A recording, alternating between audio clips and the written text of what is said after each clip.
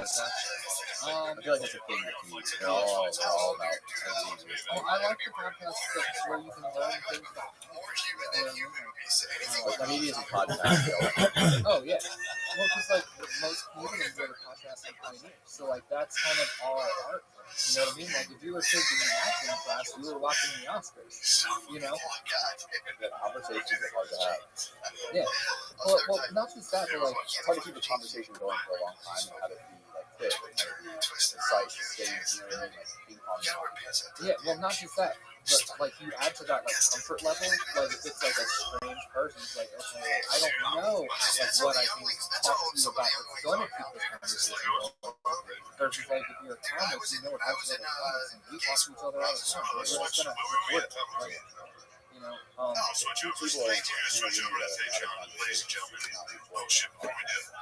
are did it happen? Well, I mean, it's the same thing with content, right? Like, that's why they say, like, as a comedian, you write everything down. Or, like, find a way to record it. Because if you think of the perfect joke, but nobody hears it, and you never wrote it down or recorded it, did you really think of that joke or not? No. Exactly. Exactly. Because good luck remembering that joke. Like you think of something funny right before you're falling asleep. Good luck remembering it the exact same way the next day. Good fucking luck. Yeah. So, like, yeah. Fucking gotta remember this. And so, but now, like, the way I literally have to think about it is, like, I have a funny thought. Like, I'm gonna write that down, or I'll never get paid for it. Yeah. You know? So Literally, it's like, hey, check. Do you just talk it into your watch? Yeah, I do. My voice memos, like, if I have my watch on, I'm going to watch it. I do it in, like, notes. Like, literally, whichever one I can get to the fastest, or, like, depending on what the idea is. You know, like, if I just have, like, a random thought, I'm like, I don't know what I'll do with this one. So I'll just write that in the notes. Or I'll go into Google Keep and start doing a voice recording. Like, if it's something like, I'm going to work this out loud, I'll go into Google Keep and do a voice recording in that, because it converts it to text as you're speaking. Oh, really? Yeah. Pretty accurate? It fucks it up a little bit, but it's decent, you know? So I'll do that and, like, just break it into, like, pieces, and then I can always go back and, like, okay, what can I do to make this piece funnier? What can I do to make this piece funnier? And at least recording it that way, I have a general outline of what I want that to be. You know? Right. And then I just go through and, like, no, make this better. This sucks, you know? And so, like I said, for something like that, I'll do it in there. If it's something like, this idea just hit me, I'm going to rant about it right now, because nothing I'll ever think of after this is going to be as funny as it is in my head right now. I'll just straight to voice memo the whole thing. Yeah. I love doing the voice thing, but I can't do it. I'm next to my wife in bed at 1 a.m. Wake her ass up. But what I do is I send myself emails. If I have a great idea, I'll just email myself when I wake up in the morning. The first thing I see, I'm like, that's smart. I like that. It's kind of primitive, actually. But it works. There are comics that do that. Like, I think Todd Barrett, he just writes emails. Like, he free writes, and he just does them as emails and sends them to himself. Oh, really? And goes back through them. Yeah. Well, for me, I title each email, like, with the same word at the beginning. I just put, like, idea / and then I type it. So that way, when I go to my email and I search the word idea, I just have all these emails I've emailed myself over the years. Nice. I like that, actually. I like that a lot. I think there's other apps that are probably better at that you can use, but Gmail is No, that's weird. Yeah, it's cool. So when's your next show?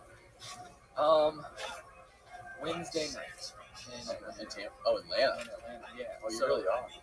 Yeah, I'm going to Atlanta for Satellite Tour. So yeah, I'm on the Wednesday show. Doing the wild card round. So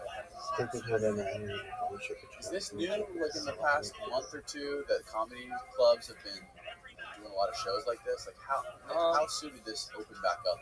I feel like now it's happening more than.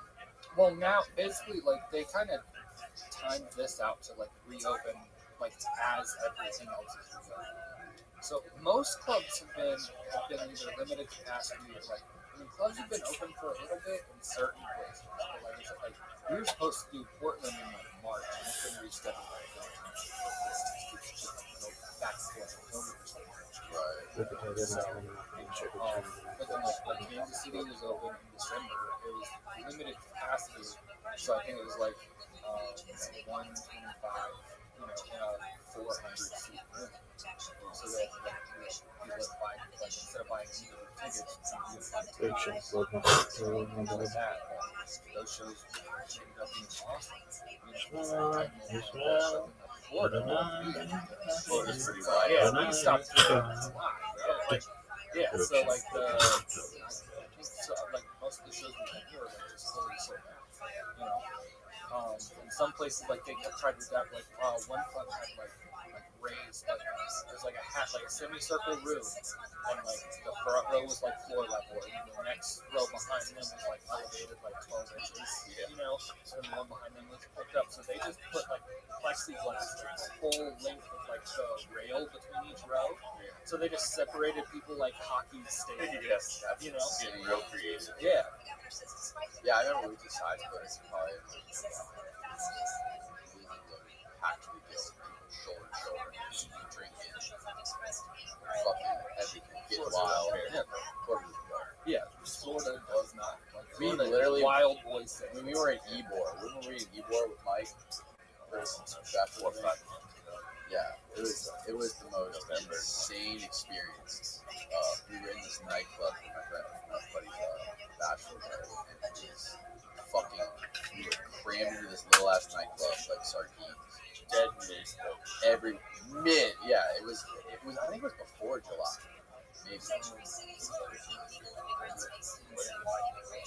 And I remember standing in there, and it took us. So in this little nightclub, from where I am, maybe to like that door right there, to the bathroom, and it took us probably 15 minutes to get that far. To get through all the people. And I'm like, if we haven't had COVID yet, we're definitely gonna have it. Man, it was the breeding. Oh, dude, we went to Parks and Rec. Oh yeah. We went there like 2 weeks ago, and that place is lit. Oh yeah. Just everybody nuts a butt on the dance floor. Like people playing pool, like strangers like complete strangers, just full on licking each other in the face. Like, yeah, bro. Like we don't give a shit. Yeah. Like the bushwhacker. Yeah, I saw you and Jay, me and Mike, not too long ago, and that's where we found you, and it was packed in. It was jam packed. We went to Tampa not too long ago. It was packed. Yeah, that was down in. You guys saw Naples. Yeah.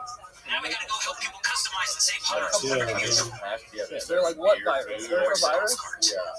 But Florida actually did pretty good, right, with their numbers, with their like cases and their deaths and everything. We sucked at the beginning because but then like I think honestly I think we reached a certain level of herd immunity at a certain point, and that's when our cases started dropping because again, strangers have been out in the club since July licking each other in the face, bro. It's Monday, July 7th. Florida is the best. It is Dude, as soon as outdoor open mics started back up, comics were full on kissing each other on the mouth, bro. Like sharing microphones. Was Dave Chappelle the first one to do the outdoor comedy shows during COVID? First one I saw. He was doing them in Ohio. There were a couple different people that kind of like pioneered some things like that. Like he was doing like the outdoor shows with like the big like awnings, and it was like a wedding venue. And then like Bert was doing, he kept his tour going, was doing like drive-in shows. And then like in New York, we saw people that were doing like riverfront and rooftop shows and things like that. Yeah, everywhere kind of had their own like pioneers. This is what we're gonna try. My first reaction was, I was like, do you like it when there's a big crowd versus a smaller crowd? Do you have any like preference for crowd size? And then it was just. I know some people like to have like just stadiums. Well, I haven't done a stadium. I think the biggest crowd I've done so far was a 450 is big and it's a lot of fun. I think like 250, 300. Crazy. You know what I mean? Because in a room that size, you can get like 300 people, so you can get 20% of the room to laugh at something, it's gonna create a wave. You know what I mean? I have the kind of jokes that I like to sit in the silence sometimes. Like I'll say a line and then just sit and wait for like it to start cracking. Because it's one of those things like somebody's gonna giggle and somebody's gonna giggle. That giggle's gonna make somebody laugh. That laugh is gonna make somebody else laugh. And then like 8 seconds later the whole room is laughing. You know, and I dig following that trajectory. You know? So, and that's the perfect size ratio. And then it's also like when you hit like the big like belly laugh lines, man, and you just 300 people just full on laughing from your chest. Yeah, it's like directing a violent orchestra.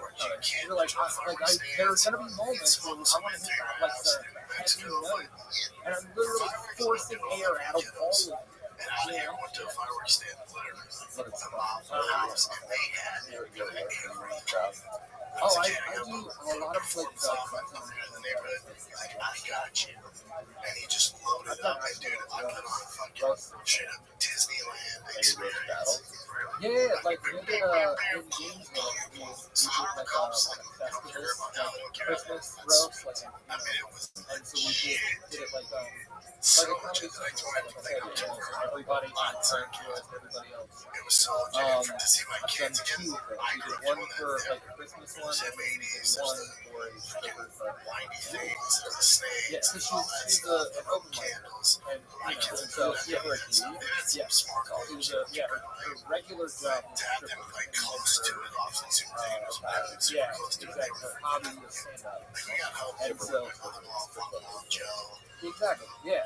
But so she roasted her for her birthday. And that was like, honestly, that was the funnest one because I wasn't even First holiday. like I didn't know they were doing this. I just knew that I was gonna work these new stuff in the I open. got a little And they were doing the roast after the just open. like, okay. And so I Like, showed fire up up all and the, Sarah, the there was hey, like, are you doing the roast? I was like, I didn't know there was a roast, so I didn't have a chance to prepare for it was 2 everybody. minutes long, 4 minutes And long. then her boyfriend and like the lady who had hired to like do her birthday cake showed up with the cake, and I got to like see this whole exchange, and I was like, no, I'm doing it. I'm talking about this, but I'm doing the roast. So then I got a list of everybody on the roast, and like I had like half hour of open mic time to basically write jokes for like 7 people. And it ended up being the most fun.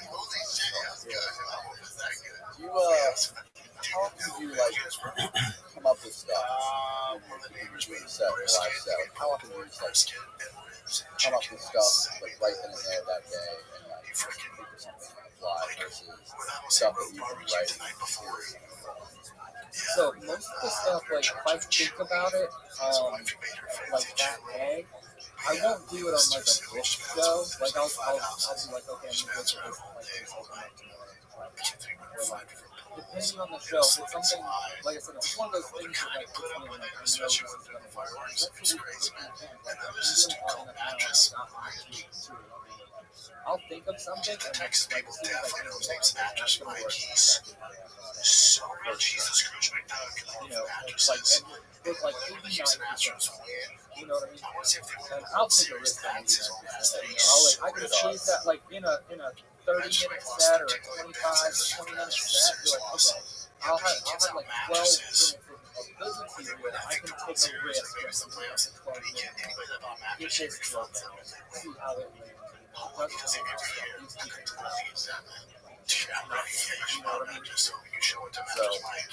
it would be something, it could be like a really good joke. So this dude, his house is not far from me. By a second, If the timing is off, if it's not the right room for that joke, you know what I Scrooge mean? McDuck style. Why should he hire like professionals this time? There's all kinds of things I can like this. So typically I won't like throw a joke out and make any big adjustments to it until I've done it. Area is extremely legend-owned. You know, like, okay, this hasn't worked 6 times in this line. But this part worked, 40% of the time. So maybe I just need to tinker with this line. right. We'll see what's up. We'll see what's up in Snell's back. We'll I see think what's it up. was Kershaw's pitching. We'll see what's up. telling us that His back. at Line the up his back. We'll see what's comedy up. club on Hollywood, like, the comedy store. Yeah, We were saying how like on Monday, Tuesday nights, so all big shot. So freaking rich. Come in randomly. Yeah, man, just a grand old time. And just try to work on Let's get some fight talk here. Yeah. Well, that's the thing. Like, Rogan talks about it all the time. I mean, the biggest news is I was in the NJ comment. I definitely told you about Joe Let's retirement. He's coming back now. I think Coach would do it the following week. That's kind of silly. If anything, like just go into the testing portal and announce it. Yeah. You know what I mean? It is. So those are the most packed nights of the His retirement will be short-lived. Those nights and then the weekends, like whenever they have Right, the the weekends, weekends. because on the weekends they'll have like 3 of those people all headlining different rooms, So it'll be more of those specific fans versus like comedy fans in general. You know what I mean? Like on a Tuesday night, it's not like all Joe Rogan fans coming to see Joe Rogan in 15 minutes. Like they're gonna want to see an hour, but they're like, you know, the people that like listen to the podcast and stuff, or they just like comedy in general. Like, I've watched all 6 of these guys' specials. Like, I want to see what they're working on. It's more of those people on like a Tuesday night. So it's more like a regular night. It's a mixed crowd. But you think they market it on the Tuesday nights and the Monday nights? No, a lot of them are marketed, but then you still have guys like Chris Rock. Dave Chappelle might not be on the lineup, but if he shows up, they're gonna put him on. Dave Chappelle. Yeah, I thought it was really cool the fact that they show up unannounced. You could be there. A lot of guys do. You could be there for fucking whoever, Bill Burr, and then Dave Chappelle just shows up. Yeah, and they do that a lot. Like that's what happened down here in Florida. So Ron White used to book but it's been so long since he's been doing comedy that he just brought his bus to Florida and was popping in and doing different rooms and stuff like that at different clubs. He showed like Joe List was his sidekick, right? And Ron White just showed up and was like, hey, Joe, do you mind if I do like 15 minutes? He's like, yeah, you're Ron fucking White. You know what I mean? So that night, the people that bought tickets to see Joe List got to see special guest Ron fucking White. You know? Yeah, and so he's doing that, and then a bunch of like private, like hard rock gigs, you know, and stuff for his tequila brand and all that kind of stuff. And he's sharpening the iron before his book shows. And then when I got to see him in Naples, he was fucking razor sharp. And then the last night he was there, because that club where you guys saw me, that weekend went so great. Like, the club owner liked me a lot. And I'd been there to see Ron White, so I'd seen him just like 2 days before. And so he called me and he was like, hey, so Ron White has a closer. So Ron White finishes his set when the show's not over. They bring on a closer to come on and do additional time while the club drops checks and stuff like that. Club doesn't drop the checks. So he's like, hey, the closer is only booked for 3 of his 4 days here. You want to close these shows for Ron White? And I was like, oh, you want me to follow Ron White? Yeah, I'll do it. Yeah, you can't turn that down. And so, but I was terrified because I was like, but that was my thought. I was like, this is what it would be like if I go to the comedy store and like, I'm gonna have to follow some sort of killer legend, you know. So I was like, this is the test, right? And so I was like, worried because like, if somebody before you absolutely killed, you know, you have to match that. And if you can't match that, you're in a hole right out. You know, and sometimes depending on who it is, you're just in a hole too. You know what I mean? Like, especially in that situation, like I'm there doing it, like during the check drop. Like they in their head, they've already seen the guy they paid money to see. You know, let's fucking sign this check for this 2-item minimum bullshit and let's get the fuck out of here. But so I was like, in my head, I was like, I've got to dig out of 2 holes. So if I can dig out of 2 holes and do this, like that means I can do it. You know? And no holes. No holes. Smooth as butter, just right into material and yeah. Like, so basically, like, normally doing that check drop spot, like, I just do material until everybody leaves. Like, everyone's checks are done. Most people, like, once their checks are done, they might stay for another minute or 2, but then their table gets up and leaves. So I'm basically, like, clearing the room, you know? But that first show, I was doing 15. I was supposed to use. Yeah, he's like basically do 15. And at one point, I was looking around and all of the servers were done and just standing around the room. And I was like, all right, so I just wrapped it up right there. I like stopped 2 minutes short because everyone was just still in their seats. Like nobody had left. Yeah. So yeah, and so but it went so well. Like the second show that he was like, dude, do 25. So, like, we don't have another show to do after this, so just fucking go. You know? So, and I did it twice, you know? It seems like such a grind. Take a little break here, kids. Before we jump right back in this juicy episode, listen. Difficult things to do. This episode of the Shop I mean, I just think it makes so much sense. When we were young, we You used to already dream of being anything an astronaut. I mean, that's what happens to most Prince, people when they make a princess, lot of money. Gino, your dreams I change, want folks, to and let's I want to go try this. And Because I can take it's your not, skin you're not through dependent on that to make to money. something You're real, just cheap, sitting on like the right in the house. But that's why those people don't Like, live like that. Like, almost no, there's very few famous comedians that have something because you have the money, you have the security, you never can like it's like it's a hobby, you know what I mean? Versus the people that are like, look, I don't have anything like I'm looking forward to, you know, like I don't have a career, I have a job, you know, or you know, I'm a student, or like I've had a bunch of dead-end jobs, and none of them win anywhere. Like this is the thing I like I want this to be my career. And you know, the people that are like, this is what I'm going to use to feed myself. Those are the people that they instill that drive in themselves. Yeah, for you, I mean, Like literally, my success in comedy is now necessary for my survival. You know, so I have to, you know, keep my focus on that. I have to keep my focus on that. And I wouldn't tell you any other way. Like I had a bunch of different fucking jobs, and they all eventually like burnt out. This is the first thing I've had where it's like wonderful. As long as I'm good at doing it, I can do it for as long as I want. You know what I mean? So I'm master of my own destiny now. And literally, like, I drive around the van wherever I decide, like, I'm gonna go eat. Like, I just went down to Fort Myers for the weekend to hang out at the club there because my buddy was featuring. And I was like, I'm gonna go watch him feature. You know? Give him part of it. You know? So, makes it very free. exactly, yeah. And there's also, like, the mental benefit of, like, every day I wake up, I have something to do. I have, like, okay, I'm going here. You know, like, it's literally like you can feel your momentum because I'm literally moving. You know? Yeah, I'm like a shark, like I can't stop swimming. The hardest part for most people is talent with discipline. That's why they say What if the UFC said, you know what, we're going to go all out, no, we're making a hot second for these fights, so it doesn't make much sense.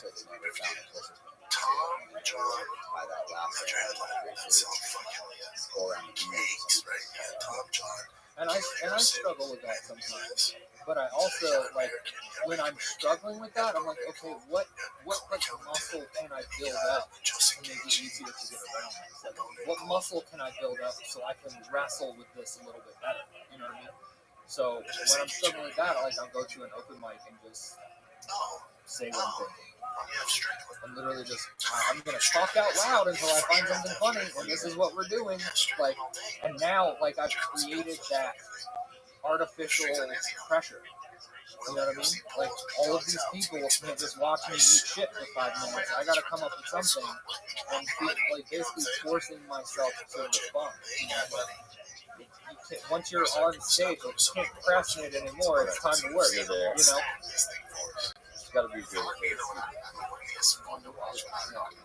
Well, it's just cool because, like I said, I was so bad at, like, communicating with people, and then, like, now I found this way to communicate with a large group of people, and I just figured out, like, my method of communication that lets me relate to people.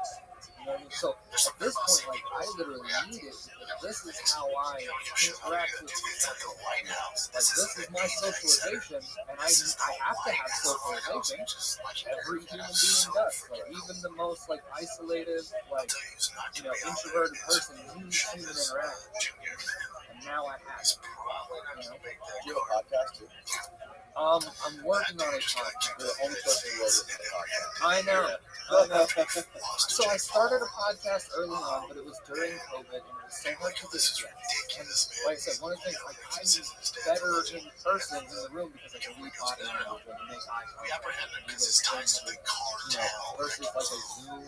I hate it. Yes. So it's got so hard booking guests that I was like, well, I have to do this. And then with the band, I was moving around so much. I was like, well, I'll book guests for this. So, but now, and my current band is so small, it's just record like a solo.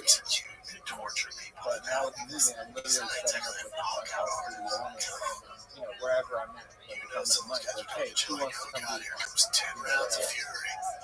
Now I just have to like lure strangers into my band, but There's some candy in the band. The solo stuff is crazy. People that are able to sit and have a microphone and just talk about shit and ramble, that is some serious stuff. that's the same thing. You know what I mean? Like, and that was the thing. I realized, like, I've already kind of been doing this. And then, like, with all of like the software, like I do Adobe sometimes for like editing and stuff. And so like I can just like go rolling record, and like think about something, go off on it a little bit, stop, and then like right where I left off at, start recording again, like my next thought or idea, or expand on it, and it's all just one because I can hold that recording, like stop and go wherever I want. I was like, that's the way to do it. Just come up with like 15, it doesn't have to be long, like 15 minutes. My best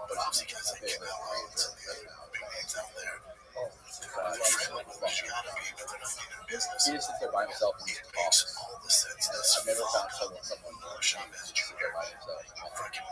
Well, that's the thing. That's part of why I stopped doing the podcast, because I couldn't get guests, and again, talking about like unhealthy coping and like figuring out like how to, I always thought there was just something wrong with like my parents didn't know I was autistic because I was smart, so they just thought I was like a nerd. You know what I mean? They're like, he's just nerdy, so they put me in like every sport and club and group and stuff like that. So it's like socialization, so that's how I learned to socialize. You gotta do it. Throw your kid in the water, they gotta learn to swim. And so I learned my coping mechanisms and interaction and stuff. But the other part of that is like I realized at a certain point in life, you can't just talk out loud to yourself. People might think you're weird. So that was always a part of my brain. Is like, you can't talk out loud to yourself. People are gonna know something's wrong with you. And now that I'm like doing comedy, I'm like, fuck, I have to talk out loud to myself. You've been telling yourself the whole time now. Or I'm gonna starve. Oh yeah, my parents like my dad plays baseball, football, my mom plays cheerleading and softball, they weren't like no, that's the thing. Like, they made sure was social. Like I said, they didn't know it was autism, but they just knew, I was an intelligent kid, so they just thought I was awkward, like a nerd. You know what I mean? Like, this is gonna be a real like pocket protector type of kid. We gotta keep him from getting bullied. Like, we gotta teach him how to talk to kids. Teach him a sport or a skill or something. And so I just learned by exposure, like overexposure.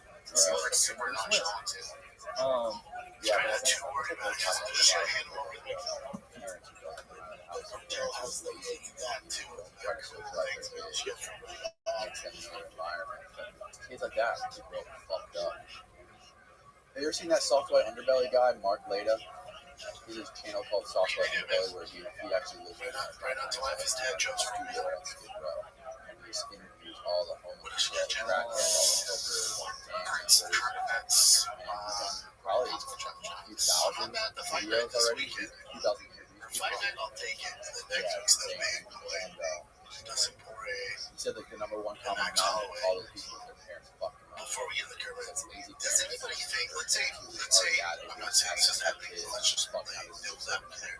Let's say it doesn't pour in. Well, and also just think about how many I know it's his last fight. people like develop mental health issues, not even because of like what a way to go out.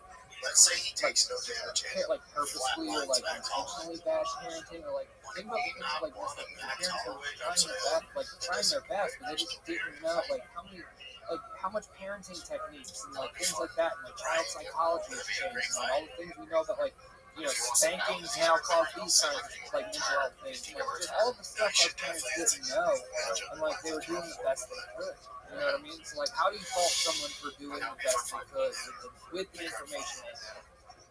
Yeah, but I don't think that's the issue. No, I'm not saying it is. There are definitely parents that were just like neglectful, like irresponsible, absentee, like all of those kind of things. Not to mention like abusive, violence, like all of those kinds of things definitely fuck you up. But that's what I'm saying. Like, there's also that marginalized group of mental health issues that it's not that their parents were any of those things. It's just that they didn't have the skills necessary to overcome. And it's like, think about like, and again, this is like people who come from like poor and like historically impoverished places, the triangle in Florida. You know what I mean? Like, think about the people who grew up out there with, like, parents who, it's not that they are trying to be absentee, but your dad's having to work 95 hours a week, and your mom has an underlying mental health issue that nobody knows about because you live in a place where you can't afford mental health service. Think about all of those people. Money, that's the whole thing.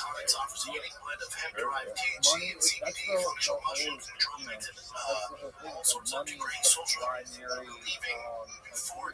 all the nutritional downsides of alcohol. You don't need not that even stuff. just You feel bloated, you feel like trash, right? These are like your typical edibles. You feel each blend with a different effect will last about an hour and a half, similar to cocktail. We all know those edibles will get out of hand. You just can't trust them.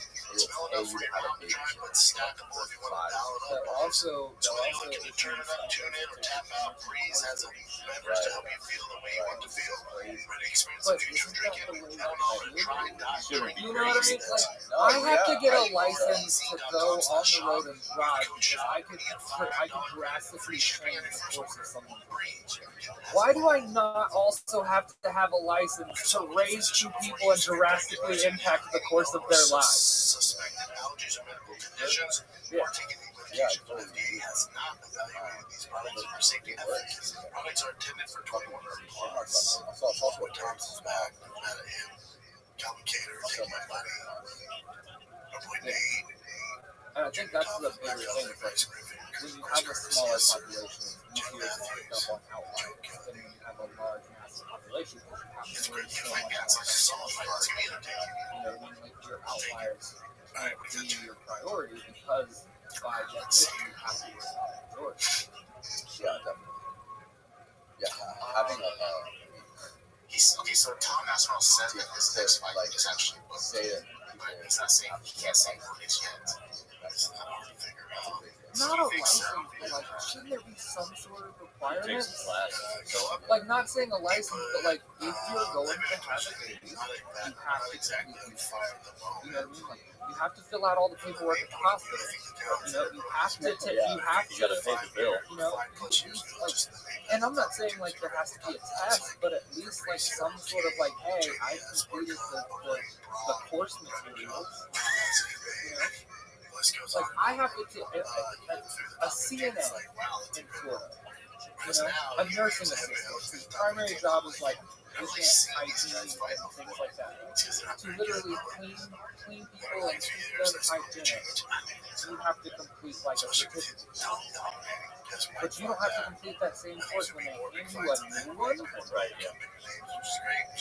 Like, you're telling me I have to complete a course to take care of like the oldest beater on the lot, but a brand new one you'll just hand me with no questions asked. Yeah, I mean, when it comes to like kids, right?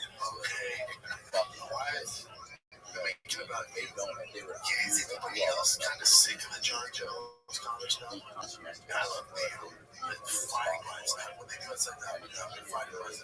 But we do pursue that. It's child protective services get called when parents like prove to be neglectful, and people in the court and the government take people's children away. So why is it not okay to install a preventative measure? 100%. Why is it not okay to install another set of checks and balances to limit that? Like, we're talking about like protecting kids, and that's what everyone talks about as such a Alright, so priority. Drickus, Why are we not protecting them he said, from the start? he kind of lead to something. Yeah, there needs to be more money.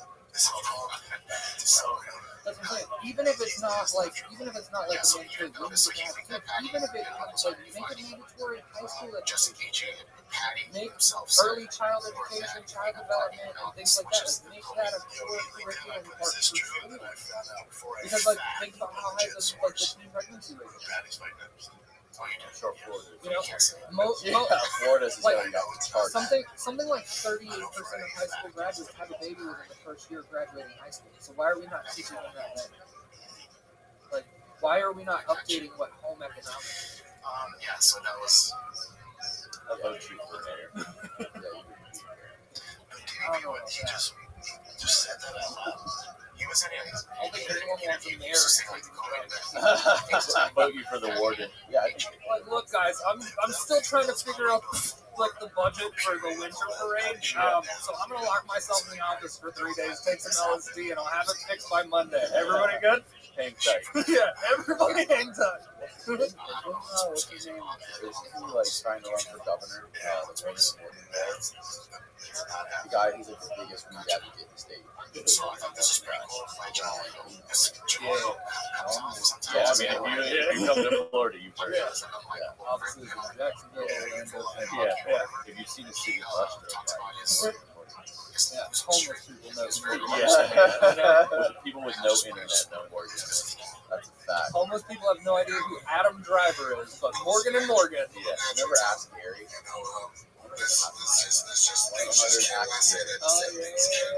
1-800-ASK Gary. They used to sponsor the region. Yeah, they're always young. He's always young. Everyone talks about every match. More ask Gary. That dude's bomb. Run over by 4-1-1. I think my favorite jingle is the Cards for Kids. Just because it makes no sense. How does that one It's go? like 1-877 For kids. Yeah. I haven't heard that one. Yeah, it's on the radio. I've heard that recently. Really? Yeah.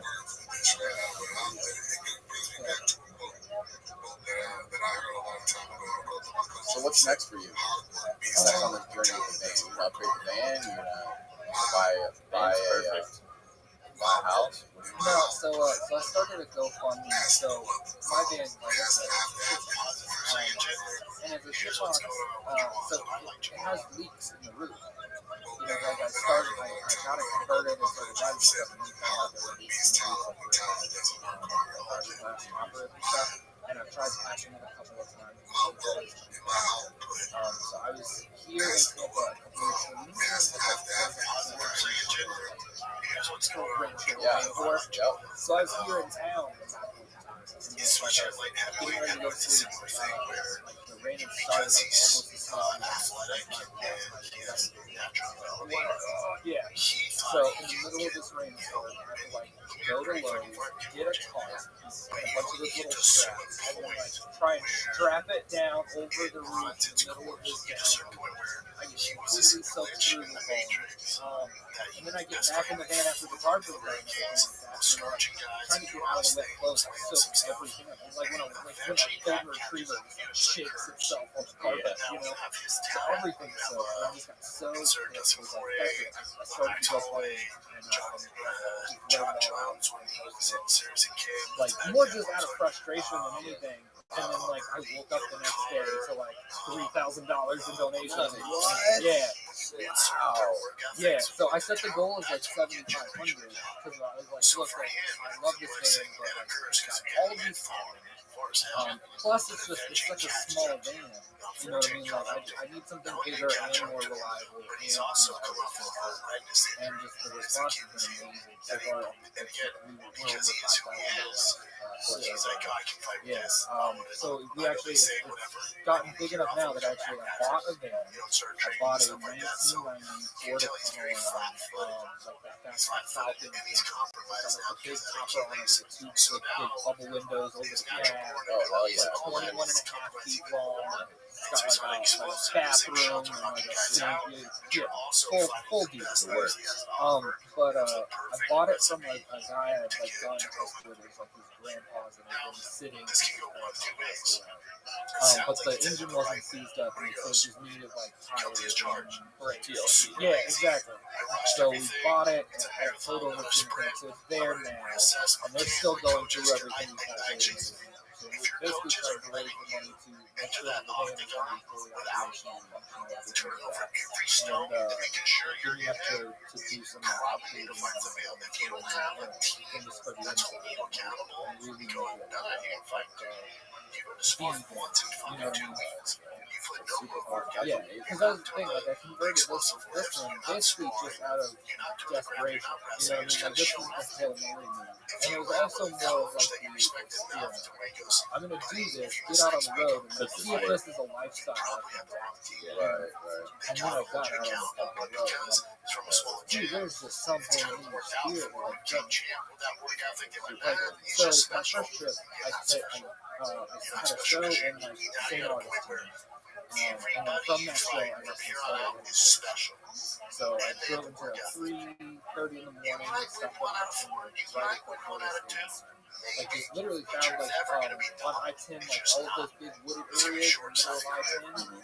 I found one of those like dirt road pull-throughs that weren't like the official one, and it had like a little clearing off the side. So I pulled in there and up into the clearing, and that's where I spent like my first time. And then leaving Austin, going to Colorado Springs, like you just basically from Austin you go straight north through Texas, and then like when you get up to the city, and I was in such a rush. All of that is in the mountain. So, and because of the way my schedule was all wrapped up at the time, like driving at night, so I come across the state line, into the mountains, after 20 miles over the mountains, you know, like into Colorado, and driving up and down the mountain. Just like, just the sheer beauty of it, you know, like I'm not like a vocal or anything, but I called my sister like in tears. Like, it's fucking beautiful, you know, like it just does something spiritually, like being out like seeing that, and just that feeling of, like I said, that feeling of like momentum, like, feel where it's, you know, it instills that like sense of adventure in yourself, you know what I mean? What is that? Someone was showing, was it you showing someone from a sick Instagram page the other day where people had these vans and they like decked them out in like teeth with these badass floors with these surf fans where you sleep. What was that called? Boho van. Yeah, and that's kind of like where I think I'm gonna go with this. Like when I start redoing these, like there's spots where like one of the like top windows is leaking. So I'm gonna sort that out and redo it. I'm gonna do like either like a nice wood or like a board roof or something like that. Give it kind of like a Florida like a beach, you know, like a beach club on wheels or something. You know, and I'm gonna kind of like I said. Captain's chairs and stuff in the front. I have a table. Aiden, pull up some of those boho vans on the street. Those are so sick. We like, when we were young, we always just travel back and forth through here. And so for Jamal, it's just like. And our friend had a, what kind of van did Luke have? An Astro van. Yeah. And we would all just pile in the back and just sit on the floor. So that's basically what my van is. My van is the GMC version of the Astro van, but it's the short, like passenger version, not the long version. Yeah, there's the boho van. Yeah, those things are so sick, dude. They're a lot of fun. Can you throw up a Ford Falcon camper van? You gotta pull it off back on his little screen to do it. Just in case. That's the new one that we bought. It's at the shop. And how much was it again? 7,000? No. That's what it is? No. How good that thing is. No. Do a 1990. Leave it up there on the title. God-given talent for how long? Sometimes they pull it. Oh shit! See the tan one? To the right. I basically use that one. Yeah. basically exactly like that. This is it, bud. Take your time. Yeah. And you sleep up top above the driver's seat. So there's a bed up there, but I'm probably gonna convert that into like stuff, all the like audio stuff for the podcast. Like that's where all my equipment will be. Oh, yeah. And then the back is like a dinette that goes down into things like that. So I'll just keep the back as like the bed. That's super sick. Probably not very good on gas, though. I mean, not great. That is the one downside. My van has been great on gas. It's like a G6. It's a manual. My current van is a manual. Yeah. And that fifth gear on that is like a cruising gear. So I get it on the interstate, put it in fifth gear, and it's almost like turning it into a four-cylinder. Like, yeah. Oh, wow. But that's like a V8 with like dual gas. Yeah. You know, but like I said, when I remodel it, I'm gonna take a lot of the weight out of it. So hopefully that helps me do that. Definitely. Anyone fuck with you when you're like sleeping over at the parking lot? What's the weirdest thing that's happened? So I sleep in like weird places. You know, like I'll sleep like in like Walmart parking lot, Kohl's parking lot, fast food, rest areas, truck stuff. You know, especially now, because like Walmart and places like that are closed at night now. They're not 24 hours anymore. So if I have to take a shit. So my current van does not have a yeah, well, and I shower. I got my Planet Fitness membership, so I normally I'll shower at the gym. You know, Are they 24 hours Planet Fitness? no, not current. So most like during normal everything will work. So. But yeah, so shower at Planet Fitness or truck stop. Can't fix you not having alcohol. Can't fix your crazy mentality. Yeah, man, but like I had outside of Austin, there's like Rockridge, which is like a suburb of Austin, and I pulled into a Walmart parking lot there because I'd looked up like Austin, like camping, you know, all that kind of stuff. Where yeah, Austin was like a lot of like overnight camping for Walmart, but like I'd been there maybe an hour. That's what's cool about this. You know, It'd be such a shame if you lose Rockridge and just can't care. yeah, they were cool about it. Like they gave me like a couple. They're like, there's a place like there's a fast pro shop like 2 exits south. You know, and that's over that line. A serious trouble is a fucking problem. And then I found like another spot, like the next night it was like behind the gas station. I just on the road, I was going by, I saw like Gets his work ethic to the fucking. it's just a bunch of like big land, or like land next to like a big water reservoir like system. And so there were a bunch of like dirt roads through there and a bunch of camping spots where like people would camp. And I was like, this is perfect. I just pulled into one of the clearings there and I stayed there the next time. You know, and it's far enough like away from like the road and up on this hill where like everybody could see me the sound of I ran like my generator with AC, and then I was at a truck stop in Maryland, and I had somebody. Okay, truck stop in Maryland. I was like in the van, and I was like watching TV. So like watching something on my iPad, that's part of the show. And I was like, okay, it's not part of the show, because I can still hear the noise, and it's like this like. Statistics on people that get double Noise. Yeah, and I was like, what? Life averages. You know, and so I have those, like I said, I have those insulator panels up over my windows, right? So I like undo the Velcro and like pull down the window, like look outside the window, see the noises, and there's a truck stop prostitute stuck into 2.5 feet away from my window. No way. Oh yeah, yeah. Oh, yeah. Just the trucker leaned up against his leg. And they were that close. They were parked literally right next to you. Yeah, right next to me. They didn't even bother to get into the camper and into the fucking truck right outside. Yep. Just because of the way like the parking lot was turned, like there was like I was on the back side of that parking lot. There was like a wooded area back there, and then there was like 17 trucks between them and like the rest of the so nobody could see them back there. And they must have assumed like I was inside of like the diner or something. Or they were like, they could hear the iPad, and so they're like, oh, he's not going to know. Yeah. So, yeah. Yeah, so there's that. And then here in Tampa, I was in a CVS parking lot. Because, so typically when I stop for the night, like wherever I'm gonna, like wherever parking lot or wherever I end up, I'll get out when I first get there, and on my Apple Watch, I basically just get away from the noise of my compass, and I'll make sure like I get exact east, so I know where the sun's coming up from. So that way I can find like a spot that's gonna have the most shade throughout the day. You know, so I'm like, I'll get under these trees because the sun's coming up from over here, so these trees will block me around here, and that tree over there will like block me from the sun. Like a real hunter-gatherer. A little bit, yeah. Real frontier. So I've done all that. I was under these trees in the CVS parking lot. It was next to a Walmart, and I just listened to it. I was like, this looks like the best spot. So I get parked. I get in the back of the room. I had just done. That was the night. That was the same night as the Raw White show. So, because I just drove back to Tampa after the second show because I had a show here the next night.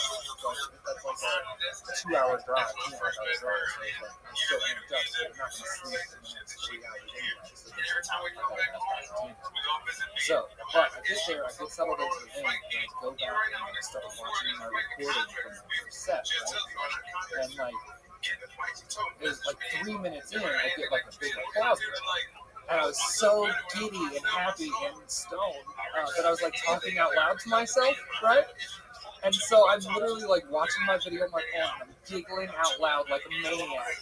And I'm listening to it in my Bluetooth headset. So like, I'm the only one that can hear the video, right?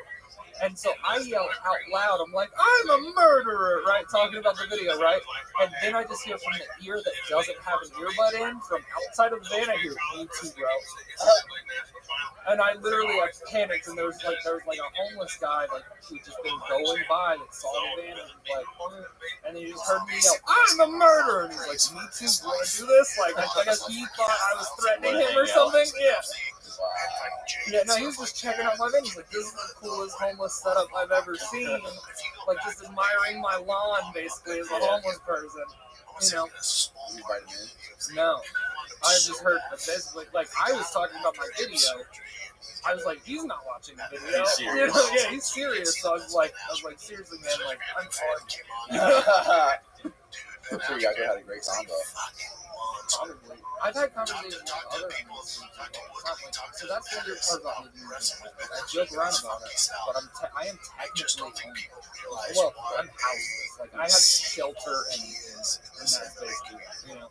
But it's weird, like, other homeless people still ask me for money. Right, so like, I went to an open mic in Orlando. It's right downtown. It's right, it's like 1 block away from the Amway. So when there's not Amway events, we can park on the street for the open mic. So I was parked early because I was coming to town from somewhere else. So it's just early, so I have like, I don't know, January, February, some cool outside. Park, the windows rolled down, and sitting there like with my notebook. With a note, like what I do. And it's almost like, you have like some money or something. Take a little break here, because this episode of the Shop is brought to you by Progressive Insurance. You can see where I sleep. Like, I'm also hungry. You got some money? That's why they offer a tool called the Auto Quote Explorer.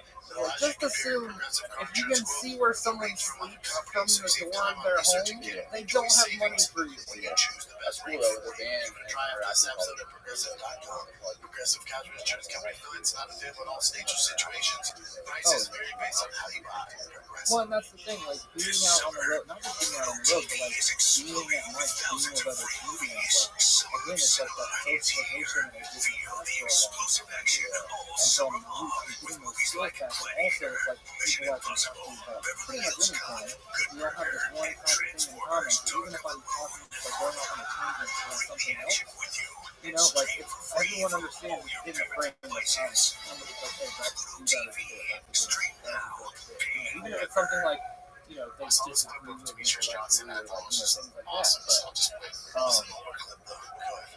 Yeah, man, just like being able to be around like people and getting that socialization, like being out in the world, realizing, oh, I have that skill back, being able to talk to people. But still, there's some Now, like in the gas station, My mom, probably she, what happened between my dad, she would not give me any information. Eventually, I got his social security number, and I gave it to a friend who finds people around the world, and I never showed the around, and I had the phone. I called him, I said, hey, this might sound weird. I'm your son. He goes, I was like, I want nothing from no one, no money. Don't need nothing. All I want to know is what happened. And he told me everything, and I was like, all right. So he goes, so what about you? And I was like, just Google me.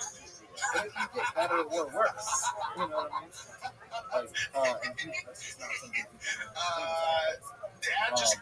and I realized I had to address that. Oh my god, that chick gives me fucking chills. I never know. So now I realize, like, oh, I have some skills back up. You're not trying to be cocky, just Google your son. Like, I feel better. Pretty good. Sorry, that's fine. What better way to guarantee it's not like, like it's not one of those hobbies that I'm going to get burnt out on and, you know, drop it. Right, because It's fulfilling changing something for who me. you are. Yeah. All right. Literally, like, I called him, I said, hey. bottom up, it literally makes you better in every aspect of what you try to do. It enhances your way of thinking.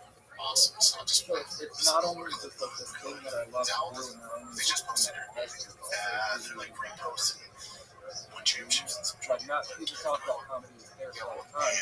It's not so much. I mean, it is therapeutic, like we pursue that, My mom, but it's probably also she, just like what therapy. happened between my dad, she would not give me any information. Eventually, I got his social security number, and I gave it to a friend who finds people around the world. Dude, that was 2 hours, dude. Thanks again for coming on. I called him, That I was said, fucking hey, amazing. this might Thanks sound for coming. weird. I'm Tell your the son. listeners, everybody, where they can follow you, find out your work online. Yeah, absolutely. AJ Wilkerson Comedy on Instagram, Facebook, Passion, Autism, TikTok, and Twitter. On Twitter, there's an underscore at the end, and on TikTok. Dad, just Google me. Oh my god, that chick gives me fucking Yeah, unlike Highlanders, there can be more than so yeah, so there's another one out there. So I got the underscore. But yeah, Passion, Autism, AJ Wilkerson. Google your son. Sweet. Yeah, appreciate it so much, guys. Thanks again, bro. That's fine. Most people. Yeah. Down my so you're mentioning this when I'm watching my show. Real quick on my mouth. It's we live in such a weird time. When Mighty Mouse is fighting, he never got the respect he deserved. He's the greatest of all time. The division was in, popping, but he will beat the shit out of everybody. Some of the stuff you do is so crazy. Defend the titles more time than anybody. All that shit. But no one really appreciates it. Hello, world. Juan Sanchez is a real estate con man who served nearly a decade in prison for committing $30 million. During his scheme, he lost millions of dollars, which he was supposed to be laundering from the Sinaloa cartel. And as a result, he was kidnapped by the Venezuelan government and barely escaped his life. Juan's story about escaping Venezuela and the threats that he got from the Venezuelan government are absolutely terrifying. And it's amazing this guy is still alive and able to tell his story. Without further ado, please welcome Juan Sanchez. A special person, not special, he's such a good person, and so smart. When it comes to MMA game, he's like, I'll start this YouTube thing. Juan Sanchez. Yes, sir. How you doing, man? How you doing? I'm great. Thank you for coming on here to tell your story with Matt. Matt's very familiar with the story. He told me about you. You guys recently did a really interesting podcast together. You guys are both mortgage fraudsters. We like to call it a colleague. Colleagues. Yeah, we're both colleagues. But you guys didn't work together in mortgage. No. Okay. How did you guys meet? That's funny. Well, yeah, we kind of say quick. When you're born in prison, they kind of screen you out. You know, they screen you out based on your race and based on your crime and the time you got. So I walked in and they asked me, listen, what are you for? I said, fraud. They said, how much money? 39 years.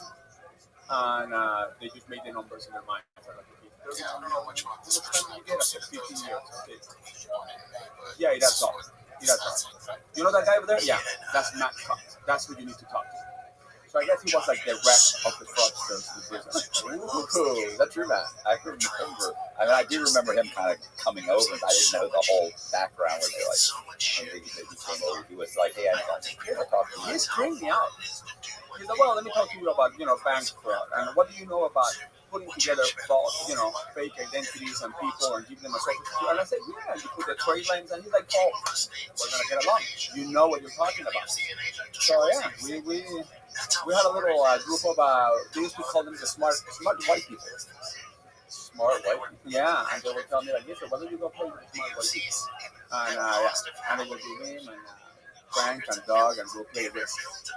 So yeah, the same little club in the we have a little club. Yeah, we sure had our own gang. I don't know how Doug got involved. Yeah, well, he was white. Frank. Qualified. Under He had white, 50% of the requirement there. not smart. Yeah. So when did you get released? I got released December 23rd. I didn't know I was getting released. Last year? Yeah, I've been out for 7 months. Okay. Yeah, that's why I still smell like mackerel. Yeah, I carry stamps in my pockets and things like that. I'm still getting used to currency. And you were telling me before we started recording, you're not allowed to drive still, and you're not allowed to work either. That's correct. So when I was released from prison in June 2nd, and then I was taken to ICE. So I was under immigration custody for 7 months. And in there, I got a removal order. And due to the nature of my case, or one of my cases, my life is at risk if they send me back to Venezuela. I have former friends that want to kill me. More like clients. Clients that they want to kill me. Yeah, it was I cannot go back. It would be bad. Yeah. I think I will make it past 50,000 feet. Really? Yeah, like as I'm on the plane. Are you worried about your safety, even being in Florida? Well, not in Florida. Hardly ever you'll find somebody that will do the job. My kids were worried for a while, but definitely going abroad, it's a problem for me. Because it's government people, and the government, they have long arms. So Colombia, Brazil, Spain, those countries they have a lot of influence there. So, going back, how did you eventually land in prison? How did you land in Coleman? How'd you come to the United States? Well, I didn't come to the United States to do time in prison. I came before that, Matt. So you came to the United States I actually lived a straight line for a while. for a short while. So I came to the United States. I'm from Venezuela. So I came to the United States when I was 15, 16. Went to high school in Florida. Then I went to Minnesota, St. Cloud, Minnesota, and I did some college there. And I got into fraternities and partying, and I was a dark-skinned guy in an all-white town, and quite popular. And then I moved back to Orlando, and I didn't have any money. I didn't know what to do. I got my real estate license, and I started selling timeshare. And I realized that I had a talent for persuading people. I don't know if you guys ever been to a timeshare presentation. Never. I think everybody should go to one. Yeah. They invite you for 2 Disney tickets and a free breakfast, and 90 minutes later, you're walking out of there with a $50,000 mortgage on a product that doesn't work. And I was really good. I actually became one of the top salespeople in the world in 1991. And then I got hired by another company to develop their training program. And I developed it, I executed it, and I quit. And they enforced a non-compete. So I couldn't work for 2 years. And during those 2 years, I decided to start teaching real estate to Spanish people. Because there wasn't a real estate school that was teaching Spanish. Like this format that you guys have right now. I'm Hispanic. So I look at concrete, and I think the channel is phenomenal. But nobody's doing what you guys are doing in Spanish. So I will find those niches and kind of like attack them. So I opened my real estate school, and I became like a I had these people coming to my classes, and I will motivate them, and I made them walk through glass and break boards. So you're like the Hispanic Tony Robbins. Yeah, Antonio Robbins. Yeah, that's a whole story altogether. But yeah, so I had like a little culture thing going, and I said, man, I can get these guys to sell for me. I can open like a real estate timeshare organization. So I had hundreds of people with a real estate license working for me. And that's how I got into the real estate market actually. I realized that nobody was doing what I was doing.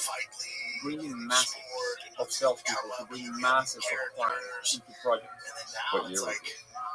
Oh my God, 2001. Because I remember my first real estate class, I had to cancel it because the Twin Towers had happened. And I was teaching in like the 11th floor of the Holiday Inn. And my wife at the time called me and was like, "My friend is going to you." Yeah.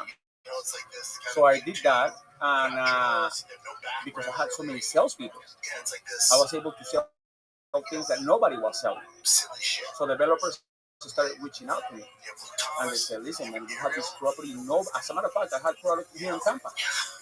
I had a couple projects here When you say projects, what do you mean? You had these developers that bought apartment complexes, and they couldn't sell them. They would buy them, break them into pieces, and sell them an apartment at a time. Condo conversion. Right.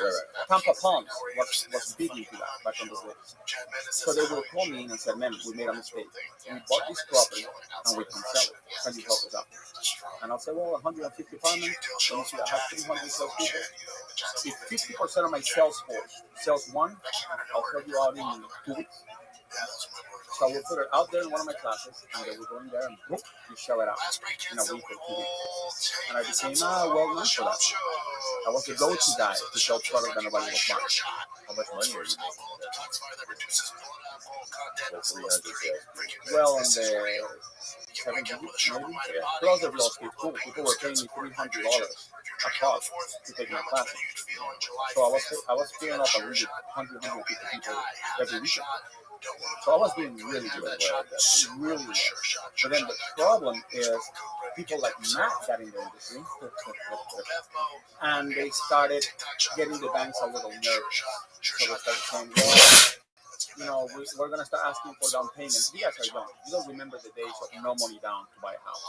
No, unfortunately. I've heard the stories though. Oh my God, listen, you will go anywhere and you'll say, "Well, $500,000, how much do I need down?" I don't know, $700 for the person. And how about, for the down payment? No, don't worry about it, we got it. So everybody bought no money down. Then the banks said, "Listen, we're not going to take no money down anymore. We need 10%, we need 15%. Well, I had people on contract with no money down. So that's when things began to get a little shady for me. But it's funny because I was talking to Matt on the way here. To be a white-collar fraudster, you have to understand the concept of fraud. And I think you guys, or like the audience, like I did a podcast with Matt, and people were going, "What did you do that is wrong? I bought my house like that." And I'm like, "Listen, first of all, don't be saying that, okay? Because you broke the law. And second of all, fraud is such a weird concept to understand. Because if you lie, it's not really fraud. Like I told you, my name is Juan, and we do this podcast. And tomorrow you find out my name is Jose. Well, I didn't commit fraud. I just lied.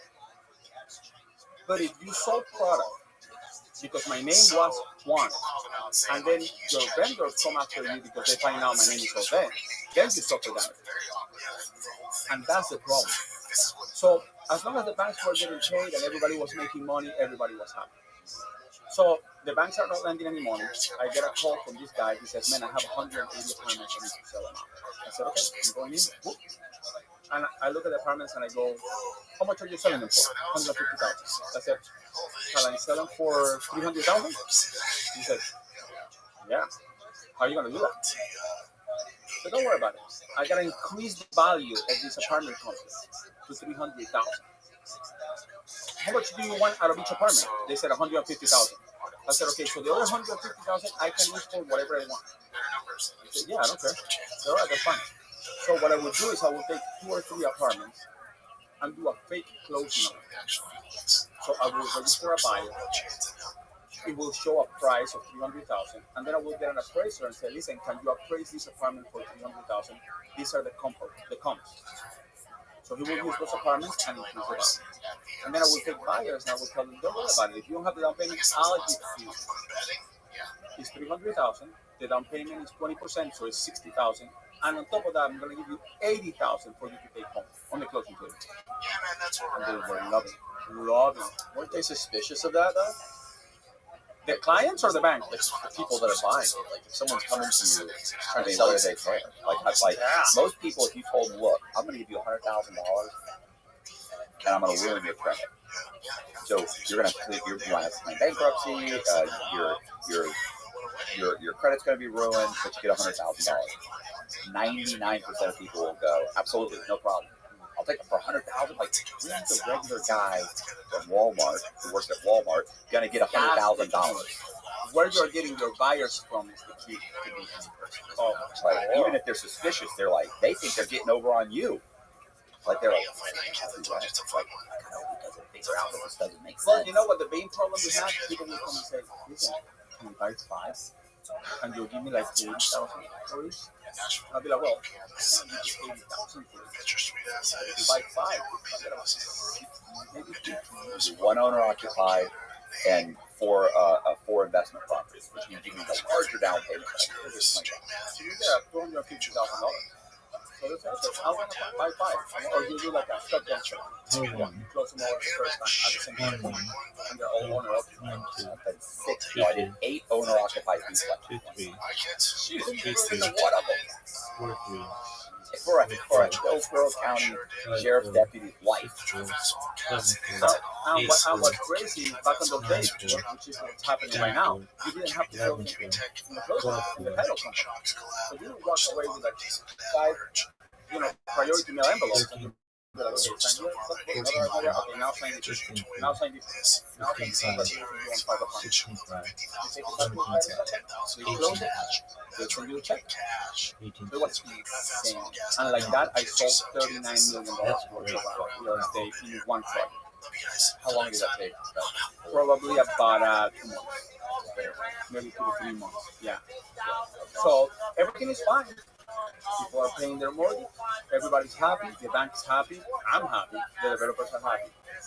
Then one day, banks stop lending and the property started going down. 2008, 2015. Yeah, going down and people stop paying their mortgage. I get a letter saying, listen, you have 40 apartments in the project that you sold going on foreclosure. I said, well, 40? That means 140 are still good. All right, there's properties going on foreclosure everywhere in the United States anyway. That's so a huge percentage. Then I get another letter, and it's like, listen, you have 80 apartments on foreclosure right now. And I'm like, well, the economy is hurting. These guys are probably hurting. It's not my fault. They'll pay it back. They'll catch up with their loan, Then I get a letter saying, listen, 160 apartments on foreclosure. Like, nobody's paying their freaking mortgage. Like this, who is writing these letters? The Fannie Mae, Freddie Mac, banks, the title company, because now they're going after the title company, going, listen, where are these people? What's the going W-2s on? at? Mortgage brokers. I mean, everybody. They're pointing the finger at everybody, and everything's going back at me. And the last person that contacted me about those apartments was the federal government, and they said, "Look, you sold 180 apartments? Yeah, they're all in foreclosure. Like nobody's paying their mortgage in there, and the apartments are worth about $39,000 right now." So I'm feeling so bad about that. Nobody feels worse about that than me. I was broken I'm hearted. just But what upset really about broke my heart is when the prosecutor said, and you know where I live? A mile from that apartment complex. So my house value went to shit because of you. And I said, well, it wasn't because of me, because I didn't sell you your house, but you should have gotten cash back. How much cash back did you get? Listen, it's not too late. I could have got you a better deal. I could have gotten you 5 apartments and I could have paid off your house. Yeah. Did you anticipate any of this happening? Did you anticipate these people maybe one day wouldn't be able to pay their mortgages? I didn't check anything. Right. We used to have what's called the mirror test. And I used to tell them, listen, put a mirror in the face. If it screams up, you gotta buy it. He's alive, he's breathing. You gotta buy it. He's got a pulse. Yeah, let's put them in black and white, And I had like these beautiful women in the sales center. So guys will walk in and they will be like, well, you can really get 3 apartments. I mean, your credit is good. And they will be like, well, okay, yeah. And they will, So I had a whole setup. So did I think it was going to happen?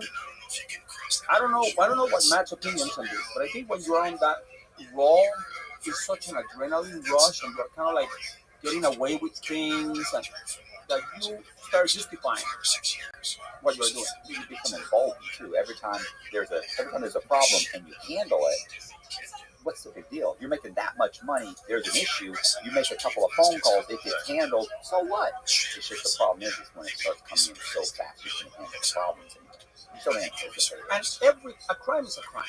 And I think sometimes, like people here talking, they're like, man, somebody told me the other day, oh, you went to this guy's podcast and you're glorifying crime. And I said, man, I'm not glorifying crime, but crime is crime. So nobody wants to hear you cry. Nobody wants to see me sit here and cry. I feel so bad. I'm so sorry, and it's so bad. Well, I was with the prison. It was 15 years ago, and he cried every day in prison because I heard him. So but it's like the guy that goes to Publix every day and steals tweets. Man, after a couple of years, he's gonna ask you, listen, you want to barbecue something? Yeah, let me go to Publix and get some fish. That's what he does for a living. He's still sick. That's what I do. So to me, it was normal. Yeah, you have become numb to it. Listen, I remember I had an employee. She called me one day and she's like, oh my God, they're asking me to fill out these forms. And I said, have you ever lied in your life? She said, yeah. I said, well, I want you to lie like you have never lied before. And she's like, for real? I said, yes. That property, that condo is 100% occupied. And it was like 40% occupied. She said, well, what's going to happen when they find out? I said, I got it. Don't worry about it. You just write it up. So I developed this culture of like people trusting me. Yeah, it's like, okay, he's got it. He's got it. How do you sleep at night? Well, I tell you what, it worked just like you. You know what? You know what happened? It worked against me. I had a $2,000 Posturepedic. When the feds went around and they asked all of them, so who told you to do this? He did. He said to trust him. So yeah. Needless to say, I got leadership role, and I ended up getting 15 years. After the feds are on you, how did it play? How did that roll out? So the feds knocked on my door on 2007. Wait a second. So you're saying all the money that came for this complex was from Americans? Well, I had some foreign investors, some really good foreign investors. Because at this point, there is a point when the apartments are not closing. Okay? Yeah, the bank's not lending money anymore. Banks are not lending money, and I'm desperate. And these clients walk through the door, and they're from my motherland, from the mothership, and they come to me and they say, "Listen, can we buy cars?" And I said, like American cars? They're like, "Yeah." How do you know these guys? Your friends here from when you moved out of there when you were 16. Yeah, they actually came referred from a salesperson. And the salesperson was like, listen, I don't know who to deal with these guys. You wanna talk to them? I said, yeah. So I talked to them and I said, listen, yeah, you can buy time. They said, okay. It was about, 2 apartments for this guy and 2 apartments for this guy and 2 apartments for this guy. And I'm like, and you're gonna close cash? And they're like, yes. I said, perfect, fantastic. So these guys are putting money into this property. And his friend is buying 2, and his other friend is buying 2, and it's all cash money, all from Venezuela. And they're going, no problem. And you're going to lease out the properties, and they're going to make some. And guess what? The property is going to go up in value. You hold on to these ladies, the property is going to go up in value. Okay? So the property starts going down in value, and that's a whole different story. And I'll get into that.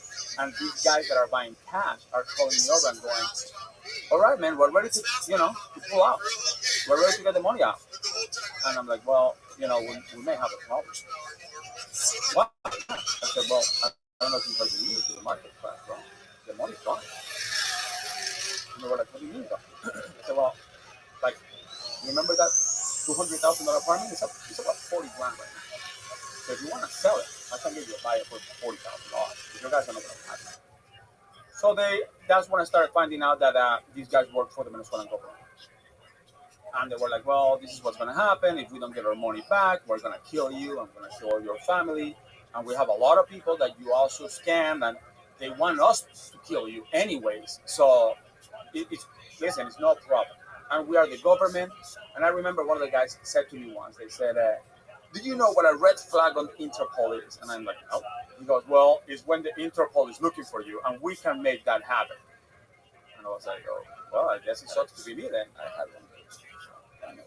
Well, I later ended up getting in the indictment of the director of Interpol, so they could have made that happen. You know, so I have this issue, and then I have the feds knocking on my door, and they come to me and they say, listen, we want you to come down to Fort Lauderdale and talk to us. I go down there, I hire an attorney, and he says, let's go, let's see what we have. So I sit down, and there is like the prosecutor is right there, and 2 agents are sitting there, and they say, well, we're going to make this very simple. They show me all my deals, and they said, what do you know about this? And I said, what do you mean? And they said, what do you know about these transactions? They said, and I said, I don't know the buyers. I mean, people bought apartments. I don't know what you want. The prosecutor looked at me and said, that's your answer? And I said, yeah. And he said, okay, I'm going to see you again. I gave you a chance. And he walked away. And my attorney looked at me and said, and I said, so we're good. He's like, we're good. Perfect. I paid the guy. He walked away. I walked away. That was 2007. 4.5 years later, I got arrested in New York. The market crashed. These guys want to kill me. It's a story that we're going to go in a second because it blows up. And I'm like, listen, I can't do this anymore. I need to hide. I need to hide from the Venezuelans, and I need to hide from the Americans, and I need to hide from everybody. I need to go to the only place that I can hide. And that place is called New York City. Why New York City? Good, because in New York, you don't have a car. Nobody asks for your driver license. You don't have a phone. I don't have anything. My apartment was in somebody else's name. So I'm living the life in New York. Nobody knows me. I had a friend of mine after your podcast. She called me. She's like, did you do all those bad things?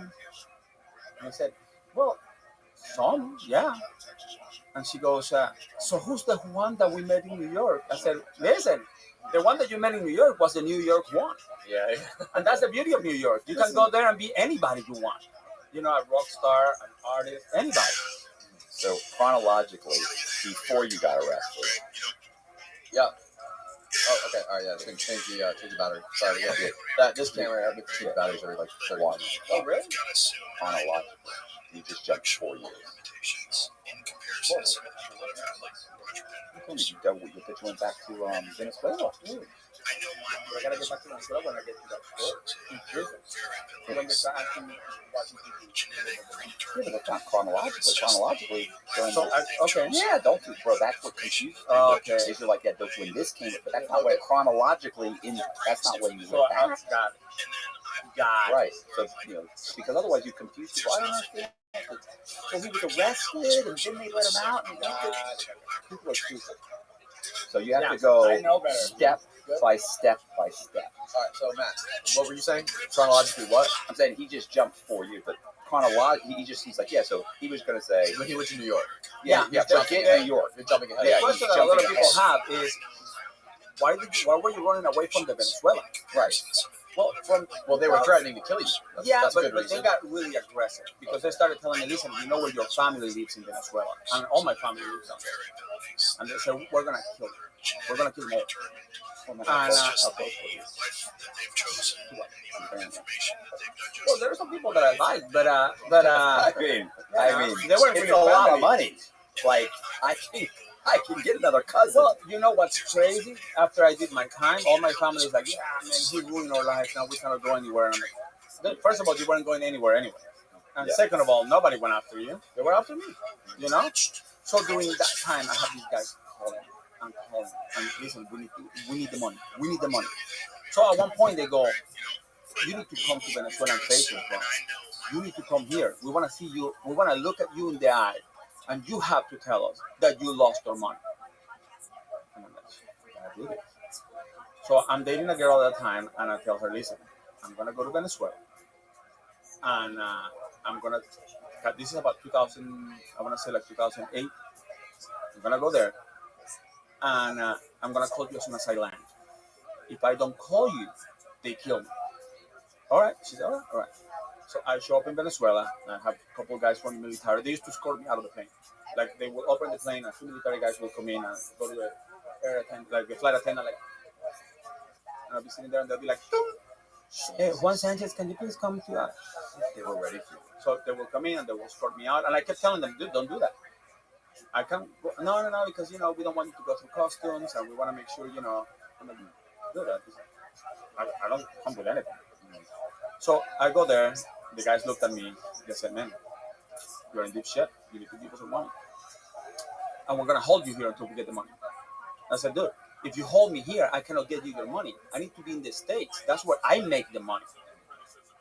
They said, "Well, you're gonna have to figure out. You're gonna have to go from here. You're gonna have to figure out, but we're not letting you out."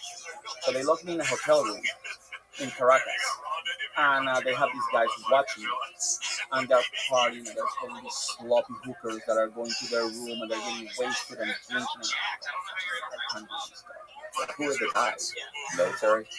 Or I don't know. Well, I don't want to say military because in the United States you say military, and it's the guy with the uniform and the shape. In Venezuela, when you say military, it's the guy with a big belly, and he hasn't fired a gun in like 10 years, and So they could have been military, they could have been, farmers. And so they're there, and they're, with these horrible hookers, and they're like, "Hey, listen, you want to come here?" I'm like, "No, I'm good, thank you, man." So I'm trying to figure out, man, what to do.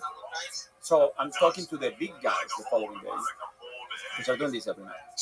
And I'm trying to tell them, listen, the only way that I can recover your money is if you give me more money. Because you take money to make money. So what I gotta do is, I have to buy all these apartments that are now 40,000. And we're gonna hold them until they go up again. And then we're kind of like evening out your losses. Kind of like what people do right now with Bitcoin. Just keep buying. As it's going down, just keep buying. buy the dips? Yeah. So I said, man, this is what we're gonna do. We're gonna buy a bunch of those apartments at 40,000. And then listen, I sold them to you at 300,000. I can sell them again at 300,000. I can make a bunch of money. They go, well, we'll think about it.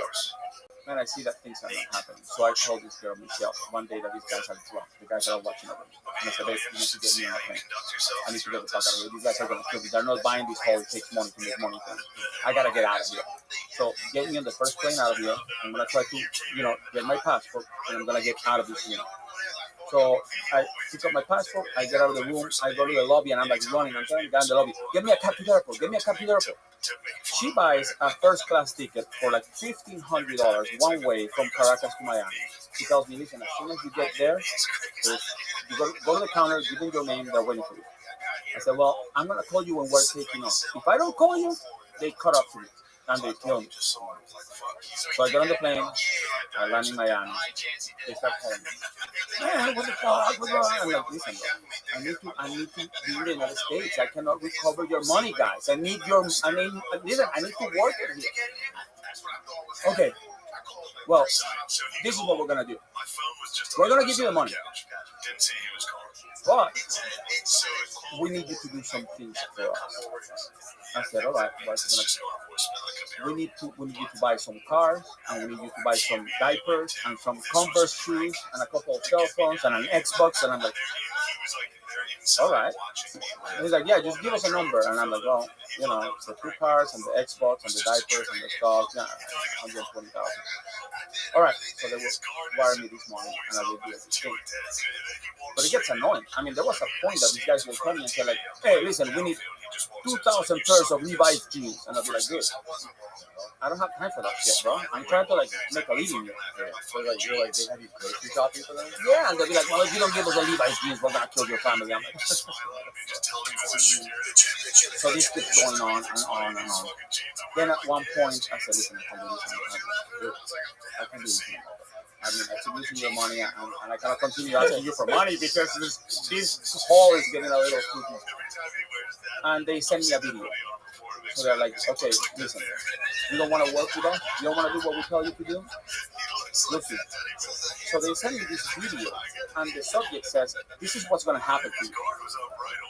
And I open the video. I only watched probably 10 seconds of the video, because listen, I think you should have it here in concrete. I'll find it. You guys will play it. Is it online? I could find it somewhere. On YouTube. Yeah, I doubt. Maybe I doubt it. Maybe on Matt's Prime. Listen to the video. So they go to this prison and they pay these inmates to make a circle and grab one of the inmates and take turns raping them. And a guy is filming this on a phone. And then they're yelling, "Oh, this is what's going to happen to you!" And they're raping him one after the other, one after the other. Of course, it's not something that you grab popcorn and you're like, let's see how this shit ends. I watched like 10 seconds and I'm like, oh my god, I can see this shit, That was one of the videos. Then they sent me another video like 2 months later of a guy that is just driving on a motorcycle. He goes into a barber shop and goes to a guy and boom, boom, boom, boom, just shot him. And then they're like, this is what's going to happen to you. And I'm like, you gotta stop killing people just to send me messages, you could just tell me I'm gonna kill you, and it's pretty scary. What happened to the inmate? Did the inmate get killed too? Well, I never watched the whole thing, but the feds did. And at some point, I'm talking to the feds, and they told me, listen, we're gonna show you the video you need to identify. I said, I only see like 10 seconds of the video. They said, okay, if you see the first 10 seconds, you will recognize. I said, I think I kind of missed it. So they showed me the first 10 seconds, and sure enough, it's a circle, and I'm like, yeah, that's a video. So there's 3 agents there, and the prosecutor. And I said, you guys watch that video? And the prosecutor goes, no. And then I asked the agents, did you guys watch it? And one of the agents goes, oh, I watched it. And I said, how does it end? They said, well, it's not a love story. I mean, are the credits like this movie dedicated to in the memory of? Yeah. Well, I guess they killed this guy and they chop him into pieces. Well, there's what I want to meet is the guy that is on the phone, like, oh, move to the side. All right, there you go, keep going. So they're filming this thing. Venezuela has one of the prison in Venezuela that's the most violent prison like in the world. Like, it's got the most murders. Sorry, like every day there's one. So of course, I'm sitting here. I cannot tell my family this stuff. I'm stressing the fuck out. That's when I go. I said, I'm going to. I gotta disappear. I gotta go. So I pack my stuff and I go to New York and I become an art salesman. And I start selling photographs for a photographer called Peter Lick. I don't know if you guys heard of him. Yeah, he sells. He's the Matt Cox of photography. Oh yeah. And the guy's brilliant. And I started making a bunch of money, and I started living, good life in New York, and real estate is easy. But you're always on the run. And when you're on the run, man, you know they're gonna come for you. So 2012 comes around. It's almost 5 years. And I'm thinking, in 6 more months, these guys cannot get me. Because back in those days, it was 5 years. Now they increased it to 2 years. Yeah. And I said, they can't get me. And sure enough, April 30th, I was dating this girl. We had a fight on April 29th, on Sunday. And I called him on Monday and I said, man, I'm going to take the day off. Why don't you come to my house later and we get some sushi and, we make out, we do our thing. All right. And I'm like, planning everything. My bed, watching the sheets. I'm like ready. And she comes in, looks beautiful, the door. I kiss her, I'm like, listen, I got some sushi coming. So she sits in the couch. Door, I hear another door, I open, there's the delivery guy, gives me the sushi, I pay him, he leaves. And then I hear, and I'm like, man, who's opening the door like that? So I tell my girlfriend, listen, why did this turn this down? I think I gave him a tip. I said, what? Check this out. I opened the door. What? Ready to get on this guy. And I get 2 hands, pull me like this and pull me out of the apartment. And there is like a line of cops up the stairs, a line of cops down the stairs, and they're all like pointing and going, telling me, El Chapo Guzman, And there's this guy with a picture of me and he goes, you're Juan Sanchez, right? I said, yeah. Look, you're getting extradited to Florida. We have a warrant for your arrest. And then the agent that had interviewed me 4.5 years before comes around and he goes, you thought I wasn't going to get you, right? And I said, nah, I knew you were. The guy that walked out of the room. Yeah. And I said, all right. So they sat me in. I told him to let her go. And then the guy said, "You have drugs?" And I said, "No." "You have guns?" And I said, "No." He said, "All right, let's go." So they took me to Brooklyn Detention Center. And that's where my journey started. I know, but I don't know if they did this to you, but I had this lady sitting next to me as we're driving, and the guy told me like, "We're gonna need you 30 years. You're not gonna see it. We're gonna fuck you over. Your life is..." And I'm sitting there like, I mean, How old were you at that point? I was 38. I was 38. So, you know, I went. Prison is a different world. And I think everybody goes through the same thing, it's just nobody has the voice to say. But I always, like, when the new people came to prison, I always told them, "You just arrived? Yeah, okay, your first year is your suicidal year. Every day you wake up trying to figure out how you're going to kill yourself. And you, like, plan it out. And you're like, okay, let me see. I always take the blades and, yeah, you guys do it. By the way, if you slit your wrist and you don't die, they take 64 days of good time. But you have to do more time. Self-mutilation. You have to do more time. It's like, you try to kill yourself, yeah. And you weren't successful? No. All right, now you got to do more. So I thought, okay, I could hang myself, but that's slow. Yeah. Then I learned with the inmates that it's not. It's like, they got it down pat. And I was like, well, maybe I can take some pills. And that's the 1 year where you still think your girl's going to wait for you. And everybody's going to wait for you. And you're calling her and you're like, you know, and it's even, I don't know who you interview here, but the toughest gangsters, killers, hardcore killers. And I will tell you, on the phone, "I can do this without you."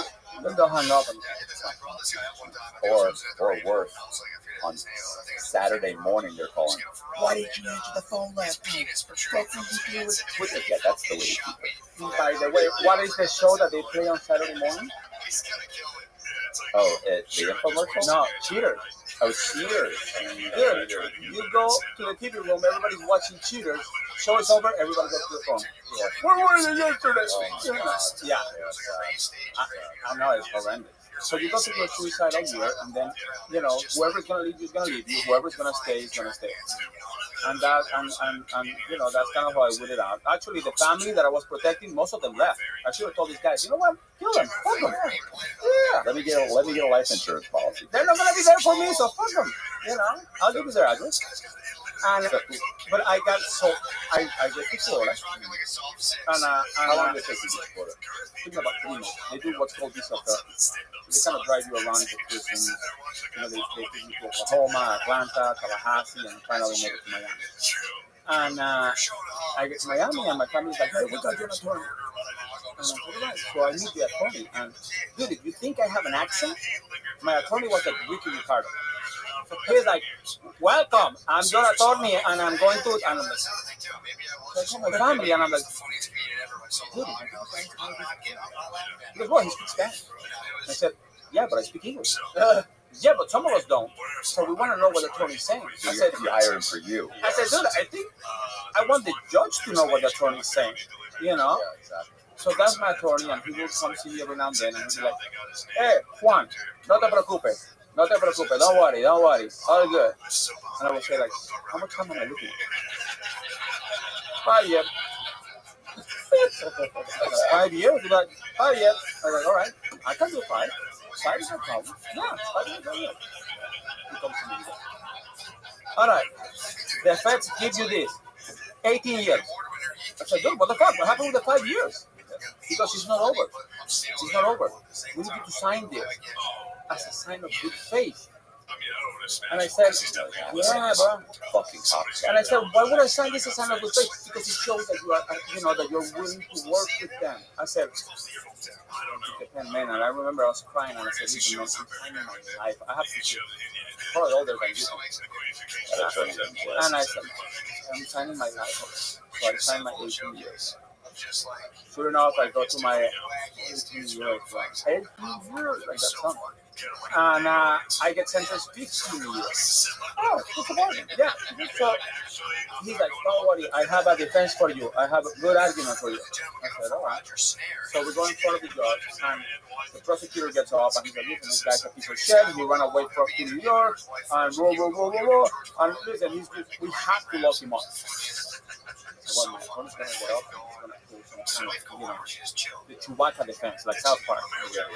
And he gets up, and he goes, My client is a good person. He's a good father. He's a good citizen. Within 18 years, he's doing it. That's it. He goes, yeah. I said, the judge goes, do you want to say something? I'm like, shit, yeah.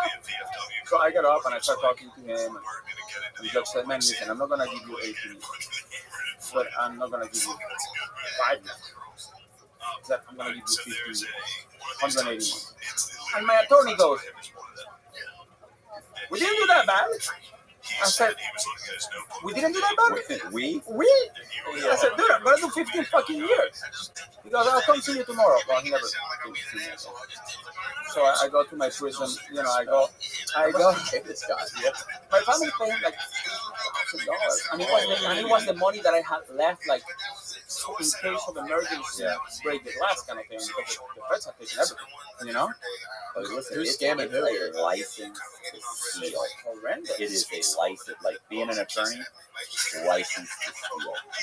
You get people that are most vulnerable. They believe everything you say, and they can blatantly just lie to you.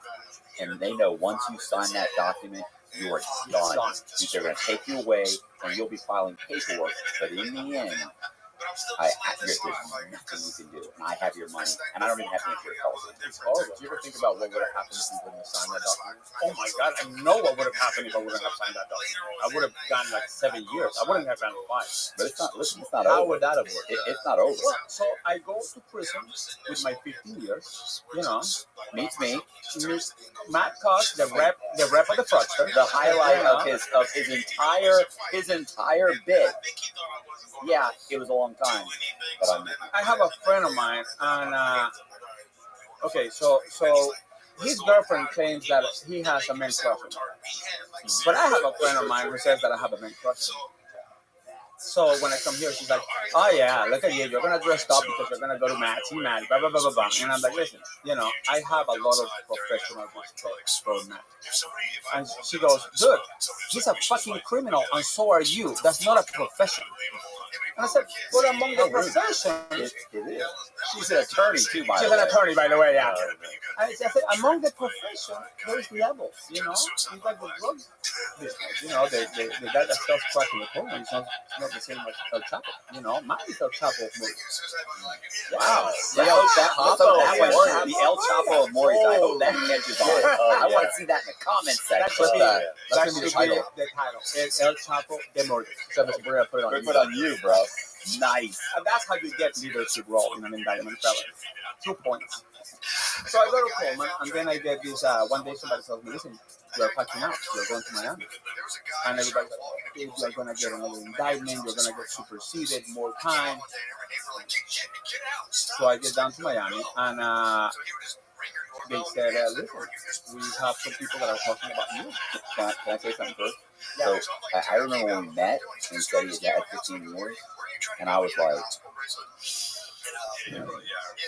is there anything you can do about that? Like, tell me you're operating. Tell me you're working on that. And he's like, he's not really sure what to do. I don't know. I'm going, you need to do something. Like, I'm saying, do the right thing. You need to work on this. Like, my attorney, your attorney sold you out like this. Like, I have, prior to dealing with attorneys, you hold them like really high regards. After going through the feds and dealing with 4 or 5 different attorneys that I've had, bottom of the barrel. I have way more respect for drug dealers than I do attorneys. There is no ethics. Now, he also had a little issue with the fact that I had 15 years. Oh, yeah. So in my restitution, I owe the federal government $33.5 million. He got 26 years, like $6 million, and he owes $6 million. That's not. There's no way that's right. So I'm like, listen, dude, I got 39 mil, and I got half your time. Thought they'd be like, well, you went on the run. He was on the run. He was on the run. I went to New York. That's on the run. And I never left the South. so I go down to Miami, and they tell me, listen, there's something that's people talking about you. And I said, In the prison, Were they they said that? saying? yeah. Were they And saying good things? And I'm like, what do you mean? And they're like, well, apparently there's a guy in here, and he's saying that he invested a bunch of money in the United States, and it all ended in your account. And I'm like, oh, yeah. And they're like, listen, you need to get on a phone. And I'm thinking, I'm not calling Ricky Ricardo. I'm going to get like 100 years. So I talked to my friend Keith, and I'm like, Keith, man, he's like, dude, I did medical fraud, and I only got 4 years, and my attorney's like a badass guy. I met him. a couple days ago. Super cool guy. His name is Paul Patricio. I said, all right, give me his number. So I call Paul, and he shows up to prison, and he goes, one sentence? I said, yeah. I said, I know who you are. I said, because of my corruption? He goes, no, people are talking about you. I said, really? And he goes, yeah. Did you know anybody in Venezuela? I said, oh, like a family and friends. He said, no. Hold on one second. He takes me out. He goes to the guard. They bring out a guy that I used to do business with in Venezuela with this whole money thing. And he goes, oh my God, you're here. And I said, yeah, what are you doing here? He goes, well, I got arrested. And I said, for fraud? And he goes, no, money laundering. And I told him about you. And I said, about me? I didn't launder any money. He goes, you did it?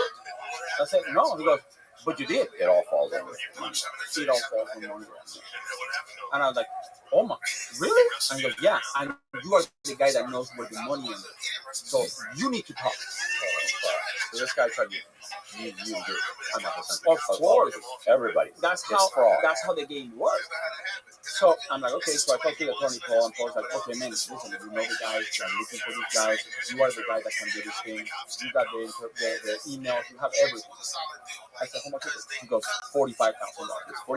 Paul wants $45,000 to represent him on a case where he's going to be the main cooperating witness, in the hope that he gets the sentence. That I get a sentence. Right. People are already turning on each other left and right. So it's like if you try and stand strong, like, well, I'm not going to. Well, you just do your fucking dying. Or more, because these guys could set up something where everything. Oh yeah, you can get re-indicted. Yeah. So I'm sitting there going, okay, listen, man, I don't have the money. And he goes, you don't? I said, no, man. He goes, all right. I took him 15 years. I'm like, listen, bro, whoa. I said, I'm a great salesperson, man. I can sell the shit out of your service when I get out. I'll pass your office. He goes, yeah, no. He goes, no, I need $45,000. I said, dude, come on, bro. Give me. He goes, well, give me 10%. Give me 10,000, and I'll get you started. I said, all right, let me figure it out. So I go upstairs and I tell Keith, bro, like, I want 45,000. He goes, okay, pay it. It's worth it. I said, I don't have it, bro. I don't have the 10,000.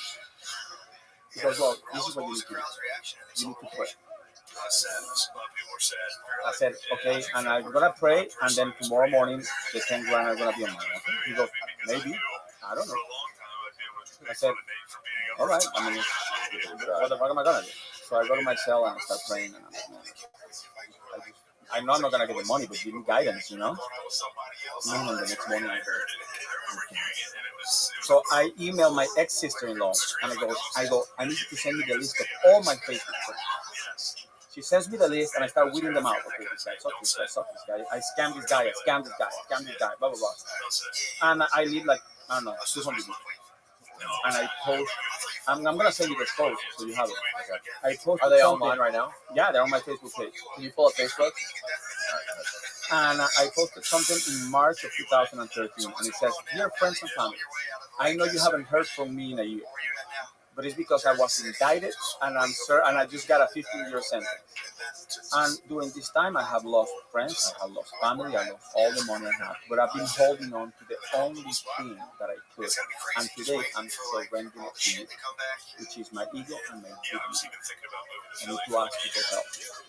I have only $45,000, I need to come up with $10,000. I don't have it. Listen, if you can help me with money, I promise I'll pay you back. If you can't, prayers are welcome. You know, I love you, God bless you. Dude, that shit went viral. like people are putting $20 here, $15 there. I didn't know how crazy it went until actually a couple of weeks ago. That I'm reading my post, and I realized, first of all, I kept a journal in prison, and I didn't know because I was posting stuff every week. And second of all, man, people were doing garage sale. Like, this weekend is gonna be a garage sale for Juan's attorney. Wow. Yeah, and bake sale. And so Paul comes into the jail, and he gets me down one day, and he goes, "Listen, bro, I don't know what the fuck you're doing, but I cannot be getting checks for $5 and $10 and $15 into the office, So man." people are mailing this guy checks. Yeah, so you have to open a PayPal account. So people could PayPal him $15, $20, and I paid 45 grand in attorney's fees. Through Facebook, bro. Nice. How long did that take? Couple months, not a lot. And I had guys like organizing it, and they had like, we reached the first goal, which is $10,000. Now we gotta go for the other 10.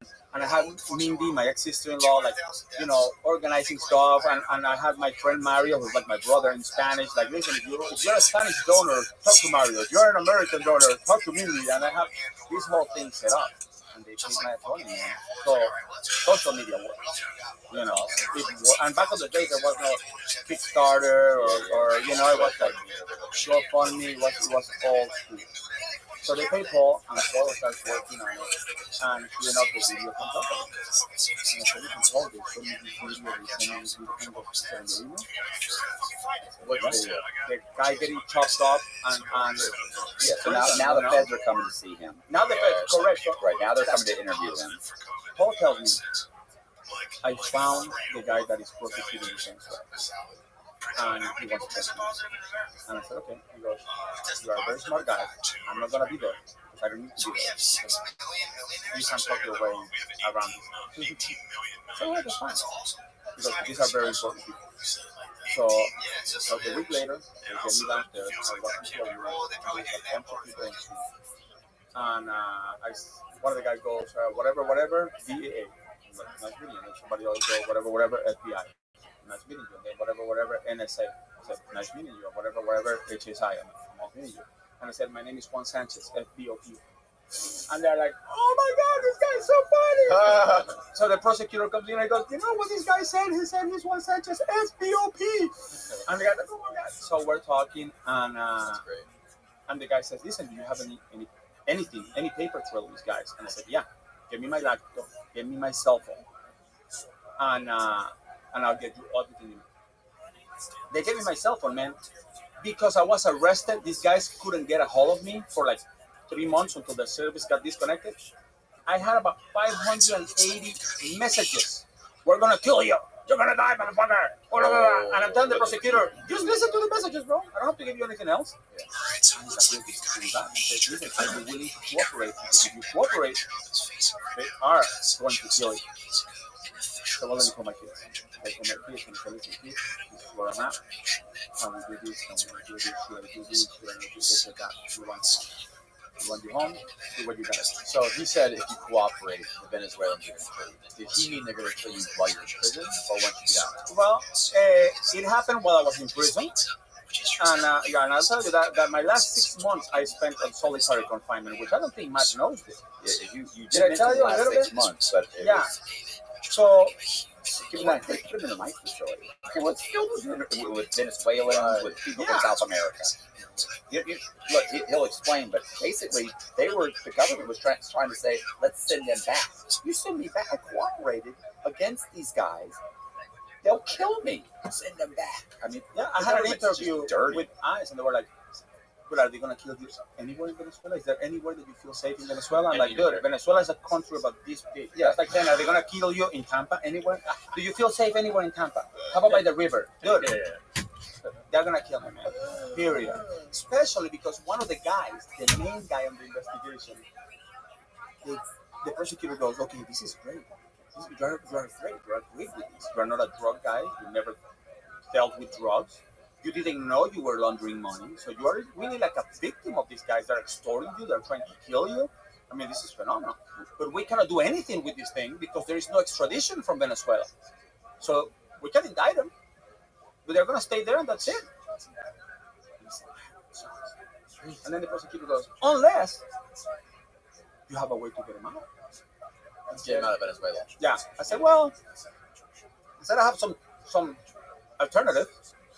He said, okay, give it to us. I said, well, my first choice will be let me out and let me work outside, use the phones, kind of. They're like, no, okay, Like next. like use yourself as bait, kind of like. Yeah, but I would have You were gone just to the talking your way out.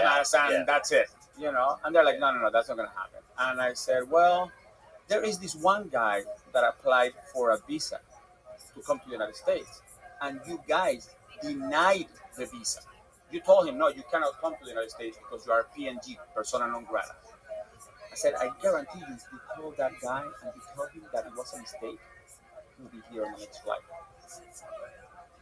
Because he wanted to come here with his family. He had been asking you to help get him He's here, right? telling me, like, man, they denied my visa. Help me out, or I'm going to kill you. That's why he knows. So I'm like, and that was the end of that meeting. We never met again.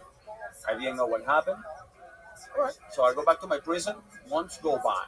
And I'm telling my attorney, dude, what the fuck? We had a meeting with these guys. I feel like the girl that you took to prom, you fucked me. No more calls.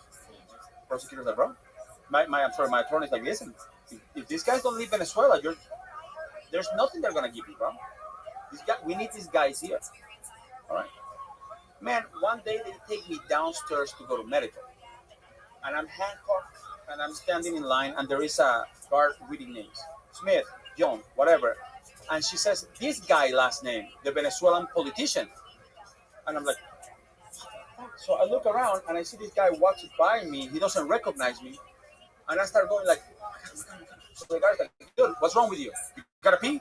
And I'm like, no, I don't gotta pee. I gotta get the fuck out of here. I gotta go upstairs. I go upstairs. I call my attorney. I tell him, do you have any use for me? He goes, no. I said, well, I got news for you. He goes, what? He goes, they arrested this guy. He goes, well, I need to hang up the phone and call me back in half an hour. I hang up the phone. I call him in half an hour. And he goes, pack your shit. We're going back to Coleman. So I pack my stuff and I meet Matt again. Matt's like, what happened, dude? I said, man, I talked. And then so I'm telling him this story and the whole thing. And a couple of days later, I'm on the Miami Herald. Boom, front page. And there's this guy saying, they lured me into the United States. They told me I was going to come for tourism. And I had my family with Disney shirts on. So this guy, they called him and they told him, your visa is approved. It was a mistake. He went home. He told his wife and his kids, get dressed. We're going to Disney. They fly in, Disney shirts, hats, the whole thing. Here's the whole shebang. Get off the plane. Classic. You're under arrest. Classic. The guy flips, talks a lot. He did 36 months in prison. Smart guy. And you understand that the money that they were laundering, that they were sending him to buy all the properties, was cartel money from the Sinaloa cartel. They were laundering, the Venezuelan government was laundering drug money through him. Of course he lost. But regardless, that's all money laundering. All these things are But you didn't know that. Right. Yeah, Obviously. and that's the problem. There They're was buying Levi's and fucking apartment buildings. yeah. I go to Venezuela one day, and this guy's like, listen, do you need a car to drive around? I'm like, oh, I'll take one. He goes, yeah, drive this car around. So I'm driving the car around. I'm in Coleman. This Colombian drug lord comes at me in, and he goes, oh, you are Juan. And I say, yeah. He goes, dude, remember that $1 million that went to your account? He goes, that was my money. And I said, oh, shit. I said, yeah, remember when they kidnapped you? That was my money. I said, oh, all right. This bro, no hard feelings, And, yeah, shit happens. He's like, yeah, shit happens. Don't worry about it. So I'm talking to him, and I said, man, I remember I went to Venezuela, and they gave me this car to drive. He goes, that was my fucking car. And I said, dude, I was driving your car? He goes, yeah. I said, man, that's fucked up.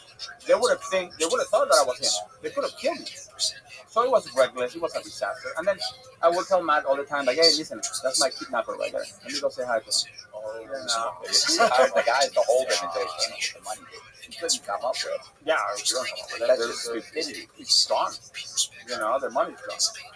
So I go back to Coleman, and then one day they pack me up and they send me to a penitentiary, USP Thompson, in Thompson, Illinois. I go there, I do 10 months in a pen. Now it's 2018. And my attorney told me 6 years later, he goes, the government is ready to give you a sentence reduction. You are coming back to Miami. So I'm like, I go to my attorney and say, listen, bro. And he's like, we're going to ask for some stuff. Perfect. I told my kids, girls, you need to be in the courthouse June 15th. Take clothes. I want a fucking Big Mac. I'm walking out. My girls go down there. My friends are down there. I go to the court. Man, there is my attorney. There is the prosecutor from the Venezuelan case who's now retired. There is my prosecutor who hates me because I destroyed the value of his real estate property. And the judge. And the prosecutor gets up and he's like, Your Honor, Mr. Sanchez cooperated and he was a key player for this thing, right? But he's a piece of shit and he shouldn't get anything because we're not going to set an example of people like that. He didn't only scam the government and he didn't only scam a bunch of people, but now we find out that he laundered money and we're going to reward him for this shit? He should have gotten more time. Hold on, and I'm sitting there going, and he's a womanizer, and he fucked every woman that he ever worked with, and he will hire these women just to fuck them. And my kids are sitting there like, yeah. And I'm sitting there going, and my son's like, so then this other prosecutor gets up and he's like, I don't know if he fucked women or he didn't fuck women. All I know is that this guy opened the largest drug investigation in the Western Hemisphere with the paperwork that he provided. That's all we know. Whether he fucked women, didn't fuck women, that's beyond or but we do recommend that he gets a result. My attorney got up and spoke, and then the judge looked at me and he said, you know what? You're going to do 2 more years. So my girl broke down crying. I was super pissed, and I ended up going back to Miami. And then from there, they decided to put me in an all-immigrant prison. So I walk in, and it's all Venezuelans and Mexicans, and I'm like, oh, yeah. And I'm calling my kids, and they're like, Dad, are you safe? I'm like, yeah, they don't know who I am. They don't know who I am. So everybody kept asking me, like, why are you here? I'm like, listen, I grew up here. I never lived in Venezuela. I don't know anybody. So I'm hiding the shit until eventually somebody walked in and said, you know who that guy is? That's the guy that opened the investigation of the Venezuelan government. And that's the guy. So all the Venezuelans on the compound get together. And one day I'm walking out of the library doing paperwork because I was doing legal paperwork for everybody. Oh, you were doing the same stuff. Oh, yeah. That's There's the hustle, you know. Yeah. When you go to prison, you can either suck dick for money, clean rooms for money, and do legal paperwork for money. You know, if I didn't know how to do legal paperwork, I guess I would have cleaned and then sucked dick, but I went for the legal stuff. So, dude, I was like, I saw the Venezuelans waiting for me, and I'm like, I guess we're going to have a little meeting. And as soon as they're coming to me, kumbaya, the guards walked in and they're like, Sanchez, right? Yeah, we had your chef. You're going to the shoot. I said, what? They said, investigation. And I spent from January to June 6 months in solitary because of this process. But they had already passed the word out that I was the guy that started the investigation, and somebody Googled me and they found me, and it became a bit of a disaster. So was this you were by yourself? Most of the time I was by myself. You were in there with multiple people, right? You can't, they'll have bunk beds. You can be by yourself. But after a certain period of time, they'll knock on, in Coleman, they knock on the door, like, hey, you want to sell it? And you'd be like, yeah, get somebody in here. It's been 2 weeks. Well, remember, they didn't know who the guy was going to be with me. So they're like, okay, we'll bring a guy to himself and kill him and stab him and there'll be somebody that's after him. You know what I mean? Let's keep him around by himself. So I was by myself for 6 months, which kind of does a number on your psyche when you get out, you know? I'm still a little achy or something. And then I finished in June, and ICE came and said, okay, now you're going to immigration. So I've done all this time. I've done 6 months in the street. ICE picked me up. Now I'm no longer an inmate. I'm a detainee, which means you cannot handcuff me in the back. You have to handcuff me in the front. You cannot strip search me. I don't have good time to do it. So I walked into this new detention center, and I go to the doctor. I'm sorry. You can decide where you want to live. What is it? I get to choose where I want to live? Yeah. I said, how about disciplinary sanction? He goes, let training, you can lose your phone because of COVID, which, by the way, I didn't know there was COVID until I got out of the shoe. This was June already. People were dying.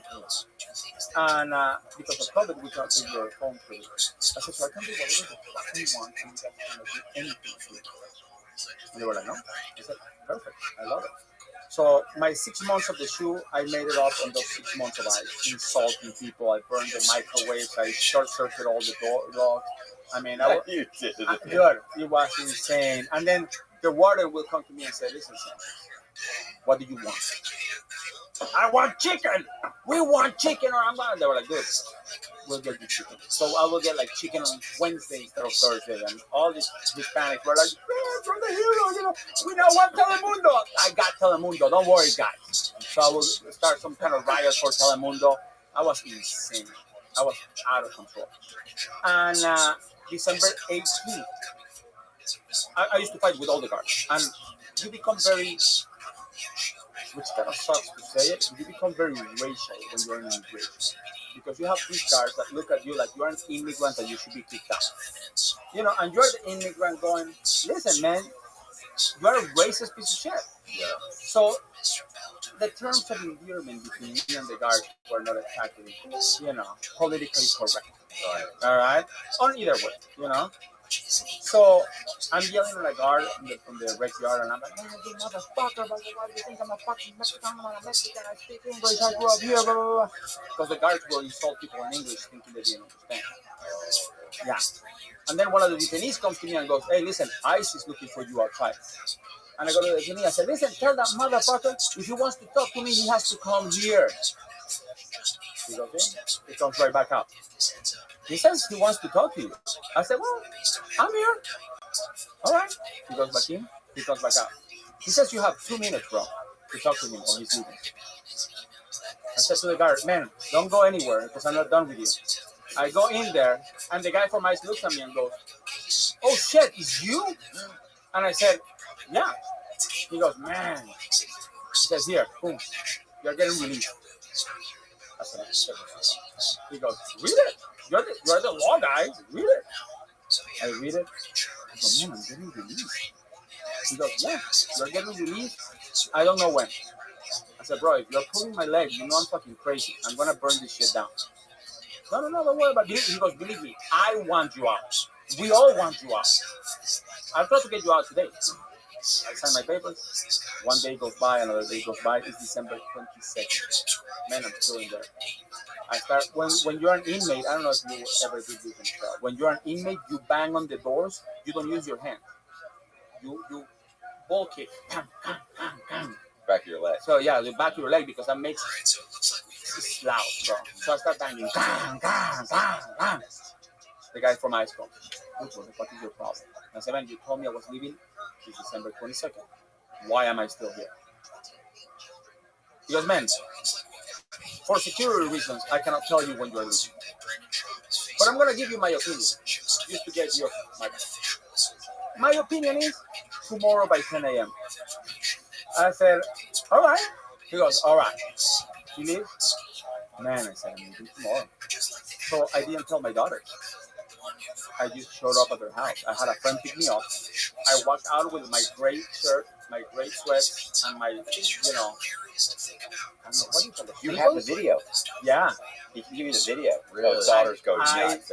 show up at my daughter's house December 23rd, man, after 8.5 years. And they went yeah. And then I started the second phase of the journey, which is I don't have a work permit, I don't have a driver license, but I volunteer in a law firm because I used to do so much legal paperwork. This attorney told me, listen, why don't you come work for me? Is the video?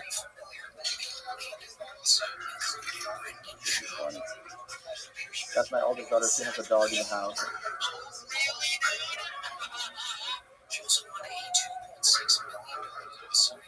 Oh, so you, the daughters, they just like fall and cry. Oh.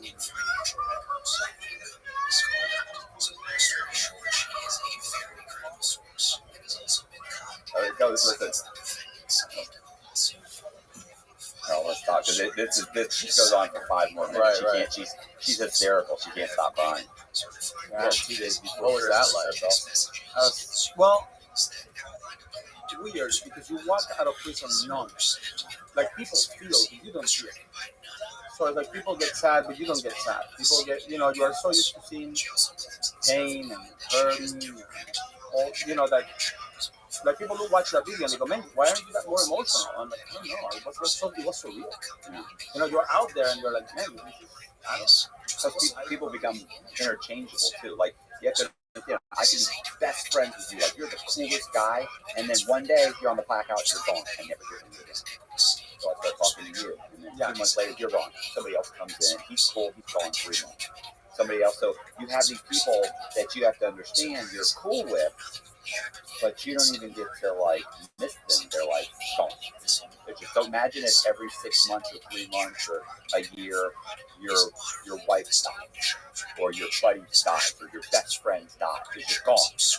And you're like, so you get to that point where you become, you're cool, I like hanging out with you, but you're a sticker friend.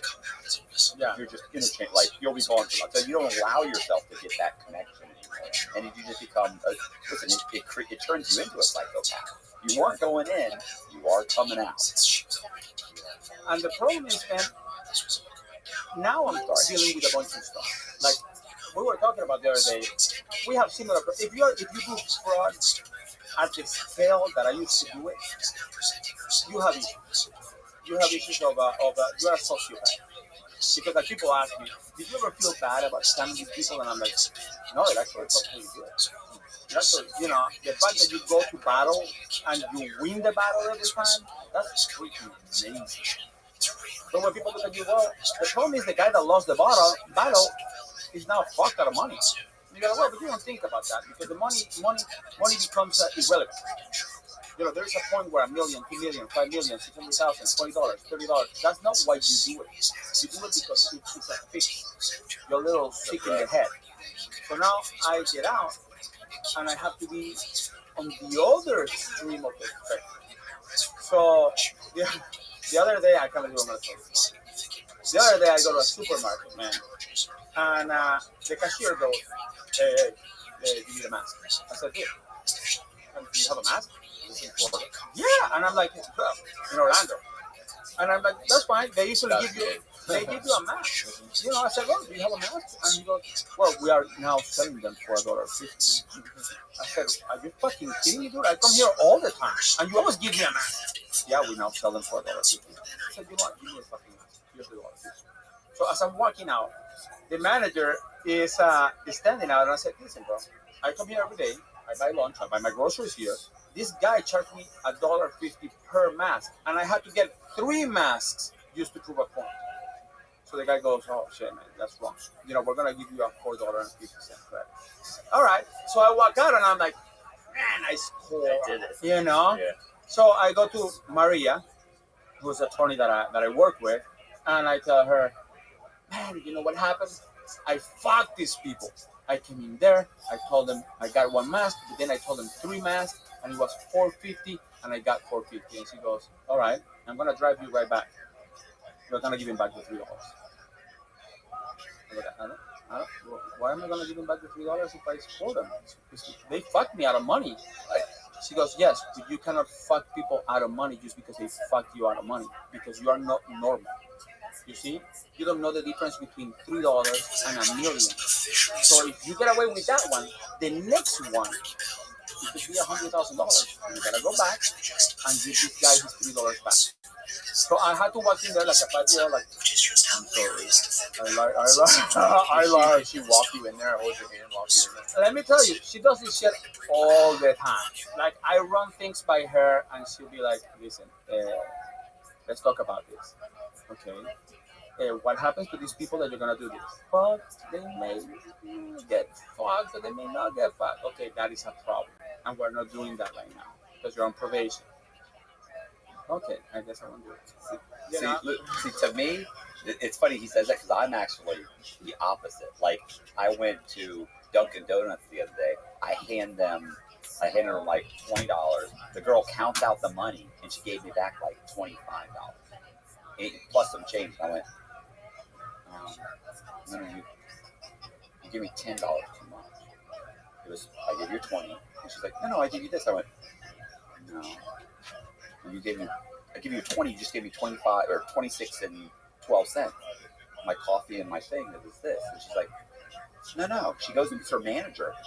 Manager comes back, they look in the thing, and I'm sitting there in the line, and they're going, no, it's right. And I go, ma'am, I said, I assure you, I didn't give you, and I opened my wallet, I only have 20s.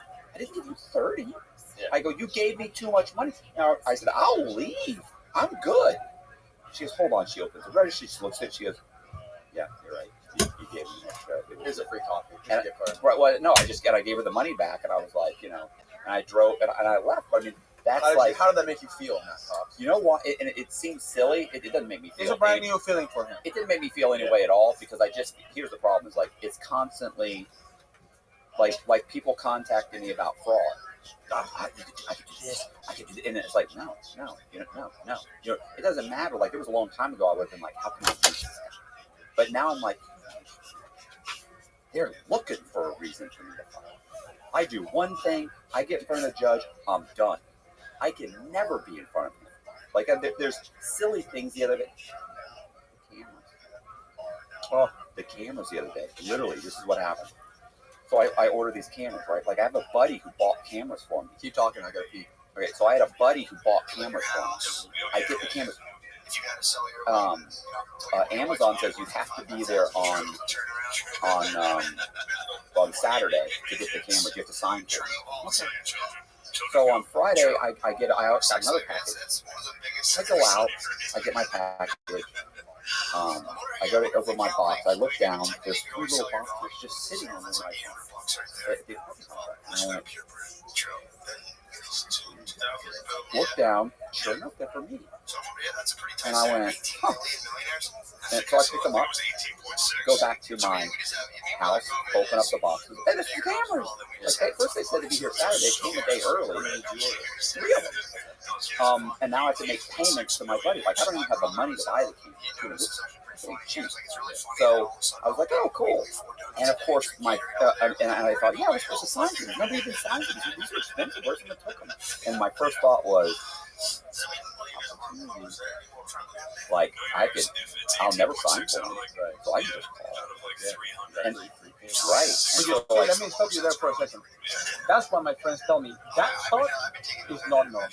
Isn't it funny? Because that's my first thought. So is mine. How do I get over on it? How do I use this to my advantage? That is not normal. Right. I am told. I think it's normal. See, what's funny about it is my first thought is how do I use this to my advantage? So the first thing I do is I call my buddy and I go, boom, and I explain it to him, and I said, opportunity. And he goes, yeah. He goes, you're right. He goes, so what do you want to do? I said, well, here's what I'm thinking. And then I went, and so I talked to him for a couple of minutes, and I hang up, and then I start thinking, I can't even get it. Just give me more cameras. I'll get more cameras. I'll sell them. I'll pay for almost the whole camera, even though I discount them, whatever. And I was like, and I thought, if they even punch my name in the computer and they see who I am, they may actually look into it. Like, at this point, they're going to be like, look, if we can get anybody, we can get this guy. Yeah. He can't even mount the defense. So, for sure. And then I go back and I think, what if there's a camera? What if they look at the camera? My buddy's going, they're not going to look at the camera. Setup? Right. Well, it's not even a setup, but I'm like, they look at the camera, and he's like, it's not enough money for me. And you're right. If it wasn't me, it would, but it is me. And it's a couple of phone calls, and I'm in front of the judge trying to explain why I lied. And we have surveillance, but it's like, and this is the judge, and then the judge yanks, he yanks me up and says, I'm going to give you 5 years just on probation, just from the violate your probation, and give you a whole new 5 years. And even though we can't do that, it'll take you at least 2 or 3 years to try and unravel it and fix it in the court. Like, they'll be sure. And I was like, what do you do? Like, I'm so far on the other end of it. I'm so scared.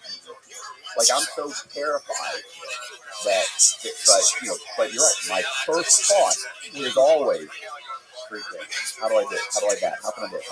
Remember the lessons that you told your little kids in the drug program. I forgot all that. Criminal thinking of it. It's all criminal thinking. But I've taken out most of those. I've placed them in a box. I've closed the box and I've placed it on the shelf. It's there. I know you it's use there, at a later date. right? But it's not really actively there. So yeah, But I'll tell you some interesting facts about a prison that you guys. I know people that watch these podcasts. They want to hear the crime and they want to hear the stuff, but they also want to hear like Orange is the New Black. So I really like that. And there is a level of insanity in prison that I didn't know existed until I started reading my Facebook post. Because I was writing every week what was going on. And some days I was super sad and some days I was super happy. But I remember one day I'm going into education and I'm like, let me see what classes these guys are teaching. This is a prison. So they're teaching scuba diving. Okay, it's one of the classes. Sailing is another one of the classes, and sea navigation. Now, we don't have any body of water anywhere in this prison except the toilet. They're teaching CDL license, how to drive a truck, but there is no truck to drive. And then the real estate investment Bingo. and credit management. wait. What about the what's the bro? Horticulture. So I'm thinking, okay, who's teaching sea navigation? And they tell me, well, it's this guy that used to transport kilos of cocaine Drug from smuggler. the Bahamas. I'm okay. And who is teaching the truck driving class? Well, it's this guy that got caught with a bunch of kilos of heroin on the truck. I said, all right. And who's teaching real estate? Well, Matt Cox. I'm like, oh, that's fantastic. Well, I might as well teach the credit class. I got it. Yeah. So I remember writing home going, this is insane. Who decides to teach scuba diving? And by the way, these classes were packed. And there was no tank, no regulator. These guys are just telling you, like, listen, this is how you do it. Yeah. And people are taking notes in this stuff, and it was just insane. Then you get these gangsters meeting and making sweaters, Yeah, and making I would love stuffed that. animals, and They're you making teddy bears. and you hear him talking like, hey, listen, motherfucker, that knot's too tight, man. That knot's too tight. And you're like, and they're like, yeah. And they pull the knot of the guy, and the guy's, man, I'm going to kick your ass. And I was like, this is something is off. Or you go to commissary and you hear the guy going, what? There's no strawberry ice cream this week? That's fucked up, man. I remember telling people, was that part of your sentence? I mean, did the judge tell you, like, listen, you're going to get strawberry ice cream every week. If you don't call me, I'll take care of that. So it's weird. It's very At weird. the medium, there was a guy who was like 17, 18 years old in Colombia. He had murdered like 15 or 20 people, and for like Pablo Escobar. And the feds at some point picked him up, and he got a life sentence. And he was the altar boy or deacon or whatever for the Catholic mass at the medium. Had killed like 15 or 20 people. Well, Nice guy. the guy that was teaching parenting was, remember the first guy who was doing life? And he was teaching parenting. Yeah. So it's insanity. insanity. You mentioned that when you went to the street for 6 months, it had an effect on your psyche. Yeah. I got out and I have issues sleeping because you are so used to light being on all the time and people banging on the door every half an hour because they want to know if you kill yourself. Or, like, the biggest question they ask you on every prison you go is, did you feel like you want to harm yourself or others? And you're like, no, I don't feel like I want to harm myself. I feel like I want to harm others, but not myself. And so they check on you all the time. And then you are kind of confined into 4 walls and you get used to that space. Like, I'm used to little space. I'm not used to big space. And crowds kind of like get on my nerves. And small talk. Like, I used to be a small talk guy. Like, when you crowd, you have to small talk. You go there and you're like, hey, so how about the game and how about the weather? And now I go to like meetings and I'm fucking, you know, I mean, so it's weird. Prison changes you, and it changes you in all aspects. Any of you guys have girlfriends or married or whatever, or boyfriends? I mean, it's 2021 now. I'm married. That's popular. Dude, imagine 8.5 years in my case, 13 on Matt's case, not getting there. I mean, I'm assuming Matt went 13 years. 8.5 years. That's a big assumption. That's a big assumption. I used to tell the guys, like, when they call their girlfriends, I said, ask them, have you been unfaithful? Yeah. Well, I have to. But, yeah, dude, you don't think about those things. 8.5 years not touching somebody and somebody not touching you, like, you start, like, disconnecting from other things, you know? So then you get out, and it's readapting is weird. Are there any things that you can like put your finger on or like point to in your personality that changed specifically from the 6 months in solitary? Or is there anything about that 6 months that you know that changed something? Yeah, look, I learned to talk to myself, but I think I'm talking to other people. So like the other day, somebody was giving me like an hour and a half to ride, and I'm sitting in the car like this for an hour and a half, and she goes, dude, what the fuck? You haven't said a word. And I said, oh my God, but I was talking. I just wasn't talking to you. But I was having like a full-out conversation with myself, and I'm nodding, and I'm like, so I find myself doing a lot of like talking to myself. Do you ever do that? I talk about what people talk to. I talk to myself all the time. I have arguments with people. I'll have arguments, like if I'm going to argue with Jess, by the time I get to her house, I've had that argument about 30 times.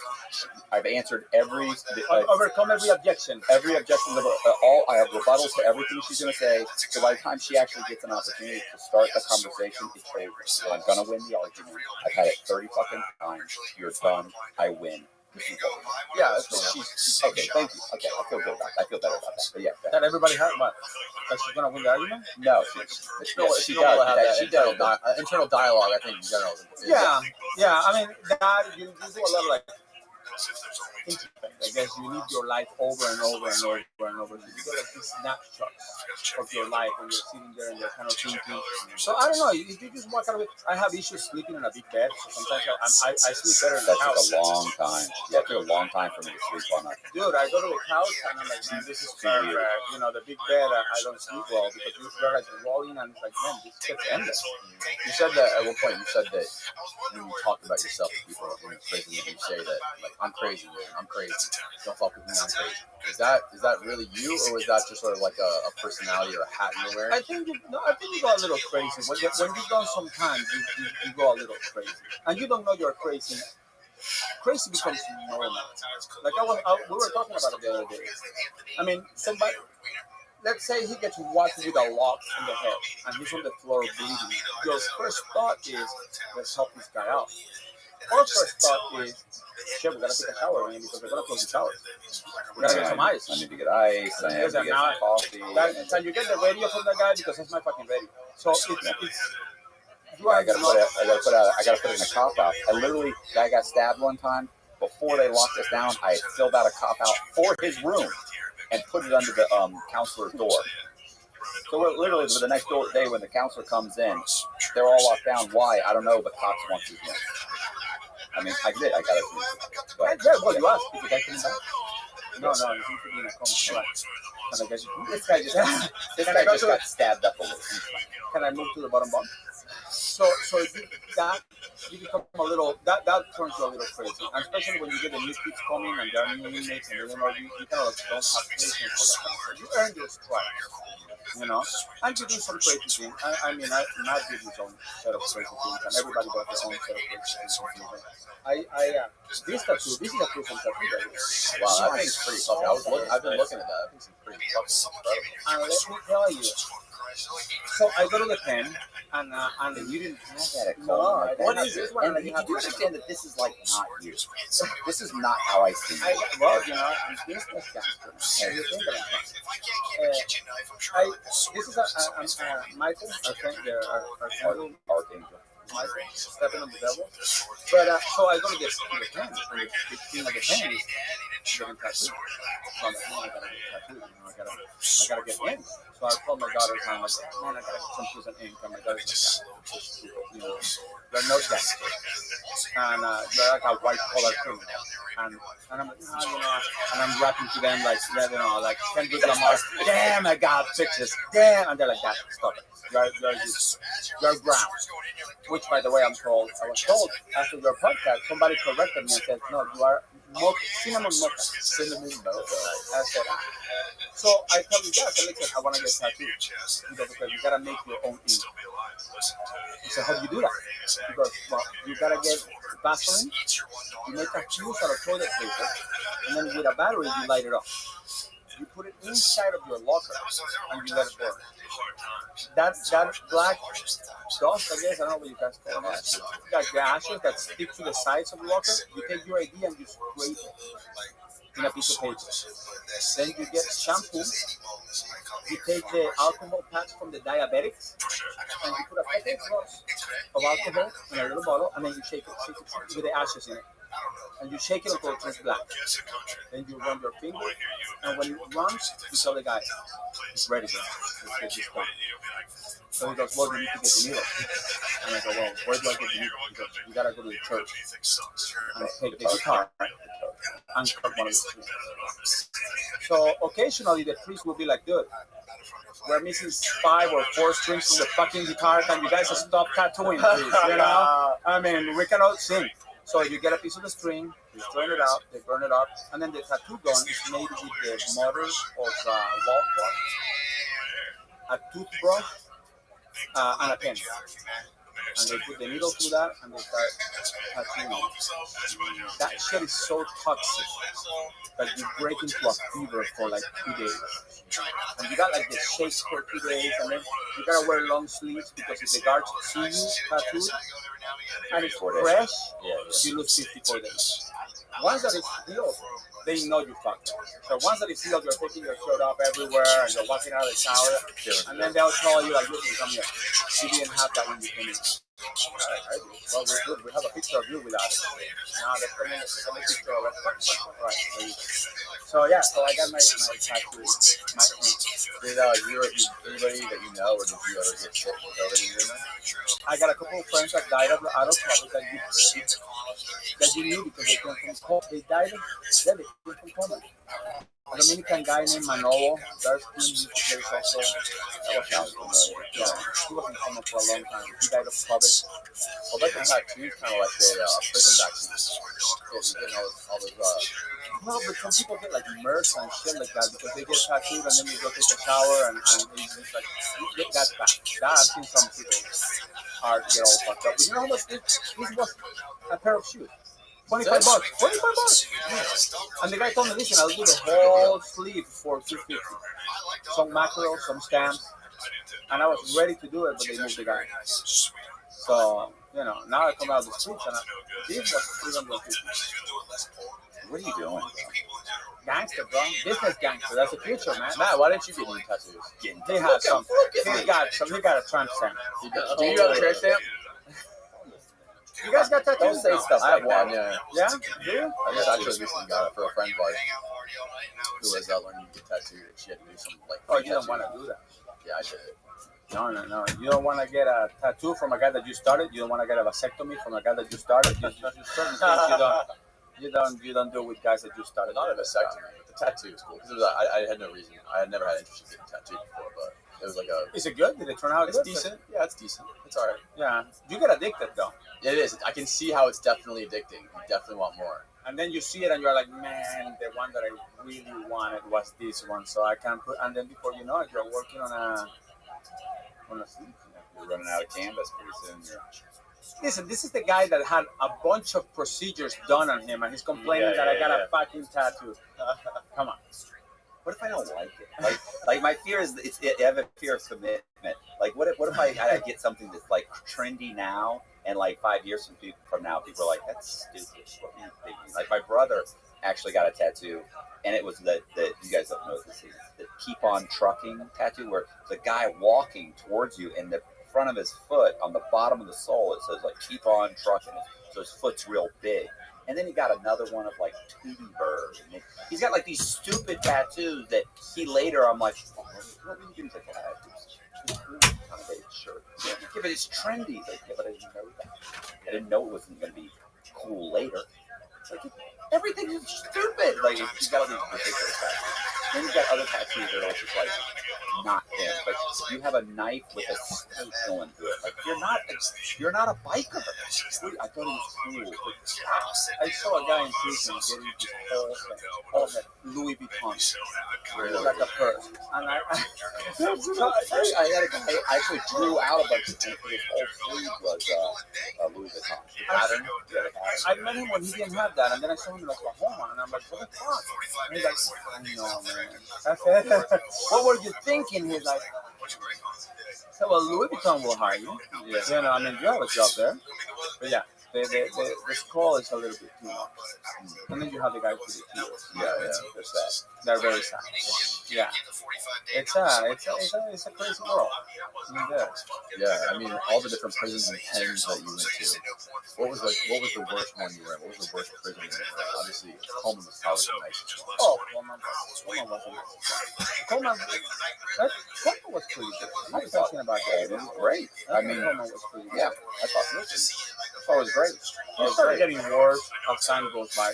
Because The drugs, they started getting in all that. the K2 ruined it, and then you had the state stopped picking up crime. So the feds were picking up these 18, 19, 20-year-old criminals for little things. That used to be state crimes before. So we had a bunch of kids in the prison running around and picking up bikes and, doing stupid stuff. But Coleman was good. I think the last one, the D-Ray Games, the one where they had all the immigrants. Because I was going to say the ICE facilities was the worst. ICE facilities, you have no rights because you are an immigrant, basically. And you're getting punished twice by the staff. See, in prison, the staff punishes you because you're a criminal. So the guards look at you like, the judge didn't give you enough time, so I'm going to make you like we had, what was the guy who was short, black dude, Black guy with red. And gold teeth. Well, you'll remember this one, the black lady from the library, Miss Johnson, Miss whatever. No, Miss Johnson was No, nice. Miss Johnson was nice. You're talking about Miss terrifying. She will tell you things like, she will go, don't look at me in the eyes when you talk to me. Don't look at me in the eyes. Yeah, and lie. She would write reports saying that you pushed her, you hit her. Like, I mean, they had and guys would beat the Saunders. Miss Saunders. Guys would beat. Yeah, if you're watching this, Miss Saunders, fuck you. Yeah, you're a scumbag. Look, and people was like, she would literally, she was bipolar. Like, she was completely insane. And so she would write you up for something that didn't happen, try and get you thrown in the shoe, try and get your job taken away. Like, this was a psychotic chick. And then say stuff like, he grabbed me, he pushed me, he did. Well, they were teaming. And so what happened was so many people complained after multiple people with the shoe for nothing. Eventually, they literally, she would say, go to the lieutenant's office right now, I'm writing you up, and I this. But you get to the lieutenant, he's walking, go, hey, Miss Saunders, sent me down here, they go. She said she's writing me a shot, and they go, just look at me. I go, yeah, but she said she's writing a shot. It sounds just like high school. Just go. Exactly. And not just that, look, a lot of the guards are hooked on Oxy. Do you remember, wait, do you remember, would you say the guards, and they're like, would you say the guards like their job? I think they make good money. Like, look, I like the guards that were there because it was just a job.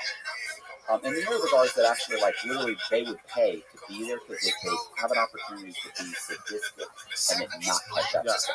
But I was just going to say, do you remember a guard by the name of Tibbet? White guy, super nice. You know what happened? He was the guy that was always. Oh yeah. He was on. But so there was a huge case on from the female camp saying that the guards were pressuring them to have sex, and so they filed a lawsuit, right, against all these guards.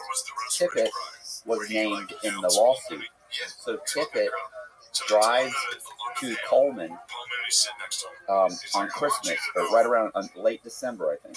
Drives into Coleman in the parking lot, takes his revolver out, sticks it in his mouth, and blows his fucking brains out. This is that And recent big lawsuit, right? All those girls. The one that Jeff came. Yeah. Is that what they turned into a mail camp? They settled the lawsuit, by the way. Did they really? Oh, yeah, the DOT settled it. When did this happen? Couple 5 tunas. like a month or two ago. No, they just went for like 20 million. It is no joke. Can you pull up the news on that? The Coleman settlement? Yeah, I mean, listen, Tippett blew his fucking brains. Like, Tippett was the nicest. Yeah, Tippett was. Like, if I had to say any guard you liked, who's the best guard that you ever were there and liked, and June was just like a nice guy. Look, he wasn't sharp. He probably didn't have 100 IQ, but he was a nice guy. And I think that's the problem. If you're a nice guy and you go and you get that job, man, you're gonna end up. Yeah. Oh, there you go. I don't know what it was. Hey, what are you guys We doing? got 2 more. We got 2 Yeah, free what the hell articles. is that? What is this? Get Cialis for $5 a day? What kind of stuff Sign you me the guys fuck have? up with your email. Subscribe now. Lawsuit settled in which 15 women alleged sexual abuse at workers in federal correctional facility Coleman. I don't know what it was. I do know what it says. The United States has settled a lawsuit with 15 women who said 1.26 million. Between 15, that's not bad. between 15 About and 80,000 a pop. 11. Oh, 11, only 11. James DeMiles. You need to get his ass on here. Do you think Jess Tippett wasn't getting any money? She wasn't in there? was just a part of that lawsuit? No, she was saying all those girls are lying. Oh, Like, that's those girls are right. lying. That's right. Huh? Yeah, they were. Yeah. Oh, yeah. So the girls we had on here, we had Jess and Oh, you have Jess in here? and the other girl that was at Coleman, right? Yeah. And they were They were basically saying saying that. these girls their claim was the girls are fabricating the story and blowing it out of And the water. targeting, like a lot of girls would target the guard, like I'm gonna start sleeping with him, and I'm gonna get him to bring me in stuff, and they would do They that, got a and they then get a sentence reduction because of that. yeah, most of these girls were out already. Oh, okay. Oh, but yeah, so they got out, and a group of them got together and got an attorney and sued. So it's Were you there when they took the pockets out of the shorts? We had a lawsuit in Coleman because I guess the what we call the shooters, gunners. gunners or gunners. Guys would jack off. Yeah, I mean all guys jack off. But these guys Violently. will do it like in front of the guard. Or they put their hands in their pockets and they The jack. female guard, Yeah, the right? female. Well, some Or the male guard. guard. Male guard. Well, Matt But, Cox probably see a handsome male yeah. guard. See? and they were open That's gonna hold. be a comment in the thing. Oh, I don't like the way you said that. They don't like when they come. Really? Come on, Raph. Come on, let's go. So the female guards ended up getting settled on that. Oh, no, lawsuit. listen. They made a So bunch of money. really? And they took our pockets. We had to turn in our shorts, so get our pockets taken off. They took our pants off, and now we wear like the medical pants, You're the missing, rubber bands. you're missing. That was the part. And That was the part about it. This Yeah. is my favorite part. My favorite part is that the female guards, like in the medium and in the 10, guys would jack off. They would masturbate, staring at some woman. So one guy, I don't know if it was in the 10, he actually is standing like behind the door and actually closed. So anyway, fluid, body fluid. He body speeds fluid. on her. Yes, thank you. He fucking pulls it nuts on her, and it ends up on her pants leg. She goes to the lieutenant and says, "This guy," and this has been happening, by the way. She's been complaining that the female guards have been complaining, and the lieutenants are ignoring their complaints. This is a female guard. The lieutenants are ignoring them. So she comes and she's like, and this is what this guy just did. And she just spewed all over me. And the lieutenant says, "You're not medical staff. You don't know what that is. You're not trained to know what that is. And listen, she's a woman. She's seen some. She have had semen on her before. Absolutely. So I remember reading the article thinking, it makes me feel good that the lieutenants of the staff treat the staff as shitty as they treat. That's the kind of stuff they'd say to you. So the women get together and they sue. They have this, it's like a $20 million settlement at the Coleman complex. And in the settlement they said, one, you guys have been ignoring this for years. And two, one of the things we want you to do is take away all the inmates' pockets. So they had to change out all the pants. So we couldn't have pants, couldn't have belts. You had rubber, the elastic, no pants, no pockets. I got no pockets. Yeah, nobody's wearing No, stripes. I that's don't know like why a they Disney say. character. Is that what the pants look like? No, I'm just rude. That's what they're saying. Nobody.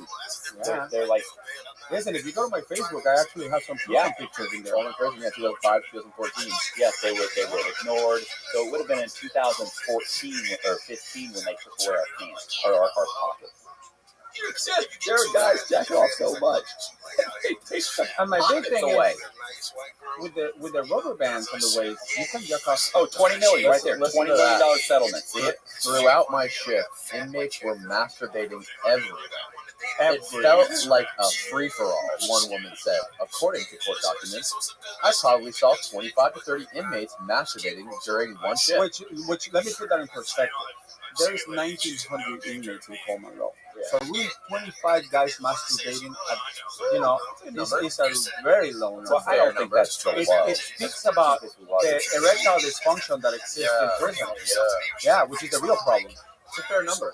I think, I think this wasn't the low. I think this was probably more. there's 5 of us here. If you say, during my interview, 3 guys were masturbating. How many were there? 5. Shit, that's a high number.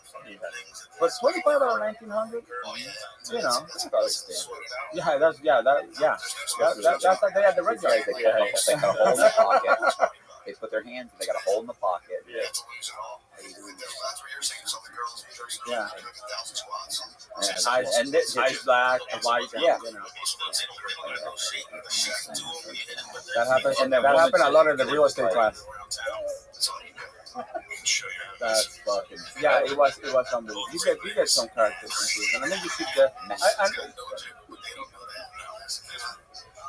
It makes masturbating in front of the prison more difficult, but not impossible.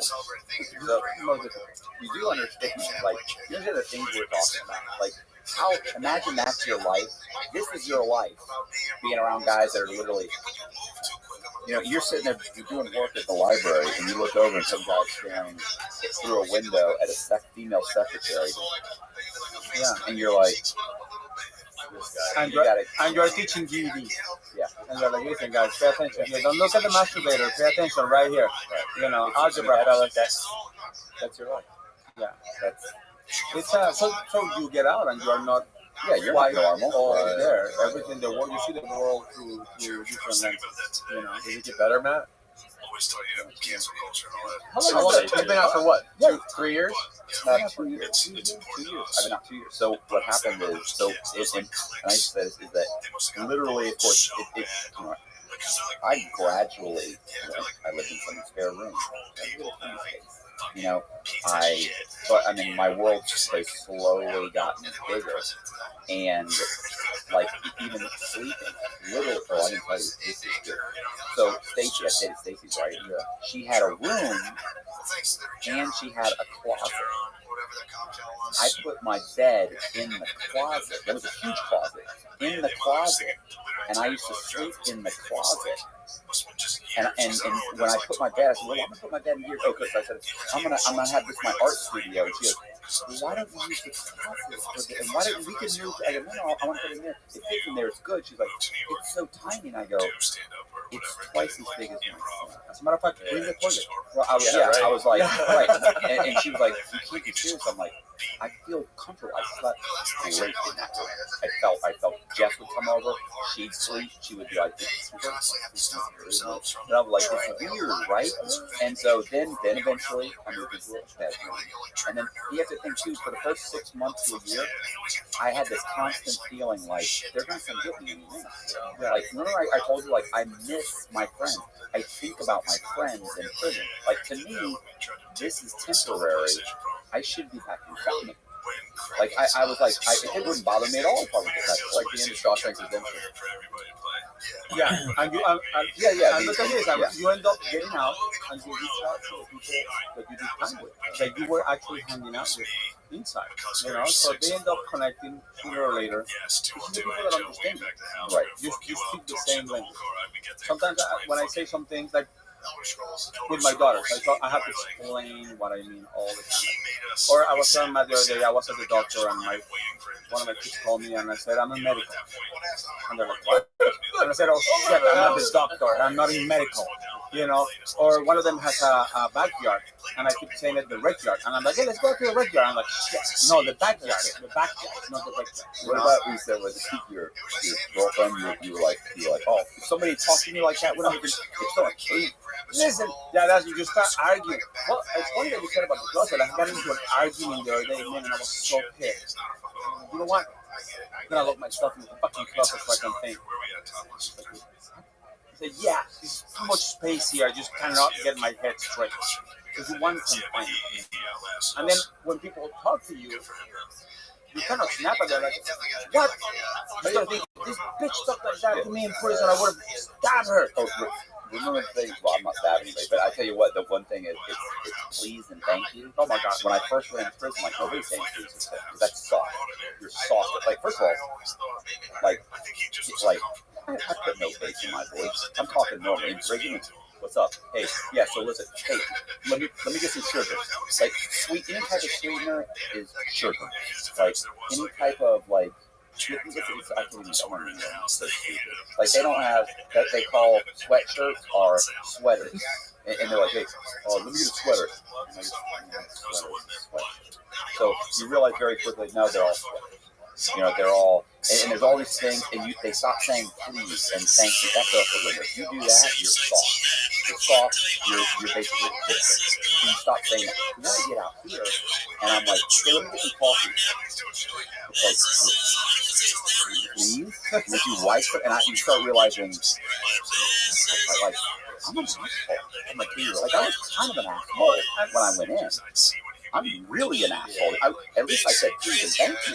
So it took a lot. Like I tried to be overly be polite. Like, hey, I really appreciate it. Hey, thank you. So now, like we were talking about going through the Starbucks. Yeah, I'm real overly. I don't just order. I'm like, hey, how are you doing today? Like I have to really push myself to try and be sweet, nice, superficial charm. Absolutely, but I have to make that. It's called faking sincere. Right. Yeah. You can do that. Sell anything. Yeah. So I have to really do that. Hearing aid and hand grenades. Yes, last. We run that all the time. I'm talking to everyone, trying to really make myself be sociable. Yeah, because you're just not when you come out. No, I'm so comfortable being alone. But when you are with a convict, it's okay. Like I went to your house the other day, and I'm like opening getting a glass and getting like, which was great because I don't offer anybody shit. Yeah, and I know. Listen, if I walked into his cell, I was gonna open his locker and he had some chips I was gonna eat them. You know what I mean? But then he had people there, and they're sitting there like. I'm like, yeah, grab my shit. No, but if it's there, it's eat it. Why should you hide it? Because that's kind of like how it is in prison. If it's on the table, it's for everybody. Right. If you don't want people to eat it, then you hide it. So now that you're a free man, somewhat free. Now you're a free man. Well, we still got probation. America, the land of the free, right? And the home of the brave. Yeah. This is the freest country in the world, right? It's super free. 1% more people per capita, I think, in any other countries. Right? Yeah. Other countries. So they set you free, and now you got to walk through basically a minefield. To make sure you don't get back in prison. How long the probation officer wants you to make payments to restitution, but he can't work. Yeah. Like, how am I going to do do that? He called that? me yesterday. He's like, dude, you haven't made any payments on the probation. On the restitution, I said, I can't work. He goes, you're still on that, huh? I said, yeah, man, I don't have a work permit. I don't have a driver's license. If you get me one, I'll Uber the shit out of this thing. But he's like, he goes, how about, getting a job and getting paid like $1,000 I'm like, ew. I'm like, wait a second. No, that's a federal offense. That violates immigration law. Oh, yeah, he goes like, yes, he does. I'm like, yeah, man, no. Listen, if I'm going to do shit, I'm going to do shit. Your probation officer said that to you? They don't think, they talk. What about this? Like, they're not familiar with what goes on once you get out. They're not familiar with what goes on once you're in there. Like a lot of people think that we got prepared to be out, and we don't. Nobody talks to you. Nobody tells you, listen, this is what we're gonna face when you get out. And it's like, listen, you're out. And how do I get home? I don't know. You're gonna get home. That's your fucking problem. You're out. You get a job, and then places you find a place to live. I mean, I haven't crossed that bridge yet, but when I've tried. They used to test the water. That he's lucky he has family here. If he didn't have family here, he's sleeping on a park bench somewhere. Yeah, because what's Right. it like? What's it like to find a place to rent? I mean, you have Well, to do the it's do your impossible background because they check, go, right? listen, we're gonna do a background check. You have you committed a crime? And I'm like, well, it's white collar. And I'm like, well, yeah, no, it doesn't matter if it's white collar. I mean, I had somebody that took 300. I told the story I think in the podcast. I said, listen, I have a federal criminal record. Oh, I don't know. Is it sexual? Is it like child abuse? Like you're child molested? Right. No. I'm like, listen, I'm white collar. Oh yeah, you shouldn't have a problem. I said, okay, So she runs. She takes my $300, non-refundable For the application. Yeah, then she comes back. She's like, "Hey, we run your criminal record, and we cannot take you because you don't have a record." I said, "Shit, I told you I had a record." She goes, "Yeah, but we didn't know that it would show up." It's a fucking federal record. Why wouldn't it show up? She's like, "Yeah," I said, "Good." I think people were laughing at the fucker because I said, "Fuck, I'm not a child molester, but I think I just got molested." Yeah. Yeah, I mean, it happens all the time. To open a bank account, it's the same thing. Everywhere you go, you have this stigma of being a convict. So what some convicts do, like me or Matt or other friends that I have, is they actually take that and they use it to their advantage. You use it to do good instead of bad. As crazy as it sounds, and the fact that we're talking about this in podcasts like yours, it's good that people know behind the fun and behind that other stuff. Man, that if you do the wrong thing, you are gonna end up in prison. Period. Not ifs, ands, or buts. Yeah, 10 years from now, you'll get out and you'll be at a concrete and you'll tell some jokes and you're like, oh my God, yeah, I remember. Is it worth the 10 years? Absolutely. But, so what we're trying to do is, we're trying to, I think, expose one side of the system that a lot of people don't see, Like I was telling somebody the other day, the good thing about being a convicted felon is that I can talk about my crimes. I can say, listen, I did this, and I did this, and I did this, and I was convicted.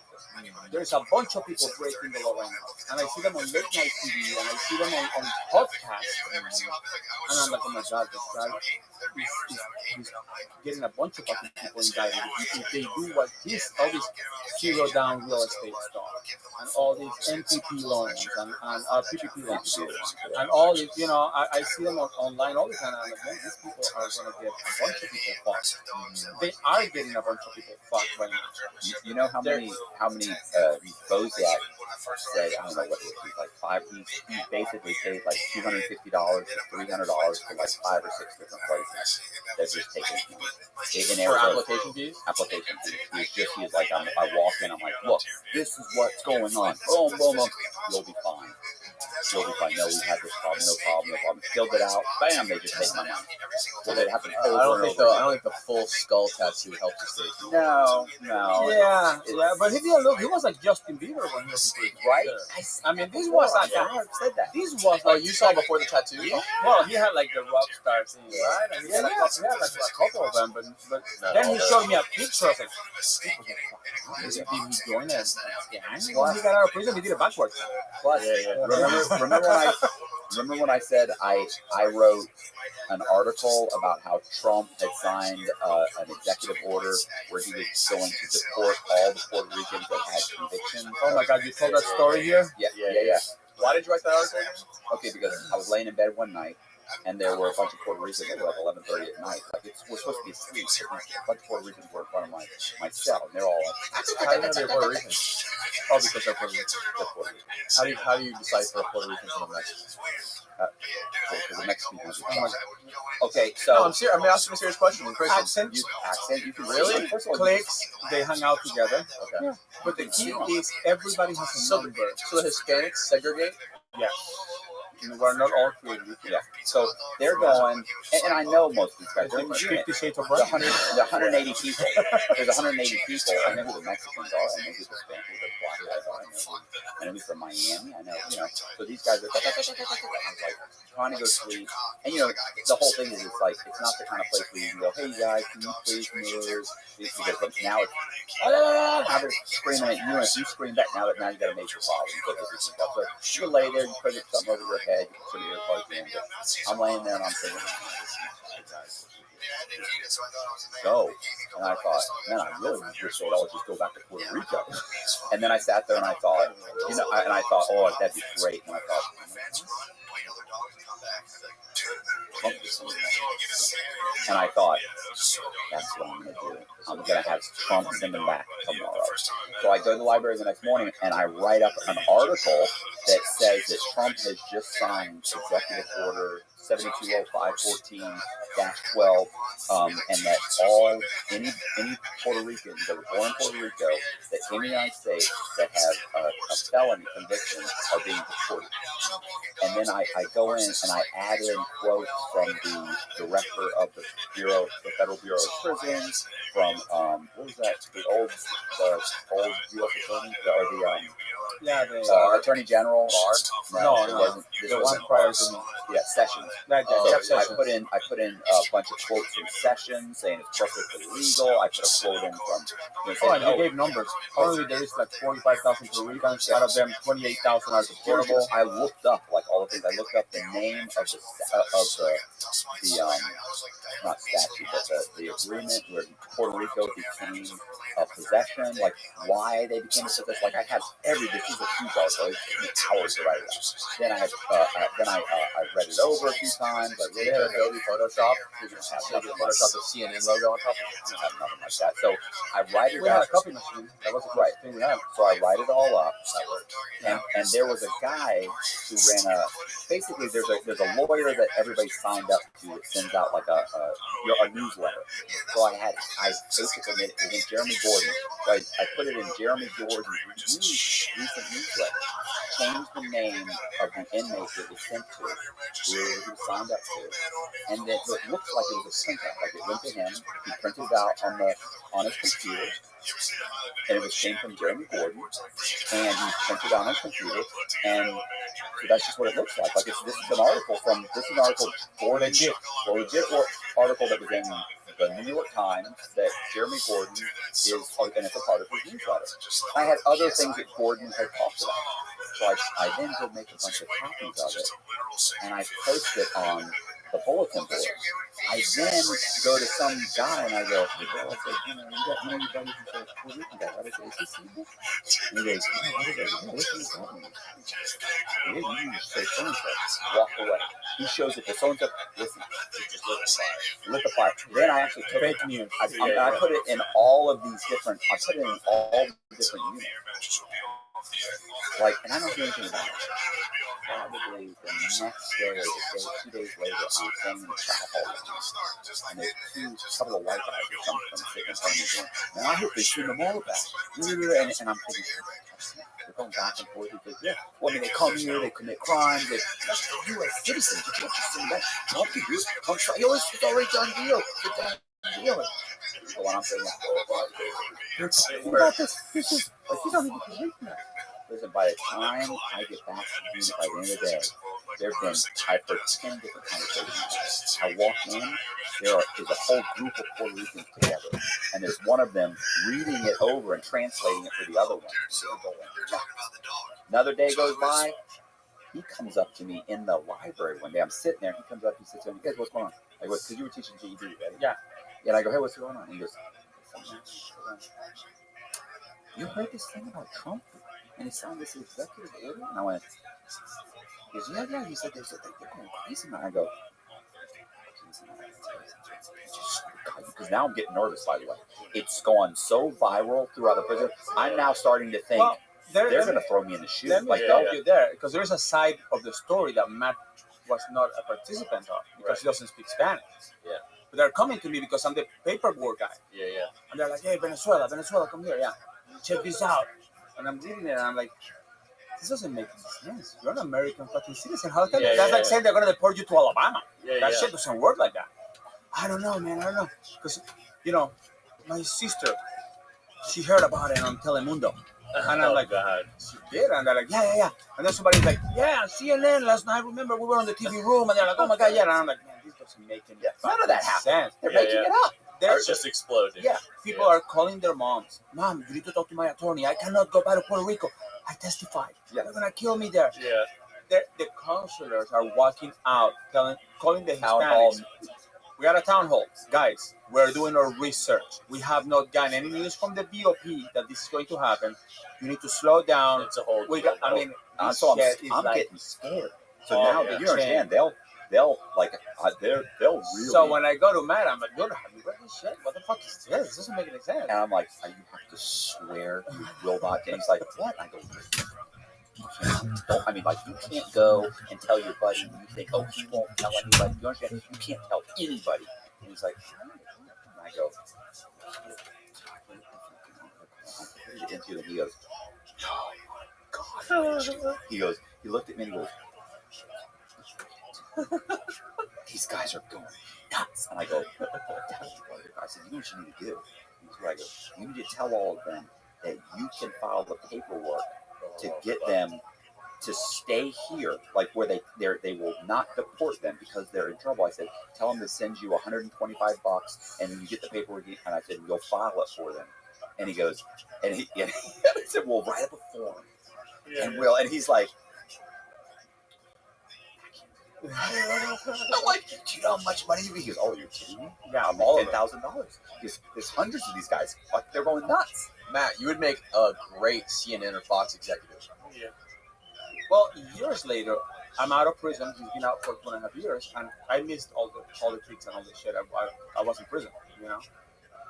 And I'm hearing this fake news stuff. So they're like, oh, it's all fake news. It's all fake news. And I'm trying to figure out what the fuck is fake news. So I'm watching the newscast, and I'm like, I tell my brother, dude, I gotta tell you a story about fake news in prison. My friend Matt, and I'm telling him the story. I'm like, that's the first time I heard of fake news. It's really the same thing that's going on in the real world. It's just It is on the a same grand, shit. on a grander scale. Yeah, That's very interesting. prison is like a micro, Yeah. system of what society is like. And it's the same thing. You have a percentage of people that have money. You have a percentage of people that are broke. You have the drug lords employing the broke people. And I used to tell my brother, man, this was common. And the media executives like Matt Cox. That are, Well, but Media executive. to his defense, Matt did not employ slaves. okay. But there were several inmates that did. So there would be like this ceiling of drug lords. $150 million, $200 million in the bank. They will sit there and they will come, yeah, I'm gonna show up, come here. So I sit there and say, yeah, what's up? No, listen, can you translate this for me? And I go, yeah, I'll translate it for you. You want anything to eat? Hold on a second. Pedro, come here for a second. So this guy will show up. Yes. What do we have to eat? Like a waiter, bro. It's another inmate. Well, we have pizzas, we have burritos, we have... Well, dude, I'll take a burrito. Give the man a burrito. You want anything to drink? What do you have to drink? Well, Sprite, Coke. Good, give me a Sprite. With ice? Yeah, with ice. All right. So the guy will leave on some bags with like the Sprite and the burrito and the whole thing. I mean, they have it. I mean, Like that. he doesn't have any himself. This guy's keeping his stuff. So he's putting money on multiple people's books. He's using multiple people's phones. You can only have 300 minutes. So you don't have any money. So here's what you're going to do. I'm going to put money on your books. You're going to go to commissary for me. You're going to get some commissary. I'm going to use your phone minutes because you're calling everybody. You can use some of them. And you're going to cook for me. And then you'll clean my room. I'm going to put money on your books. You're going to go to commissary. You're going to make my bed. You're going to clean my cell. You're going to do all my laundry. You'll do this. You'll do that. Like, this guy never goes to commissary. He never really has to leave his unit. All of his stuff is pressed and done. Everything's taken care of. For prison, you're living like a king. Yeah. You're the upper class of the, and you're renting out other people's locker space. Because you have to live out of a little tiny locker. Right. So you use a commissary spread throughout the whole place. Right. So you're going to keep my stuff. You're going to keep my stuff. Like, he probably has almost nothing in his locker. Like my locker. But I'll tell you, my first shocking story in prison, which I love to tell. I get to Miami. My cell is Puerto Rican. I mean, like, this is what it's going on. I'm just going time because I'm loaded.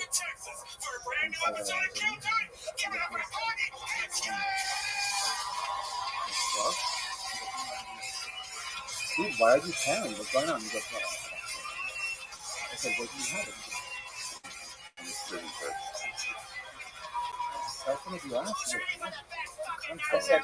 I said, I'm like, dude, I'm not, Is this an iPhone? I said, I'm not stepping out, bro. You gonna pull that shit out right now? He goes, yeah. I said, I want to see it. He goes, come on, bro. I said, no, bro. I've never seen this before. I don't believe. First of all, I don't believe it. He goes, all right, man. So he gets another Puerto Rican to watch it, and I'm sitting on my bed, and this guy's like, pushing his stuff. And all of a sudden, here comes his phone, bro. Like, fuck. And I'm sitting there going, oh my God. But the guy's still sitting, and he's still pushing. And I go, you got two phones? And he goes, shut up, bro, shut up. The charger. And I said, oh my God, the charger. And he goes, of course. What did you think I was going to charge your phone, bro? And I said, well, you know what? I would have never thought about putting the charger on my ass. I would have been the only idiot with a phone and no battery. You know? He's like, yes, yours. And they keep it up their ass all day.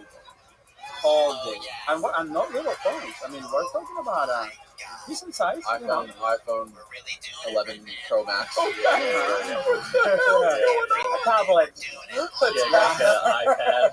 Yeah, give me an iPad. Yeah, that was impressive. Yeah, right. That was impressive. I've heard those words before, but not an iPhone. No.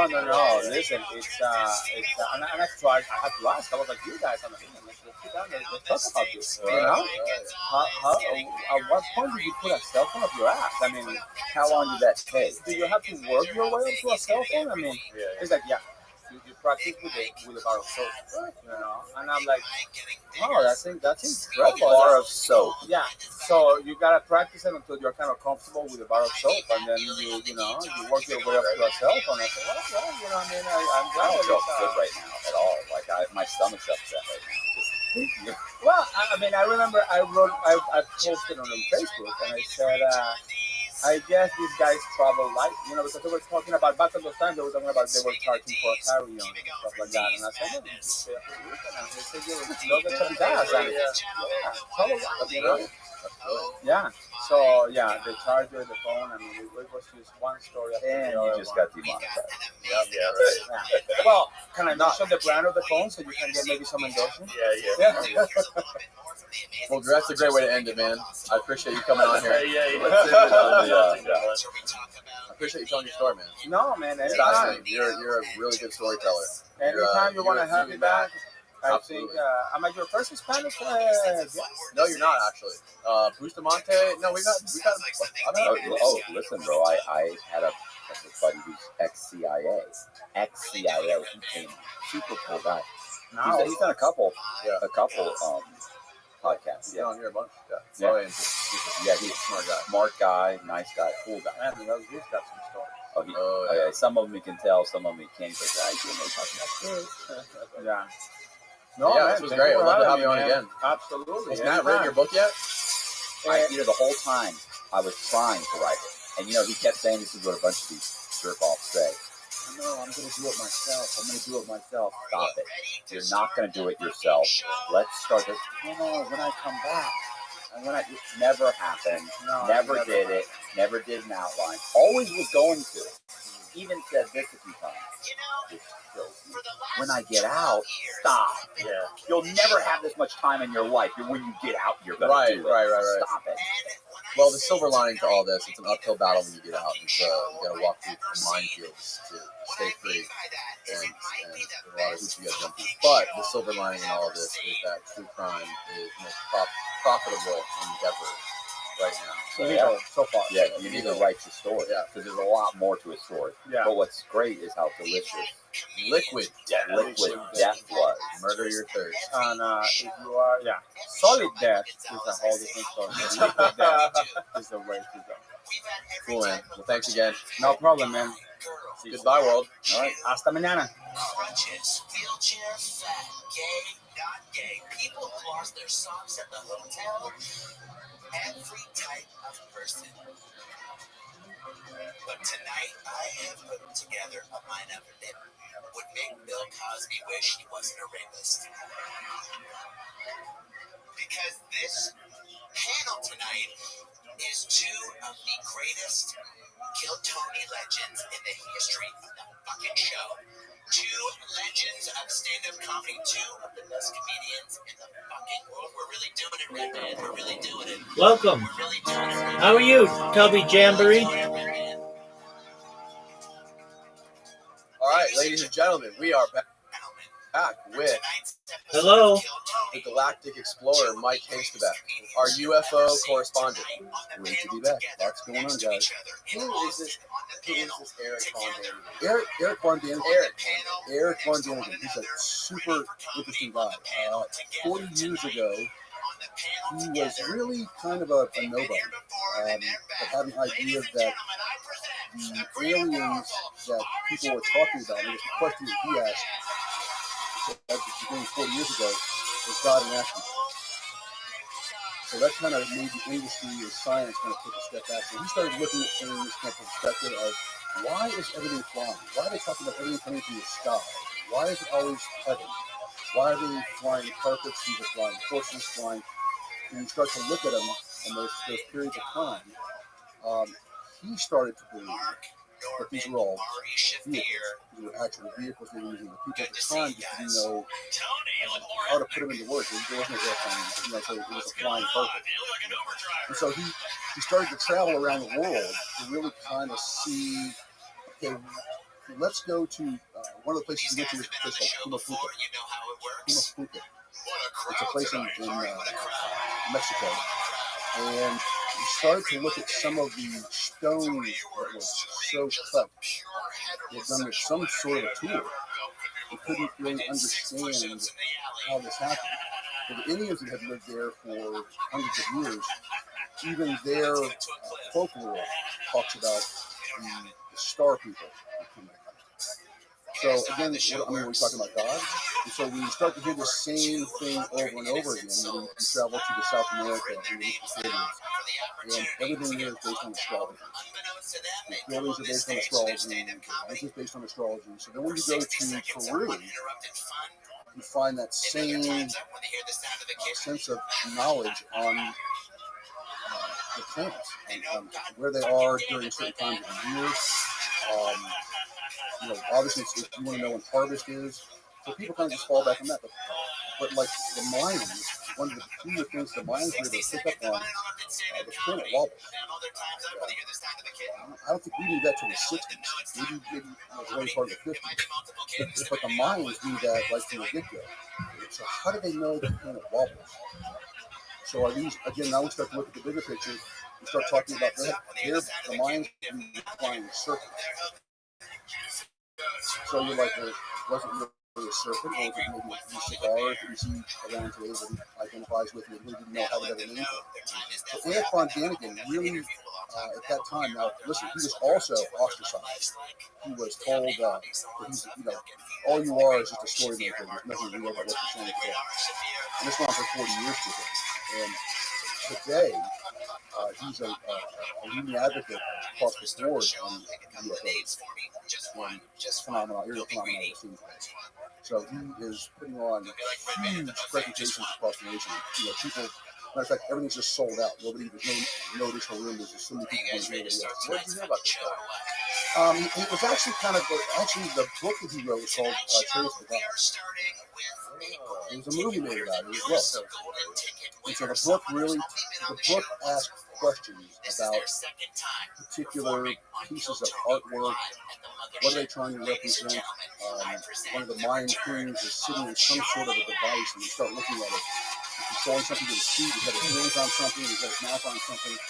And Eric Von Daniken was the first guy to come out and say he's in some sort of a craft. He's some sort of a ship. He's flying. So people, from a pseudoscience perspective, this guy is waiting. He's just so far out there.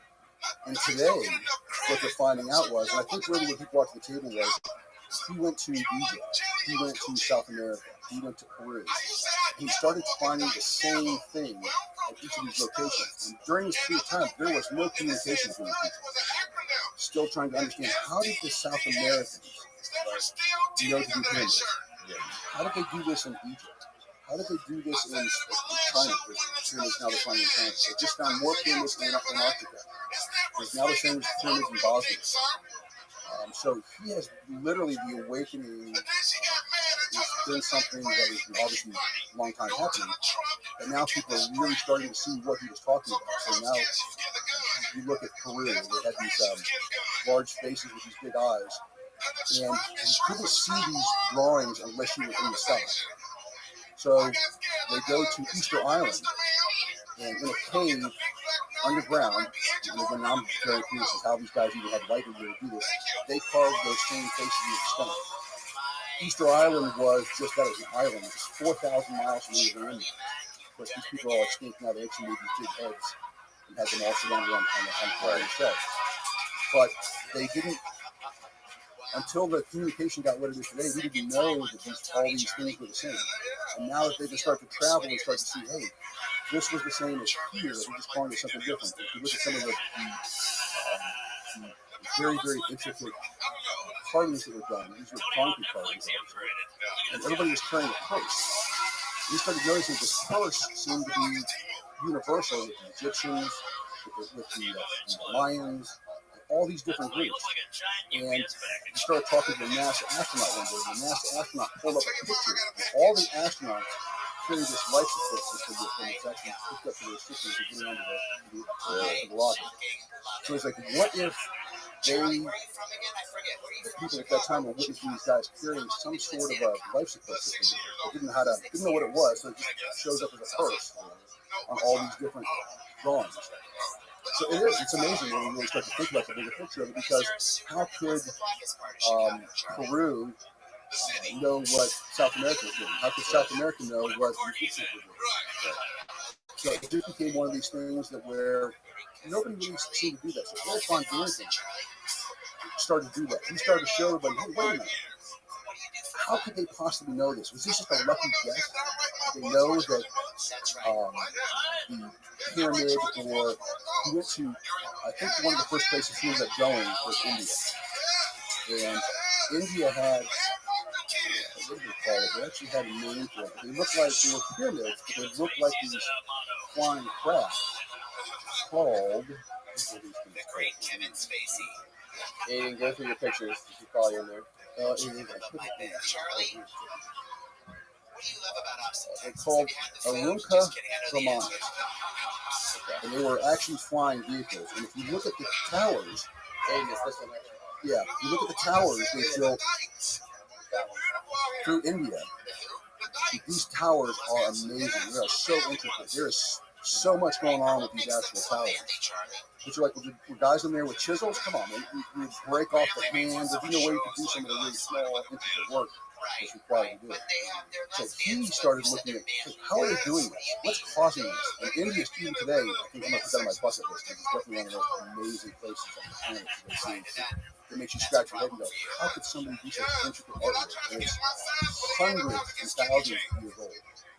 So he started to really look at that. So then from there, he went to Egypt and started talking to Egyptologists. Now, Egyptologists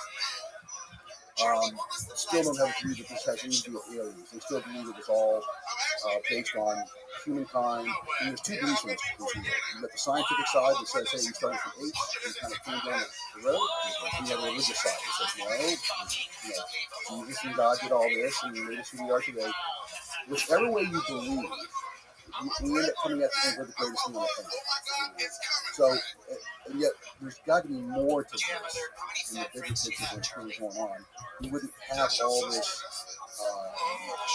information floating around today that shows. I mean, look at the guys that initially went to Dr. Greer, they went to DC, they did Project Disclosure. They brought in 40 military personnel.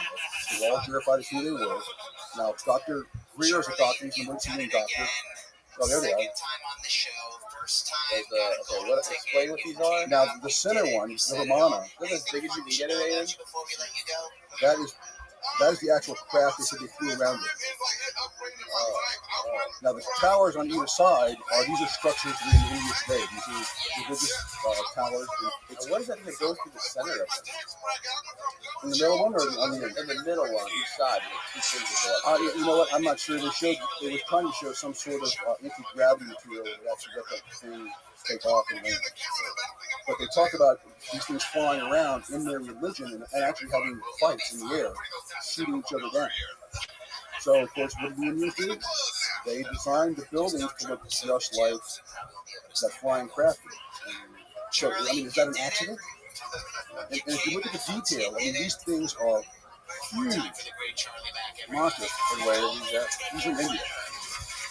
I mean, just amazing. So that's what this is really where Eric Von Daniken really started to put together this whole idea that the gods were really accurate. And so he said it's one of the best places in the world to go because so much of what they created is still there.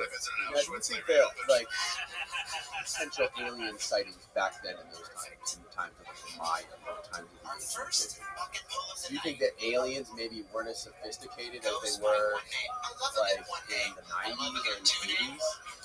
Because my question is, because they have those packs on them, right? Those bags, right? They say would be like life support, Right. But then you hear like stories of like the Zimbabwe account, where there was just these aliens wearing black suits, and they were just skin tight black suits. That's all they had. And they were standing there just telepathically communicating. I've actually read a couple times. Believe it or not, NASA has their same suits now.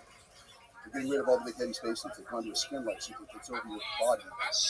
Almost like a That's what I'm wondering, if over the time, if we've been visited by different species of aliens. Well, listen, Eric Von Daniken said to no avail that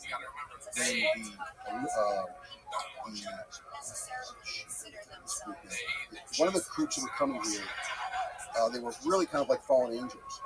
And they were told, hey, while you're here, let these people do their work. There's no having any sex with them. And they actually came down and ended up having sex with us. So they believe through gene manipulation, and through these things actually spawning us, this is how we all kind of came to be. They believe this happened over about 50,000 years. So there's millions of years we hear about, hey, you were an ape. I never kind of bought off on that to begin with. I mean, we were an ape. I said, why aren't we still changing? Why aren't we still evolving? I mean, I would think if it happened then, it would still be happening today. Yeah. I don't see monkeys getting a whole lot smarter. Elephants aren't talking. So where would that? At what point does it stop? And also, why the monkeys? Why not the elephant? Yeah. Well, listen. If you go back and look at the gentleman who's the one who came up with this whole concept. Darwin. Thanks very much. He went to the Galapagos. Look at the islands. He only spent 2 weeks, and he came up with this idea that this is what happened. And he did this through birds that were there, because birds had the same bird that was on a different island had a curved beak, so that he could reach inside these cactuses and pull out the seeds. But it was the same bird on the other island had a straight beak. So he started to believe that through your environment, that's what actually changed it. But again, he spent 2 weeks there, and all of a sudden that is law. We all hear that now. We all think this is how we grew up. It was chimpanzees, and then we were walking, and then all of a sudden you had a smoke. And so he started to look at that and say, no, that can't be. It just can't. It would still be happening today. Animals would be still changing. We would see in the last 10,000 years that something has happened to these animals. We're not seeing it. So, but if you go back and you start looking at when these guys started talking about gods, or there was even pictures, and I meant to get some of these as well. If you look at the 14th and 15th century, these pictures that were actually painted, and there's something up in the sky. In the back behind it, there's the Virgin Mary, and some guy's pointing at it, and his dog looking. So these things have been going on for so long that people didn't really know what to call them. I mean, listen, even through the 70s and 80s here, people were kind of a clown, necklace, if you believe in this stuff. That they come out now and say that President Kennedy was killed because he didn't release information on this. That's what a lot of people say. So it's popular belief. Well, and what they did was, and the way it came up with this was supposedly, it was a burned document that was found, I want to say, like 6 or 7 years ago. And somebody turned it in to a MUFON group, and it talked about what is MUFON? MUFON is a mutual UFO network. They were created in the early 90s to kind of be that group that really kind of investigates what's really going on with no agenda. They have no agenda. Just really kind of find out what the truth is. So as this group starts to mature, obviously, listen, we got bigger. Now, like I said, I've actually submitted some films from black time. What is this thing? So they're a huge organization, a monster organization, and they have now implemented some programs with David Greer, who was Dr. David Greer, who was our student, who was the guy responsible now for kind of bringing this whole thing to the forefront with the 40 people he brought. One of the guys who was there talked about children's being on the dark side of the moon. he was in the Navy. He had a top security clearance. He said that when they brought him in, he was going to be handling video and film in like the combat mission. He goes, he got brought into a room one day, and the guy said, "Stay here, wait right here, I'll be right back." He said, "I haven't even gotten my clearance yet." He goes, "So I'm standing in this dark room, and we're developing film, and the guy says, 'Hey man, you want to see something really cool? Come over here.'" He's like, "Oh, okay." So he goes, "I go over and check it out." And he starts showing me buildings in the dark side of the room. And he said to me, "These aren't ours." So, Aiden, that's your fucking cue, bro. So when you start looking at that, again, going back and kind of looking at the bigger picture. So this guy can't be lying. I mean, is he? Did he really get up here? Would all 40 of these people have such fantastic stories that you would say, no, this guy's lying? The one guy that talked about 40 different creatures that are coming here, 40 different aliens, 40 different terrestrials, and people coming here. One of the former prime ministers of England said the U.S. has been doing what we call the tall whites for like the last 15 or 20 years. I think this is the conversation that got shot over. So that's probably what it does. The tall whites, the Rockefellers are in control. They don't want us. These are tall whites. They're very. No, explain. These guys don't know about the tall whites. We gotta educate these newbies on the tall whites. The tall whites were a group of very Nordic-looking extraterrestrials. Very tall, light hair, just very, very big. There was some talk that in the early 30s that there was a guy that was basically, his name was Thor, and he was a tall one, and he was working within the Senate and Congress. So if you look him up online, you pull him up. This guy looks like a very tall Nordic, slack-jawed, just a really good-looking human being, or really everything. More like a Viking than anything else. Like something in the Rumpelmans logo. Yeah, very cool. I mean, but again, so this, at the time, when this guy from Canada came out, he said, "Hey, aliens, they're aliens."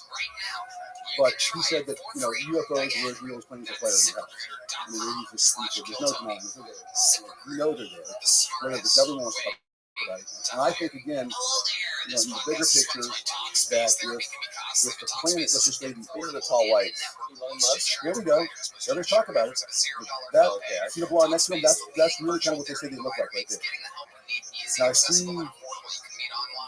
Right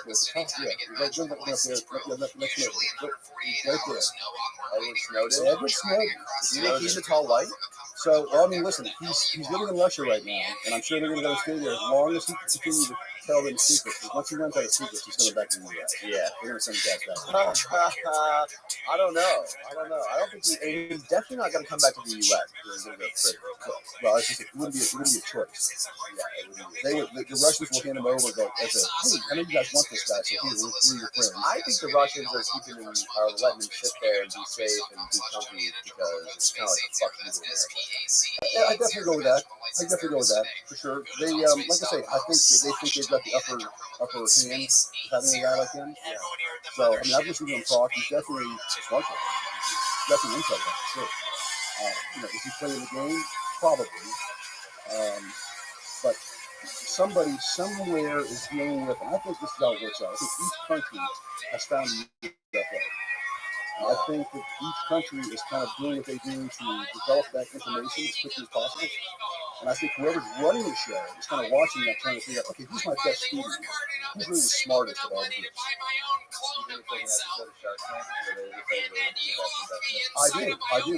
I really think there's a couple things going on. And I think we talked about this last time. I think that when you go back and if you look at humanity and how many times we've been wiped off the planet, and you're back on the planet and wiped off the planet again, whether this is through natural selection, or if it's through the Great Flood, or if it's through some sort of virus or disease, media, whatever it was, would kill everybody off, and then all of a sudden somehow the earth would repopulate. And so today, there's more people on the planet today than ever before in history. Why is that? And I think if you look at one thing that has changed, more so than anything, it's the way that we developed and cast out from our cars all the carbon dioxide. The planet likes carbon dioxide. The trees like carbon dioxide.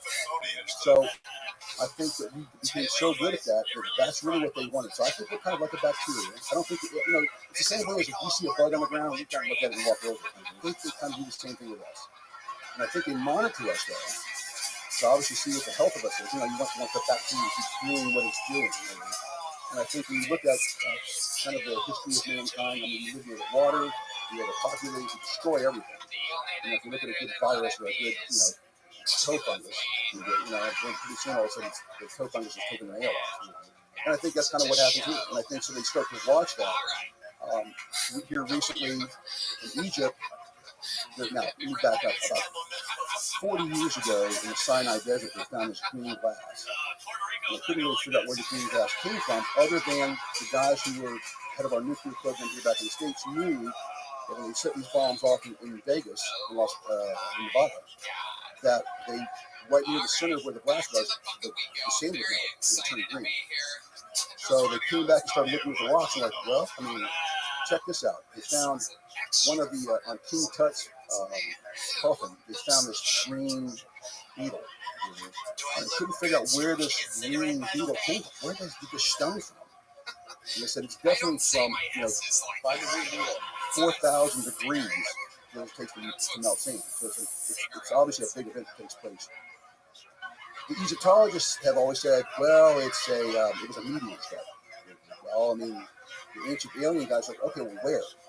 Where did it hit? Well, the sands can cover up everything. Can cover up pyramids. So they kind of had, okay, we'll take a back seat to this.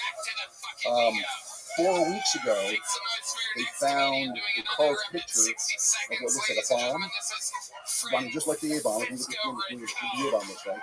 It's a guy dropping it from his hand. And on the left side, or on the right side of the picture, is this mushroom cloud. So they just found this. So now the Egyptologists are going, aha! Well, it's too peculiar. I think if you look, I think those pictures are up there too. I think I gave you those pictures. Yeah. So they also had spaceships that were on the roof, or extraterrestrial crafts that looked like the traditional saucer that they outlined as well. So 3 weeks before that, they found these hands. They were steel metal hands. They found 16 pairs that were 3,600 years old. So it's these type of things that make you go, well, hold on a second.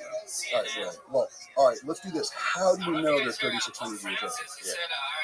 What do you think is the most legitimate, verifiable evidence that we have around? Like, I know there's all these crazy things you can find. You can find this hieroglyphic of a hydrogen bomb. See all these things, you can make all these assumptions about it. There are all these connections to it. But what do you think is like the most concrete evidence of this stuff? Or the most concrete encounter or sighting or whatever it is? Well, here's the thing, no matter, it's funny, if you talk about certain events, I can just see what Bigfoot looks like. And then you get a picture like, that's not really no. I think you're going to have a problem. I think even if tomorrow it's aliens landed and you're shaking everybody's hand and going, okay, we're here, and still be people going, nah, that's all. I don't think there's any one event. I think it's more, when Eric Von Daniken came out and started saying what he was saying, the scientific community was looking at him like it's pseudoscience, you're an idiot. But for whatever reason, the rest of the planet started to get it. They started to see the same things that he was seeing. I mean, does God really fly around on a carpet? Not really flying around on a carpet. They wouldn't say that. I mean, yeah. And so these things that are flying and there's wars going on and these things that are happening have to be looked at more than just like, well, it was just somebody's great imagination. Well, no, that's your opinion. But when you look at each of the cultures that are out there, they all seem to have something unique about what they do, but it's also shared. So again, when you start looking at the stars, you start talking about astrology, you start talking about different times of the year, they all seem to have the same thing in common. How could it be so good with the stars and planets? I mean, I don't know if you guys have ever tried to track Venus, but it's crazy because it moves so fast across the sky. Even in the summertime, when we go from summertime to wintertime, the sun moves right there. And so it moves actually, the sun moves farther north. And it does it like in a couple of weeks as the Earth starts to rotate around. But how would you know that back then. I mean, where do these people get their knowledge to even ask that question? Yeah, what did they say about them to actually, for the Egyptians or the Mayans, or whoever it was, that were able to account for is it what's called the wobble? It's called the equinox. Equinox of the wobble. I can't remember exactly, but it was like you would need to take measurements for like over 100 years like that to be able to account for the wobble of the earth. To pick up on it. More than that. I think it was like 500 years or something. It could have been, yeah, it could have been some crazy number because again, now the wobble happens yearly. That's what gives us our seasons. You know, as it kind of, you know, if the planet's like this and it kind of rocks this way, north now has become farther down, and you start to lift yourself up, and it becomes a whole different. Yeah, that's the equinox. You can really tell by the way the light changes too when it starts to shift, because the way the light hits in the summer is definitely different. Oh yeah, for sure. I mean, my grass goes, right? I can see it in the yard. I've actually got some things marked, like where the first day of winter is and where the first day of summer is. So you can track it by the shadow. And that's exactly right. I just put rocks by it, includes my own little thing that I've done with it. So going back and looking at what they've done, you're like, okay, I get that. But, you know, of course, the question comes up, where do these cultures go? Where do the Egyptians go? Where do the Mayans go? You know, all those, they got mixed up with the Spanish, and the Spanish had diseases, and they died because that's just too convenient. Mike, was there a time in your life before, like, was there a time or, like, some sort of event that happened where you just started paying attention to the sky? Or was it a time you just never, because I can remember a time, like, up until recently, I never pay attention or look at the sky ever. Sure. Like, how many people actually take a couple minutes of the day to pay attention to what's going on? They don't. You're too busy on your phone, you're driving, you're looking at your laptop, you're working on your computer, whatever you're doing. Talking to somebody, like, it's very big. I bet you less than 1% of people on the planet spend more than 5 minutes a day paying attention to what's going on in the sky. True. Unless you see an airplane or a helicopter or something that like catches your attention. You gotta slow down and let the light in, man. Yeah. Look up. Well, I think too that some people either, what I've noticed with some people is that they're more aware of things than others. And it's almost a natural thing. You know, kind of for instance, with a bunch of guys, we're traveling, we're doing a big backpack trip through the mountains. I happen to see a deer with a fawn, and they're kind of jumping around. You know, she's playing with this little thing, and I didn't get a chance to stop and see the other guys yet, so they didn't even see it. So as I turned around to talk to them, two of the other guys in the river group had seen the same thing, but the other four were completely oblivious to it. So some people just have that natural ability, I think, to be more interested in what's going on. You know, at stargazing. So stargazing starts out at stargazing, and all of a sudden you see something like, what is that? Why is it doing that? So that's where, for me, as a Boy Scout, that's what kind of started for me. We got camping one night, we're all kind of having a fun time, and we see it was like a meteorite. It probably was. You know, but I was like, wow, I can't see that with my eyes. You know, being a young guy, you don't realize that. And so you start looking at additional things. Like in our last podcast, we talked about, I want to say it was 94. I'm coming back from Tampa. It's 4 o'clock in the afternoon, and there's this great big gray football sheet thing at the top of the tower. It's that picture of where the building was next to it. You talked about that in the last podcast, and there was other people coming in the comments saying they saw the same thing. Really? Yes. See? So, dude, when I saw that at that time, I'm like, it's 4 o'clock in the afternoon, it's rush hour traffic. And I'm looking at this thing like, nobody else is seeing that? So I'm thinking, well, okay, it's a blip. And it got off and it's got caught at the top of the tower. Yeah. The weird thing was that the line, there was a line that went from this, whatever it was, to the top of the tower. And it was slacking. It wasn't pulled tight. So I know this is a 500-foot tower. I know that 500 feet above the ground, that wind is whipping pretty good. So that thing would have been moving, but it didn't move at all. And I mean, you're so like, well, nobody else is paying attention to it. It can't be really anything. Right. But I couldn't get that thing off of my mind. And so at the time, there was nothing there to say, wow, it was as big as that building. They built this 10-story building almost right next to the tower when you're coming across our campus, so you can see it. And I'm like, it was as big as that building. It literally was as big as that building. And so I, probably 8 or 9 months after the fact, I actually went to this facility. It's still there. There's a huge fence around it. You can't get into the building. You're not going to walk into it. You have to use security. So I rang the buzzer, and the guy's like, hey, all deliveries go around back. I'm like, listen, I don't have a delivery. I got a question for you. He's like, yeah, what is it? And I said, hey, about 9 months ago, I saw something at the top of your tower. It was either caught on the tower, and I was trying to confirm it was there. And the first thing he said to me was, sir, I want you to get off the property. I'm like, excuse me? I'm just asking, get away. And so he said, just get away from the fence, and then he wouldn't talk to you anymore. So, again, was that real? It was something. If people chimed in, so they must have seen it also. Well, that's what I'm saying. You can get away with so much shit in the air because no one's paying attention. Nobody's staring at the sky. 4 o'clock in the afternoon, not a thing. It doesn't have to be that high. It could probably just be like 10 feet away. Dude, like I said, this was 500 feet. Right. This was 500 feet. This wasn't like, even I watched the space shuttle. Right here, pretty cool. It's a great location. Watch the whole thing go by. So if you didn't know it was a space shuttle, you would have thought it was a plane. There's no flashing lights, it's just a straight line, but it's a white colored light. This thing is moving at 25,000 miles an hour. It would look like a plane that would be moving at 400 or 500 miles. How fast the rockets go? 25. Well, the space shuttle is. The space shuttle is 25,000 miles an hour.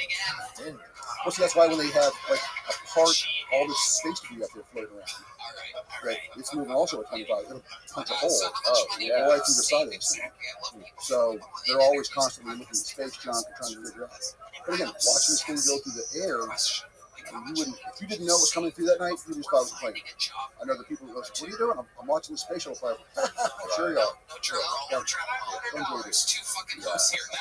Where were you at? I was over in Tampa. I was doing some radio I was looking for. And it was 10 o'clock at night. It's in a great area. It's in a very, very well-to-do neighborhood. It's at the end of the road, right over the bay.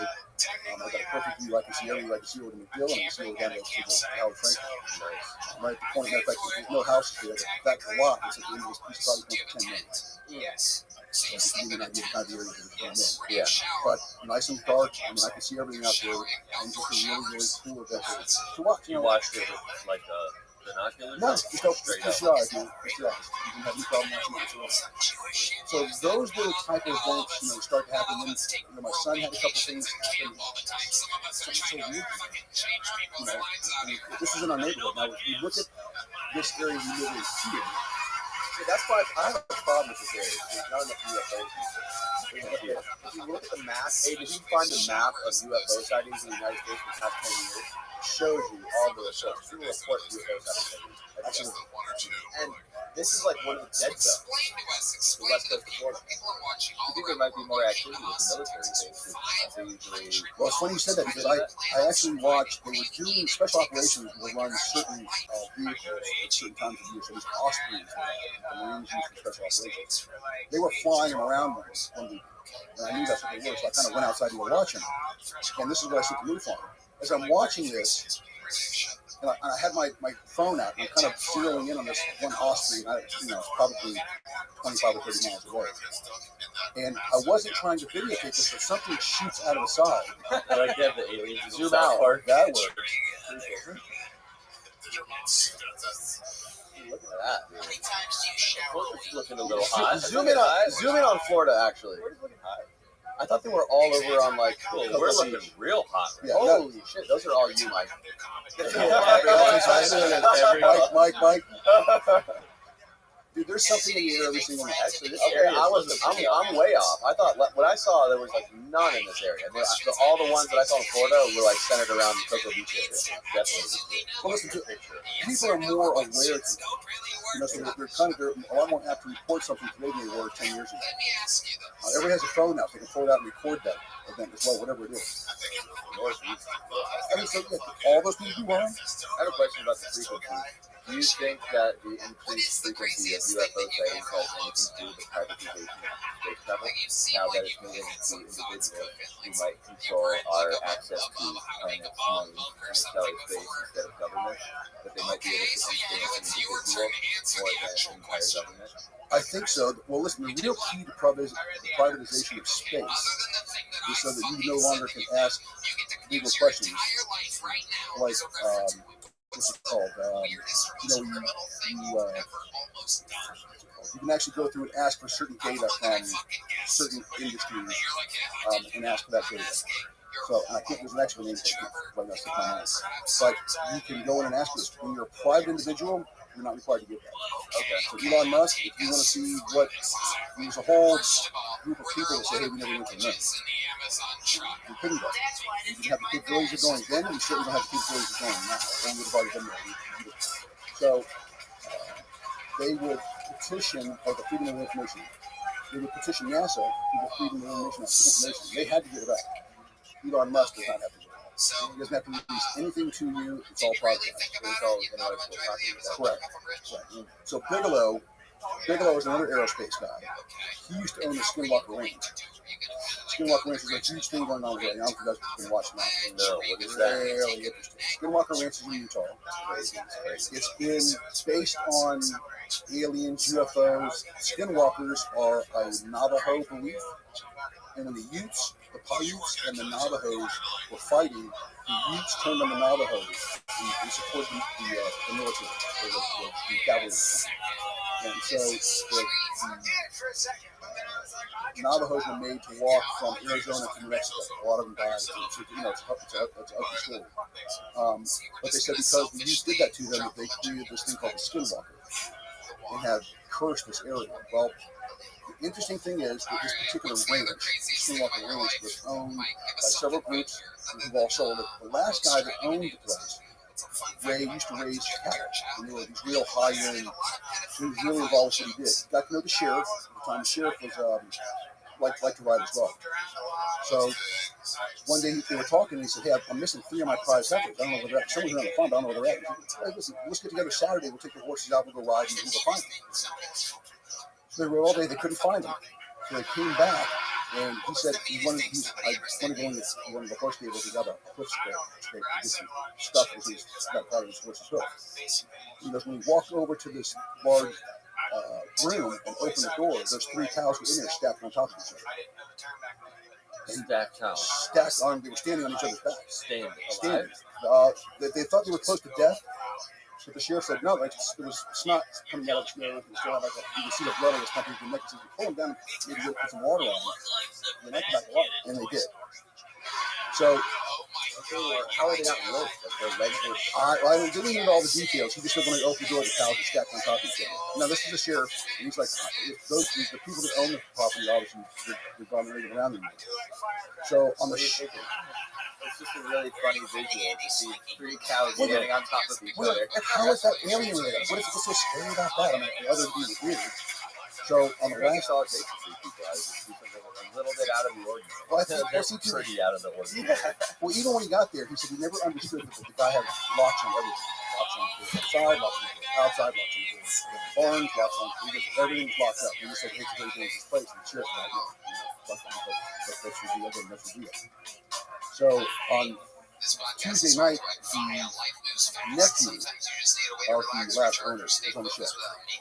And they were talking to him, and he said, so what's it like to be out here? It's just weird because of all the strange things that happened. Talk to me some of it. What was really strange? What was one of the first things you saw? The guy said, well, hold on, he goes, let me ask you about this. He goes, there were 3 dogs that were killed out here. And the guy goes, there was. That day? No, they were killed back in the mid-90s. And so he said, where were these dogs killed? And I thought they were just killed over here. Let's go take a look. So they walked over to this particular area, and he said, so we had heard that they had been killed. And the guy said, oh, not only were they killed, they were crushed into the ground. And the guy goes, what do you mean crushed into the ground? It's like something came above the top of it and crushed into the ground. There was also a big burn mark all the way around each of the dogs on the ground. I goes, how did that happen? He goes, well, hold on, let me back up. He goes, we used to see these blue orbs. And he goes, you always felt it on the level. We really didn't know. We're watching a blue one bounce down off this mountaintop. And it comes down, and he goes into the bushes. And that's when our dogs started going crazy. And the dogs chased him into the bushes. And while we heard him yelp, and when we walked inside there, the guy goes, oh, so this is what you heard? And the guy said, no, I was there. I was there the day this all went on. He said 2 weeks later, after this event had happened, because my uncle started to really think, hey, we need to get out of here. This thing's going to kill one of us. We were standing on the edge of the farm, and we're looking out over this ridge. And there's this light comes up, and all of a sudden, it looked like a door opening. It opened up, 3 items flew out of it. They pointed to a bunch of trees. And they flew all over these trees. They were right down in the trees. Whatever they were looking for. And he said they stopped doing that and they flew back in the hole and all filled up in the flying. So, this particular show, what they were doing was they used a thermal camera. They brought in a rabbi, and this rabbi began to say a prayer that was based on portals. They could open portals, he said. So as he's going through this prayer, they've got this thermal image camera on this place, and all of a sudden, within mere moments, they have a 27-degree drop. The whole front of the building became cold. Now this guy he's an astrophysicist. He's like, I don't know what's causing this. This is the weirdest thing I've ever seen. They walk down there, and the guy's like, dude, it's like I walked into a refrigerator. It's literally that cold here.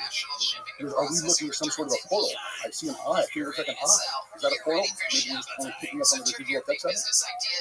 So there's something, again, now they're tying it in with Bigfoot, they're tying it in with all the skinwalker animals. These skinwalker animals have the ability to change themselves into dogs or bears or some animal, the birds.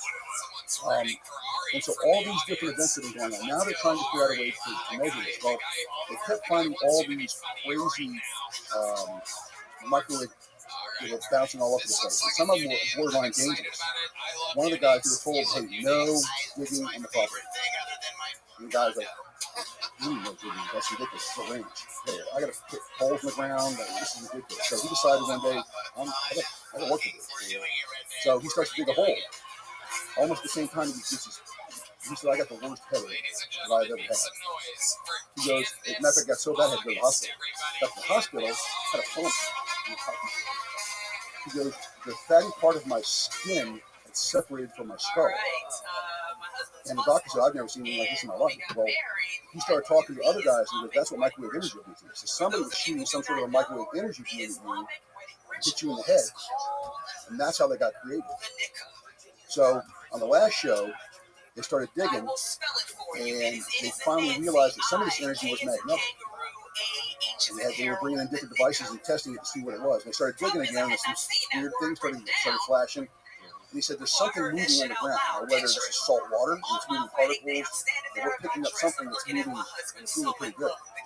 At one point in the show, they dropped 45,000 gallons of water into this crap. They didn't know what the water was. And this guy said, well, this is some sort of a pathway, maybe it's water. There's something going on here this year. So they actually started digging there because that's when the show ended this week. So it's just, where do you watch this? It's on the History Channel. I mean, is that the one with the guy with the crazy hair? That's yeah, that's different show, same channel. Yeah. So, like, I tried watching that show. Like, all these stories sound fucking fascinating. And I wanted to watch it. I watch a lot of documentaries and stuff. And when I watch, my problem with it is I want to believe it's so bad. But then when I watch an episode of that show on the History Channel, it is just so produced. They spice it up. Oh, sure. And graphics are the downfall. We know what it's like. You know, we know what it's like. We experienced making those shows. We've done that before. Like, they're following a schedule. They have a crew where they have, like, okay, at 12, we're going to go dig over here. And we got the phone that's going to go crazy. We got to do that. I mean, there's so much. Now, listen, you have to coordinate. Absolutely. Listen, the phone's going crazy. That's nothing you can do. Like, when the guy holds his one phone up, he goes, whatever's happening right now is getting around my password. And that's it. Listen, NSA can't do it. Yeah, but you can do it with video. You can make a full screen video on the phone. You can show it. Listen, okay, I get that. But listen, these guys are security guys. I can make you one. The one guy, again, I'm sure there's guys out there to do this. Here's the problem. I agree with what you're saying. They're definitely telling these guys what to see. Now, the security guys are not the sharpest bunch in the group. And the last thing you want these guys doing is just having some dumbass thing drop out of his mouth. Okay? Boop, boop, boop. Yeah. It has nothing to do with anything. When you said security guys, like security guards, security guards at the range. Yeah, okay. Security guys work at the range. They work at the range. And his basic job is Bigelow is the owner of the ranch. Pull up a clip from on YouTube of the show. It's called the Skinwalker Ranch on the History Channel. Hold on. Or the Secrets of Skinwalker Ranch. I got a clip. You can play on TV. It sounds kind of sexy. Can I send this to you? The Secrets of Skinwalker Ranch. Dude, it is. Let me say, dude. Where is it at? Utah, you said? In Utah, yeah. Is it all inclusive? Yeah. So like Sunnyvale. Well, listen, when you see this guy tell the story about the dog getting crushed into the ground,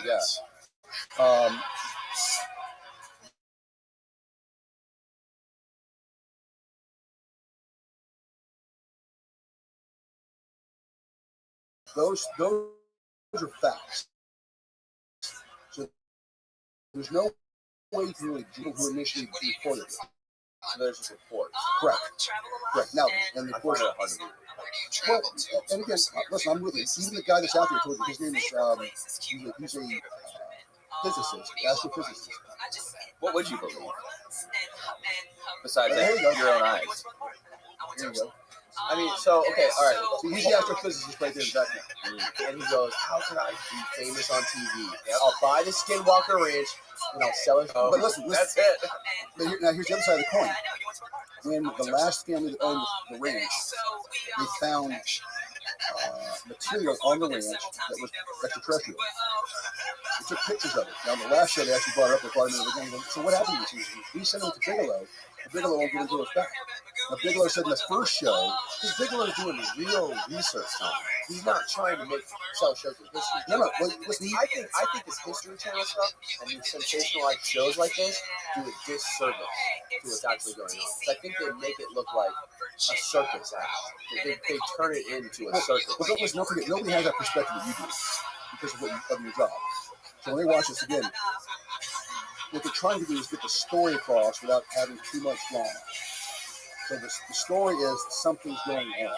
And it has been going on for 40 years, 50 years. But that's what but that show to me is like over dramatized. You know what I mean? With the characters, the music, the names and the music, and setting But it it's on up. TV, and that's Yeah, you gotta sell that space.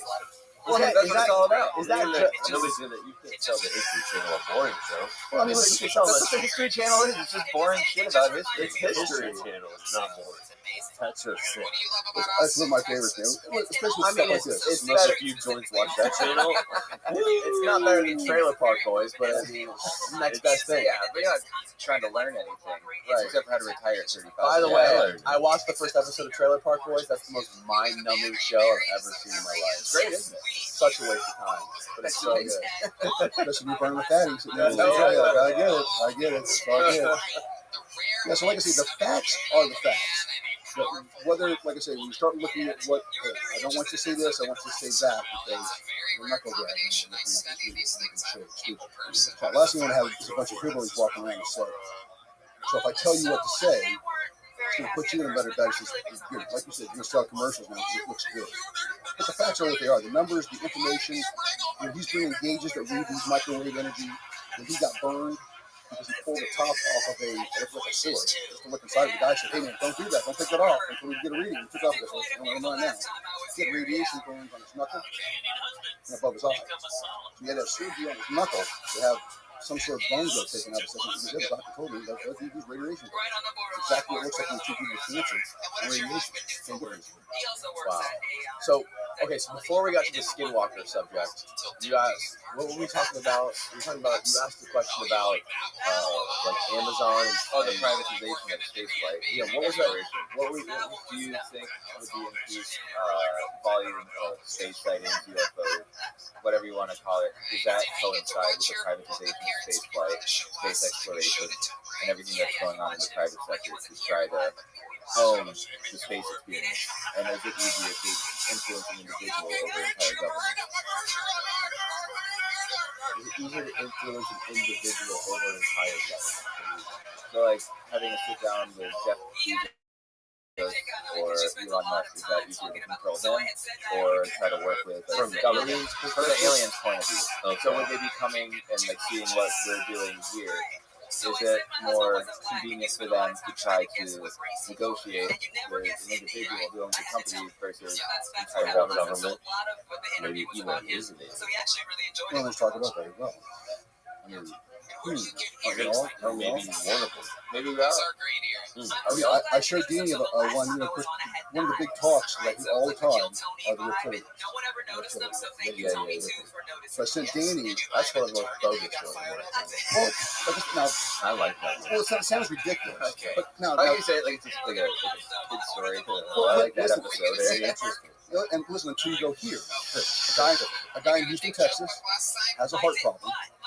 They bring him in. They realize all of a sudden that he doesn't have a 4-chamber heart, he has a 2-chamber heart, just like a reptile. That should just be a defect. Some people are born with, that's convenient. Some people are born with, he had a tail. He had a tail. Can we find this guy? So I sent you the information. I saw that one guy that was on the Discovery Channel that transformed into a cat. Yeah, but that was surgery. That guy was fucking See the guys with the that horns, was they put plastic those balls. surgery. Yeah. Oh, okay. So this guy was like born that way. What about something about Mary? That guy had a tail. Yeah, he had a tail. Let's figure out, like I say, where does that heart come from? How does that happen? Is that part of the genes? A man with a 2-chambered heart and a tail. 4. Or 2. Like you have a 4-chamber heart, he had a 2-chamber heart. Maybe he was like planted here by the aliens and they didn't get him. I love this woman. I mean, the whole idea of the reptilians, of course, I told you, if you look at, see the guy's eyes? Yeah, How it much it looks is? like a cat. Dude, I mean, they said when you're looking at these particular individuals and you're looking at them on camera, you can see that they have like, the pupils aren't round, they're kind of straight. Like squiggly eyes. So yeah. You know about this shit? So I've seen some videos of this on YouTube. Yeah. You think it's real? I mean, I couldn't confirm or deny if it's real, but No, I'm asking you. I don't want you to confirm or deny. I want to know what you think. I don't know. I think it's possible. I don't know. Just watching the video, It sounds like you're afraid of commitment here. Yeah. You're really afraid. You're really afraid to have an I'm opinion. just not sold 100%. Shane's afraid to have an opinion on anything. Look, would I bet on it? I wouldn't bet on it. Sometimes, parlay. sometimes neutral's a good thing. Okay. But I'm open for more data on it. Yeah, for sure. You can see what the odds are. Well, listen, They when you look look, make a bet. suspect. Something's going on. well, listen, when you look at the Navy talk about it, now there's even been a show that came out that talked about during Vietnam that there was actually a unit that was a river marine patrol boat that got into a gunfight. And when they started shooting at it, they shot back at him and blew this vehicle out, blew the boat out of the water. And when the investigation was done, the strange thing was all the material they found in the boat was from the boat. The rounds that hit the boat were from the boat. The missile they launched was from the boat. They were able to actually turn this thing around and use it against them. You know, and again, these are military guys. It's one of the strangest stories you ever hear. But all these, there hasn't been one story I've ever heard that I'm like, oh, that sounds really interesting and true. It's always the worst or the weirdest thing ever. I mean, when this group of Project Disclosure came out, and the one guy said, hey, there's 20 different type of aliens we've had contact with here. It sounds ridiculous. Yet there's 40 of these guys. This is all about pressing Congress to listen to this whole Project Disclosure and disclose the fact that UFOs are real. So each of these guys that got up there, they told these unbelievable stories. And you're like, come on. I mean, really? But yet, there they are, telling the story. They were proven of what they did in the military. They proved they had the background. They proved they had security clearances. We had guys here from aviation, FAA, who were there. They were talking about events that had taken place. And the CIA came in and said, listen, this never happened. I was never here. Then I started laughing. Of course you're here. Of course it happened. You wouldn't be having this meeting if it didn't. So there's obviously something going on in the bigger picture. Whether I've heard our technology right now is at 400 years ahead of everybody else. So you look at like David Faber, the rest of the world, America's technology is 400 years ahead of everybody else. Anti-gravity.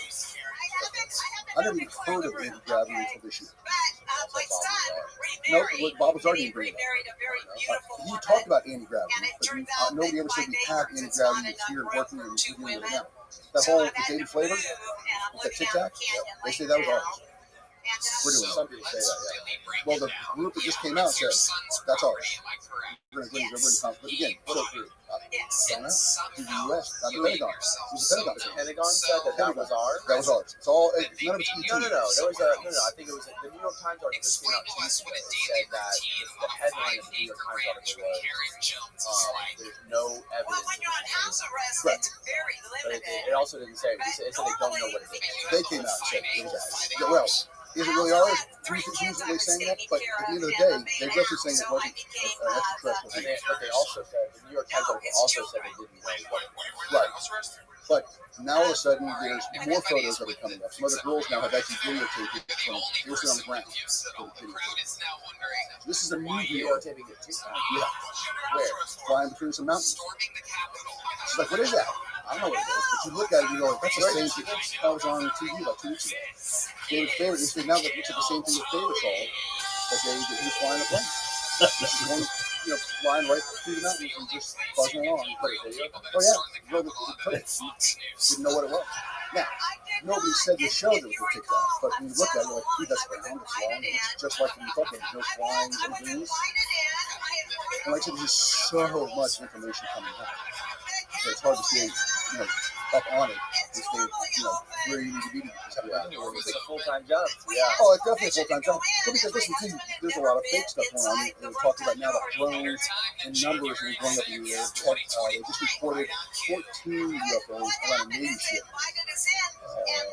about a month ago. The Navy still doesn't know what they were. They were all over the ship. Yeah. I saw that. So, yeah.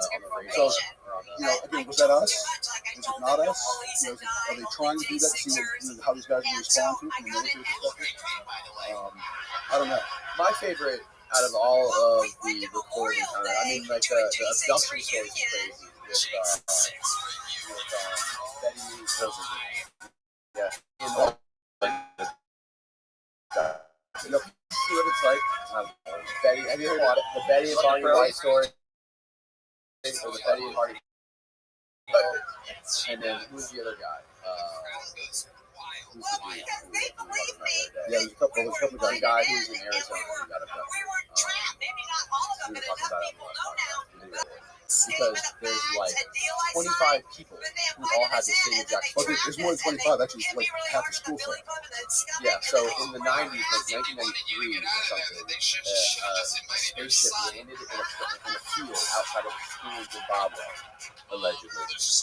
And all 20 of the kids saw it. They like walk out and he's like, it's just there. Allegedly, Talk about we your don't get Shadow Man. No, here's they actually went back to the school and they brought back all the kids. And the story is fucking bonkers because they got a psychiatrist came and interviewed all the kids, and they were all like 5 and 10. And they had all pictures. And the psychiatrist had them all draw pictures and talk about individually, right, separate from each other. And all the kids had the same exact fucking story.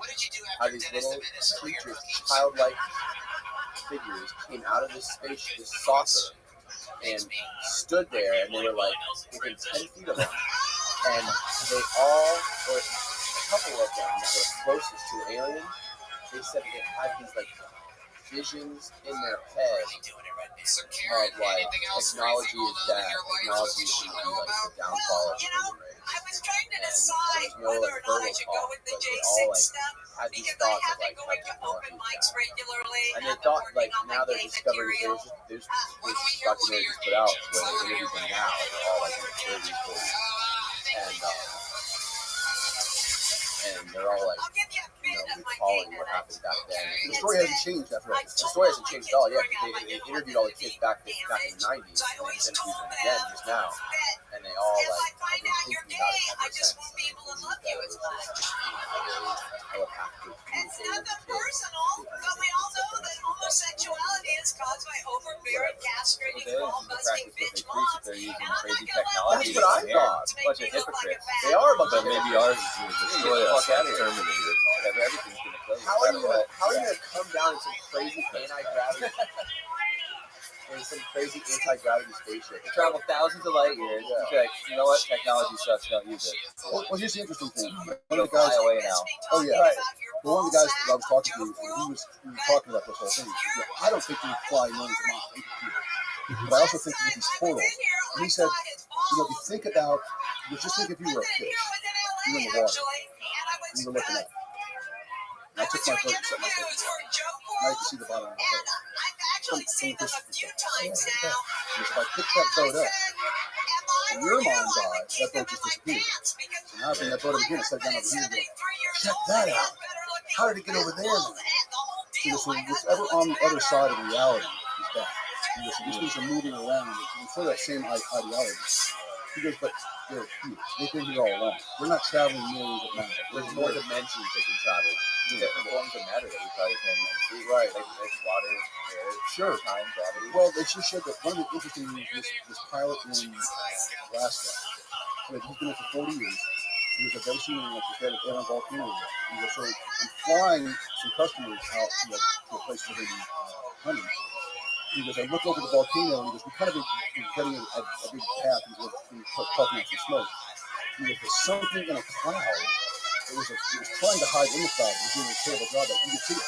Like a fat guy trying to hide behind his face. That's exactly it. So he started taking pictures of it until it went into the volcano. And then later, it was about 5 minutes after that happened, this big green orb came out of it. It's just this green orb. Listen, I'm not saying they're UFO. I don't know what they are. But whatever was going on is going on. It's definitely a true.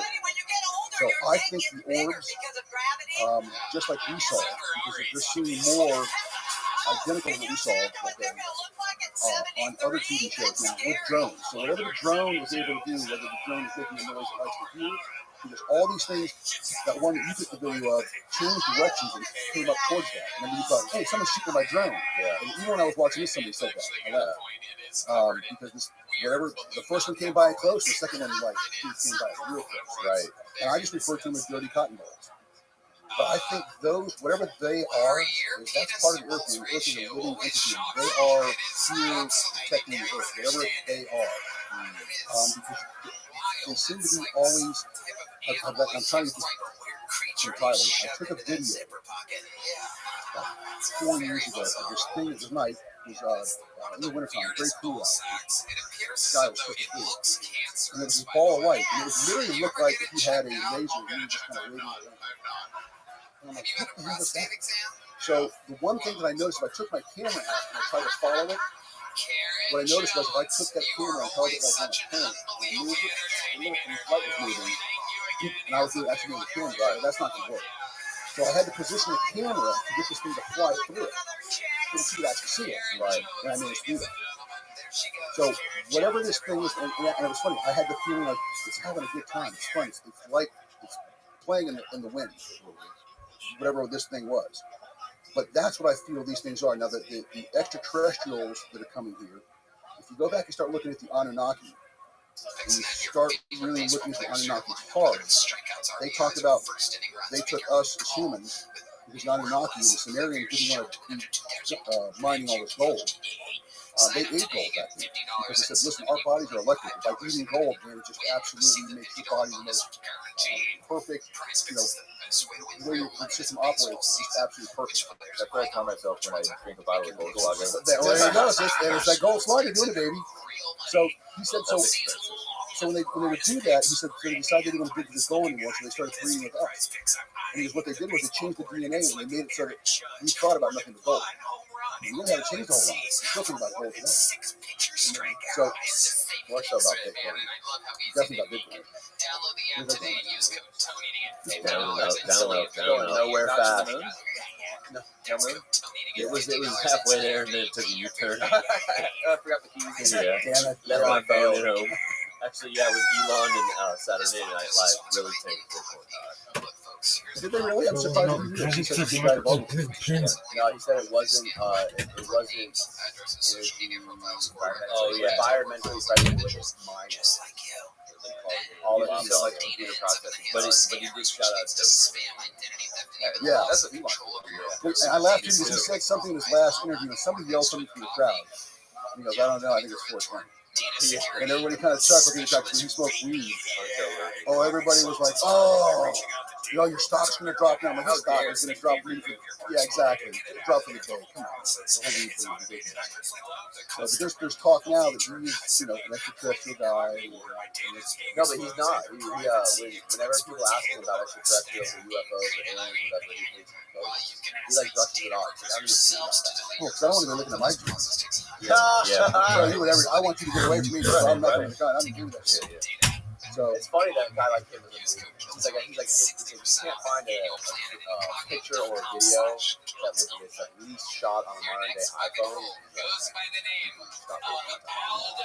I think it's totally tough. Yeah, that's kind of suspect that he's like flying around in space, not like personally, but he's got all this space He's got a going car on in space and waiting for him. he doesn't believe it is. I'm not buying it. Oh, there's got to be more to it. We just can't do this guys. You start looking at the bigger picture and what's really going on. Of course, we talked about this before. I've never had a nightmare. I don't have nightmares now. I couldn't even tell you what a nightmare is. But when I was like 11, I had something come in my room one night. It was more than one. They were short, they were small, and it wasn't this big head stuff. These kind of looked like, kind of like a log. And they had real long, flat heads. And I don't know, it was probably 6 of them maybe. That came in my room. I tried to scream for my mom. Why my mom? I don't know. I think he screamed for his dad in that case, but I was going to yell for my mom. And I still remember today, but I could not get it to come out. And it sounds ridiculous, but one of them put a raincoat on. He was dancing around my bed. I mean, why would they do that? That doesn't sound scientific at all. I mean, was it really somebody in my room then? I don't know, but it's the only time, and here I'm 60 years old. It's the only dream I ever had that I still think about today. Yeah. So, did I have was it an illusion? I told you I was wide awake. I don't remember what I did the next day. I don't even remember when I remembered it. I don't remember if I told my parents about it. But it was definitely one of those odd things that I've never had a nightmare. I think about this often, but I couldn't tell you, hey, guys, it was definitely it wasn't anything that traditionally you see and you hear about. And I was 11, so I wasn't really predisposed to even know about that stuff. It wasn't really interesting. It wasn't until I was 14, being a Boy Scout, and kind of doing the whole stargazing thing. Start asking questions, and then that's crazy. Yeah, I mean, I'm 60, but I was 11. I mean, come on. So, again, was it real? I don't know, but those are the type of events that start to form reality to kind of make you think, what's going on? What is this really all about? The day that I saw that thing up along the radio tower, looking at that kind of all, what the hell is that? I mean, it's got to be something. I saw it. Was it the guy that was abducted in the 70s, Travis Walton. That is also possibly, it's impossible to cut that, to discredit that story. Well, especially all the people that saw it. Well, the guys were there. Yeah, that's what I was trying to get. The interesting thing about him is he also has similar stories to like your story about in the bedroom. Like he has a story about after he had kids that he told that how he woke up out of a dead sleep one night, running full speed to his kid's bedroom. Like I don't know how that happened. It's never happened to me. I've never woken up in the middle of the night running. But he said he's never slept walked before. And he was running to his kid's room, and he woke up, and he finds himself in his son's room, and his son is like, they have the bunk bed, and his kid was like halfway off the bunk bed with his neck stuck between the railing. So his kid was like a minute from being suffocated to death. And he said he like saved his kid's life. If he wouldn't have got there 5 minutes earlier, he would be dead. So it makes that guy so credible. He had these stories like this. Like people like him. His story's super credible of the abduction. But that story obviously is good. Well, listen, It's just interesting. it wasn't even his story. Like, it was the guys who left him. When they saw that thing grab him, back arch, they said, "Get the fuck out of here." And they left. So for me, because those guys were all ashamed of themselves. When they first left him, they didn't even want to tell anybody they left him. They were all ashamed that they had left him out there in the middle of the woods. So initially they thought, hey, maybe these guys murdered him. And I think he came, it was either 3 days or 6 days later when he popped back up again. And all of a sudden, hey, there he is. So to me, again, it's very credible. We talked about Betty and Barney. Yeah. Again, it's very credible. I remember hearing about them in the 70s when they first came out with that whole thing. It was out, I think they came out in the 60s, really, but I didn't hear about it in the 70s. And of course, being a black and white couple like that, which is the last thing you want to do, and especially in the 70s, just come up with some crazy story that people got some crazy black guys. So he stuck to the story, and then as time went on, they would actually bring more. Like he said, one of the odd things with him was that he didn't understand originally. He was still trying to put everything together. Was the top of his shoes toes were all dragged through the shoes, all they were gone. There's no leather, they were right at the tip of the shoes. And they put him under to talk about the event under hypnosis. He said that he floated up, and as he was going forward, he was dragging his toes along the ground to the ship. And he didn't remember that until he said it. He said, "Oh my God!" He's got a picture of the shoes. He showed, here's the picture of the shoes. They tried to take her dress off of her, but they didn't know what a zipper was.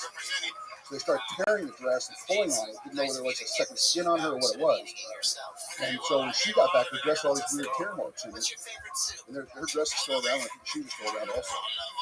I remember the thing that stuck out to me the most about the Betty and Barney story is that she remembered asking one of the things that was up there. Who are you? Where are you? She responded to her. Like telepathically. So if you don't know where you are right now, Ladies and gentlemen, this man. Like having conversations. Right. You know, they stuck a needle in his stomach. yeah. And she said she got all freaked out when that happened because she's like, you know, what's this all about? And the guy said, "Do it in front. Hey, the woman's not going to hurt. She goes, it's still hurt." But he was talking to her mentally. He said, "Hey, you know, this isn't going to go good. This also they took semen from Barney. You know, you didn't want to tell anybody that. So, you know, that's weird." How did they do the semen? How did they get instructions? Oh yeah, that was a hell of a visual. I got a long finger to tickle the prostate. You like this? How about that? But probably just listen. Probably give it a good shock. Yeah. They couldn't like lay their hand over it. Probably. Like I said, I'd hope we'd never find out personally. Don't touch my junk. What would you do if you saw what Travis Walton saw? If you saw a saucer hovering 50 feet above the ground, what would you run to it and hope that it vacuums you up, or would you? I definitely wouldn't run to it. I think I would eventually say to myself, "Aha, I was right." I think that's the first thing I say. But I'm too aware of like radiation and how these things are flying, or you know, when the one that they had in Britain in the military. But Travis, they cured him. That's why they pulled him up, because he ran in and he got hit all that radiation, right, which would have killed him. Sure. And his theory is they brought him up just so they could fix him and heal him, and then they dropped him back off. I mean, listen, if they grab me, that's a whole other story. But if I have any say so on the matter, I'm going to be standing as far away from you. So you're not going to try to get Beat me up. you just want like a picture of him, not like I just want them to wave at me through the window. Hey, okay, we're good. So maybe if I could bring my gun with me. Yeah. you think that would help you? Not really. What if you get up there and then there's like one of those stickers that says like no guns allowed? Damn it. I can see that. No Well, human guns. I Trying to think see there's some space weed up there. Yeah, what's that about? it's funny that, you know, I read a story. I read a book called GUINNESS. And it's kind of bizarre, man. It's about a military group that go to Cuba to do this they're going to kill like the leader of Cuba. Very classified. They get brought in, they get landed. What they don't realize was that they just set up and the U.S. was going to raid them. They're going to get killed. And it was going to be this big, you know, coup d'etat that was trying to take place, and this is what happened. And so while these Americans they're fighting us, I don't think anybody's coming for us. I can't get anybody on the radio. There's shit running. And they're all like, "What the hell is that?" I don't know. And the door opens up, and the voice says, "Come on, let's go." And the guy's like, "Dude, I'm not going. You gonna stay here?" So there's this command argument going on. These guys are gonna get wiped out by the Cubans. So they finally decide to get on this thing. They all get on it. They all jump into it. It takes off. And they're all kind of talking to each other, looking around. Where the hell are we at?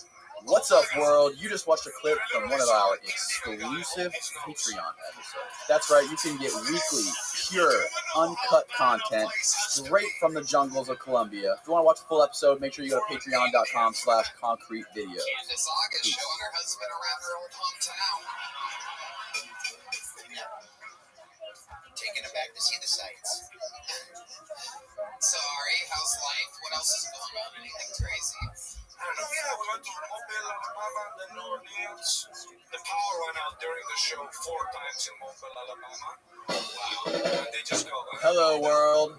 We're back with everyone's favorite con man, Matthew B. Cox. On this episode, episode, we talked about the current state of media and the true crime genre specifically. We talked about John McAfee, Bill Cosby, Donald Trump, you name it. We covered it. We were exceptionally fired up on this episode. Please enjoy this invigorating episode with Matthew B. Cox. There's got to be another autistic out there.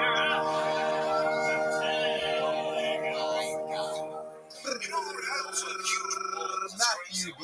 Cox in the flesh, back with his new book, with the fancy new book cover. Matthew B. Cox is here. I like with, that one. Let me see. So, Matthew B. Cox is here with new books, new paintings. And did you get some work done on the hairline? No, not true. I don't need to, bro. It's Permanent. Yeah. So does it I need a fade? haircut.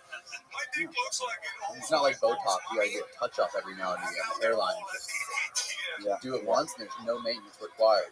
It's just gray. It's spraying. That's all right. You can use it just for men, right? I'm not doing that. Oh, says that. That's what I meant. Oh, the color. Yeah, but dude, No silver. I'm not. I am going. I'm going. The silver fox. The silver fox. Instead of the silver cox, the silver fox or the silver cox. Yeah.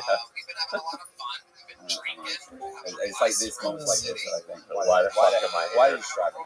Welcome, Zoo. What are you talking about? Now you know exactly why you're driven out. This is your favorite podcast. How you living, pimp? Did you go to the gym?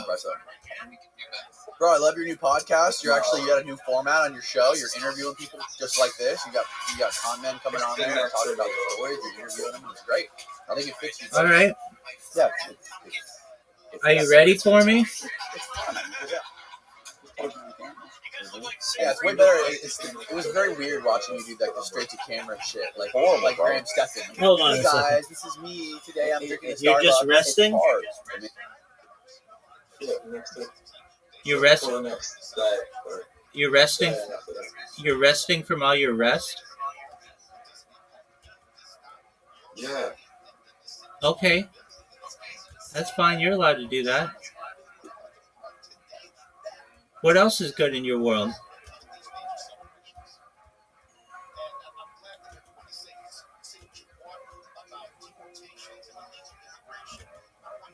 Not much. Have you been slaying a dick like it's going out of style?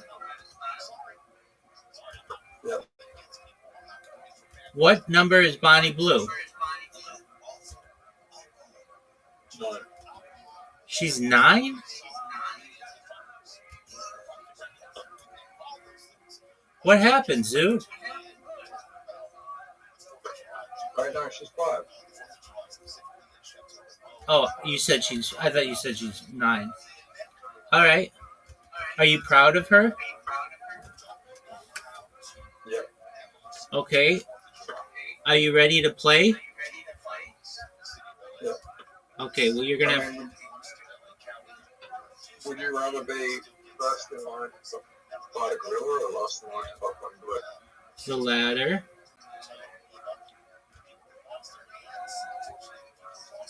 The last in line.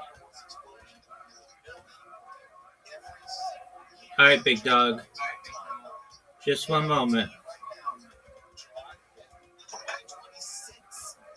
I think I could take a gorilla. You will not be able to kill a gorilla. Yeah. If you're first in line, it doesn't mean the gorilla can play. Do I have to attack the? Do I have to attack the gorilla, or am I just first in line to fight it? Like, you know what I mean?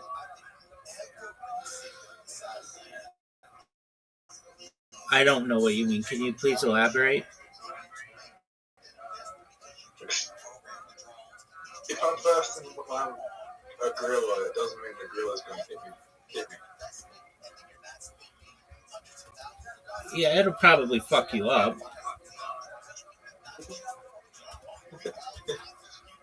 It could be a really calm gorilla, right? It could just like sit there and be like, yeah, I'm not going to attack, and then I'll just wait for the other people to attack it with me. All of that is true. All right. I'm about to send you an invitation. Are you ready? I'm going to tell you what. I've not been playing well in mini golf recently. I don't know if I'm distracted or what's going on, but I've lost like about half the games that I've played, maybe more. I've been playing with some mean motherfuckers, some people who have just unbelievable strategies. It's like shit, so outside the box thinking that it's like, I can't believe I've been playing this game for so long and I still learn shit. Like, I learned something new today in this game. So now, I'm going to send you an invitation. So get ready, get set, and go. You have an invitation. Let's see you do well. Zoot, are you proud of that shot?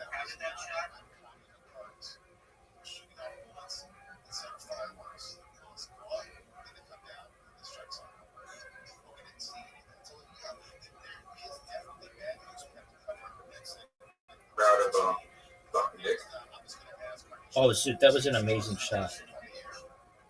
Zoot.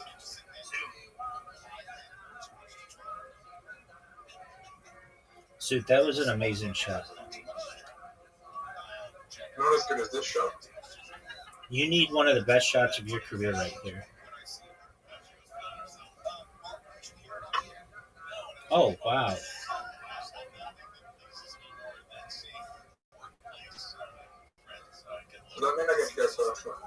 Perhaps. Psych. Because I'm sexy and I've got a big dick. What do you want me to do about it? Look at this shot. Zoot, get there.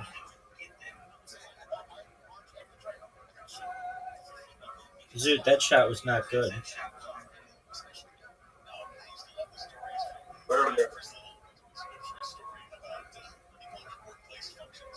What'd you say?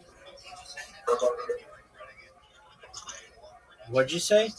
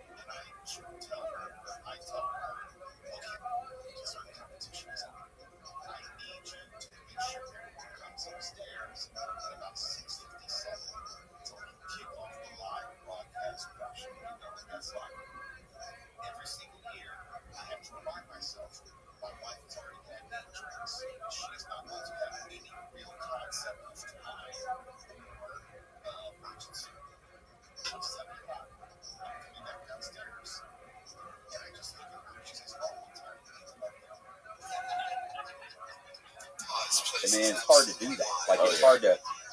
It's just so stupid. So this is just a conversation. It happens to be where I have to throw these things now and go. I'm saying it's not a big, like, this isn't a big deal. This is very, Yeah, going but to when dinner, you're talking to yourself oh, on it's just camera, ridiculous. I'm standing in the kitchen, I'm staring at the camera, and It was awkward. You could tell it was very unnatural. where do you get your guests from? The people you already know, or Tyler yeah. gets people, and then it's also people I know. It's people like guys Oh, I was yes. up with, my buddy Zach, and then I was walking with this guy Juan, and then a buddy of mine knew this bank robber who robbed like 10 banks and ran their cars. He's got to interview this guy, and I've got a bunch of other people. Like what happens is all these criminals know other criminals. Like all you have to do is go, hey, do you know anybody that might be? Man, you know so-and-so, I know so-and-so. Next thing you know, you've got 5 other people, and that's what is happening. Is I'm getting other people lined up to do podcasts, but it's a problem getting people to come in.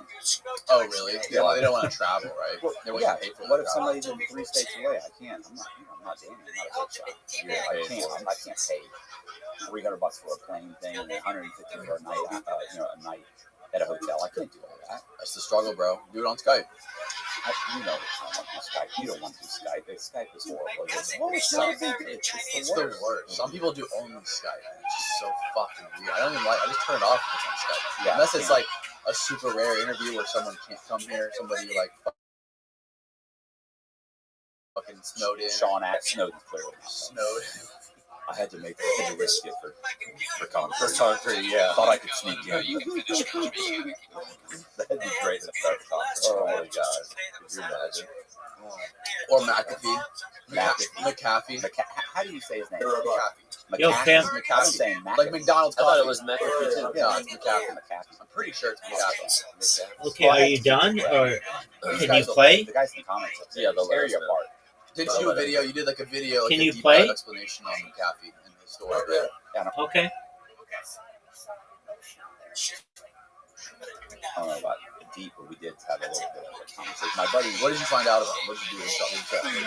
What's the scoop? I watched like 4 videos, and I'd already, when I was locked up, I read the article that was in Wired magazine, so I already knew who he was, which is pretty cool because a lot of things happen. You're like, oh, did you hear about so-and-so? And I'm like, then I know that person. And I don't keep up with any of that stuff. But this, I actually, as soon as they said it, I knew who he was, and then I watched a couple videos. I mean, what did I learn? The guys, my buddy Zach is like 100% positive. Like, oh, he's guilty. There's no way he was guilty. But look, unlike Epstein, and the Epstein, unlike Epstein, like this part, like the McAfee, that's bizarre. This guy is literally saying, look, these people have to get me. They're coming for me. They sent me messages. I'm not going to kill myself. I'm not suicidal. I'm perfectly sane. I'm not depressed. I mean, he's saying all these tweets. He's saying all tweets. He's saying all messages. And then as soon as you find out, okay, he's going to be extradited in the United States within hours, he's found on his cell. And what's your take on it? What do you think happened?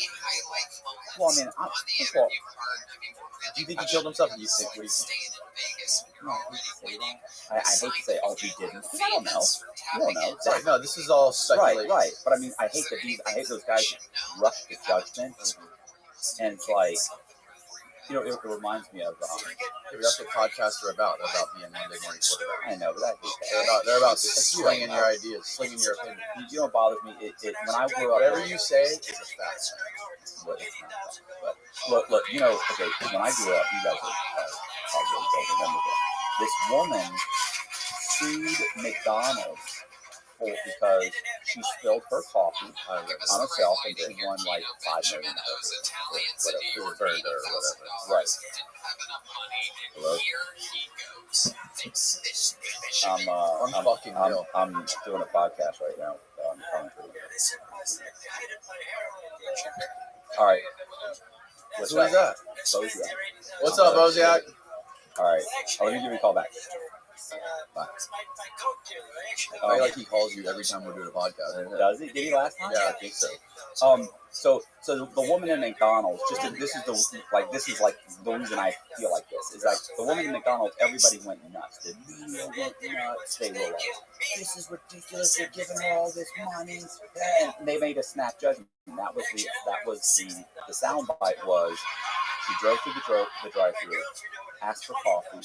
She spilled it on herself. She sued and got $5 million. Now I don't know if it's 3.5. I don't know if it's 20%. And boom, isn't that so ridiculous? Like, how much did she get? $3 million. 1992, 80-year-old woman gets $3 million. She needed damages for the burns. Right. So here's the thing. It was dangerous. It was not just hot, but But here's the thing. So you hear that, and that's the media, right? And you're like, oh, okay, you're like, that is ridiculous. Now, come on, man. You spilled the coffee. What's the problem? Right. Then you go, okay, how could a jury find that? Well, because the jury found that because the jury got all the facts. You didn't. You don't get that off the news. You don't know what happened. What really happened is McDonald's over the last 10 years had been telling McDonald's, you're boiling your coffee, and it will cause, whatever, third, fourth, fifth degree burns. People are complaining it's too hot, and McDonald's is saying, we don't care. People like it hot. Is it? Right. So here's what happens. Is it hot? It's so hot that it's so hot. Is it fuck? It's so hot that the shit that your cups and everything actually melt. Right. Yeah. So the tops are popping off. So some woman, they barely put on the top. They hand it to her. It drops in her lap, and she has to have skin grafts to do reconstructive surgery on her vagina. Ooh, fuck. An 80-year-old vagina? And which is already really hard, right? To deal with. What's the point? No one's looking down there anyways. Let it fucking leave the burn scars. So anyway, it's better for the settlement if you get the surgery. I just got to get settled. That surgery, yeah. So now you know that McDonald's has known this is a problem. They've been told over and over again. They've completely disregarded it. This woman gets burned. You know what you do. And now does she deserve to win and a good chunk of money? Hell yeah. Yeah. And the punitive damages is it's not necessarily, hey, this is your pain and suffering. But what we're saying is, What does that sound, bro? God it's damn. my phone. Yeah, it's fucking What does that sound? That's like some old fucking computer Oh, yeah, sound. you know what? It's a telegraph sound. Telegraph, that's what it is, yeah. Is that how they communicated with you in prison? So Sign language. so I'm saying now you look at it and you go, hey, if you had to have reconstructive surgery because McDonald's knew the coffee was too hot and that it was melting the lid. They were negligent. Right, they were negligent. Now do you think you deserve anything? Then it's like, oh, Hell yeah, okay, now I see. So, from the media, he was found dead. I don't know, but here's what really freaked me out. So I'm on the internet and everything. I'm watching all these videos about him saying, "Look, if I end up dead, like they find my body, I'm actually tattooed, but he whacked." Yeah. And he's like, "I was whacked. I was killed. It wasn't suicide. I'm not suicidal. I'm doing fine. I've got friends here. I'm good." So then he ends up getting killed, and everything on the internet where people are just being able to report it. They're saying, look, this is insane, this is crazy. But when I watched ABC News, it was so benign. It was like, Master P, what a life he lived. It was very controversial. He was implicated in a murder and police. He was implicated in a murder. He evaded taxes. He was indicted for tax evasion. He was possibly going to spend the next 30 years in prison for tax evasion. He was caught in Spain, and they were going to extradite him. And this is what he tweeted just before his body was found. And the tweet was like, "I have no more Bitcoin. I have no more money. Something like, I love my family." And his body was found. Hours after. They really painted the picture. And I'm for you. thinking to myself, did you guys just leave that? Is that what U.S. press is? You just read. And if you even looked on YouTube or anything else and looked at all this other, you're not even going to mention that he said he wasn't suicidal. He would never kill himself. You're not even going to mention that. Right. They completely went with like the party line. Right, but we all know all that corporatized media, ABC, NBC, Fox. We all know that's owned by the government. They're all embedded with the government. They're not going to go against you. Usually, it's not normally obvious like that. Like, it's not that. Like, it was so like you're literally. It was insane. But that's the complete opposite on the internet. Everybody on the fucking internet is saying, "Oh my God, it's another Epstein." The guy obviously didn't kill himself. If you have a brain, you know, if you look up his Twitter account, you can see all his tweets, see his tattoos, see all that shit. Everyone was saying that like, there's no way this guy actually killed himself. Right. I don't even know how. Here's the problem. Here's what my problem is. It's like it's He wasn't really in cell, was he? He was live streaming on the internet every day. He was tweeting and just, he was still He was doing podcasts. Not from. Yeah, bro. He had access to like a podcast studio. There was a podcast he did like a month before that. I think there's videos. He's on Twitter every fucking 5 minutes. Yeah, I mean, I'm not sure how to me, I think it's really possible that he obviously had access to some kind of computer and he's tweeting or on his phone. I don't know. Look, Spanish prisons are not, at the level he was at, these are not harsh places. You know what I mean? These are not harsh prisons. Right. And they always make it sound like he's going to do 30 years. He's 75 years old, he's going to do 30 years in prison. So, he's probably going to do 3 or 4 years, maybe 5 years. No, if he goes to the U.S., he gets extradited to the U.S., he's doing 30. He's not 30. Just for tax evasion? They'll fucking crucify. Nail you to the cross, bro. You do a couple of years, okay, right? Yeah, absolutely. For that much? You'll do a few years. This isn't just tax evasion. This guy said straight up, "Fuck you, I'm not paying tax." I understand, but here's the difference. They'll say, let's say they say $20 million in tax evasion. Do you understand? They're saying you didn't pay taxes on $20 million. Okay, so what do I owe you? 6? Okay, well, we'll make a deal. I'll pay you the 6. I'll do 5 years in prison. I'm out in 3 because I can take the drug program. Okay, I'm probably 2.5. I'm probably in a halfway house. I do 2.5 years. They're going to include the time that he spent while incarcerated already, while he was incarcerated in Spain. By the time you get here, you're looking at 1.5 to 2 years, and you're out, and I paid the $6 million. So he's not going to. Look, they said I was facing 154 years. Never facing 100. Yeah, if I went to trial and they stacked it, Right, to the maximum. is it possible? I mean, yeah. See if you can pull up any sort of like recent tax evasion case, like federal tax evasion prison sentence from Because I've never been in prison. Yeah. We need the internet. So okay. The history of John McAfee is throughout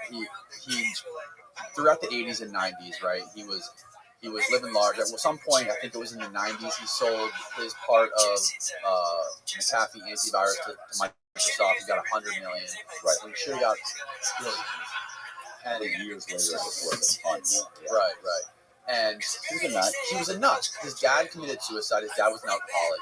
He was obviously boozing, doing tons of coke. He was doing all kinds of drugs. The guy was by no means sane. I don't think you can call him sane. Are you watching his interview? No, he's absolutely nutty. He's absolutely nutty.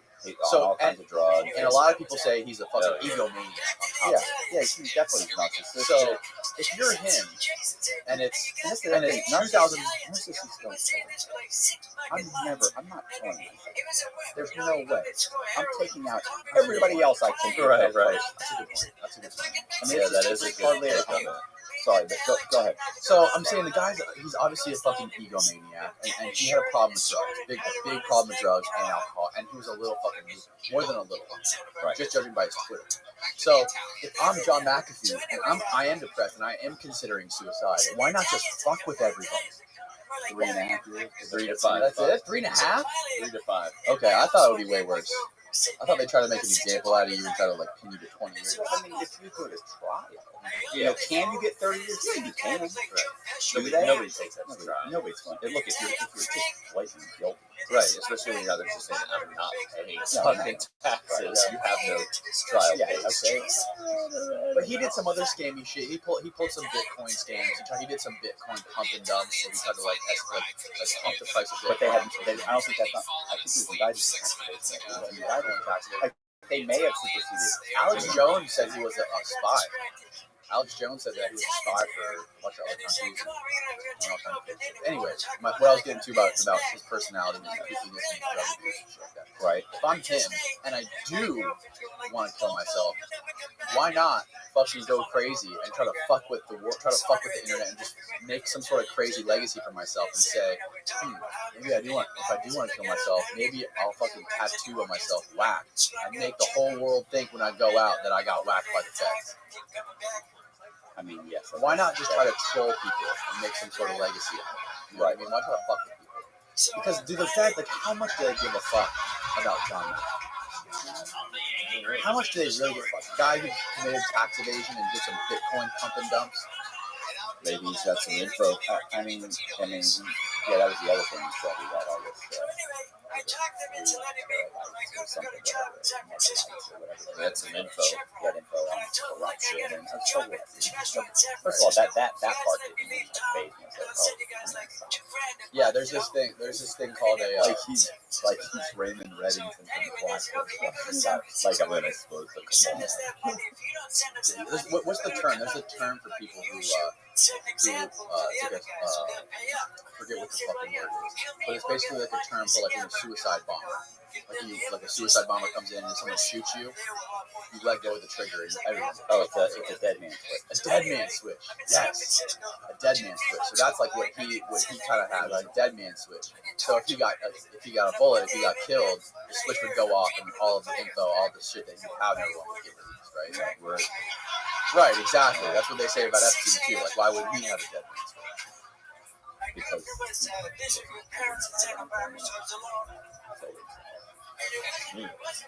Epstein, I think no, Epstein. You don't think Epstein had anything? Come on. Epstein, I just can't imagine that you could get into a federal like a lot of guys are like this. Look, so I like Zach was telling me arguing. And it was, the argument was, she was saying, well, why not just wait till he gets back here, right? And kill him back here, because it's easier to get to him in a Spanish prison, and then there's an investigation in a Spanish prison, and how much do they give a crap about some American that died in a Spanish prison? You get him back here, how are you going to get into the Marshall folder? It's difficult. These things are inside of pens, and it's difficult. What does it say? John McAfee tweeted before his death that he stored computer files in a Florida condo building that later, scroll down a little bit, that later collapsed? What? I've heard this. Is that real? I think this is false news because it's on PolitiFact. That means it's a fact. The name of this website has the word fact in it. Yeah, it's clearly true. It's undisputable. It doesn't mean that. Conspiracy theories escalated quickly around the death of technology entrepreneur John McAfee in a Barcelona prison where he was waiting extradition to the U.S. on tax evasion charges. Spain's El País newspaper reported that McAfee, who developed the first commercial antivirus software, blah, blah, blah, blah, blah. Keep going. He posted scroll up a little bit. A June 25th Instagram post appeared to link McAfee's death to June 23 with another major news event, the collapse of a condominium building near Miami the next day. What? The next day? Huh. Yeah. So did you see the thing at the top? Look, right, stop. See where it says QAnon? Right. The rumors linked to the Facebook QAnon conspiracy. Whose followers believe Democrat celebrities were involved in an underground child trafficking. Yeah. Covered by QAnon. You know what the collapse of the building reminds me? So it's a QAnon theory that he hid the files in that building. Yeah, listen. Okay, so when I was locked up in I was in the medium. When I was in the medium at Coleman, so I worked with this guy every day for a year. Talked to him at least, 5 minutes a year, like any worker. I worked in the library at one point. So I taught real estate classes. I worked in the library, and then another one. For like a year or so, I worked in the library. So I see this guy all the time. He's like the head librarian. Nice guy. We're always talking. We talk a little bit about this, a little bit about that, politics, what's going on. At that time, I would watch the news and everything. Totally normal guy. Everything was super normal. Talks about movies, everything. Guy's normal. One day, I happened to say, "So you still working on your case?" He's like, he looked at me and goes, "Yeah, but after Oklahoma City, Like a piece of ginger in between bites of sushi, the lovely Heidi cleanses our the evidence." palate from the unbelievable, dreadful story of Benjamin Graham.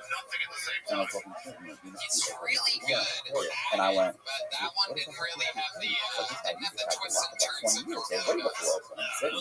And he said, the FBI was storing the evidence in my trial at the field office in Oklahoma City. And I said, I thought you were prosecuted out of Orlando. And he's like, I was. But that's where they were storing the file. By the way, that's absolutely not true. That's not where you store your file is. Okay, there is no storage in a field office in Oklahoma City. All right, they're stored at the U.S. Attorney's Office or at the FBI at the field office where you're being prosecuted at, which he wasn't. You ever been to Oklahoma City? No. Why were they stored there? Exactly. So they bombed the FBI field office and took the building down to destroy my evidence. His evidence. So they killed like 30 some odd kids, a bunch of FBI agents, a whole bunch of other people working in the building. They framed Timothy McVeigh all to destroy your evidence to keep you in prison because you got 30 years, you've already done 20 of it, you got 5 left. This guy always seemed normal for a year. Well, how do you know? Maybe his files were stored there. How do you know? How do you know they weren't?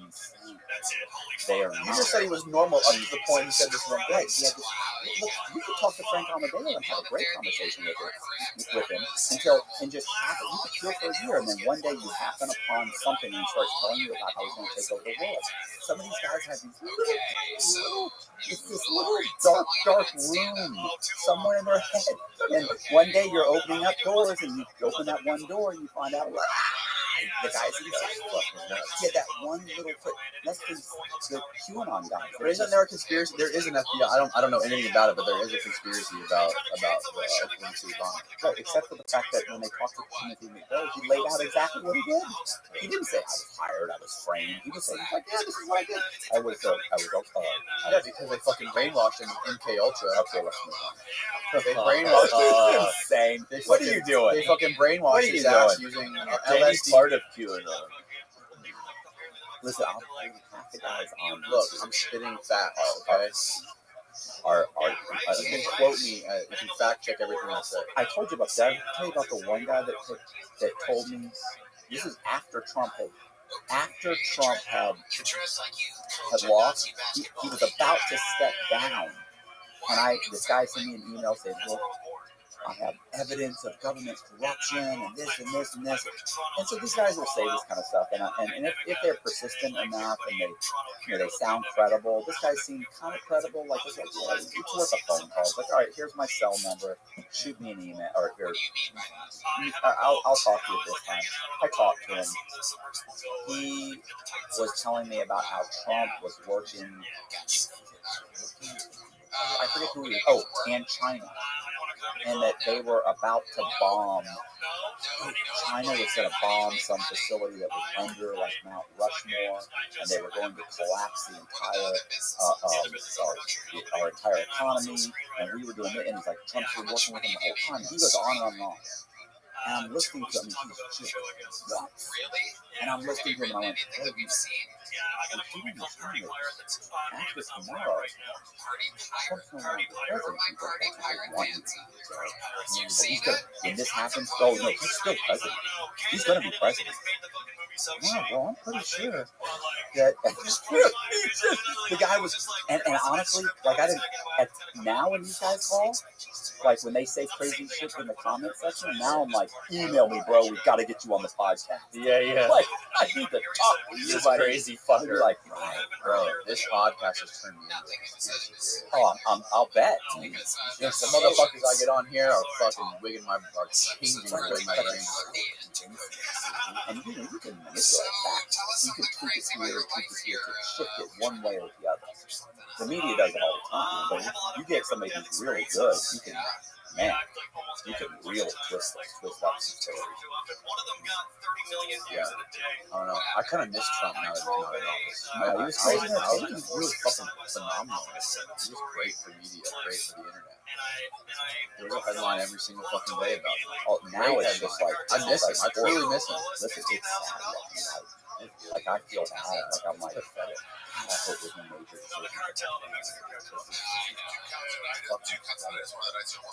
Just watching. Did you watch his coronavirus speech the other day? I can't watch Everybody, I'm begging you, get vaccinated. And now they're saying they're going to come to your door and vaccinate. They're going to go door to door like the fucking consensus thing. They're going to vaccinate.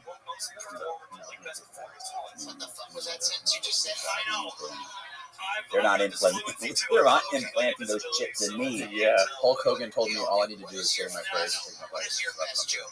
Was it Hulk Hogan or Joe Rogan? I don't know. I think it was Hulk Hogan.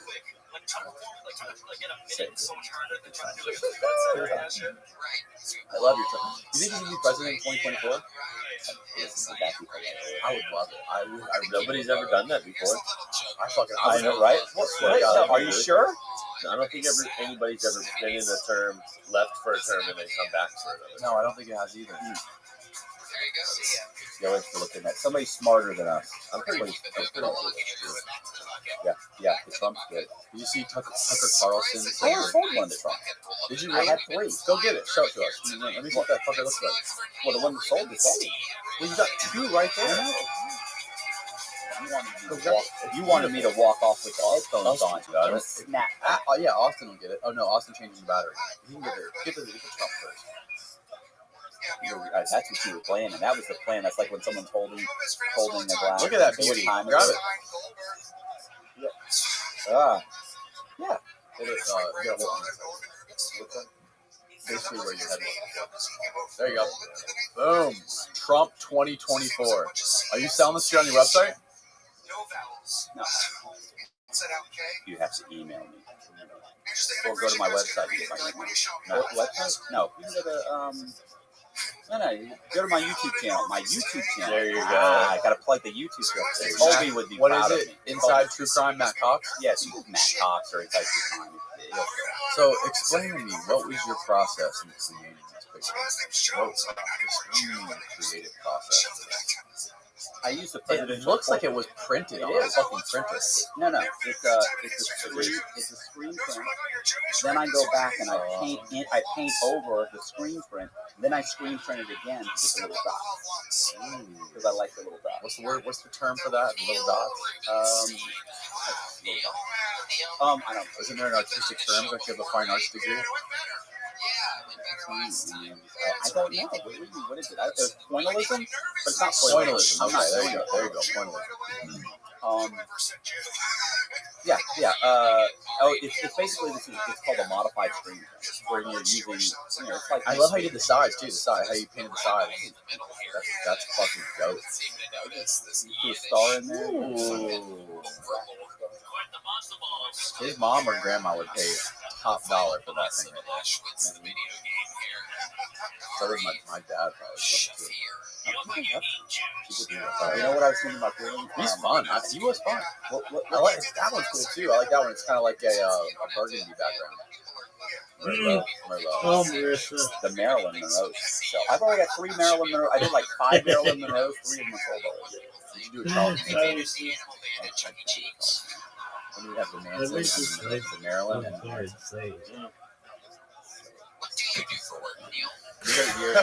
And we can send them to Marilyn Manson. You're gonna make a great dad. You always tell us the dad joke, right? The corny dad. Yeah. Oh my gosh.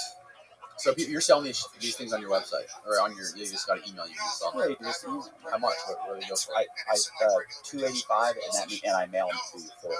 Oh, really? So I Oh, include it's good shipping. I include shipping. I know, like a Free personalized shipping. note or something. I mean, They're already signed in talk. yeah, I sign them. You know, if somebody said, "Hey, can you sign the back?" or something, whatever.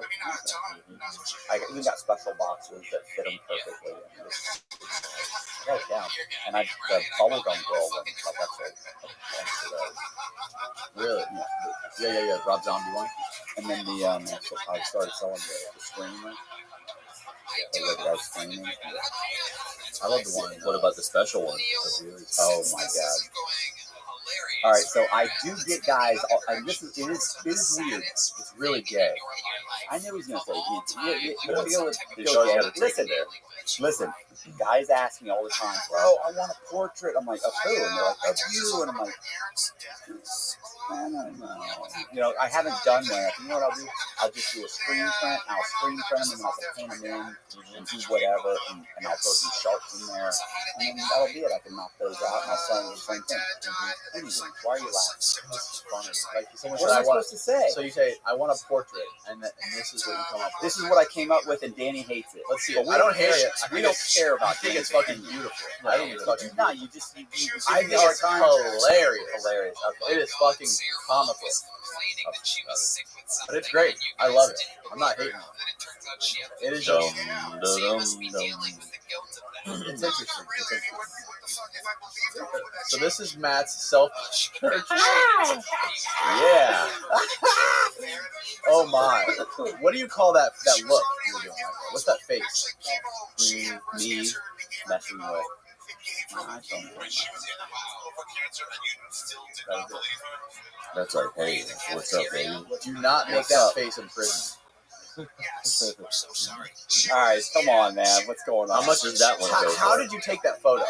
It was my iPhone. I put it on a stand, and I was taking pictures. And that was I took a bunch of pictures, and I looked at that one. I said, I like that one. I sent it to a couple of people, and they were like, yeah, that's good. I mean, I'm trying to. You I just sent wanted a couple of those out? No, just the photo. Oh, I guess so. No.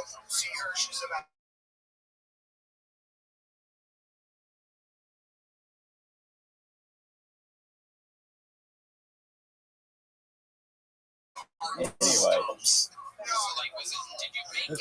I guess I should have sent it to Danny. But, Yeah, No, you sent it to me a while ago. You were going to make it an NFT. yeah. You were going to make it an NFT. Oh, man. I can't get enough of that thing. I want to put that on my wall. I could see that in your house. You need to do a concrete. One of these for concrete. I can knock it out over and over. And I asked Danny about that. I said, yeah, Danny, I'll do you. No, I don't want it. What do you want from me? Just do some K's in the background. Why Just do like a K pattern. put you with the microphone? You know, why is everything dead? You're probably listening to this. There's probably a large percentage of your viewers. That's fine. Setting them right That's now. fine. I'm going to get canceled for the podcast. I'm going to get shadow banned. What is shadow ban? Is that a real thing? Yeah. I got shadow banned last week on YouTube. What does that mean? It means they take your shit off search. Search for it doesn't propagate at all in search. Yeah. So I have a couple of nobody sees it. Just saying shadow ban. Was there Okay, so if this doesn't do well, it's not my fault. Yeah, it sucks. It happened to me. I forget what episode. What was it on? I did an episode a week ago.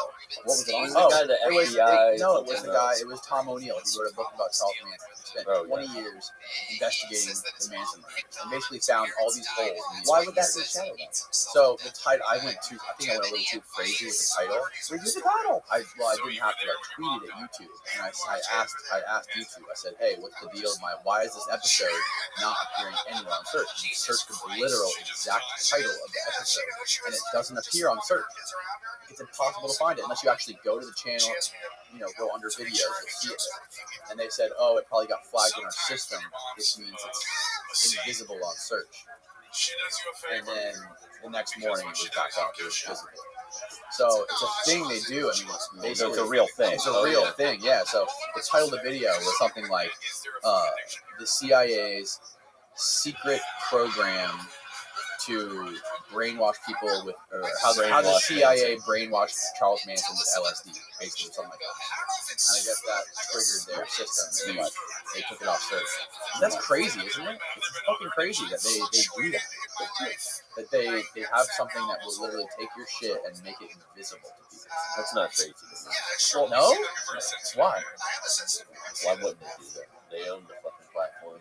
Do whatever they Well, want. okay. They have people they've got to protect. Here's the problem. Like the CIA? Yeah, Probably. You think the CIA doesn't use YouTube's information for fucking intel and stuff? I'm sure there's I somebody. think they 100% can use YouTube's information, but that goes against fucking whatever amendment, the free speech Well, amendment is. that's what I was just going to say. Is like a lot of people would argue that, hey, well, it's a private company that can do whatever they want. But when you become so large, that you kind of become a part of like the social thing, you get to that point where you go, okay, well, wait a minute, you're a monopoly. So people don't really have an alternative that's as widely used. And this is a massive.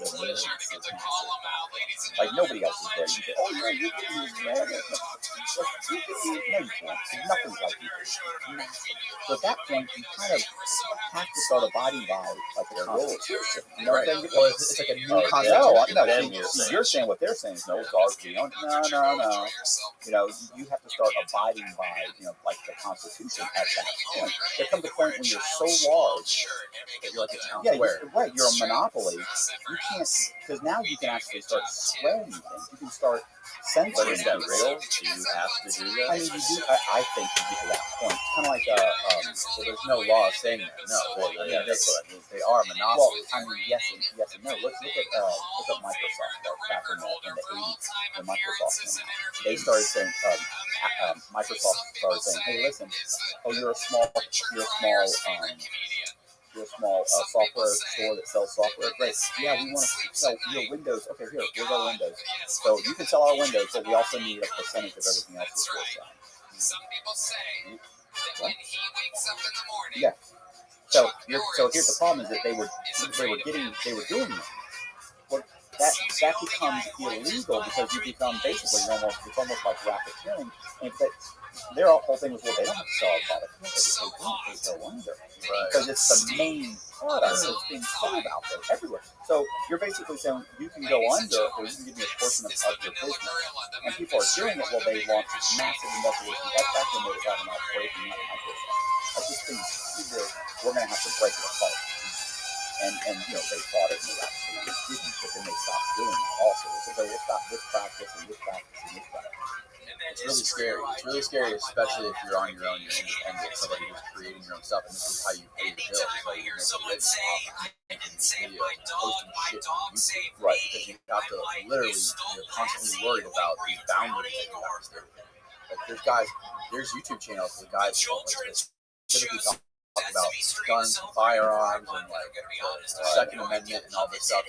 And they would just take it away. Well, these guys have tons of followers, tons of subscribers, but they're demonetized. So YouTube can choose the type of content they'll make it unprofitable. Like they can literally choose to make certain topics unprofitable for people to talk about, which takes away their incentive to talk about these certain things on their platform.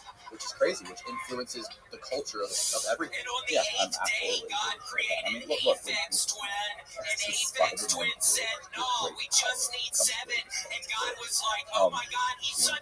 Oh yeah. So I think that's true. You know, I think that's true. I mean, imagine being fucking Trump, bro. Fucking kicked off Twitter, kicked off YouTube, Facebook, everything. What else are we talking about? No, it's fucking. I mean, it's. We're not gonna solve it. It's fucking incredibly scary, bro. Yeah.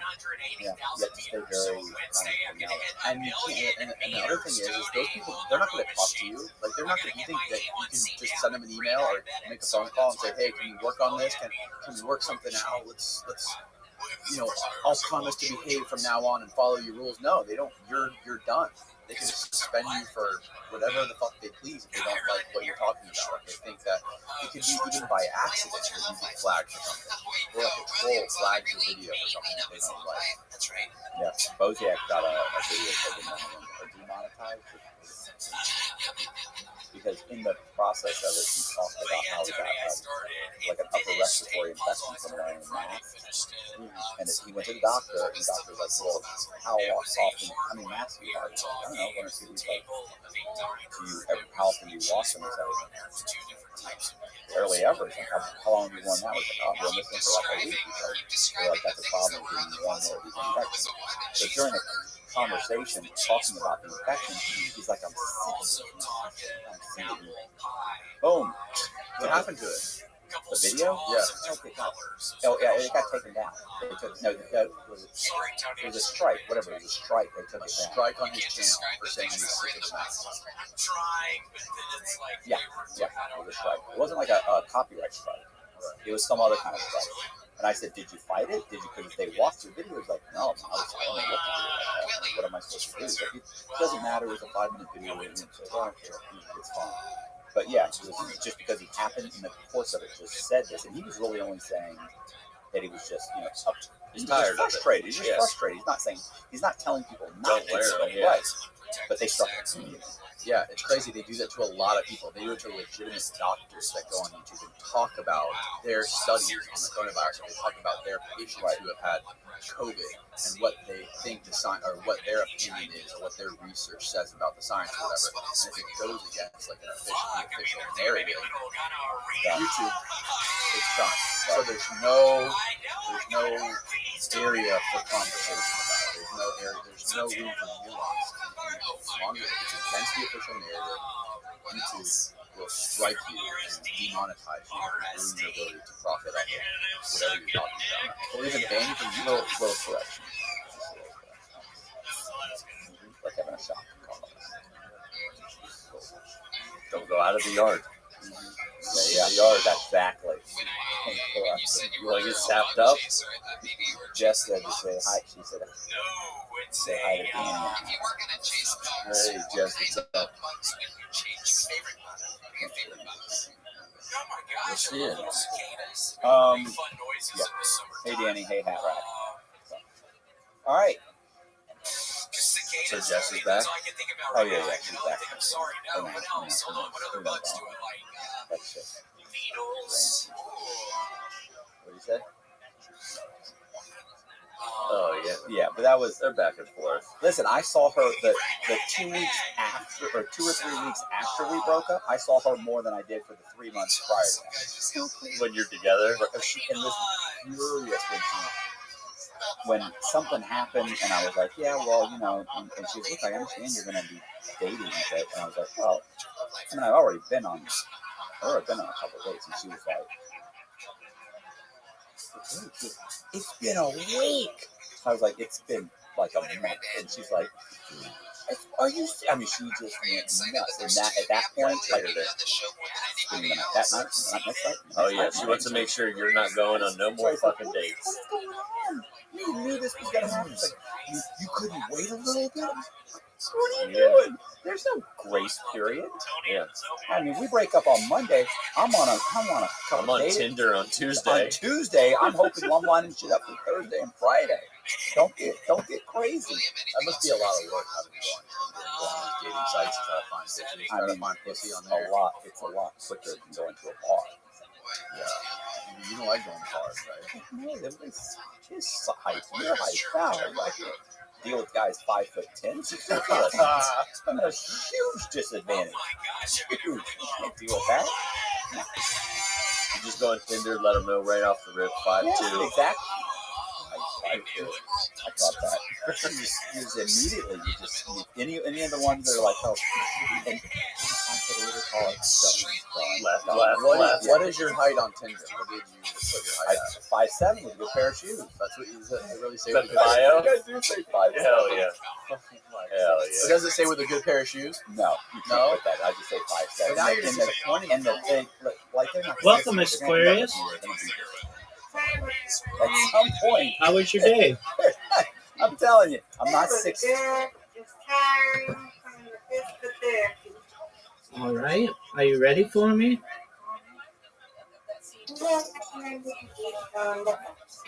All right. You got me 2 games yesterday, so it's my turn to. Even though Yes, it's your turn today to win. Now you gotta win. You gotta turn it up. I believe in you. I do Rabbi. too. I do too. I I'm gonna focus. You have an invitation. No, you gotta focus. You gotta focus now. You gotta focus. Focus, see? Focus. You gotta focus. Let me set up. Okay, there we go. You've got these 5, no doubt. It's okay. You'll get them next time. No, next time. You got this, Rabbi. Come on.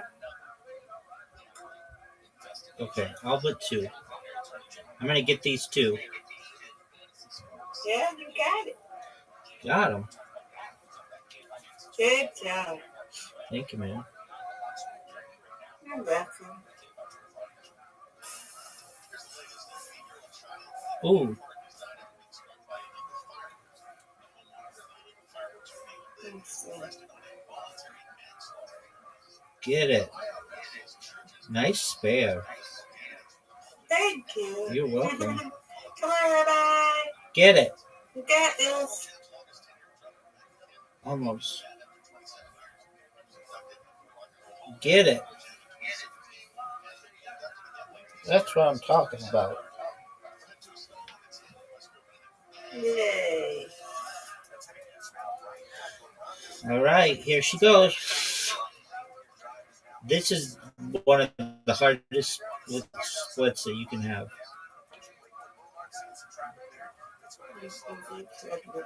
There we go. Ooh, Oh, hey. you had that invisible pin. You should have got that. Right. That was Come on, Rabbi. phenomenal. Oh no. No. Not what I wanted.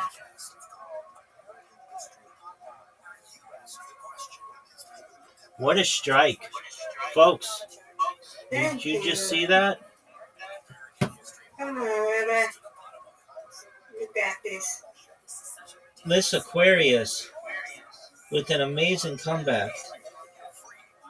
Come on, Rabbi. You got this. Uh-oh. Miss Aquarius. Look at this comeback on you. Oh, what a good one. 62. Get this one. Let's try. She got it. She got it. Now she's at 64. Get this strike. Oh, she got it. Very close.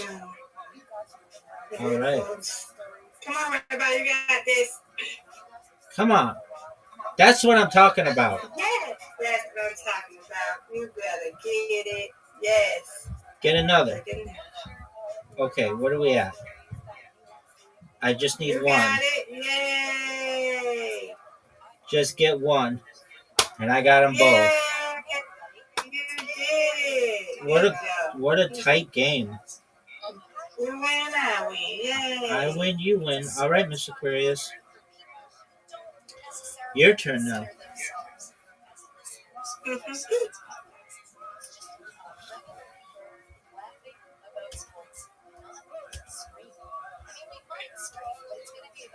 Ooh, all but one.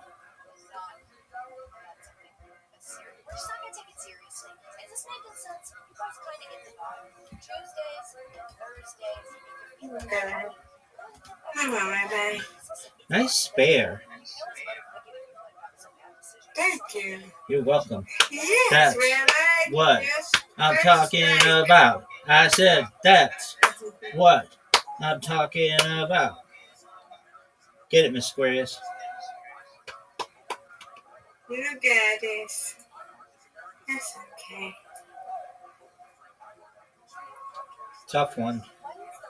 Come on, Rabbi. You got this. Come on. Let's go. Got it. Oh, boo. All right, this is a tough split. Get it. I got one. I'll take it. I'll take it. I'll take it. I'll take it. I'll take it.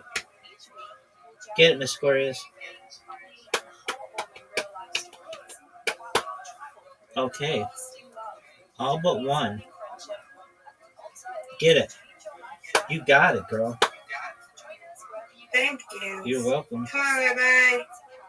Oh, that was bad. It Yes. was on the side.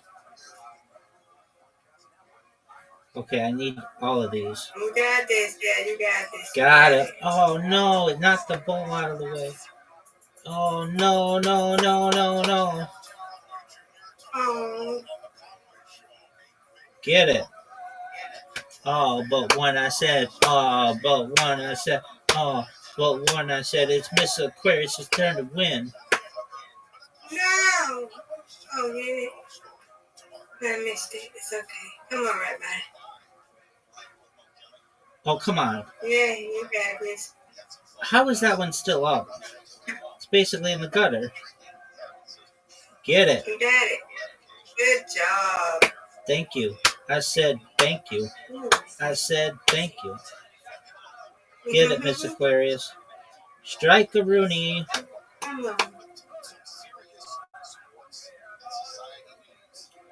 Get it. Get it. You got a spare. I said you got a spare. Everybody care that Miss Aquarius got a spare. Oh, and a strike.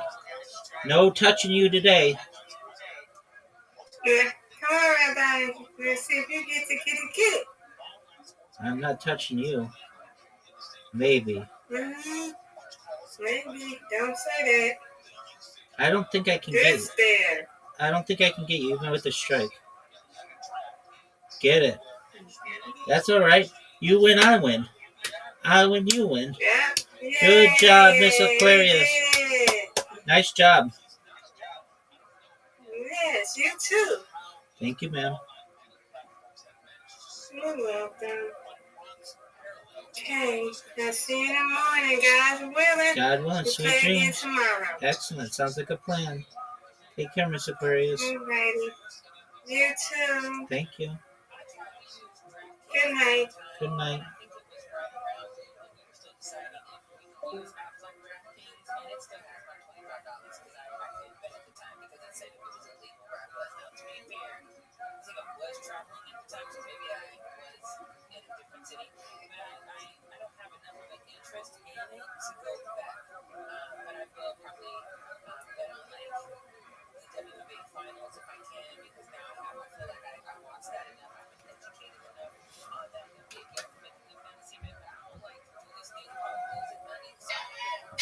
William, anything else? Did you name a few more bugs that you love?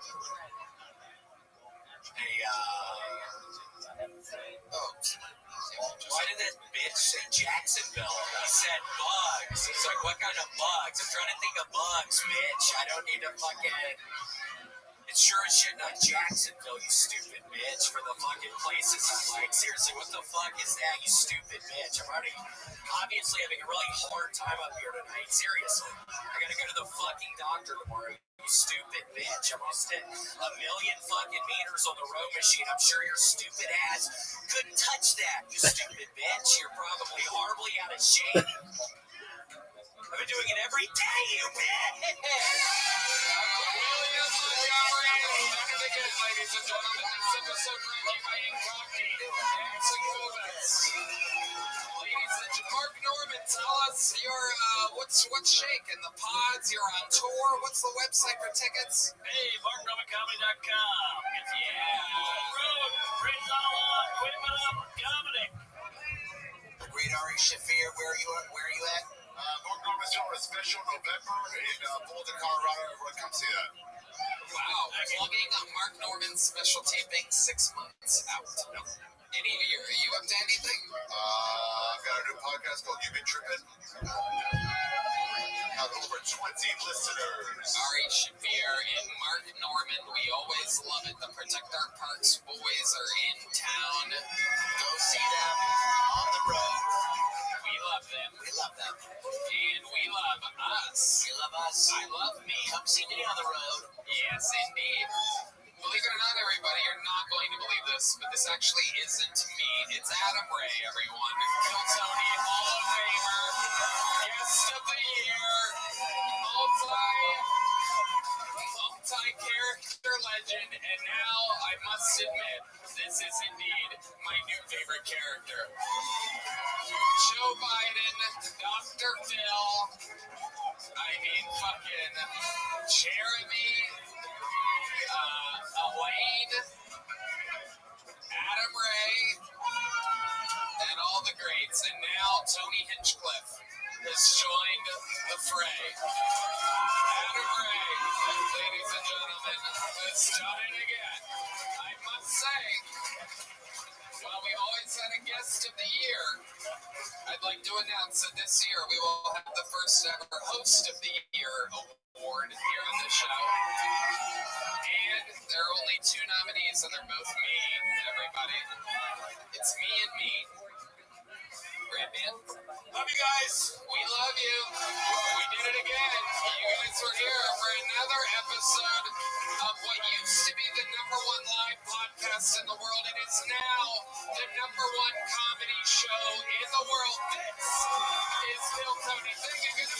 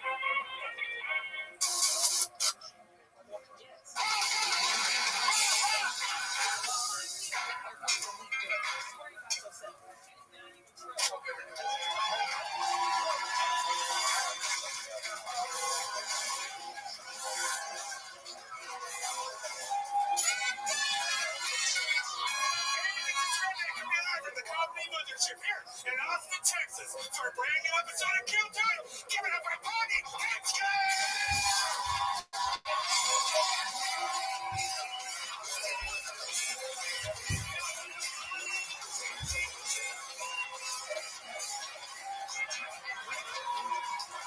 Who's ready for the best fucking night of their lives?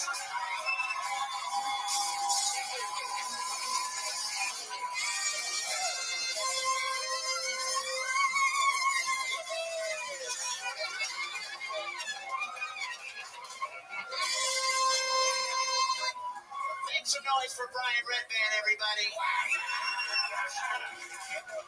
And make some noise for the best goddamn man in the land. Oh my God. Unbelievable.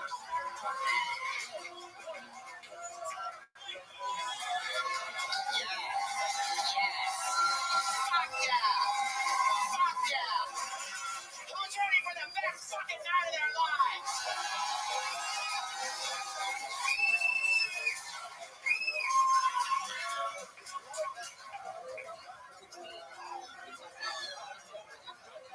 Oh yeah. Oh my God. We're really doing it, Redman. Every Monday we're doing it live. Please say hello to the Taco Bell horn section. Carlos Sosa, Raul Vallejo, Fernando Castillo dressed as Stevie Wonder. And on the stakes, Big Mike Gonzalez getting bigger every week. We put a pencil up to his dick and measure how big he's getting every week. Big Mike, cool hat. Big Mike getting bigger. Speedy Gonzalez, we call him behind his back. Behind me, Matt Mueling on the guitar. Keep it going from Matt Mueling.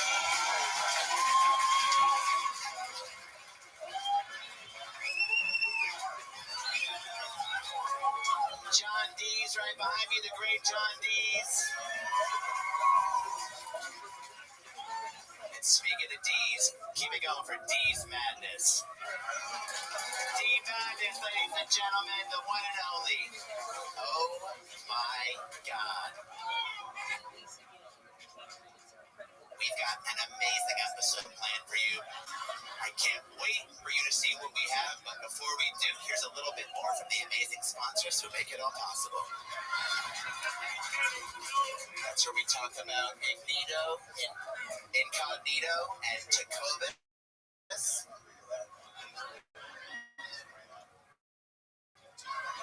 Tacobus, that's a fun word to say. Tacobus sounds like something D-Madness got at a rub and tug. Two, working with what I got. So I make up for it with, enthusiasm. Yeah, your personality makes up for the height difference, man. You have a great personality. My boyfriend may be 5'7", about 5'3", but he's got a great personality. That's not me. You're very charismatic. People love me. No way.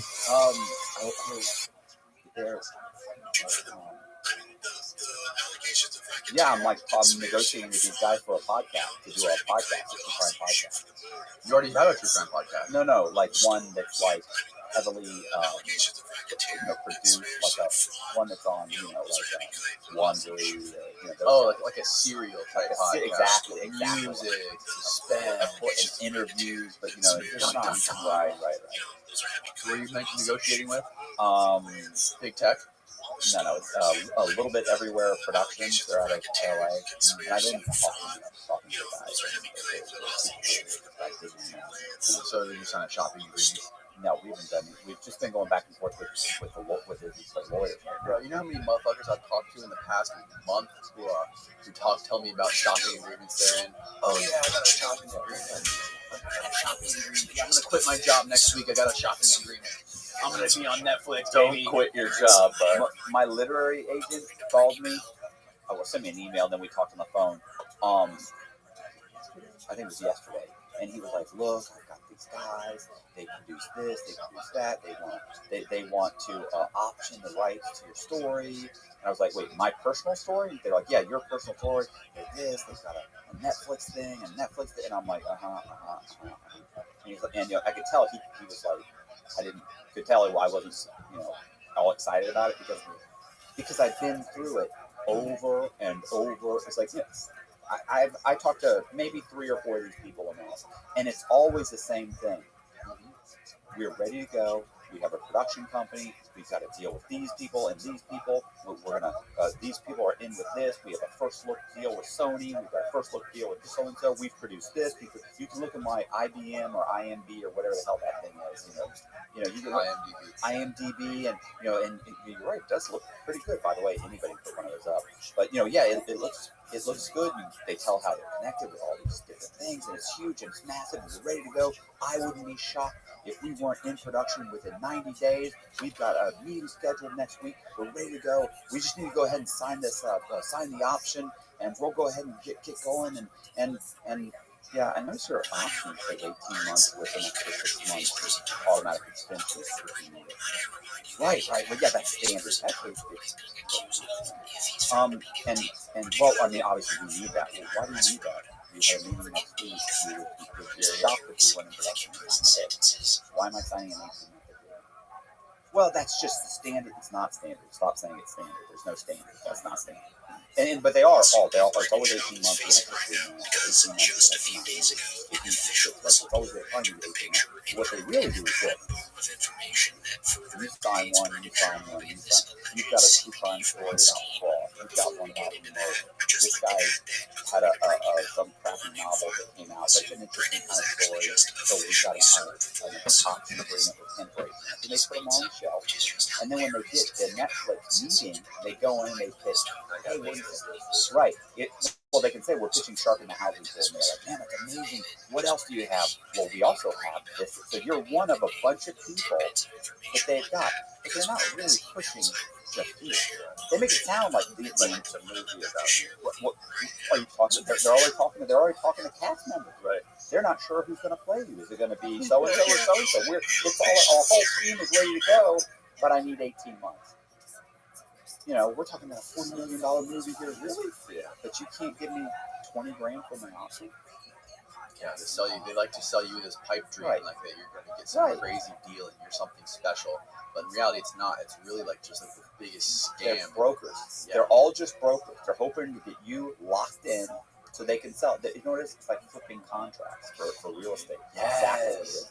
Sign them up for 90 days and then run around and try and sell the property so you can make the difference. And that's all they're doing. But it's like, you know, look, you don't God me. It's just not how this works, okay? You don't screw me over. I screw you over. That's how this works. Like, what are you doing? What are you thinking? It's not going to happen. And so it's so funny because I have signed a few options, but they've always been like 60 days, or sorry, like 90 days or 6 months. Yeah, you can negotiate. Right, and then they're always cutouts. So I do this cutout and that cutout. By the time it's all the way down, it's like, look, you have 6 months to get me a deal to be the host of a show that talks about true crime. Anything else is off the table. And they're just like, well, wait a minute. If you come in with some slight alteration, obviously, we'll discuss it with that time. I mean, I'm not stupid. What if I get to the end of the 6 months? So you're telling me you're negotiating a multi-million deal and during the 6 months, I go, oh, you're hit. Come on, man, I'm not going to do that. Obviously, you're going to get no negotiations. What am I going to say? Stop talking to him, talk to me now. So I'm so professional. Obviously, I'm going to get against it. You have to trust me. Those motherfuckers are greedy, bro. They want to lock you up. Absolutely. And this is the thing, too. They keep saying, well, you're going to have to trust me. No. You're going to have to trust me. Like, if you want me to trust you to represent me, you're going to have to trust that I'll give you the extension. And you're going to have to trust that in 18 months, like, God, most people get so excited, they just sign. And then 3 months later, they're calling and the guy's not responding to their calls. Maybe 16 months later, they call you up and go, look, we pitched your story the other day, and you're going, who's this? Yeah. Oh, remember you signed the deal? Yeah, bro, I left like 16 or 20 messages. Oh, I've been real busy for a year? It's just ridiculous, man. They're it's such a joke, man. They're right? So fucking, I know that's why so fucking slimy. And they're so fucking. They're all liars, and they're all. Remember the first time we went? We went to like the first night I did concrete, and we went to Waffle House. Oh, he was. Listen, after listening to him for 30 minutes, hates hates the stop. So I'm like, well, I'm trying to get a true crime podcast. This is what you're telling me. I'm telling you this, and he's like, fuck them, man. They're scumbags. They're this. They're that. And I'm thinking, like, no, I didn't say that. You were going pretty bad. Maybe not scumbag, but you were like, nah, man. Listen, you need to just do it. Forget them. Then they're gonna tell you this and tell you this. You need to do it your way. And I'm sitting there. Well, you can do it. You can do it, but don't wait for it. Don't wait for it. Right. Do your shit, because those motherfuckers are the ones. It's so backwards. Those are the people that are on their fucking computers scouring podcasts for TV show ideas they can sell. Right. And I should have listened to Danny that first night, because here's what happened. I was working with someone that continually kept saying, don't do anything on your own, because that could ruin the deal that I'm working on right now. I'm working on this. I'm working on that. And he was. What dumbass told you that? I don't want to say his name, but the point is, so the point is, and we're having Zoom meetings, and we're having meetings. They're about to fly me out to LA, and I've been out to LA. I've met with these production companies, and so things were happening, but it was always, don't do it. And I'm not even sure about the podcast. You going on that concrete podcast? You told your whole story. I'm like, right. So I'm like, I'm trying to sound like this. Right.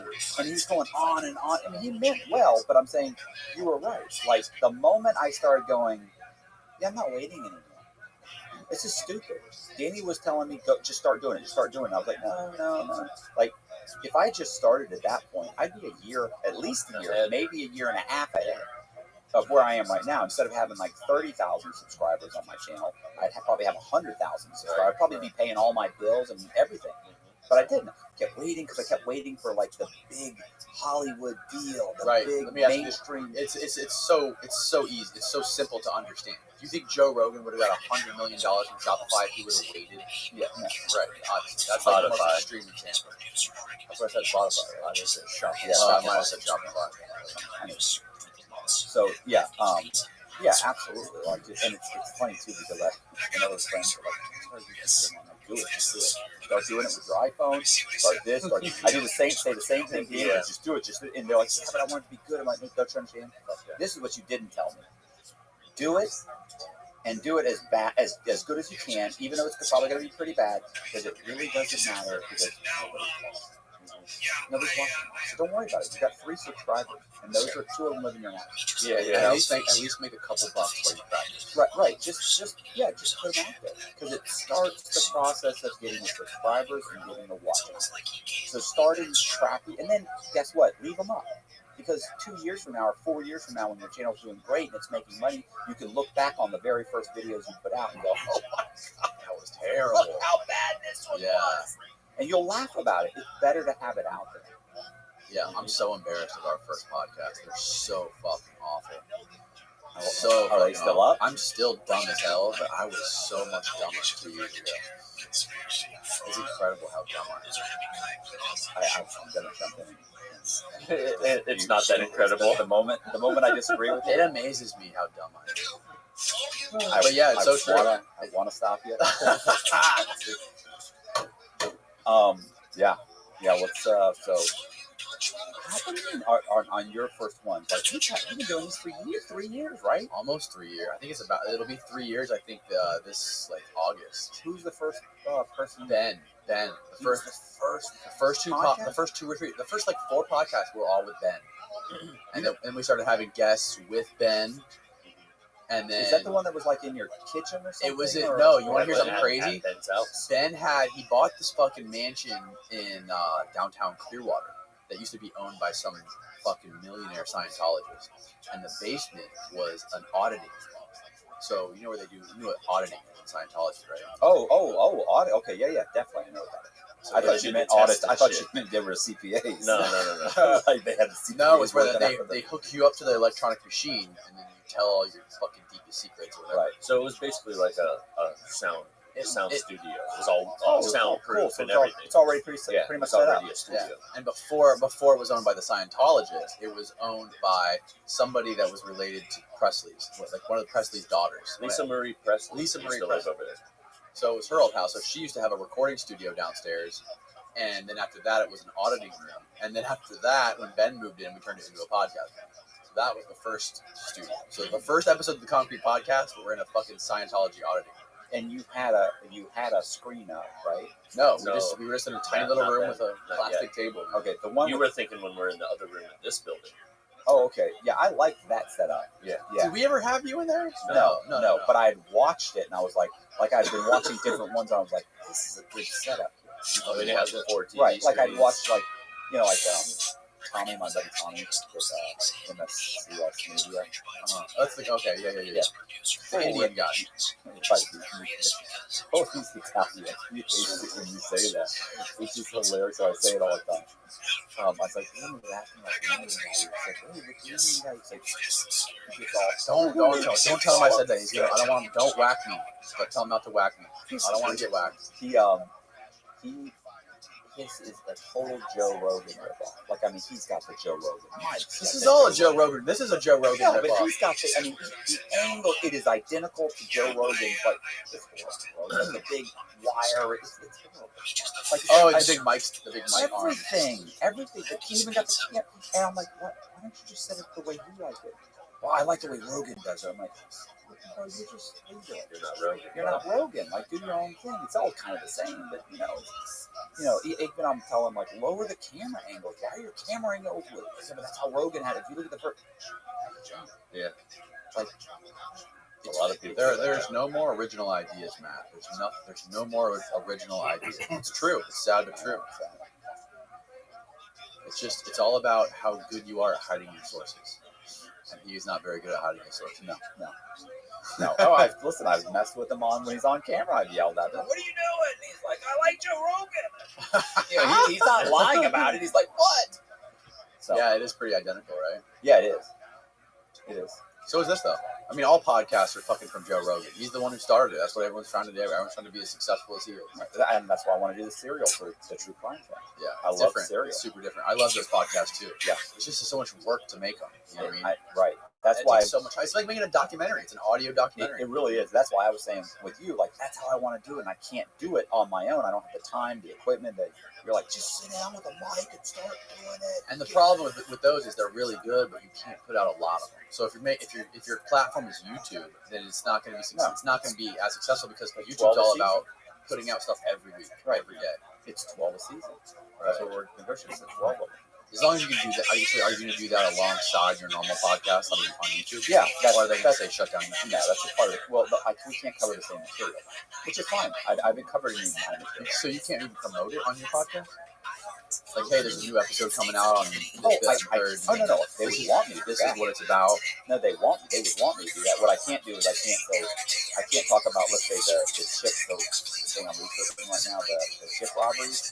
There's a couple companies, these guys from the triad, these Chinese triad men, ships that robbed and computer chip manufacturers happened back in the late 80s, early 90s.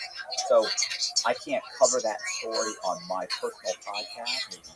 I'm sorry, I can't cover it on their podcast. Like, what if we do 4 episodes and break it down, we do interviews and everything, and then while that happens, I turn around and go on my podcast and then start talking about the exact same thing. And I totally get that. That's not perfectly understandable. Right. Even if it's just telling the story over the course of 2 hours. Because when you do it on a podcast like that, you're basically creating intellectual property, just in the new package. But you got to be able to have a conversation about it. Touch on the script. No, obviously, mine is that I can't. If it's 6 hours to do, or 4 hours of an hour each episode for 4 episodes, I can't then sit down and tell this whole story in 2 hours. Like when we talked about, we had a 5-minute conversation. Okay. But I get that. That makes sense. And they want me to do podcasts. They're saying, no, we want you to do podcasts. We want you to promote this and do it. Keep doing what you're doing. Because they're like, you're slowly becoming the kind of go-to guy for true crime, for crime, fraud, and all that stuff. Same thing with did you see the home title lock? Yes. Oh, I saw one the other day. Oh my God, Austin, can you pull that up, please? I kid you not. I'm standing out front of my house with the front door open. I'm smoking, and I hear As always. the TV's running. And I'm like, this sounds like fucking Matt Cox. I peeked my head in the door, and it was like the last couple seconds of this fucking security commercial, and I saw Matt on there, and then it clipped to some of that. I said, no, fuck. I tried to get a picture and send it to you before it came up. Yeah, it's called I forget what I was home watching. title lock. I think I was watching the basketball game or something. It's it was all on a popular channel. It's on CNN. It's on TNT. There's a 30-minute. I was watching the basketball game. There's a 30-minute infomercial in the morning on Saturdays and Sundays that they release, for 2 hours. The same thing over and over again. So it's so funny because my mom. It was the first time I ever saw it. The first time I saw it was with my mom. I'm eating lunch with my mom. Breakfast with my mom. Look at this. Hey, do you have this on the screen? Well, wait a minute. First I got that one. I'm going to just pull that right out. Yeah, mug. Yeah, that's a bad one. Keep going. That's great.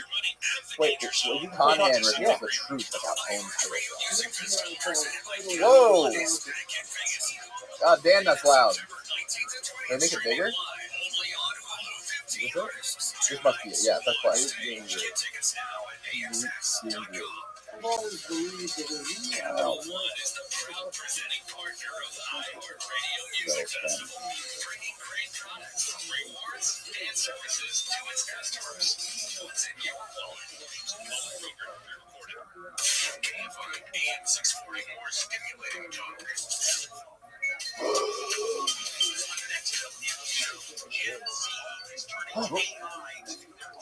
Look at that scoundrel. Beautiful, beautiful comment. Beautiful hairline. Look at the old picture. Look at that. Ooh.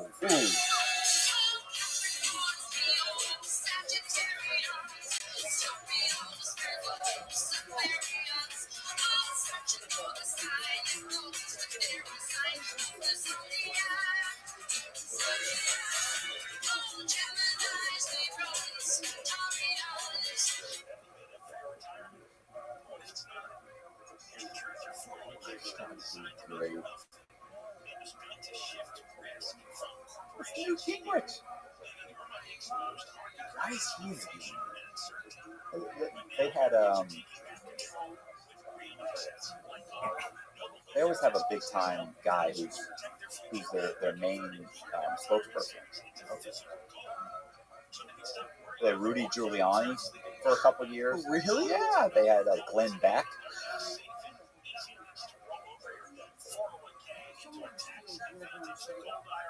Listen, they don't even use, like, they did like an hour long, maybe a 2 hour conversation with me, not between me and Newt Gingrich, but me and like the producers. It was brutal. I mean, I was in rear psychopath form. I was just over the top. Like, they're like, so do you feel bad for the film? No. I don't feel bad. I don't feel anything. I mean, I was just totally, I don't know, I was in a bad mood. I don't know what happened. I was just totally like cold, psychopath, cold, jacked on coffee. How much coffee did you drink? At least 350. At least 3 of these. I walked in with one of them. You know, it was just total. So you were rip roaring. Oh, it was great. It was great. And then when it was done, they were like, you know, we'll probably use a little better. I said, no, it's a little harsh. I said, well, I said, use it. I said, make me sound like a complete scumbag, scoundrel, con man, psychopath. I said, I don't care. I said, look, I'm not going for the whole, I'm reformed. I said, no, I'm going for the Joker. I said, so Jokerizing. I said, I don't care, because you're not going to make me feel bad. I go, I'm a psychopath. You can't make me feel bad. I don't feel bad. I said, so do it. Run with it. And they were like, oh, you should have seen. Yeah, right. Oh, you should have seen the look on their face.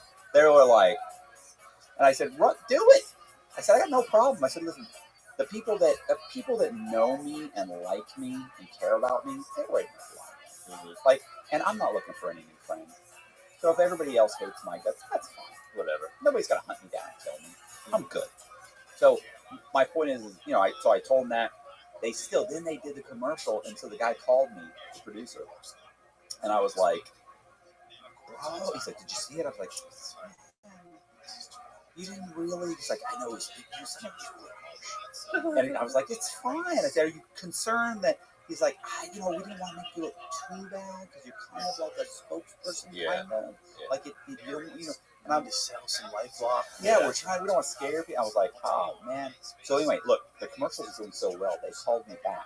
They want me to come back and do another commercial. Nice. And they're supposed to be sending me right now. Well, this was actually about a week ago. They said they were going to have a meeting because we're trying to figure out how to use you for like the next 3 years on like an exclusive deal. Nice. And I'm sitting there going, they're like, so we're going to put something together. And here we go again. Right, I'm thinking, where do I sign? Are you serious? And they're like, I mean, they wanted me to call you, make sure you're okay with them. Am I okay with it? Yeah, I'm good. Let's do this. Absolutely. Run with it. Wouldn't that be hilarious? That's amazing. And I got people sending me text messages saying, bro, I was just watching Fox News. Just watching CNN. I was just watching this. And suddenly I turn around, you were there. Yeah. Bro, I talk about it all the time. You are like the biggest success story in this podcast. Like, you are For sure. You're the one person who came in here, nobody knew who the fuck you were, and you literally taken the ball and ran with it. I mean, so far. And this is the thing with all, by the way, the guy. You have created such success out of coming from nothing, coming on this podcast. This is really for you. This is like, really me. I'm not talking about the amount of attention you got just from as far as podcast views on my channel. Right. I'm talking about like what you turned it into after that. Oh yeah. Listen, I'm going to. Okay.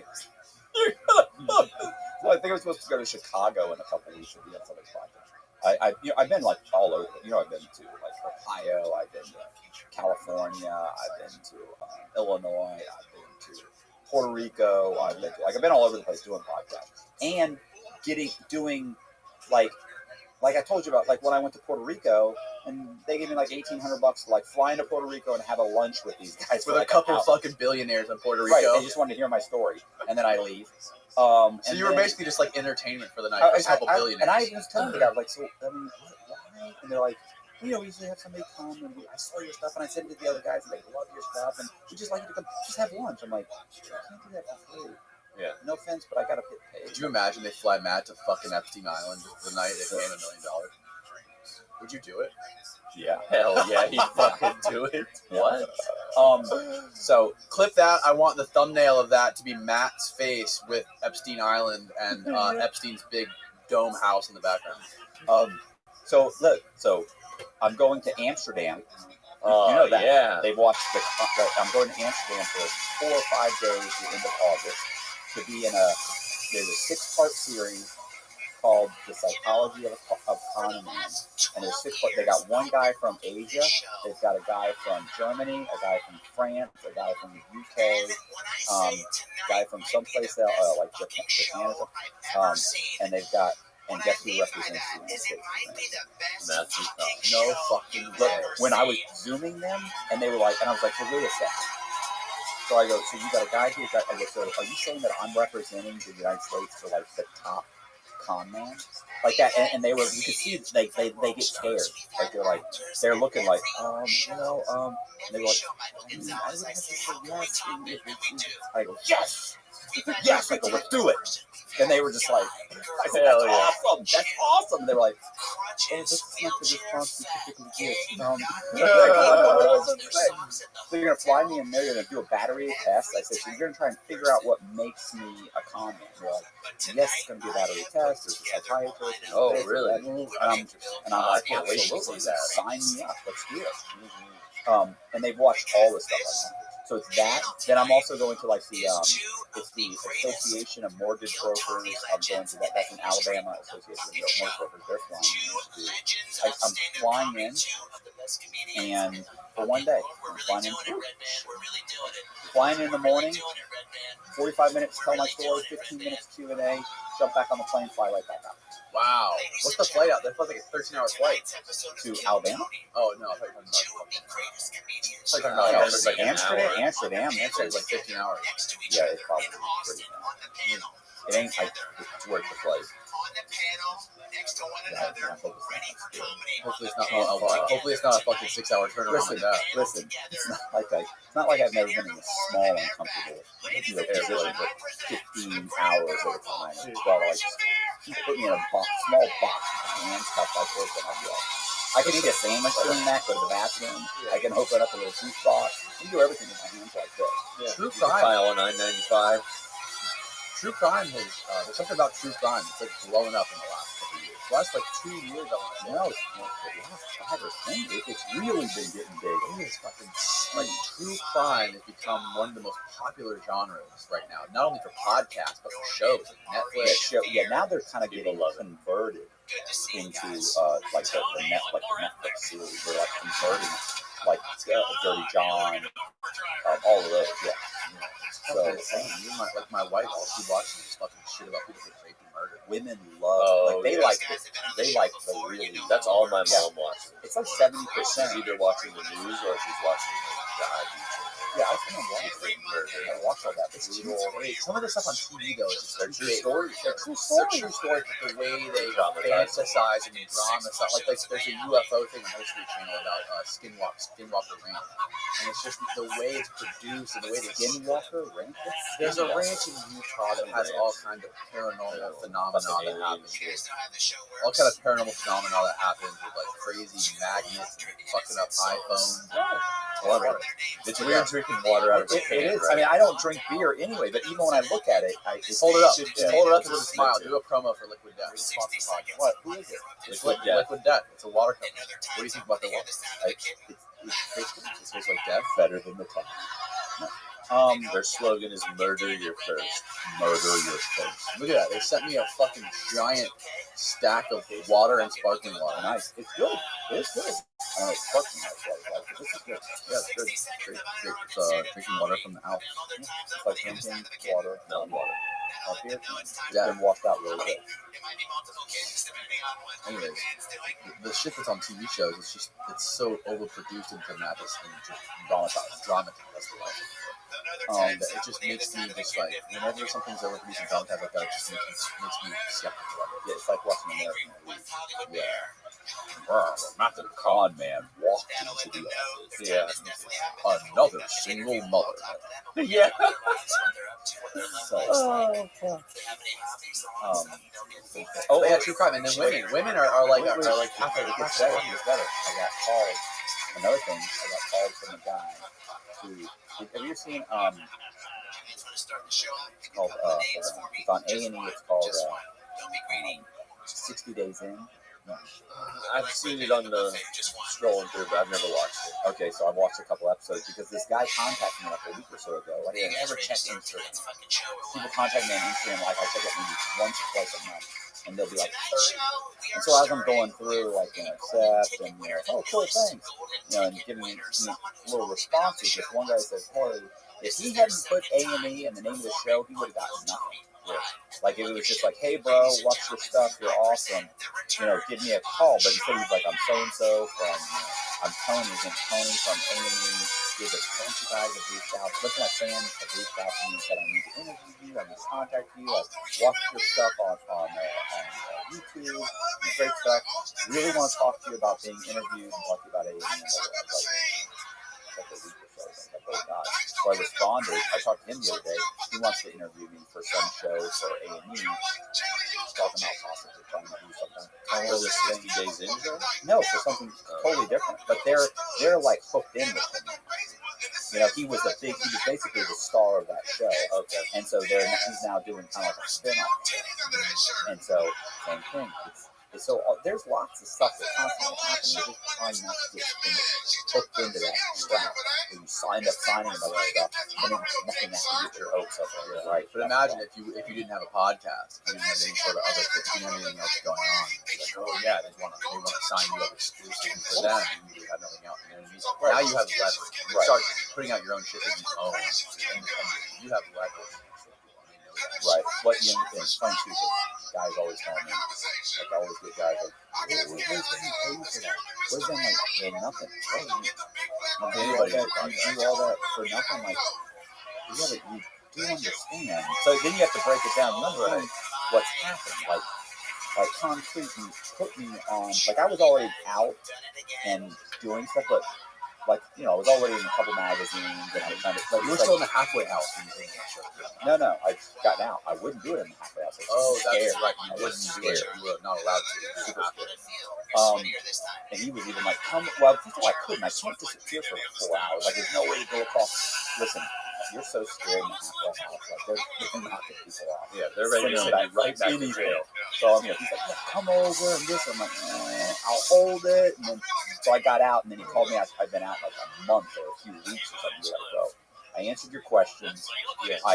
First, because I'd asked you about podcasts. Yeah. Answered your questions. Said you were going to come on. You're not in the thing.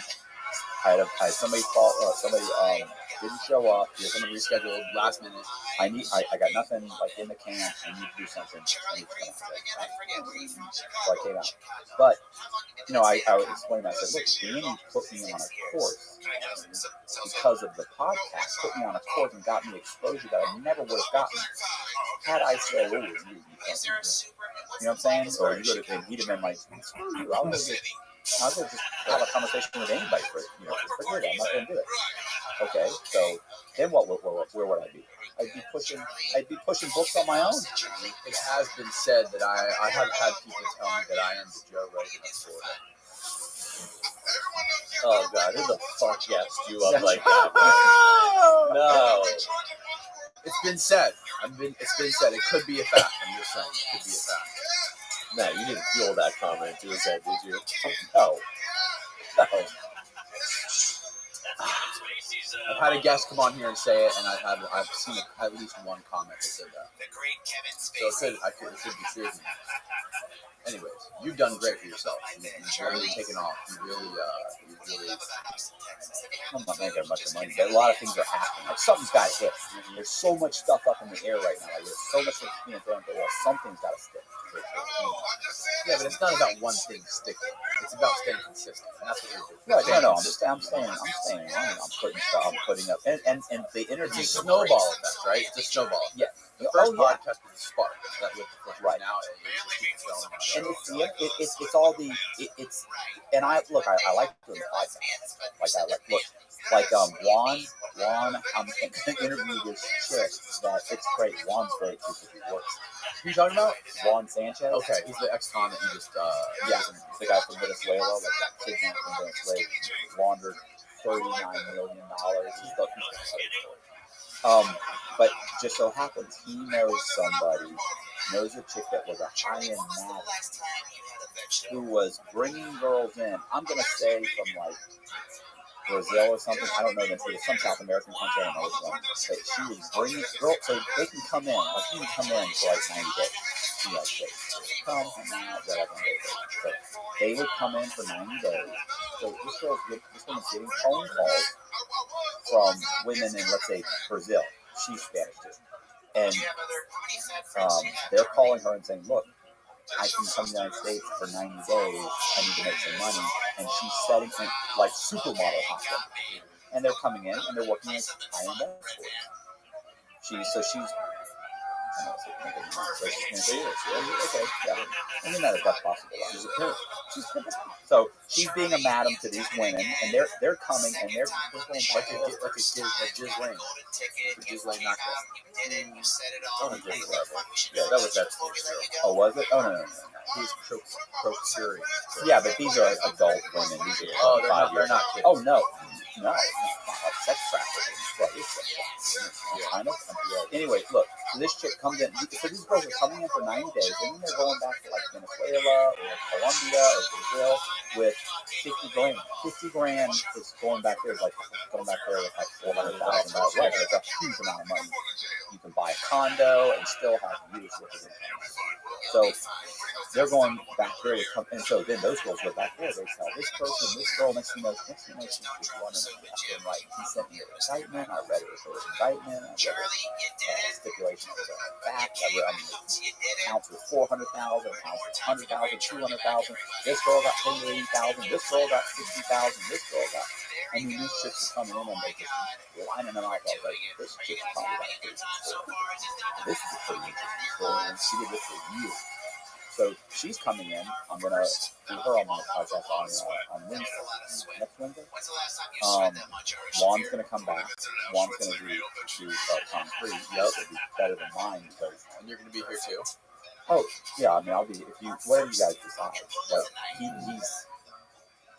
you'll be able to do a better podcast. Like I just sat there and thought he was just gonna tell his story. Like I didn't interview him really. Does that make sense?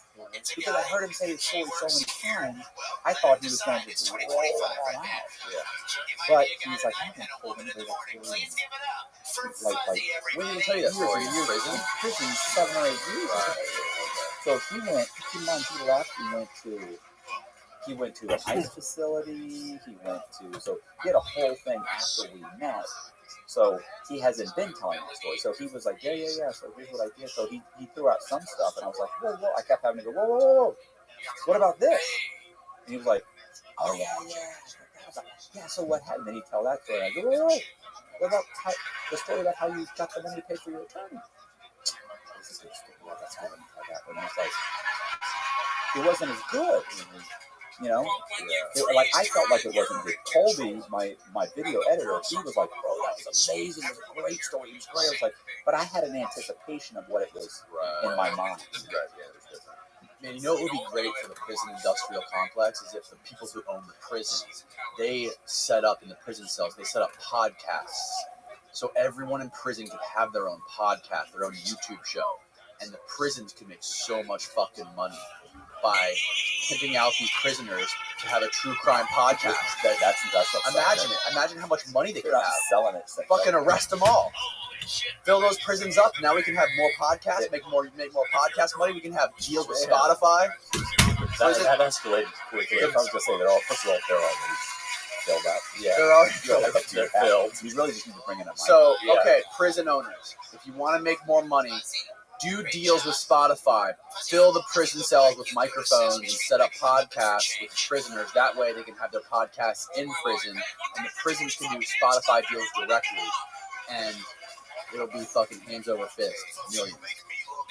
Never happened in federal. They won't let it. Sure it will. They won't let it come in. They won't let you come in and video in prison. Not since Diane Sawyer did it, or was it Barbara Walters? She did one for 60 minutes, and it was called Club Fed, where they actually went into a prison, a camp, and showed the facility and how nice the facility was, and people went nuts. Like, because they're showing guys playing tennis, they're showing guys doing fishing, they're doing this, they're doing that, and they're like, oh, and she's like, she's going, oh, well, what'd you have to do? He's like, oh, how did you have to do this? And, he's like, oh, like he's saying all these things that sound good. And so they immediately, after that whole thing, they went in and they said, the federal, Bureau of Prison said, we're never letting them do this. Because they made it look like fools. And we're taking away this and this. They literally paving over all the stuff. They're tearing out there. Like, they just took everything. Yeah, but who cares anymore? Who cares anymore? Everybody knows. Everybody talks about it. Everybody knows all the fucking crazy shit that goes on in prisons. But they were portraying that it was Club Fed. So they were saying it was like Club Med. It was too nice. Right. So they went in. Who cares? Well, it's too late. You don't care now because it's not now. Right. Now it's a state. So that's practically a state. Exactly. So let the cameras in now. Like, give them podcasts. And I think we should take that on. But having dealt with the bureaucracy of the federal prison system, I can tell you. Federal prison system. I think so too. And look, as evil as Biden, you probably fool them into signing something. But true crime is profitable. It is. Who's the head of the DOP? Can you find out? I need to reach out to him immediately. Do you remember when I told you about the time that I came up with that newsletter about the Puerto Ricans? How I said Trump is like, Juan and I talked about that. We laughed because Juan was one of the guys who came up and he says, "Man, I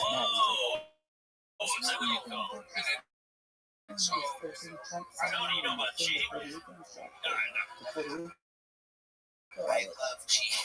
I said, okay, well, I'm going to tell you something. And I told him it was me. Michael Carvajal, 20. So he's the guy who is the new director after Epstein suicided himself. You get Michael. Oh, maybe we probably have better chance of getting old guy. Yeah. Can you imagine? Like this guy sitting there like, It has nothing to do with it. It's all about optics. It's all about optics, Matt. Fire him. Somebody's got to step down. I wasn't sleeping at the stand. I didn't break the camera. Like I was here. I was even work 5 states away. I've never seen that. Right, he's probably never been there. There's 1,300 facilities. I've never been there. Yeah. You're fired. Why? Because it's an exception to this unwritten rule. If you are hired, you can find candidates It's all that matters. It's all that matters. extremely qualified for your job. Just use ZipRecruiter. What are you going to put there for the couch? I got a new couch. Show I'm them a picture The of the couch is couch. gone. Why? What's the new couch? Where'd you get it? Garage sale? What's happening? No, I bought it online. I bought it on the internet. It's nice. I don't know if you would call it nice. I don't want to spoil the surprise, but it's a very nice. It's a vintage couch. Vintage blue velvet couch. You're going to hate it. You're going to absolutely fuck it up.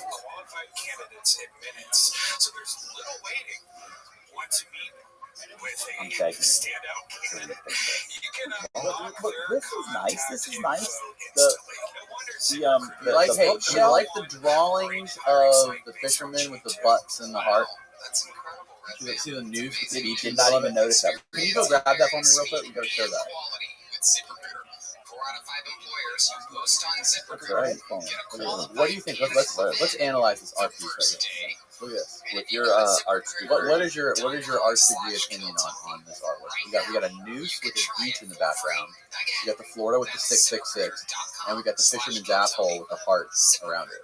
The smartest way to hire. Hello there. This podcast is sponsored by Talkspace. Therapy can be costly, but Talkspace is affordable and in-network with most insurance providers. Most insured members have a $0 copay. Talkspace, the leading virtual therapy provider, makes it easy Right, Luke, okay. Yeah, I think it's Luke. And drone. Nice. Yeah. Probably in it's all disclosing. Luke's an artist.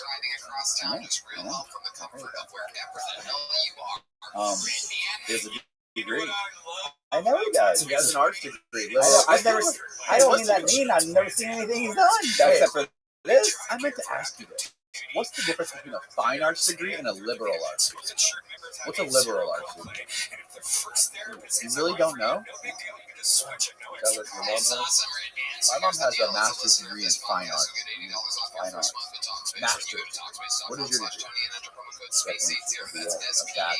only did 4 years. My mom did 8 years.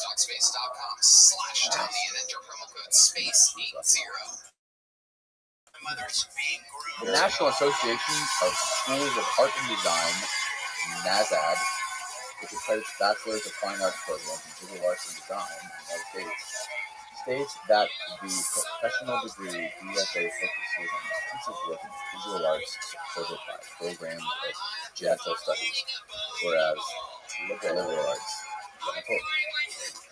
general and then you lock me inside of my own closet and try to host my show. You got it. liberal. Is there a conservative? Is there a conservative arts degree? I went to a coffee shop today. So there's this coffee shop that's in Mel's Park. It's called Conservative Grounds. Right. You did a video with a little documentary. Yeah, they're a little expose. And, yeah, they're a little fine art piece. And it's basically all Trump supporters heavily support Back to Blue, Make America Great Again coffee shop. It's a MAGA coffee shop, and there's a replica of the Oval Office with a statue of Melania and Trump, and the desk and everything. It's fucking great. And I don't go to coffee shops that much. If I want coffee, I get like McDonald's coffee, or I make it at home. Right. And I went to a coffee shop today. Like I actually Googled what's a good coffee shop around here. Really decent coffee shop. $5 all the way. Right down the street. I went and said, yeah, fuck it, I'm gonna go there so I can get some, coffee from that thing. So I go over there, and it's just like complete polar opposite of Conservative Grounds. Conservative Grounds is the last coffee shop I'll tell you. And it's just like this girl, she's got like pink hair. Hey, how are you today? What can I get you? If you have any questions about the menu, please just don't hesitate to ask. And I'm just like, wow. Just a fucking crazy, I wish they were right next to each other. Radical fucking difference in the coffee shop. It's fucking insane. This is like, I didn't want to be there. Like, I'd rather be at some fucking gun-slinging country coffee shop than have this fucking get served coffee. But the coffee was great. I'm not gonna sleep on the coffee. And who had the better coffee? That's the question. The liberal coffee shop. They put some love into that coffee. They put some love into it. There was definitely some very artistic care. She had loving hands to make the coffee. And there were some kids in the corner doing, working in Photoshop, doing their Photoshop work, sending some emails and so on. It was quiet. It was very nice ambiance. Yeah. But it was just, I don't know, something about it just made me kind of like sneer at it. You know what I mean? Just because it was so over the top. So just over the top, like artsy fartsy coffee shop, And I haven't been to a coffee shop in so long. The last coffee shop I've been to was Conservative Grounds. So I guess that was the reason I was so shocked by it. You don't ever go to the Starbucks? No, never. I mean, I've driven through drive-thru. I've been to the drive-thru. Yeah, but I never go into Starbucks. I have a lot of I would go with, I used to go in more, obviously, before the pandemic. I would go whatever. Answer email on my phone. But it's so, like, that's the normal thing. Coffee shop. Like that.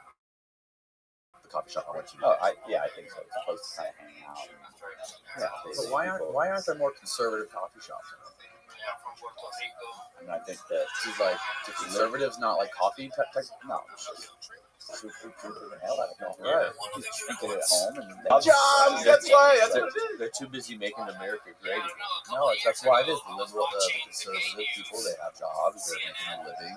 And the people that are at the liberal coffee shop that I went to today, they live off welfare.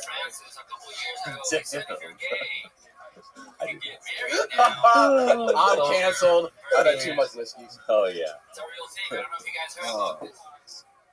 That wasn't even funny. I was just trying to be funny.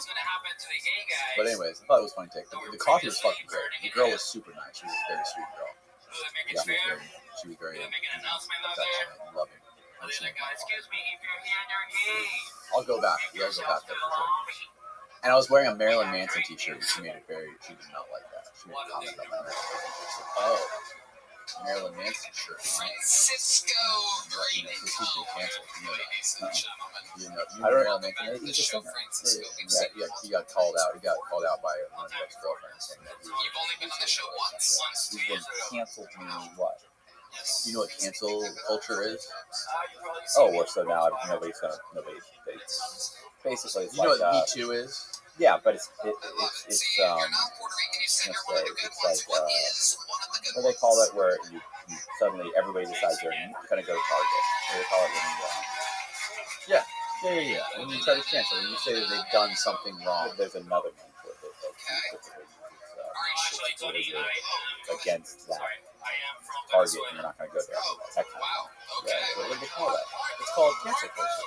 And that's what you're calling it because that's the thing they call it now.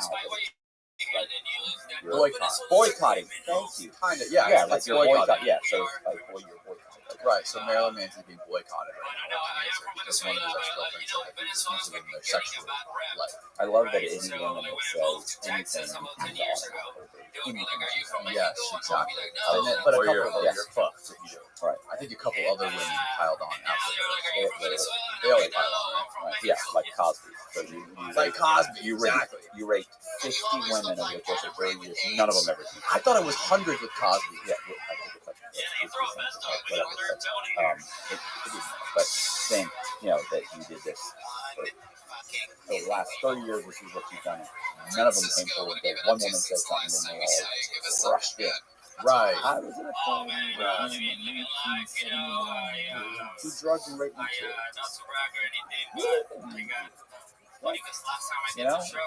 How long was Cosby in prison for? He just got out, but how long was he in for?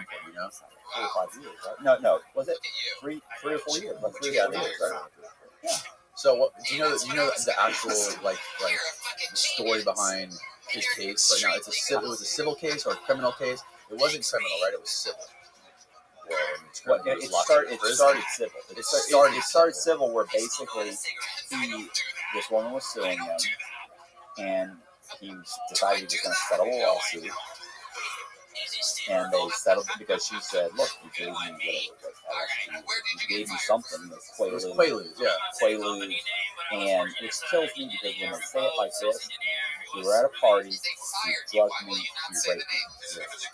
So his version, of course, is we were at a party. I was taking Quaaludes. I asked her if she wanted some. She took some. We ended up, 30, 45 minutes later, we ended up having sex. So it's no different than we were at a party. I was taking some Xanax. The chick I was with said, "Hey, you got anything for me?" I said, "Absolutely." 45 minutes, we ended up having sex in my car. You raped her. You drugged and raped her. No different than I was having a couple of drinks. I said, "Oh, you want a drink?" Sure. Right. She had a couple drinks. Shots at the bar. We ended up having sex in the parking lot. Guess what? You drugged and raped her. I mean, it's like that progression. So he ends up for the purposes of the civil suit, he says, they said, "Did you drug him? Did you drug her?" Yes, I gave her the Quaaludes. We had sex. We did this. I didn't rape her. I did this. I did drug her. I did have sex with her. I did this. I did that. And I'll say all this, provided you're never going to be able to use this. It's going to be right. Of course. Then, of course, she gets the settlement. Everything goes through. Boom. Let's put it out there. Now we're going to go ahead and we're going to use that against you to file criminal charges, and we're going to charge you, and you're going to go to prison. And all these other women say, "You know what? Time to get paid." I was at a party with this guy 20 years ago. He raped me still. and suddenly everybody jumps in the bandwagon. Next thing you know, this guy's apparently been raping people, every few weeks for the last 30 or 40 years, and he's 80-something years old, and he ends up going to prison. And then, of course, the judge finally looks at it and says, well, wait a second, you can't use this. But on top of that, he's admitting to something for the purpose of a lawsuit. For a civil lawsuit. Right. Like, he's not, like... Civil lawsuits are all about money. They're all about getting settlements. Right.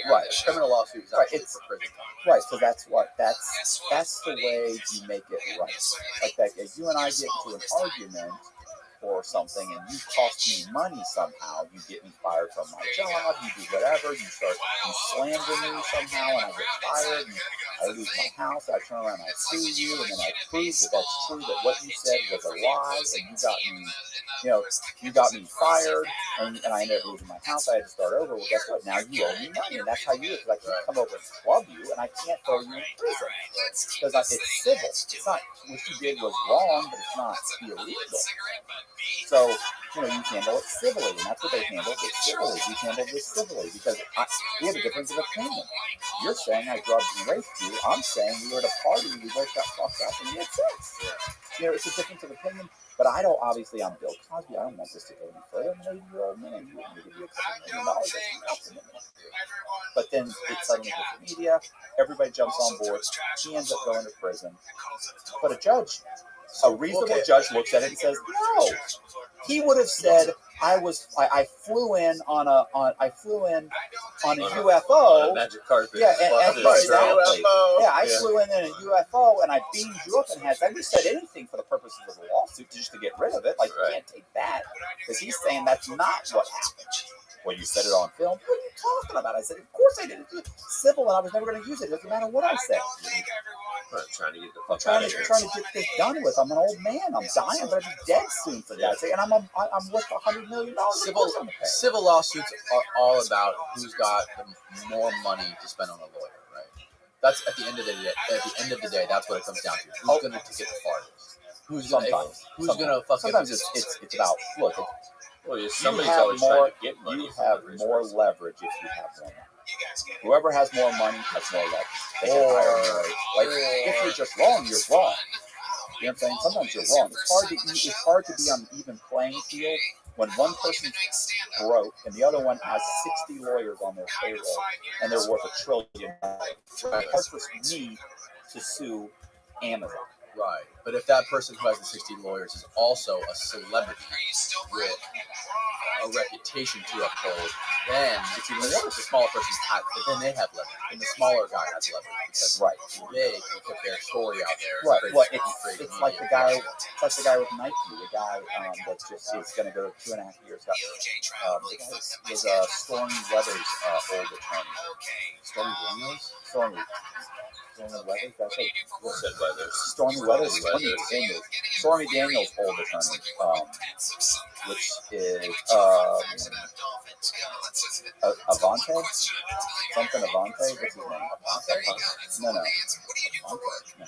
Avante. The guy he was with, he was Stormy Daniels' old lawyer. Okay, he went to Nike and Michael Avante. He went to Nike. He went to Nike and said, "Look, I've got clients that are sports guys, that are kids that were in sports and that are gonna say that you guys offered to pay him or pay them, and I'm gonna help. Like, they got him on tape saying he said, I want $25 million, or your company's gonna take a $10 billion. They were paying kids what? That they were either paying kids or I forget the exact thing, but basically he was gonna smear. He was ready to do what? Make their shoes? To wear their shoes, to wear their product. A federal judge on Thursday sentenced celebrity lawyer turned criminal defendant Michael Avante to 30 months in prison for attempting to extort millions of dollars from Nike. He rose to fame as Stormy Daniels' lawyer and was convicted in February 2020, that's more than a year ago, of 3 counts for threatening to publicly accuse the sportswear company of illicitly paying amateur basketball players How much money people Right. Wow. So and his whole thing was like, if I do this, it's going to cost you guys. Your company will get $10 billion in those kind of like your stock for this, and then so I'm $1.5 million. So they immediately called the FBI. Yeah, and they still afforded them and everything, and then boom, what a dumbass. already rich, already got a bunch of money. Just a greedy fucking scumbag. Right. So I'm saying that his leverage over Nike, because typically I'll bet you'd be shocked how many big corporations actually do pay out just to get rid of like nuisance suits, like little like we don't want this we don't want to be associated with this or whatever. I mean, how many Probably times? asked for too much. He should have shot the number about half of what he started at. Yeah, Or he should have doubled, or should have made the number way higher. Well, I'm wondering what. I'm wondering Call what. the FBI after a certain time. Yeah. I'm wondering exactly like what how much. Well, I'll tell you what. They probably felt like he was pretty over the top, and we could definitely prove this, and this will send a message to anybody else over outside. Like it's worth going to this, and he's probably being so overt about it. Like they're like this dumbass is bound to say something wrong. Like we can easily get this. He's not doing it like in the guise of the law. He's basically like extorting them. Right. And he says on it. He's like, what? Something like, they said something about, well, what about this? $1 million? Because $1 million, that doesn't do anything for me. He said, listen, he said, I'll come out with these, I'll line up 10 guys or 10 whatever basketball players that'll all say this. He said, and he said something like your stock will take a $10 million or $10 billion hit. He said, okay. He said, so stop fucking around with me. I mean, he's talking, he's cussing, he's with a bunch of lawyers.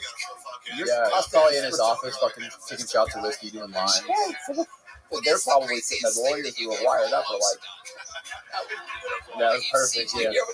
God damn it. What an idiot. Clip it. Like, how perfect is that? Somebody clip that. So, yeah. But, yeah. So Bill Cosby, going back to Bill Cosby, his lawyer that he used was one of Trump's lawyers. He was one of the lawyers Trump used for his impeachment trial. Right? I don't know. No, I'm pretty sure it was. Yeah, Trump lawyer. Oh, look at how quick that was, Austin. Fuck. Trump lawyer Bruce Castor plays a central role in the Bill Cosby trial.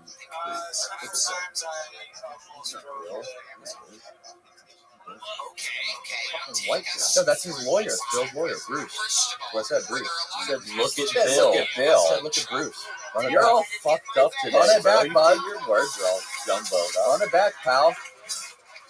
Lawyer Bruce Castor has now gotten 2 extremely high-profile Americans off this year in a much-watch legal proceedings. First came President Donald Trump. Now comes Bill Cosby.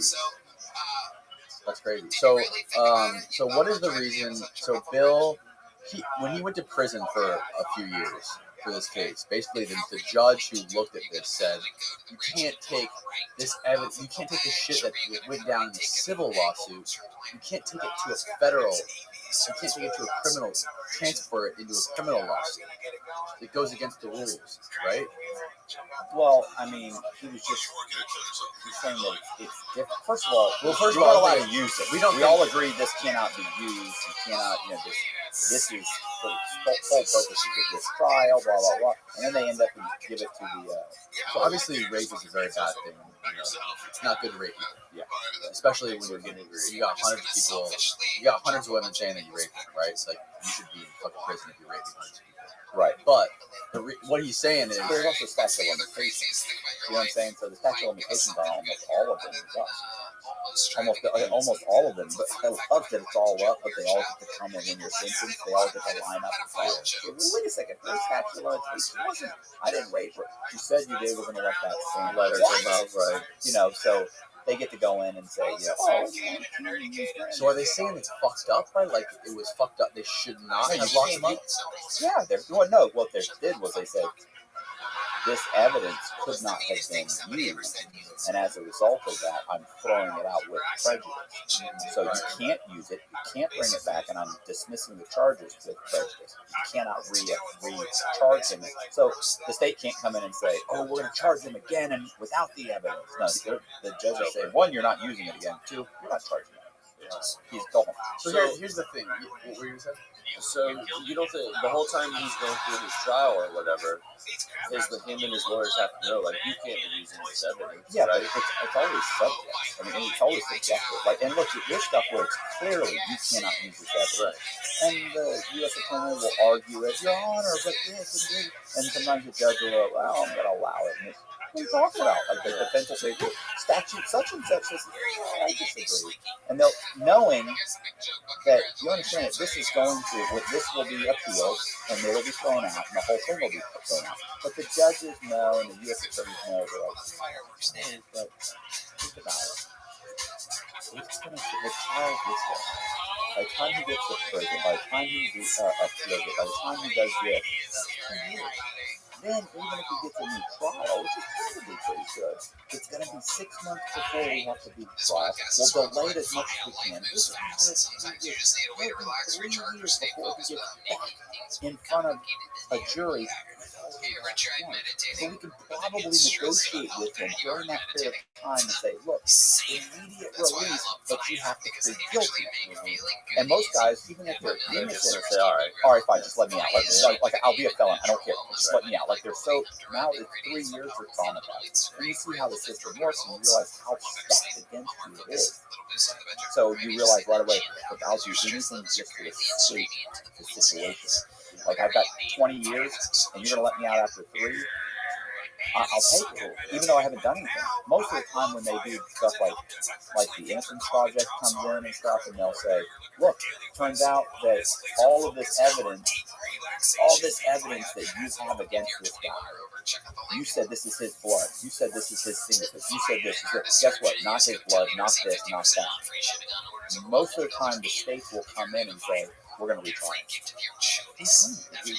Your main evidence was the blood, was the semen. It's not his. It's 100%. We actually have another person that it may be that died in prison 2 years ago. What are you talking about? No, we're going to retry it. Because they're like, look, first of all, when we started this podcast, it seemed like he knows how bad it is. He knows the chance that he got this ever. Yet what? He's innocent, he's in prison, and the chance, he knows that this was a fluke. So he knows if we retry him, there's a chance he might still get found guilty. And we're going to use that to try and get him to plead guilty so that he can't sue us for what we did to him. And most guys would say, okay, I'll take it. Like, look, you didn't rape and murder that woman. You didn't do this. You didn't do any of this. It's all 100% true. We can prove it now. You're still ready to sign something and walk away. Why? Because I was going to die in prison, and I'm just desperate to just get out. Right. For all I know, I could be killed in here before I walk out of here. Especially now that people are seeing me on the news and they know I'm getting out. A lot of jealousy in prison. People will attack me for no reason. A lot of guys won't tell people when they're getting it. Like, a lot of guys will be like, look, don't go around like the last month or two. Say, man, I'm out here a month. I'm out here a month. Then these guys are going to die. And you're walking around saying that? Well, there's a lot of people that are bipolar. They'll flip out on you. They don't say nothing. So, you don't know what's going to happen. These guys are signing just to walk out the door. Of course, once they're outside, they turn around. To the seed, or to the this, they turn on that paper, but you under such duress. Plus, wasn't part of the argument that he's fucking 80 years old, letting this guy out? He's a rapist. Yeah, it's nothing to worry about. He's a fucking he's not a real. He's not like a fucking 30-year-old guy. But he's a serial rapist. Plus, these women aren't saying that he beat me, bound me, threw me in the trunk of the car, drove me out in the woods, raped me, and left me for dead. They're saying, he's sweet, and next thing you know, he looks good. He's famous and rich, so I had sex with him. They're not saying he beat on me and held me down, and my eyes were black and blue, and I broke my nose. And, you think he knew he was going to get out on that technicality? No. I mean, I think that, look, I think at his level, your lawyers are always kind of telling you, we can do this, or we can do this, we got a good chance. They're trying, and they can keep trying. They will keep trying because they're getting paid to try. So they're doing that, and in his mind, maybe he never really accepted it. But I've known a lot of rich guys that 100% were positive they were not going to be found guilty. And then when they were found guilty, like after a year or two, like they think, oh well, they're gonna get turned over, they're gonna let me back out on bond. Then they find out.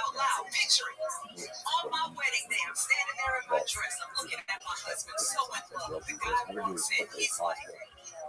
How quickly? Right, yeah. Like how long am I gonna be? You tell me I have to turn myself in? Yeah. For a 20-year sentence? Or they take them right then. Not guilty, or boom, guilty, and they're like, okay. Next thing you know, they're handcuffed and they're going, well, what's going on? What's going on? Because their lawyers tell them the whole time, but don't worry, it's not guilty, not guilty. Didn't even tell them that, by the way, if it's guilty, you're going in. Like, didn't even work out a deal with the prosecutor. Like, look, if it is guilty, can you please recommend that we let him turn himself in? Like, because normally they'll say no. Sometimes they might say yes. But it's like, no. I knew this guy,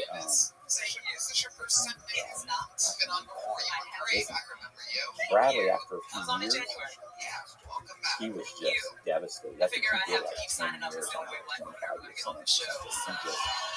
It was just a brutal sentence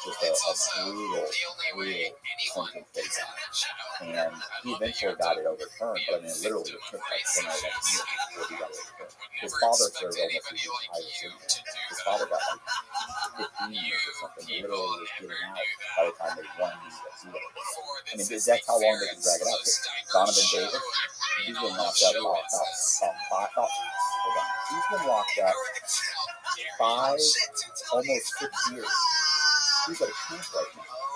I mean, this guy's 6 years for a 17-year sentence. And he's been fighting the entire time. Think about it, 6 years. Right. And absolutely, he hasn't even moved on. This is his appeal. And this is a guy who has concrete evidence. Oh, and it's getting worse all the time. Yeah, absolutely. It has concrete evidence. It's getting worse all the time. Yeah, I think there's other stuff going on.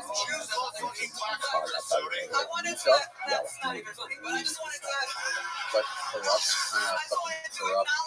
Right. Don't get a shadow thing. Yeah, like no, not like that. Not like that. Just in general, like other things that are people's witnesses, like there's this one guy, the guy I refer to as Evil Brew. He was one of the guys that was saying that Donovan had lied and Donovan had stolen his money and convinced him to give all this money and this and that. But really, that was one of the guys who had brought in a bunch of investors. So let's say I'm but basically Evil Brew said, goes to all of his friends and says, give me money, and we need to all invest money in Capital Blue.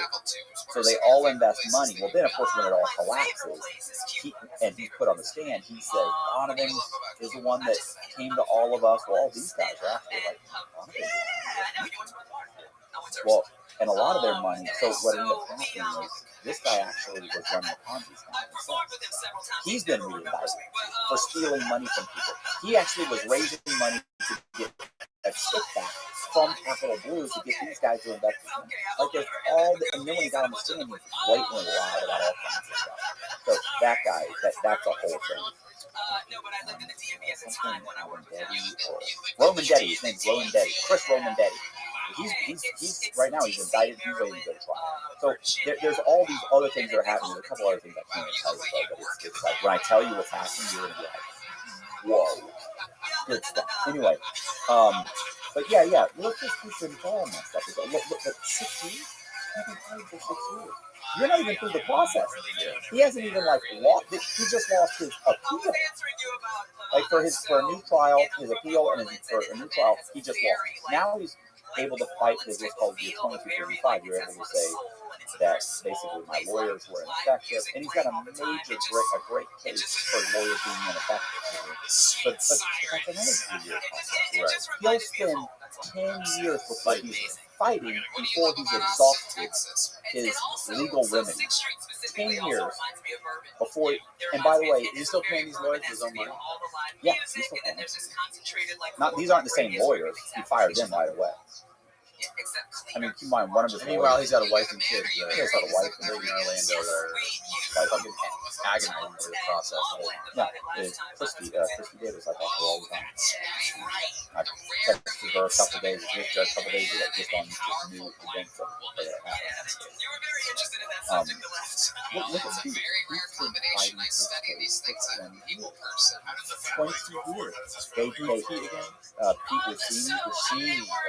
Breaking Bad. yeah, they've been dragged. Like they did. So We that's did the a whole thing. podcast on Pete. Yeah. It's called, I believe, if you search for it on YouTube, it's called Matthew Cox, The Breaking Bad. I thought it was like the real Breaking The Bad. real Breaking Bad. Yeah. Yeah, it's fucking crazy. Yeah, that one's got like 300,000, 400,000. Yeah, that podcast is crazy. He, with the dirty FBI agents and the whole thing. But I mean, look at Pete. Like, literally, think about it. The whole thing for the U.S. attorneys, they're like, it doesn't really matter how I get the conviction because once I've got you convicted, and I can drag it out 10 years while you're trying to unravel this whole thing. What if your sentence is 10 years? Fight it. Yeah, go ahead. Let's fight it. You'll be fighting it when you're in the halfway house and when you're home starting your life over again. You'll still be, I can drag it out that long. You'll serve your whole sentence and you'll still be fighting. Well, let's face it, most people, when they're basically done, they're not fighting anymore. I'm tired of it. Because the legal bills, my lawyers all quit. I'm broke. None of my friends or family will let me borrow money from them anymore. I'm basically doing all the legal work myself. And now I'm in the halfway house and I have to work my job at McDonald's and try and find an apartment. Do I need to keep fighting this? It's over. It's over. I'm going to lose. I've lost. Even though I feel I'm innocent and I've done nothing wrong, fuck it. They're done. They got me. They beat you. Right. I mean, that's it. So they're like, I'm out. I just want to go on with my life. Reconnect with my 3 daughters, and hopefully my ex-wife will let me see my 14-year-old. You know what I'm saying? It's just ridiculous. Like, a message is just devastating. How are you doing with all your stuff? You're a probation officer, and you're paying off your restitution and dealing with everything after the fact. I love the way they say paying off. It's $6 million. Yeah, you owe Let's that just $6 say million now. paying, not making payments. You owe that $6 million to the government that you stole from the I don't owe it to the government, by the way. And to the banks. like 85% of those banks have all done it. So really the money that I'm paying is going to the government. Like they'll To the good people, to those that you stole, the $6 million that you stole from the good people. He owes this to AmeriQuest, but they're insolvent and they were bankrupt. Should we give it some? Hey, Matt paid 20 this month. AmeriCorps isn't around anymore. You can keep it this week, Don. Last month I paid like $420. Oh, listen, some of my payments like $400, $600. Some are like, listen, I've had here's a COVID hit. I'm like dead broke, and I'm on unemployment. And unemployment, of course, is $600. Like I'm not making anything. You have to pay your $150. What are you talking about? I gotta pay my $150. I made $600 on unemployment. Or you're going back to prison. What do you I do? can't even eat for what's left over. $150. That left off. Thank God I was living at my friend Stacy's house, and she was cooking me meals every day. Like, I mean, listen, Well, you shouldn't have ripped off those innocent bank executives. Oh, did I tell you this? So the documentary with the one in Amsterdam. So the guy sitting there is like, okay, we need to be able to talk to other people. So you're still in contact. This guy, so I'm giving them names of people, right? Like this person, they're like, what about we really would like to talk to some victims. I'm like, well, I'm sure there's someone at Bank of America you can contact. They're still like 100. SunTrust is still around. Who's the individual victims? I'm like, well, there's 4. I'm like, so you're telling me that out of the some odd banks and 4 individuals you don't want to talk to who lost the bulk of their money. You want to talk to people who lost the least bit of money, but I didn't take money from, but I caused them to actually have to go and hire an attorney for $4,000. You want to talk to that. You don't want to talk to Bank of America who lost $2 million. You want to talk to them. Well, it's more of I'm sure there's an executive you can talk to. Like, why can't you talk to an executive? Because an executive won't break down and cry and tell you some sob story. I lost the lease, but He didn't even feel it. Right. It's like, he's not affected. His life is not affected. Right. But that's the bulk of the money. Like, that's it. That's what I did. Like, but the bulk of them, they're like sob story. Someone will cry. Tell you ruined their life for $4,000. For you hired an attorney and paid him $4,000 and I ruined your life? If I ruined your life, if $4,000 ruined your life, you were hanging on by a thread. Honestly, a hurricane, I did you a bad favor. storm, something else was going to knock you. It was only a matter of time. Sorry. Does that come off unsympathetic? Not at all. I try and be in the most interesting places I can be. I think we've hit a wall here. How long have we been going, Austin? It's only 2 hours. 2 hours? 2 hours. What are you getting? What are you getting on your 35, 38%? 30, something this long, 32%? What do you mean? Keep the watch that Make make it it up up to about 32%. No idea. Check it out. Yeah, because like the shorter ones, Some people are very analytical and very into the numbers of their podcasts and stuff. And it's just good. It helps, people like you, people like Steph on. They're very Well, you have 10 years of videos claimed out and you're constantly watching. The numbers I'm sure it's good. I never look at it. You don't read the comments either. I respond to almost all my comments. I want to start. I was thinking about it last night. I want to start responding to all my comments and just fucking responding to trolls and just talking shit. Like, honestly, I want to go start fights, light fires in the comment section. listen, you know what's funny is, in the comment section, like some of these people will first of all, they're hilarious. Like a lot of them are hilarious. Yeah, they are. But that's what's great about it. That's what I do love. I love the comments, first of all. I'm not knocking the comments. I don't read them a lot because they're really bad for my brain. That makes me not feel good about myself. But they are great because it's like a creative writing contest. Whoever can come up with like the most fucking articulate, hilarious comment, sentence, or whatever, it gets upvoted. So the best one gets prizes to the top. It's like a contest for whoever can fucking nail it the best. You know what I mean? Fucking, it's amazing. One of the things that happens is this is weird. So I always click, like, post all comments. You know, you can put the like hold the ones that are negative or hold the ones that are positive. Like it actually gives you an option like somebody cusses or something like that. I always say post them all. You know, I don't care if it's what they say. It doesn't matter. Post it. So there's a lot of times where I can on the actual studio, where when you look at it on your phone, it'll show you the first few lines. And then when I click on it to watch the whole thing, it says comment not found. Right? So, and I'm like, I'll click it, and so a lot of times it actually still doesn't post it for some reason. Even though I said, like in some of the comments, like I'm sure that they're okay. Like that, like if the guy said something minor, I can't imagine what he said. It's just AI. You know, they're just like flagging shit. They say certain things. It's like the words are blocked for it. There's no way it's, anybody can watch all those comments. It's flawed. Well, I mean, I know. Yeah. Some of them, of course, some of them are fucking awful. Yeah, some of them are really like pretty vicious. Like I very quickly became hardened to it. But like the first week or two after that first podcast, I'm ready to argue. We're having a conversation. Listen, I badgered some of those guys so bad they took their comments down. They were like, literally, bro, I'm sorry. After thinking about it and what you said, I didn't think about it from that point of view. I have a different perspective now. I'm actually going to edit my comment. Like, nice. I didn't know that. Nice. Only Matt Cox could do some shit like that. I'll tell you that. All right, plug your shit, Matt. Tell us about your books. Tell us about your paintings. Where can we buy shit? Yeah. Books. I got books. A couple people. I got books. I've got Buy Shark in the Housing Painting. Pool.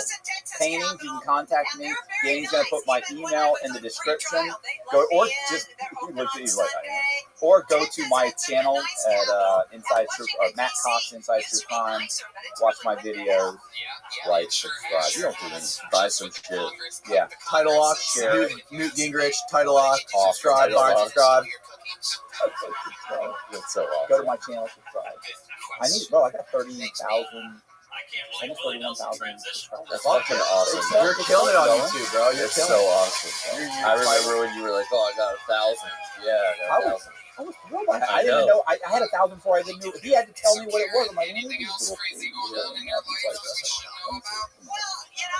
I was trying to decide Yeah. whether or not I should go with the Jason stuff That's awesome. because I have been Matt going Cox, to open biggest true mics crime podcast on regularly, YouTube. and Go I've been subscribe to working him. Go on buy my books materials. and buy Lifelock. When we Title hear lock what are your insurance. gauges? Goodbye, world. Adios. See ya. I'll give you a bit of my gay minute. Okay. It's that I told all my kids growing up I didn't want them to be damaged. So I always told them that if I find out you're gay, I just won't be able to love you as much. It's nothing personal, but we all know that homosexuality is caused by overbearing, castrating, ball-busting bitch moms, and I'm not going to let one of you to make me look like a bad mom.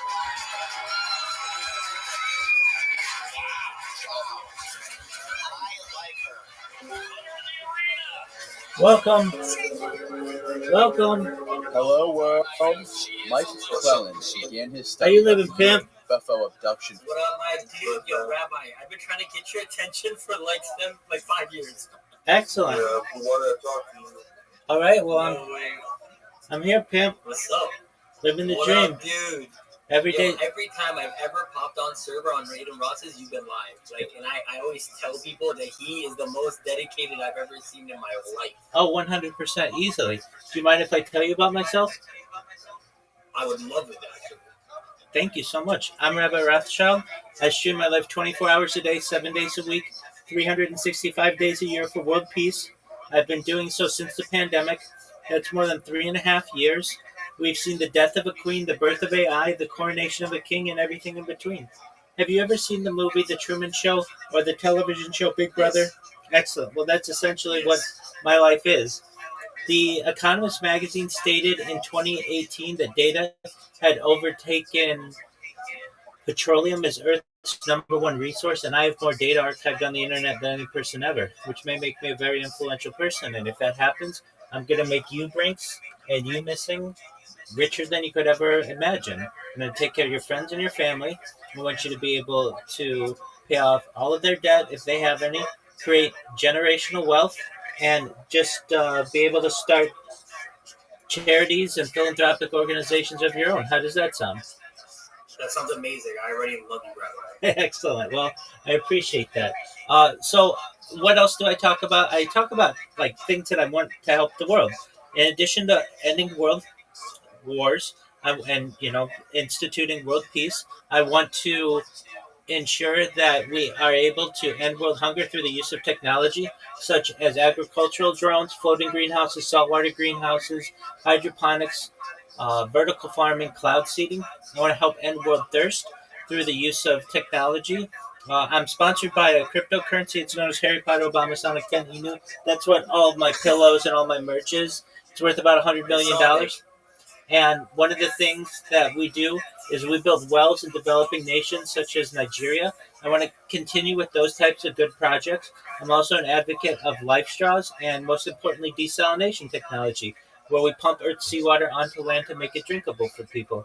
I talk about other things that are going to change the world, things like anti-gravity, antimatter, faster than light travel, faster than light technology, faster than light communication, things like quantum computing, things like cryptocurrency, of course, things like de-extinction. People don't know this, but the first...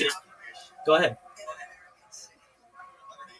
Okay, people don't know this, but the first successful de-extinction took place in the year 2003 with the Pyrenean ibex, which was a goat located in northern Spain, southern France. Fast forward to the year 2021, a company out of Dallas, Texas has found founded, known as Colossal Bioscientific. They've made it their goal that within the next 3 years to reintroduce the woolly mammoth into the Arctic Circle utilizing Asian elephant surrogates. I just think this is a mind-blowing goal. They most recently made headlines with their dire wolves. Joe Rogan has met the dire wolves. They're almost a year old, so those have been brought back. They want to reintroduce the Tasmanian tiger, followed by the dodo bird, which I just think is really exciting. I talk about other things that are going to change your life and change the lives of those that you love. I want to give you the money when this goes viral to be able to utilize life extension technology if you want. If you want to just die at a normal age, that's fine. But when you were born, Brinks, and missing, the average life expectancy for someone like you is probably about age 80.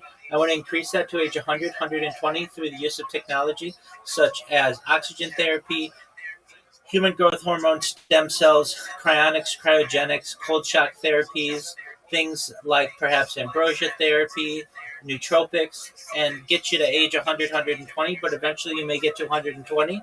And again, this is with your consent, but you may say, Rabbi, I've made it to 120. All the things that you said have come true. What's the next plan? And again, this is with your consent. We could utilize a type of technology known as mind uploading technology, where we scan your brain into a computer, like a CAT scan or an MRI, knowing where every atom is in your central nervous system and your peripheral nervous system, for later download as an android, an avatar, a cyborg, a cybernetic being, a clone of yourself, a robot, an ethereal being, whatever you want to be. But essentially, what I'm saying to you, Brinks, and missing, is that you may have an opportunity at digital immortality. What are your thoughts? I would love that. That'd be dope. Excellent. I would actually definitely be down for that because I'm not trying to die at 100, to be honest with you. Word, dog. Excellent. Well, then you are with a like-minded individual, and I'm going to do everything I can to make your dreams come true. Can I ask you a question, Rabbi? Absolutely. This might sound like really stupid or self-centered, but I've been doing content since I was like 8, from YouTube, TikTok, Instagram, everything, consistently, nonstop. Excellent. And I've gotten some videos I'll get like 12 million views, some videos I'll get 11, sometimes I'll get 1,000 or 100, but I keep doing it. But I haven't blown up ever. Why? Yeah, great question. Well, there's a secret to many people's sauce, and that is paying for views and also having content moderation teams that have connections with agencies that will ensure that you are in people's algorithms consistently. And what's happening to you is you don't have those connections because they're expensive and you need experience doing that. And so what happens is you may blow up on someone's timeline, but then you don't get any of that social media momentum that carries you in. That's really the You reason. actually hit the nail on the head, Yeah, it's really. Go ahead.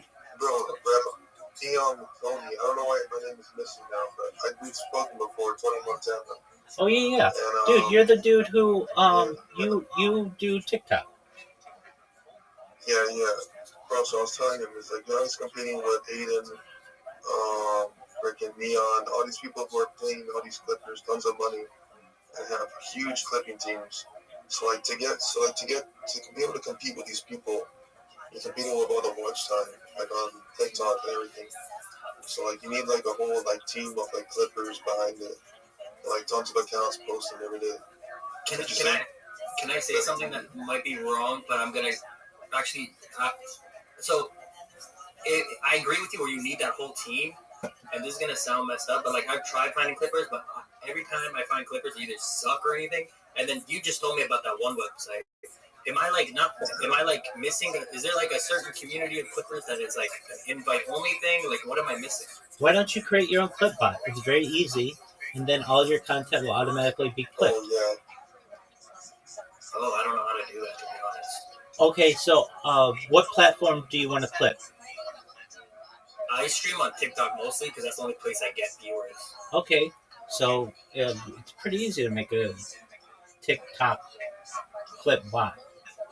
So generally you just need an Android device. You don't have to though. If you just have a computer, that can do it as well.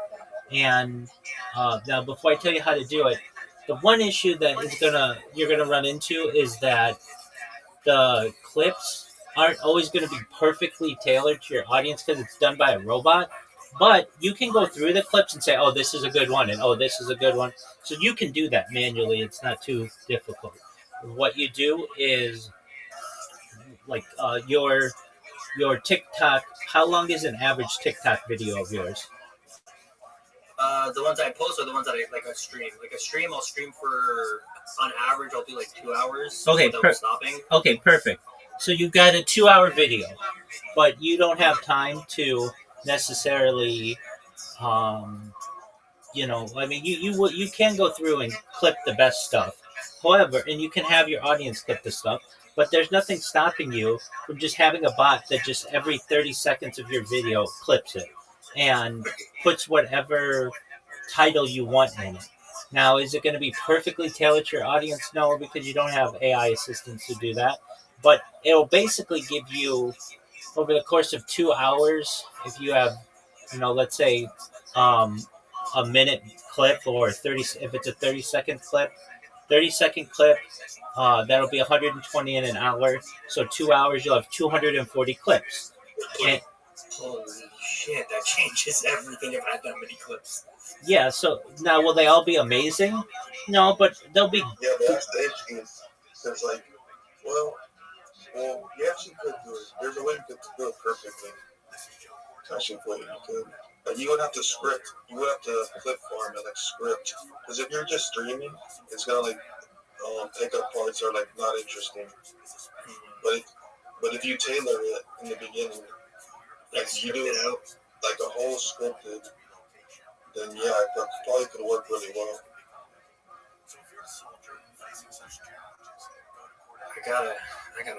I basically this takes way more brain power than I've been putting into it. Is what I'm learning. Because the thing about the clips is the first 3 seconds is the most important part.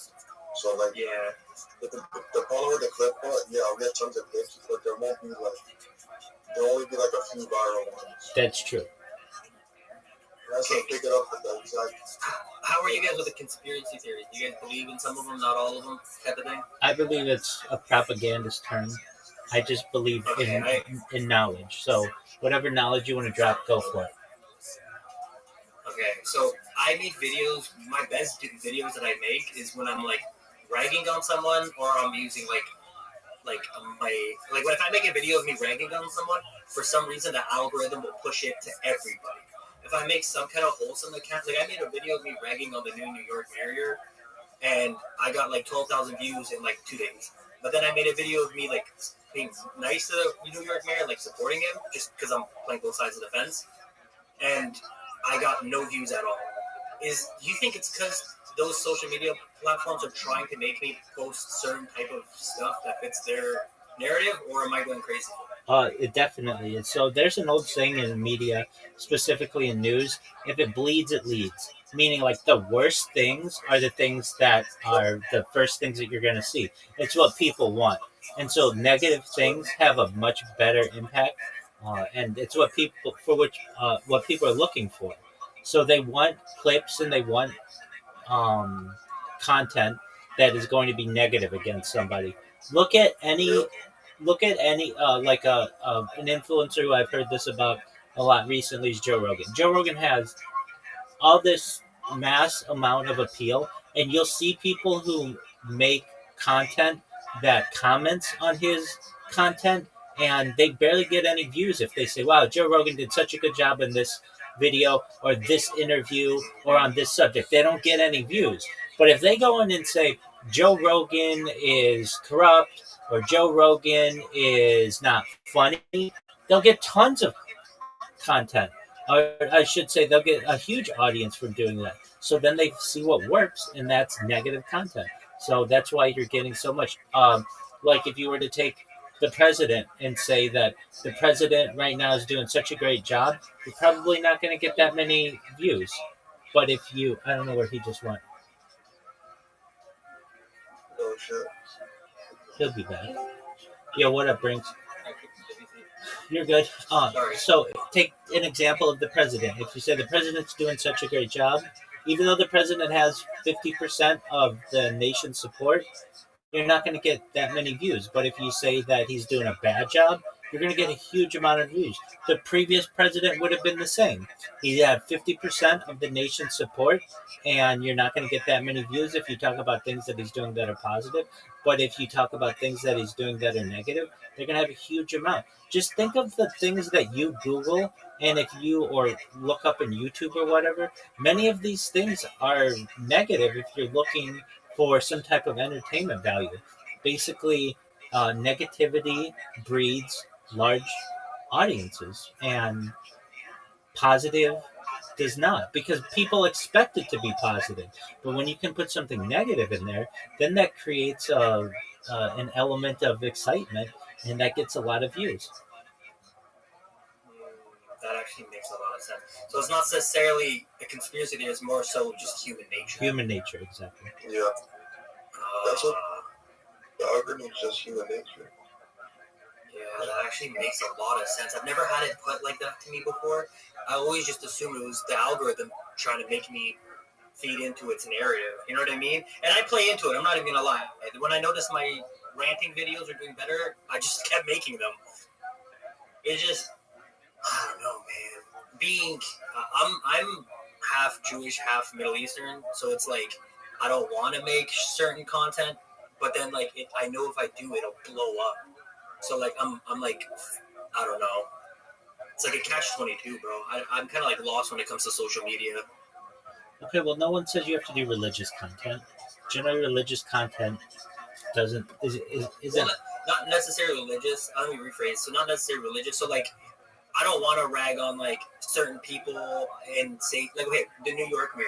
It's easy for me to rag on him or play both sides of the fence because I don't feel like I have any connection towards him. You know what I mean?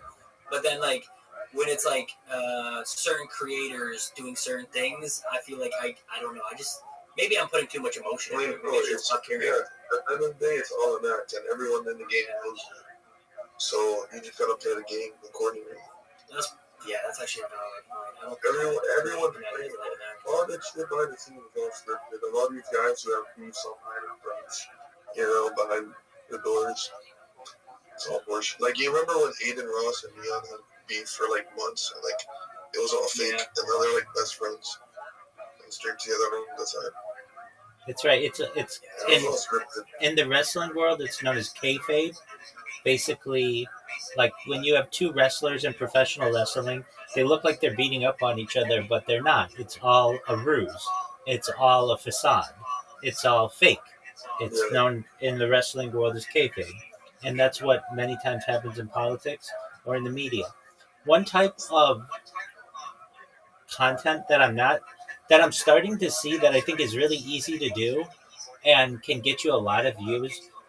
If you want a lot of views, your content doesn't really matter as much as your titles of your videos. The titles of the videos are the things that are going to bring people in. So everything, bro. It's true. But I mean, you can work really, really hard on your content and make it as edited and perfect as you want. But if it doesn't have an eye-catching title or description, no one's ever going to see it. No one's ever going to care.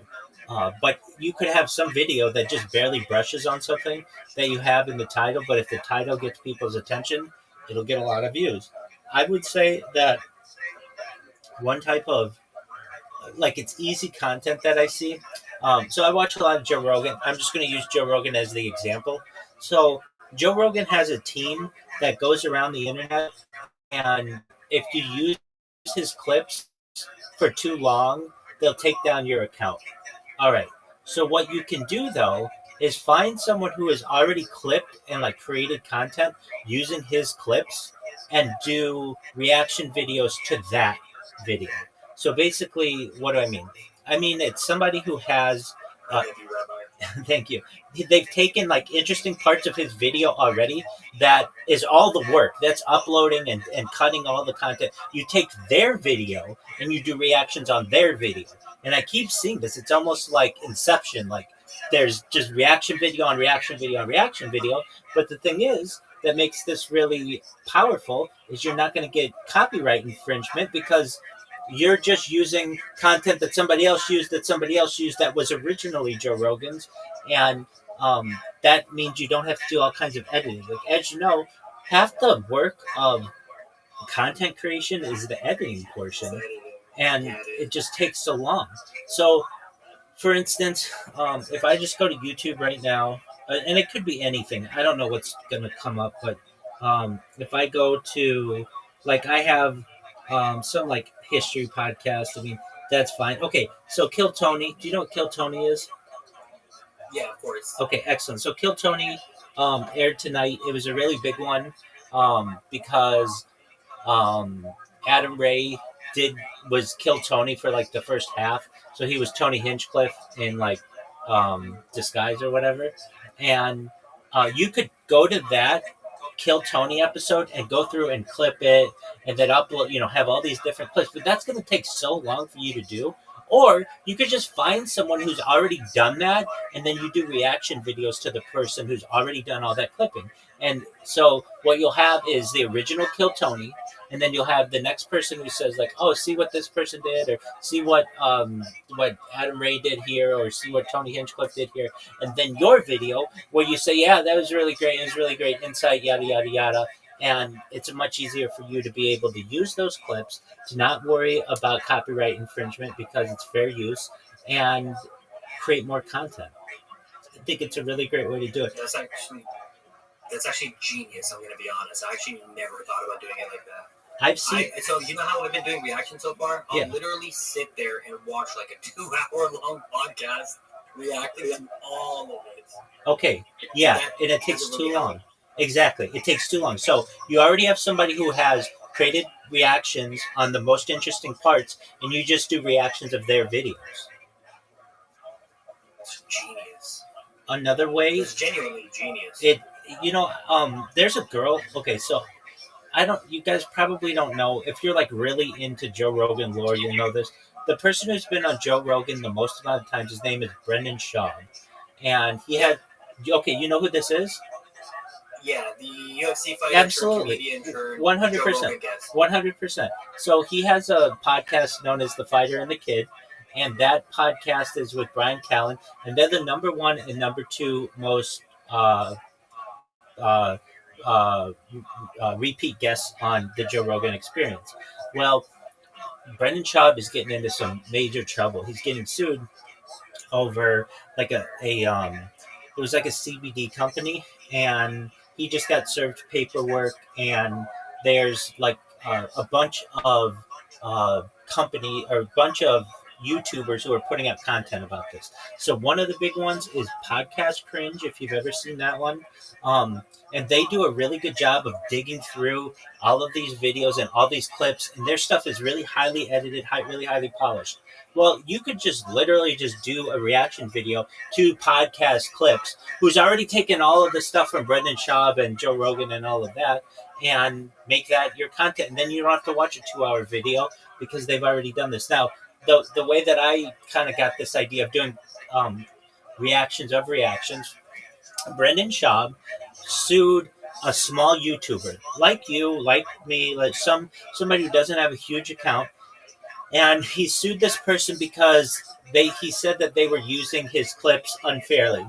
And basically this small YouTuber didn't have the money for a big time lawyer, and Brendan Schaub was going to win, and this was going to have a huge precedence in the legal world for the internet, because it was going to say basically that you weren't going to be able to use these clips that people use to just be able to create content without the express consent of the original holder.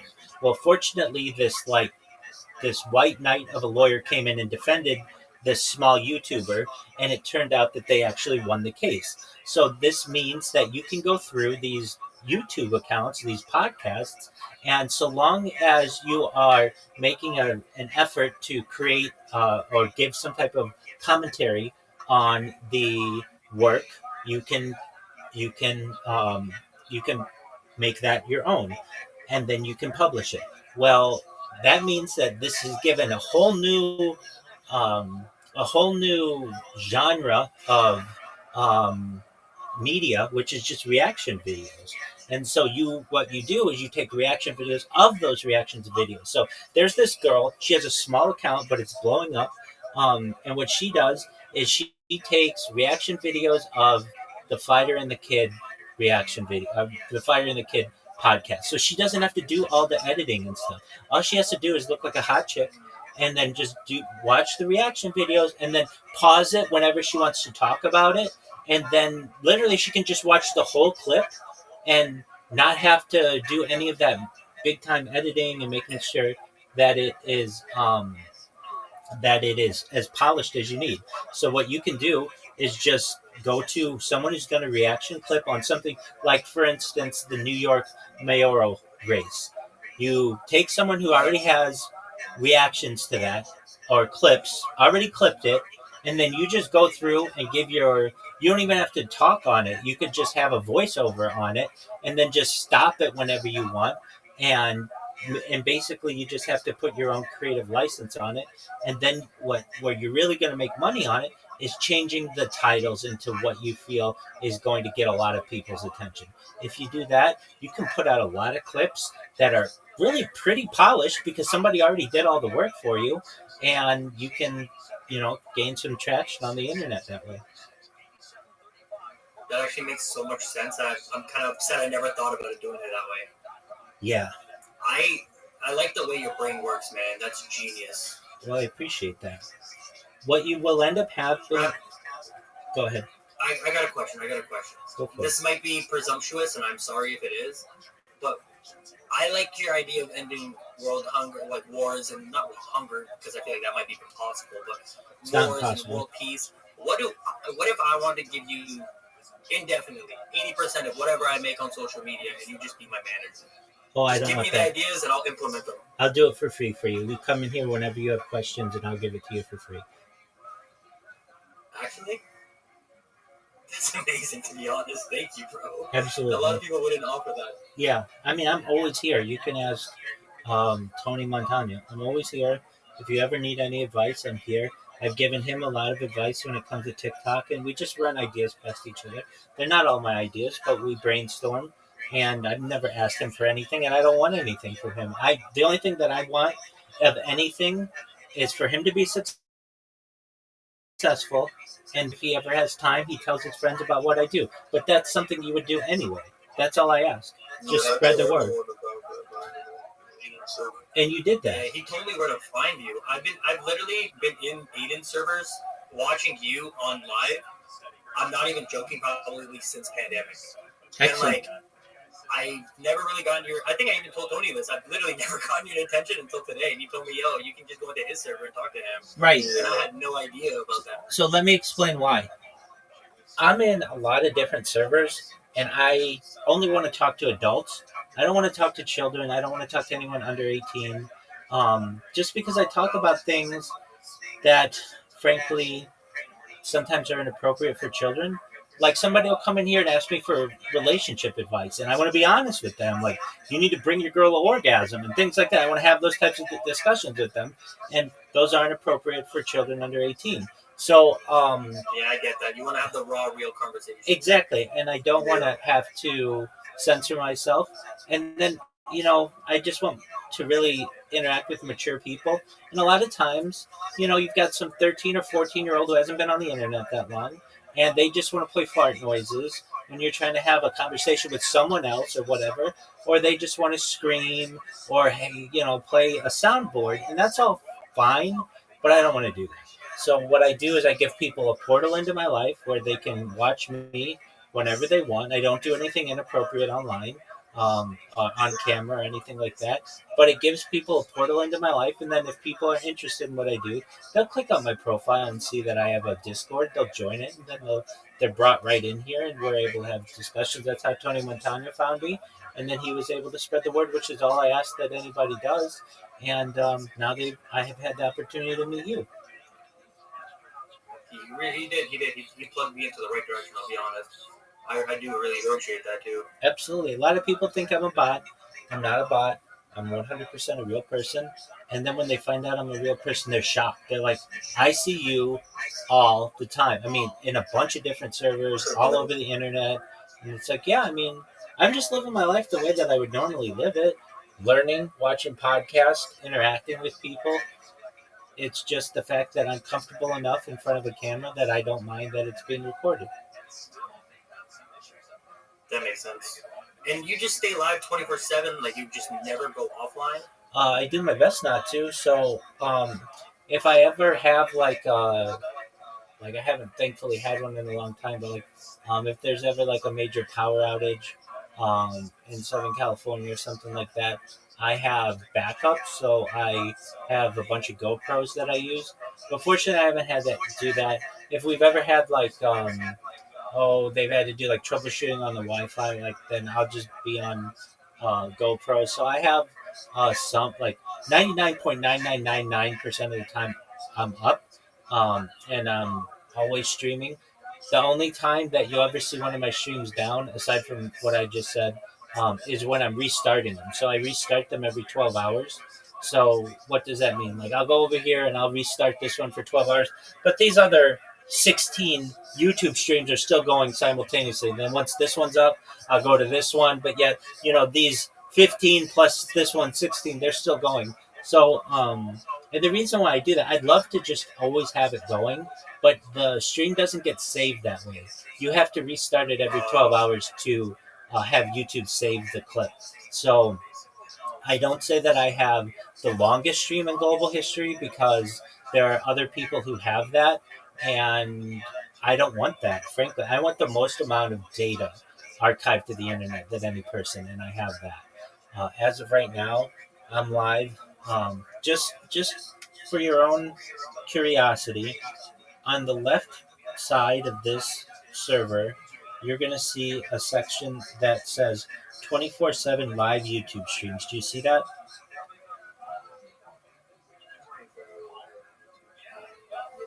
Okay, and there's a link there. Take that, copy that link and paste it, and just see how many live YouTube streams I have. This is just YouTube. This doesn't mean Rumble. This doesn't mean Twitch. This doesn't mean YouNow or Trovo or DLive. And it's going to easily be more YouTube streams than you've ever seen of any person in your entire life. I've never even heard of this other stream platform. And that is not uncommon. They're bigger, a lot of them in like Asia, some of them. But if you go to that link, holy, you're live on like 1, 2, 3. You're live on like a whole bunch of different platforms. Oh, I can see you're back on this one. No way. Yeah, exactly. So you can see me in 360 degrees, which is really exciting for people who in the future want to do 3D modeling of me. They'll be able to do that. They'll be able to live my life virtually. They'll be able to create holograms of me. There's a lot that can be done when you have this much data. You are a very smart guy, man. This is 4D chess if I've ever seen 4D chess. It most certainly is. Absolutely. Yeah, I mean, basically, that's crazy. I'm scrolling and I'm still seeing more accounts. That's crazy. Exactly, and those are all live. Yeah, they are. They all say live too. Exactly. I mean, it's difficult enough to just have one YouTube stream going. Period. It's hard. You've got to have power. You've got to have internet. You've got to have a device that is capable of doing it. So then to have all of these and multiple and backups of them is really quite exciting. And I know that this is going to pay off for me in the end, meaning I'm going to do this enough. I have enough motivation that I can do this another 10 years and not go viral. I've already done it for 3.5 and I'm fine. So I could do it for another 10 years. And eventually, though, somebody's going to see what I do. Now, do I think that it's just going to be through random people coming to me from Aiden Ross's stream? No, absolutely not. Well, the way that I'm going to go viral... I was going to ask you about that, Rabbi. Sure. I think the only thing you're missing, this might sound crazy, but imagine if you had everything you're doing now, but you can move around and keep the stream going. Yeah, so which is obviously going to be, it is possible, but very unrealistic. No, Did you see- no. I did that. Did you see Drake's stream that he just did? He had live drones in the sky following him. He had I mean, GoPros. it's possible, but you need tons of money. Exactly. I did that the first year. So the first year that I did this, I streamed as far north as Santa Barbara, as far south as San Diego, as far west as the ocean, as far east as the desert and mountains. I streamed in Beverly Hills, in Los Angeles, in Disneyland, and then I streamed every day after work at Tiger Woods' golf course in Anaheim, at the driving range. So I did it. It was very expensive. It was like a $400 a month cell phone bill, and you can do it certainly, but the issue that arises is no one's watching you when you're doing it that long and on that many streams. Yeah. And it's just like, if I want to be able to talk with people, and it's easiest for me to have one direct way of speaking with them. Now, the way that I'm going to go viral, do you know what the platform Blue Sky is? No, I've honestly never heard of that. That's okay. Yeah, it has 37 million people on it right now. It's the alternative of Twitter. So Twitter pissed off a bunch of liberal people when Elon Musk bought it. And so all these liberal people went to this platform called Blue Sky.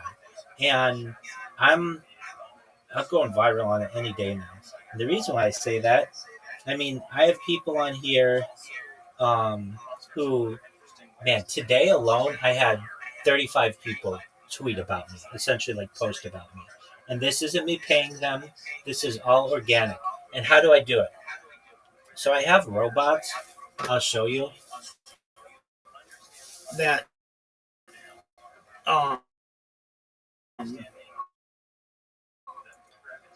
automatic. This is on that app Blue Sky? Yeah. So what these robots do is they automatically reply to people, and just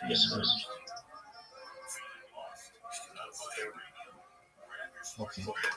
Do you think Blue Sky would be like a smart thing to start on? I think it's much easier than Twitter. So can you see this pink finger? Do you see it? Yeah. It's automatically reposting, and it's automatically commenting. And then what it's commenting is this big wall of text that I have, and then it just moves on to the next person. And I have 3 of these bots that are doing this simultaneously. So while I'm talking to you guys, I'm being promoted. And what's interesting about... So that just continuously goes whether if you're managing it or not. Like no matter what, you just tweet and it does its thing. 24/7. Yeah, I don't even tweet. It automatically tweets for me. Or Blue Sky or whatever I don't know what it's called. Yeah, they don't have a good word for it. It's just known as posting. It's just posting. Oh, posting? Yeah. Okay. But the thing is, like, when I first started this, I would just be like, join Rabbi's Discord, and people were like, okay with that. Like, as you know, with anything that you do, you kind of do A/B testing. You see, like, what works better in your naming conventions. And so I would do, please join Rabbi's Discord. Join Rabbi's Discord for world peace. All that kind of stuff. And in a given day, I might get like 4 or 5 people who would post about me, who would just be like, who the fuck is this rabbi? They're like so annoying. And that's fine. I don't care if they think I'm annoying. That gets them in here and gets me an opportunity to be able to introduce myself to them. And then once I'm able to do that, it's game over, because I'm talking about very positive things, ending world wars, ending world hunger, ending world thirst, and I talk about futurology. And that's all really interesting to them. And then they go back to Blue Sky and they're like, oh, I met the rabbi. He's a really nice person. He's just doing this to get the word out about this, and you'd be doing the same thing if you were in his position. But so what I found out that works even better, though, than just saying, please join Rabbi's Discord, is using really sexual names as my usernames. At least the name, it works so well. I get 30 to 35 people a day who talk about me now, which is like 6 to 7 times what I was getting. So the names that I use, I mean, I just use the same one, same couple, and I'll change it up once like people get sick of them. But so they just repost it because it's funny. So one of them is sluttiest whore in the history of humankind plus MILF-loving rabbi. People see that and they're like, what in the fuck is this? They take a screenshot of it and they post it. And then it's a free billboard of mine, essentially promoting me on their profile. And that's what I love. And then the other one that I've been using that has been really great is, and again, it's the shock factor is what I'm going for a lot of these. And let me find the other one.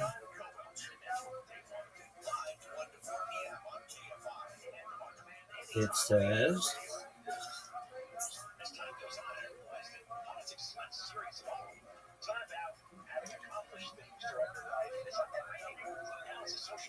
pussy eating until my tongue is raw and mouth gets lockjaw rabbi. It's like so over the top. It's so over the top that people are like, oh, what the fuck is this? And they take a screenshot of it, and then it just sits on their profile, and then people see it and they comment about it. They're like, oh, that's the rabbi. Haven't you joined his Discord and all these other things? But it gets more people in here. And then the thing that I repost is I say, please read the attached World Peace Manifesto.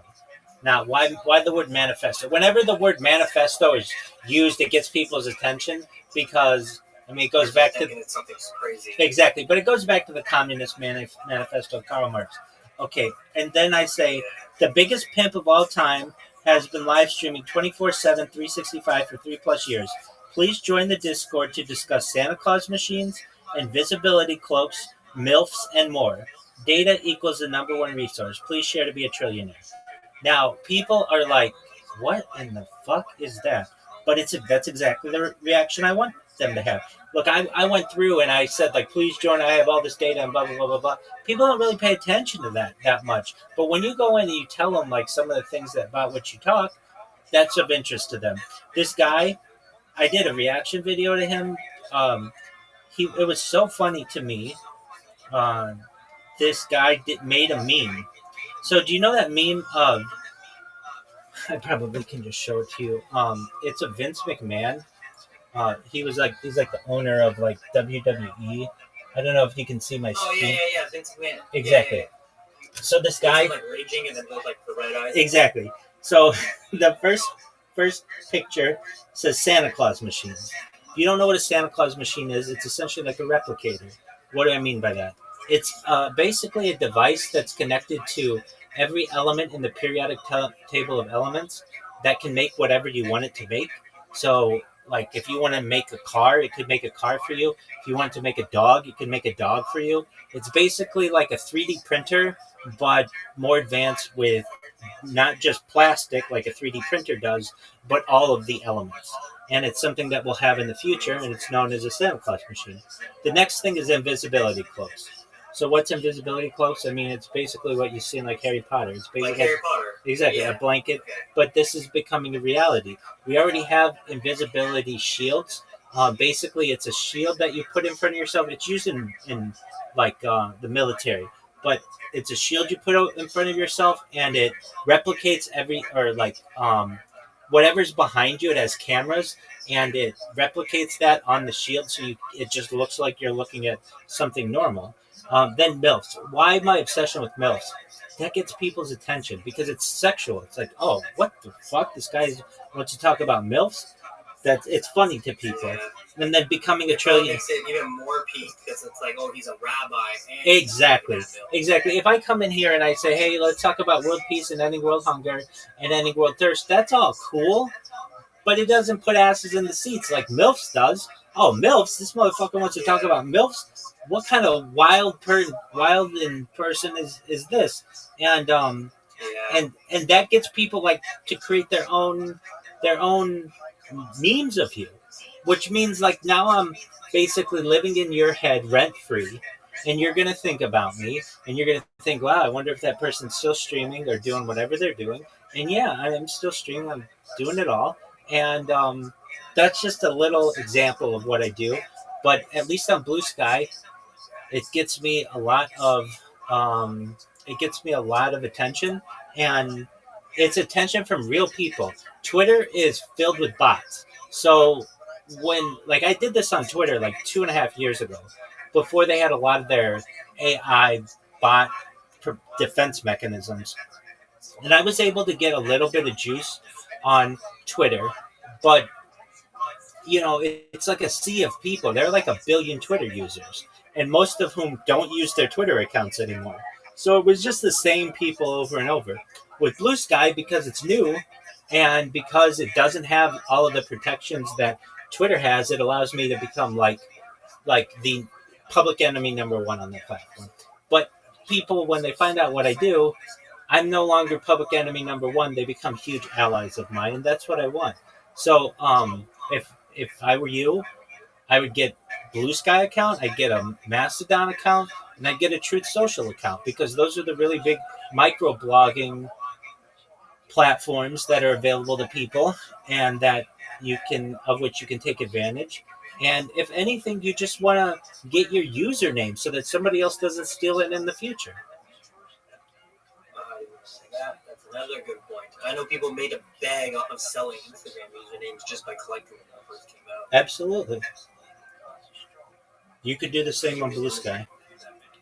I'm literally downloading Blue Sky and Truth Social right now. Excellent. I have no reason to download these other than right this second. Yeah, and they should give you a referral link so you can make some money when people download it. Hey, I just want people to talk about it.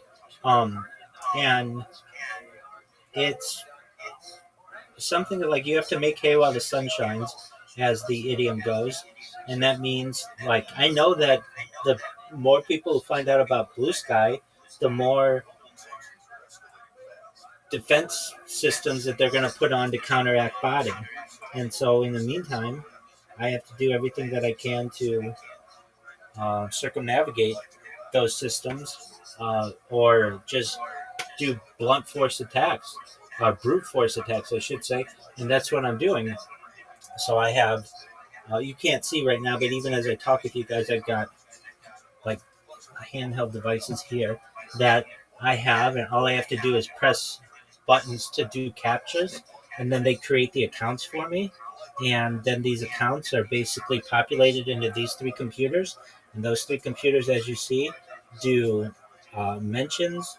They will do likes, they'll do reposts, and they'll do comments. And then if ever any of my accounts get banned, that's fine. It has a chance to spam 100 times or 200 times or 300 times or sometimes as many as 900 times before they get banned. And then it gets banned, and then it just goes to a new one. And I don't have to do anything. It's all automated. So it's worth it. Even if it does get banned, what it did up until that point, it's genuinely worth it. Exactly. And the thing is, the people get a notification on their phone. They could be, with their children, which is, I don't want to necessarily interrupt family time, but it's their notifications.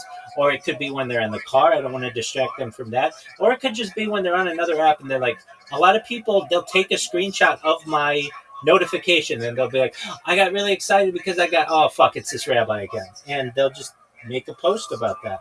And then that post will get 80 people who like it because they're not alone. That makes sense. Not basically a billboard for those 80 people for you. Exactly. And then the more and more people come in here. I get people who say, are you even on Blue Sky if you don't know who Rabbi Rothschild is? And that's exactly right. I'm becoming a meme within their own platform, and that's great. Because it's just going to take one person to see what I do on there, to take a look at what I do. Not just my YouTube streams. I have a ton of them, obviously, and they're always going.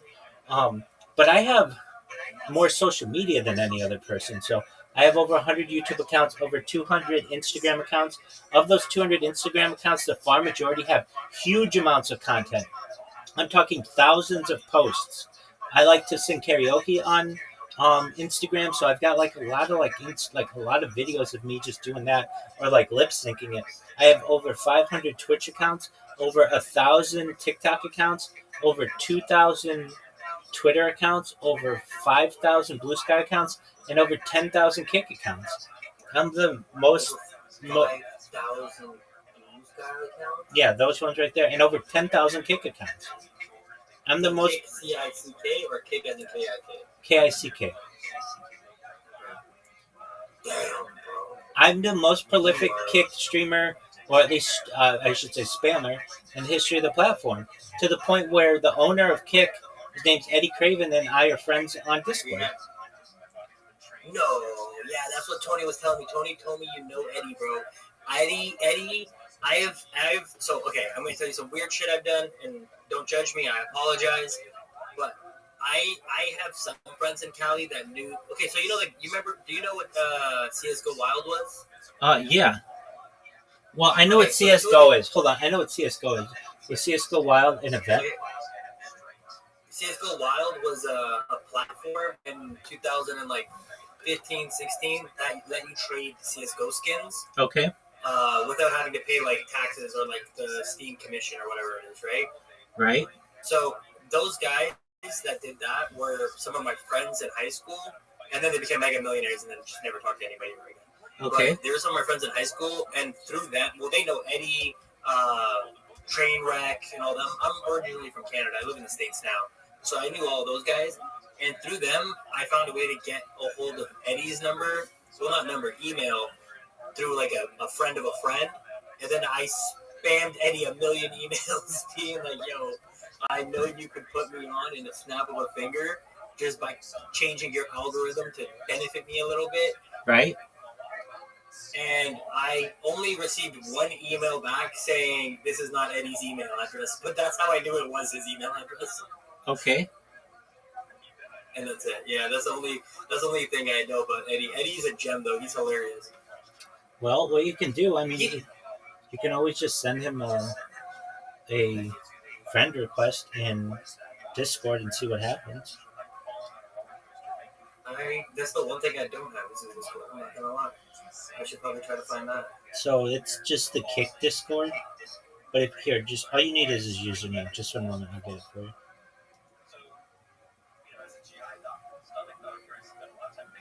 If you don't mind me asking, how did you meet Eddie? So I'm doing content. Yeah. Well, okay, so here it is. It's kick.com. Okay, so he's the kick.com _appeal_team. Yeah. _team. And that's his Discord? No. That's his username. His Discord is kick.com, or it's just kick. So it's discord.gg/kick. And you can go in there and find kick.com _appeal_team, and that's Eddie.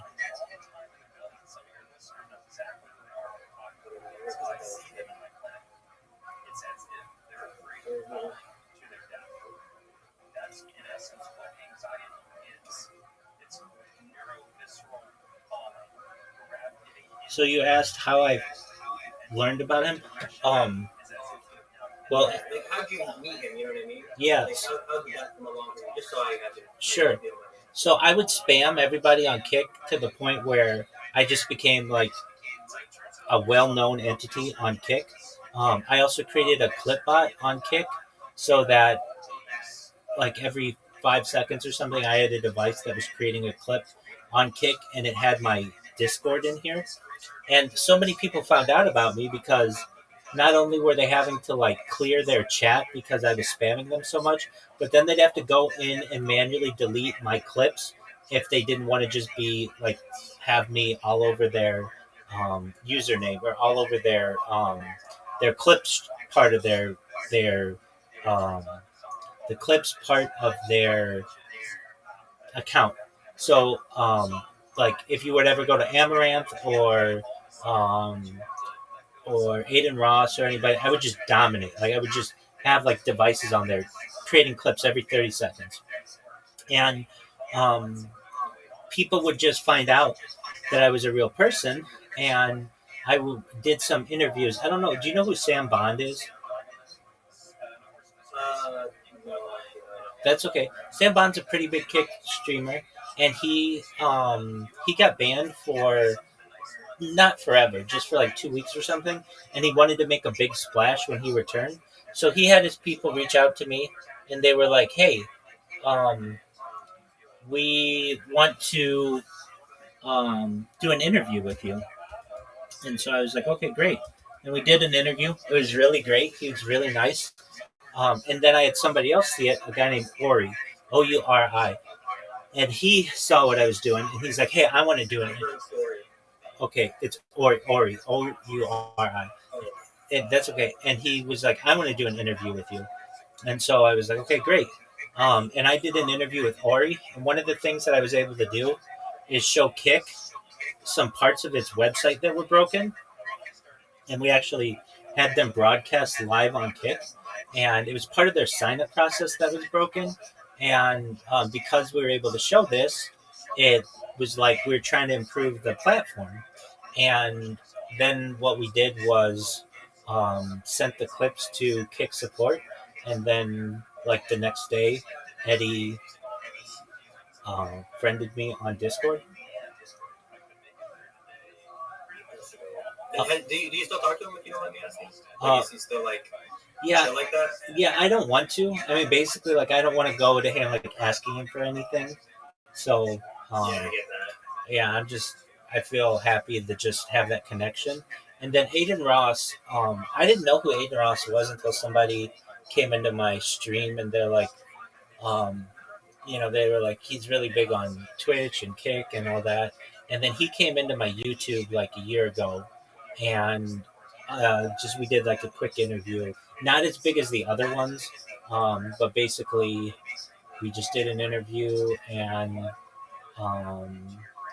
then I joined his Discord after that. And his Discord used to have a lot more going on in it than it currently does. Yeah, it did. Yeah, so that's when I got my role, and it used to be more popping. Like when I first noticed you was on his Discord, because I used to frequent here a lot during that COVID and stuff, and then I kind of just stopped popping up in here as much because at one point they like got rid of all the voice chats and all the chats and everything. That's absolutely right. And I was fortunate that I wasn't kicked out or anything, and so I just figured, you know what, he was nice, and I know that he has like a big following and stuff. I'm gonna just give him a portal into my life through his Discord. I mean, I just had an extra device to be able to do that. And then he, I get a lot of really cool people in here from there.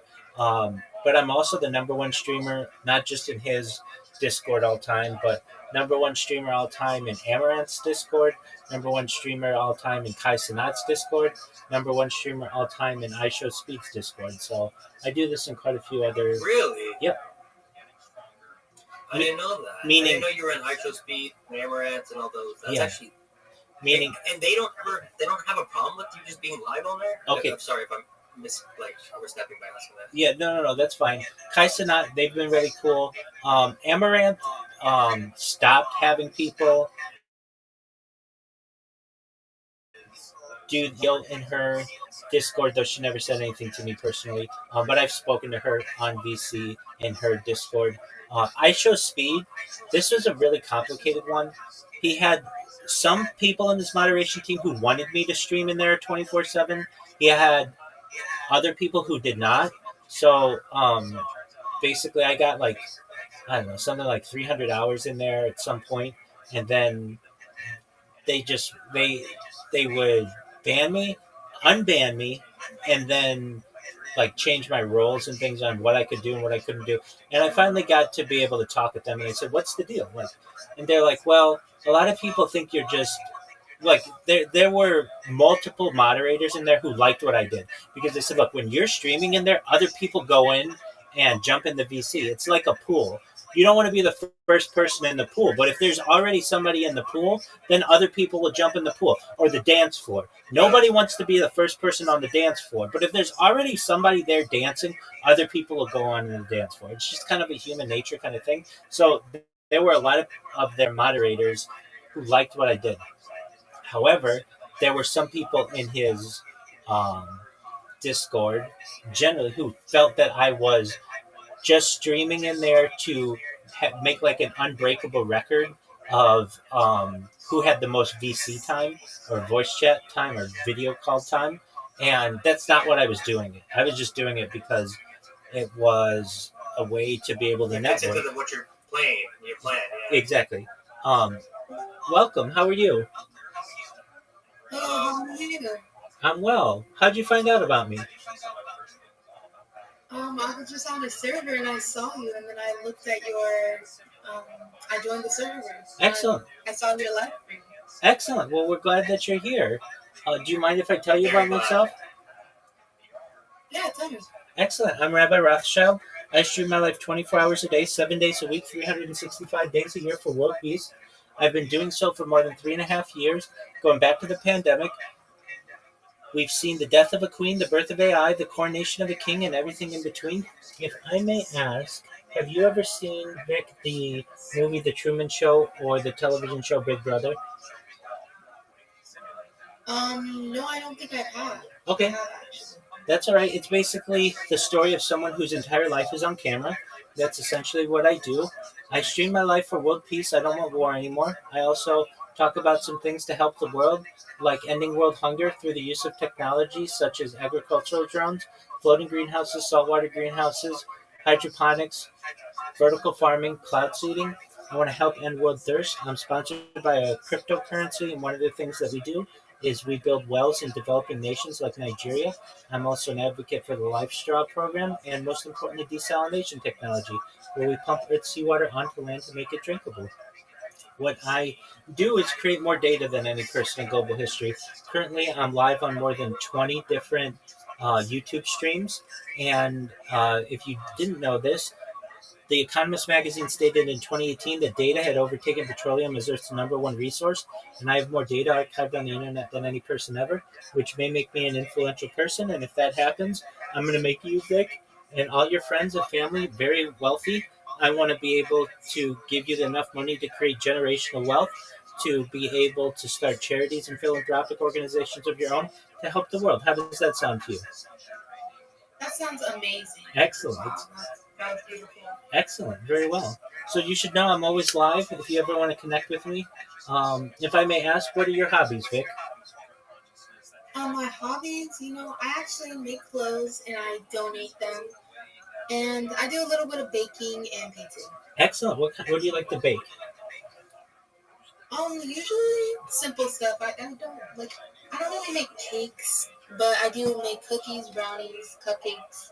I guess cupcakes and cakes are the same thing, but I don't really make cakes, Absolutely. I'm not that much of a professional. I understand. What do you like to paint? I paint flowers, mostly, to be honest, and I paint portraits.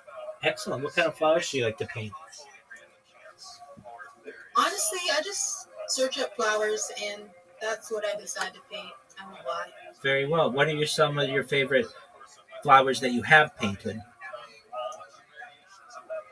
Let me think. Hold on a second. That's okay. Take your time. So you said you also like to paint portraits. Is that correct? Yeah. Do you ever do self-portraits? I've done it a few times, but I usually do portraits of my friends. Okay, very cool. I was just going to ask that. And do you give them to them? Yes. Okay, very cool. And do they appreciate it? Yeah, of course. Excellent. Thank you. Good.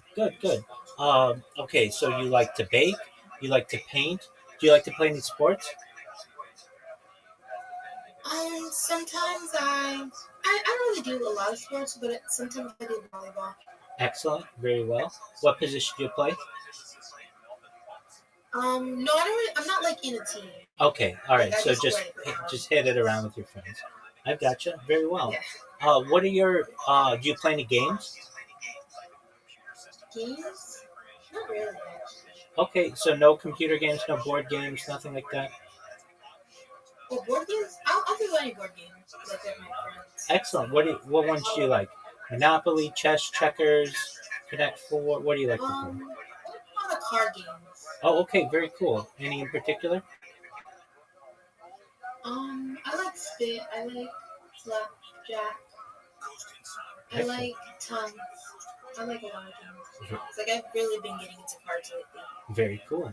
Excellent. If I may ask, which Discord did you find me from? Discord? Or- Hold on, let me look at the name. Or isn't that how you found me?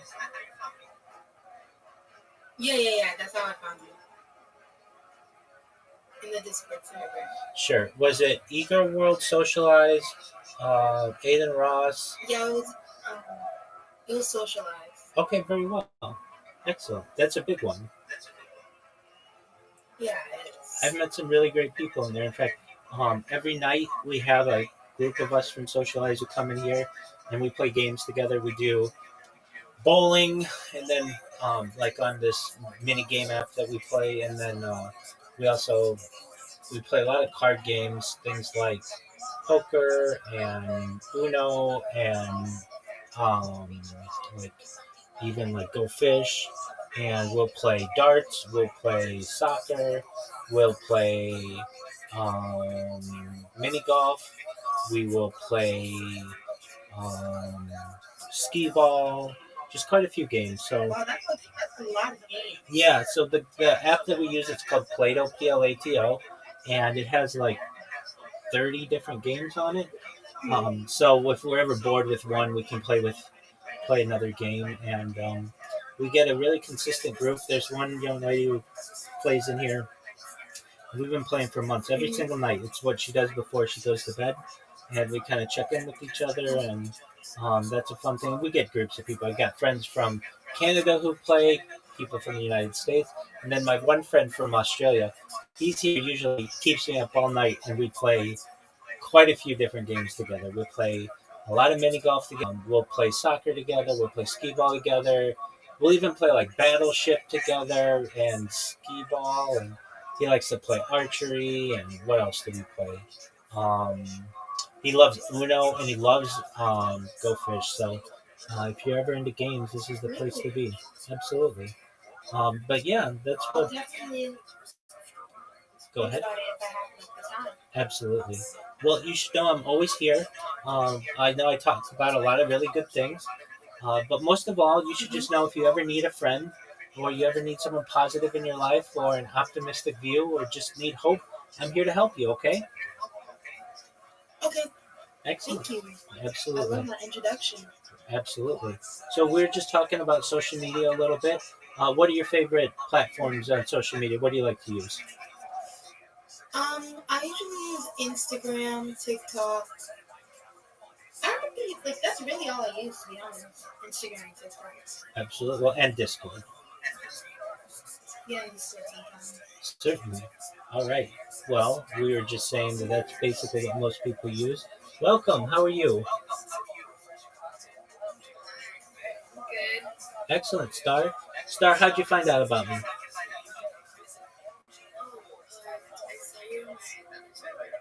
Oh, okay.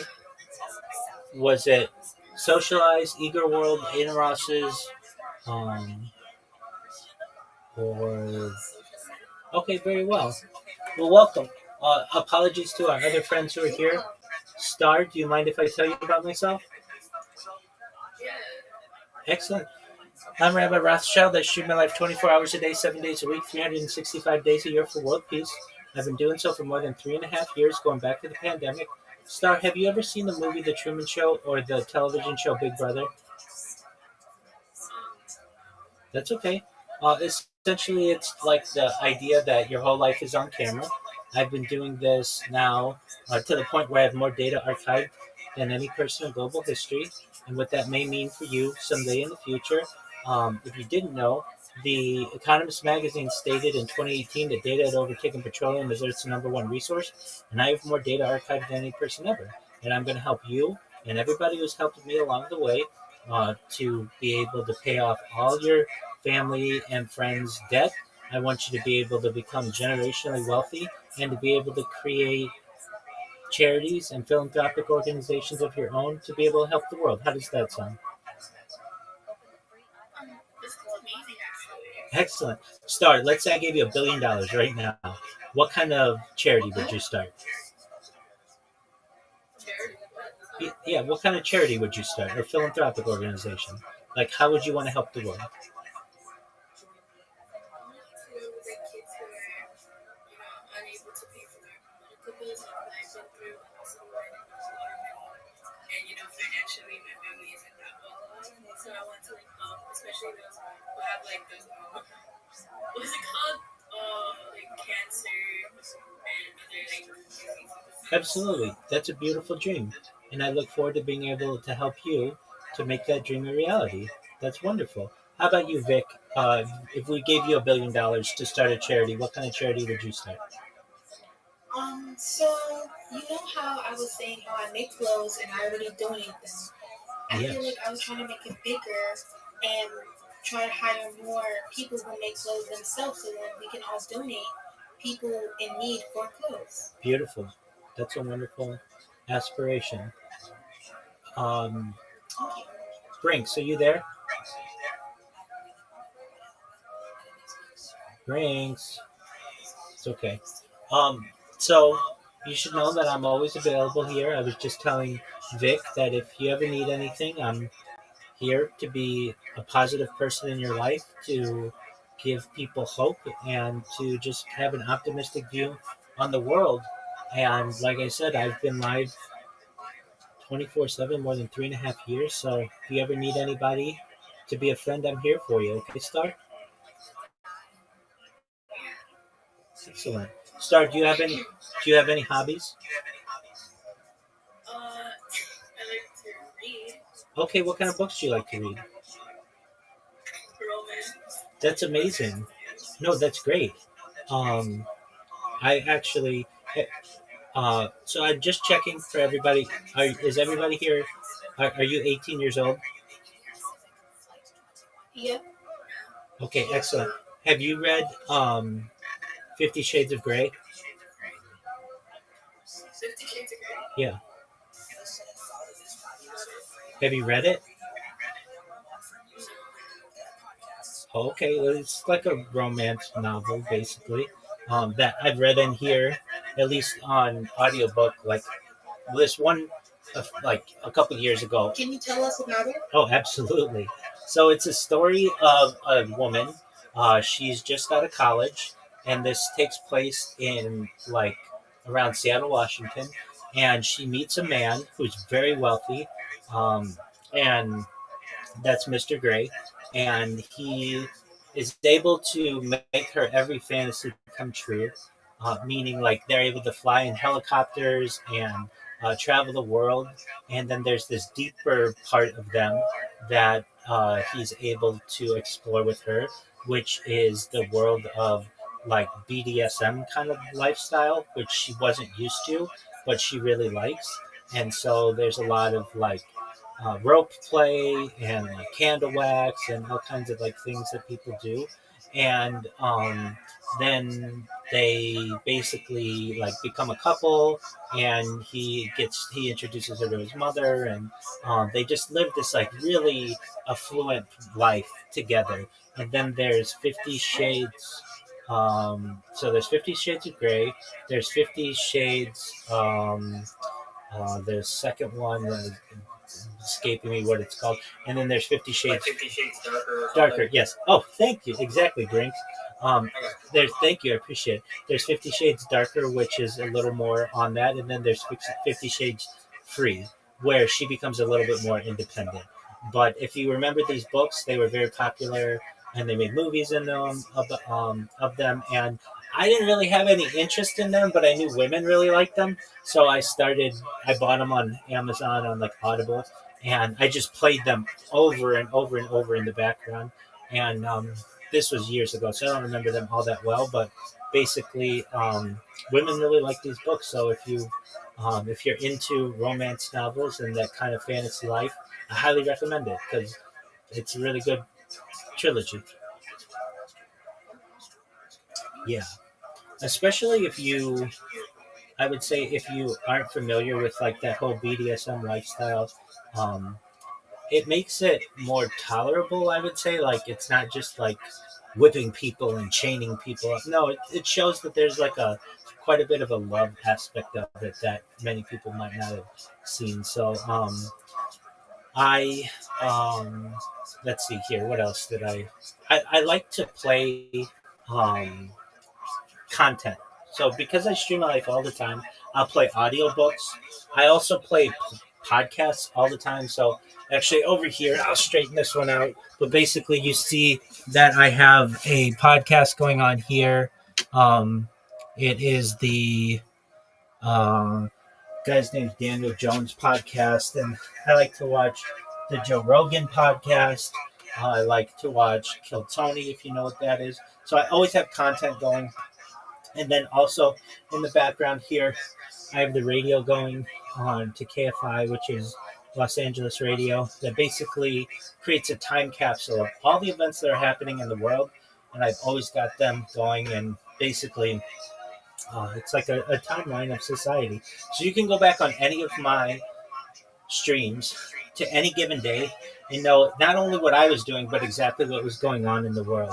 And so if you have any... It's like 4D streaming. It's like streaming in a 4D version, but with like a timeline connected to it. That's absolutely right. It's honestly genius. Well, thank you. I appreciate that. So, Star, you were... Thank you. Well, Star, you were saying that you enjoy romantic novels. What romance novels do you like, if you want to share? Who? Star. Me? Yeah, Star, you were the one who said that you like romance novels. You like to read, right? Yes. Okay, do you want to share any of the books that you... They don't have to be romance novels, but what are your favorite books? I read the Twisted Love series. Absolutely. How was that? It's good. I haven't finished the 4 books. Okay. You recommend them?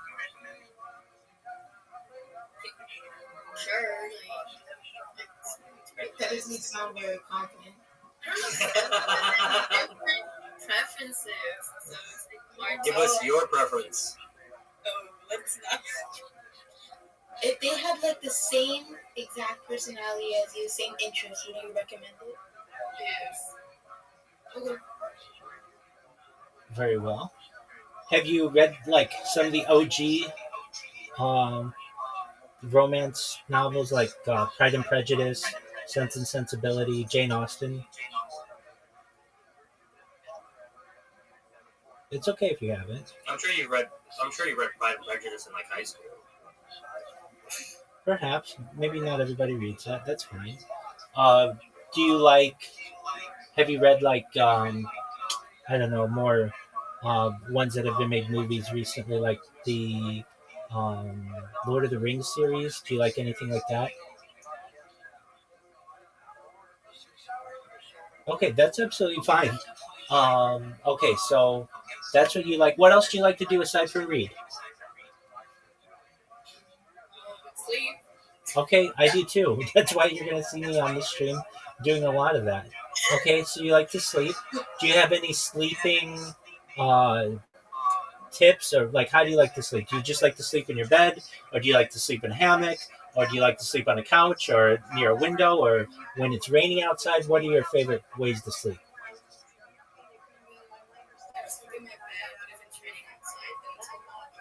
Yeah, yeah. So I sometimes have like white noise or like just like sound effects going when I really want to get a deep sleep. I love it. I love the sound of a storm going on outside. So I'm with you on that one. All right. Do you sleep? Excellent. Have you guys ever taken a nap in like a sunroom when it's raining? Oh, it's like yeah. all glass and it's raining? Yeah, that's amazing. Definitely amazing. Yeah, I love doing that. Okay, do you like to sleep during storms? Yeah, Sure do. same here. Excellent. Do you ever listen to audio that's like that, or you have to have the real thing?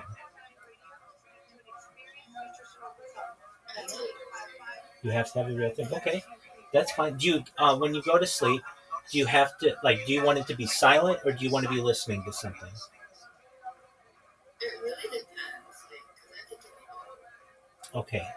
I can tell you I very much prefer to sleep with something going on to distract me when I'm going to bed. So if you ever come in here and see me and I'm listening to like a history podcast or like a comedy podcast. That's why I like to have my mind doing something as I fall asleep. In fact, I can fall asleep in like 5 minutes listening to like a history podcast. When if I don't have that and it's just dead silent, it could take me hours. I don't know why. It doesn't always. Yeah, it doesn't always. It's not always that way, but I like to learn and I like to keep my mind going. And even as I go drift off into sleepy land, I like that. Okay, so Star likes to read. Star likes to sleep. Does Star like movies? Yeah. Excellent. I love movies. Excellent. Okay, I love movies. so we'll ask Vic exactly what kind of movies do you like. Honestly, I watch anything, to be honest. I just go on Netflix and I just watch anything. Okay, very cool. What's the last movie that you saw that you would recommend to us? The last movie? Yeah, or documentary. That's okay. How about you, Star? What kind of movies do you like? What's the last good movie you saw? That's a good question. Do you guys like scary movies? I try not to watch scary movies, but I don't know. Yes, I can.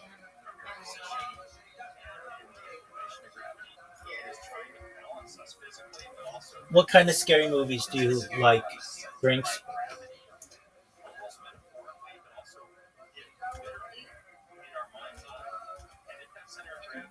Brinks. Are your PFPs from an anime or a manga or something? Who's? Both of yours. You guys both got the same style PFP. I just got mine from Pinterest. Hold on. I would not know. I don't watch rom-coms though. Excellent. What are your favorite rom-coms? Who? What are your favorite rom-coms? My favorite rom-com? Yeah. There's a lot. Like, If I told you every rom-com in the world is gonna get deleted except for one that you choose, which one would you choose? I don't know. There's a lot of good ones. I don't know. Have you ever seen? I don't know. Have you ever seen Sex in the City? Actually, I don't think I have. Hold on, maybe I have, but oh no. It's a series. It was on HBO like 20 years ago, but of anything, it's a phenomenal series if you've never had the chance to see it. And then they did 3 movies that are like rom-coms, and then they did there's a show that airs now that's called And Just Like That, something like that, and it's quite popular. Okay, so Brinks, what's your favorite rom-com? Favorite rom-com, 50 First Dates. That's a great one, man. I love that. 50 First Dates is a banger, man. It's one of those ones where every time I'm on a flight, if they got that, I'll watch it. Good on you, man. Excellent. I started watching it. What else do you like? 50 First Dates. I'm big on scary movies or thrillers, like movies that make me think. Okay.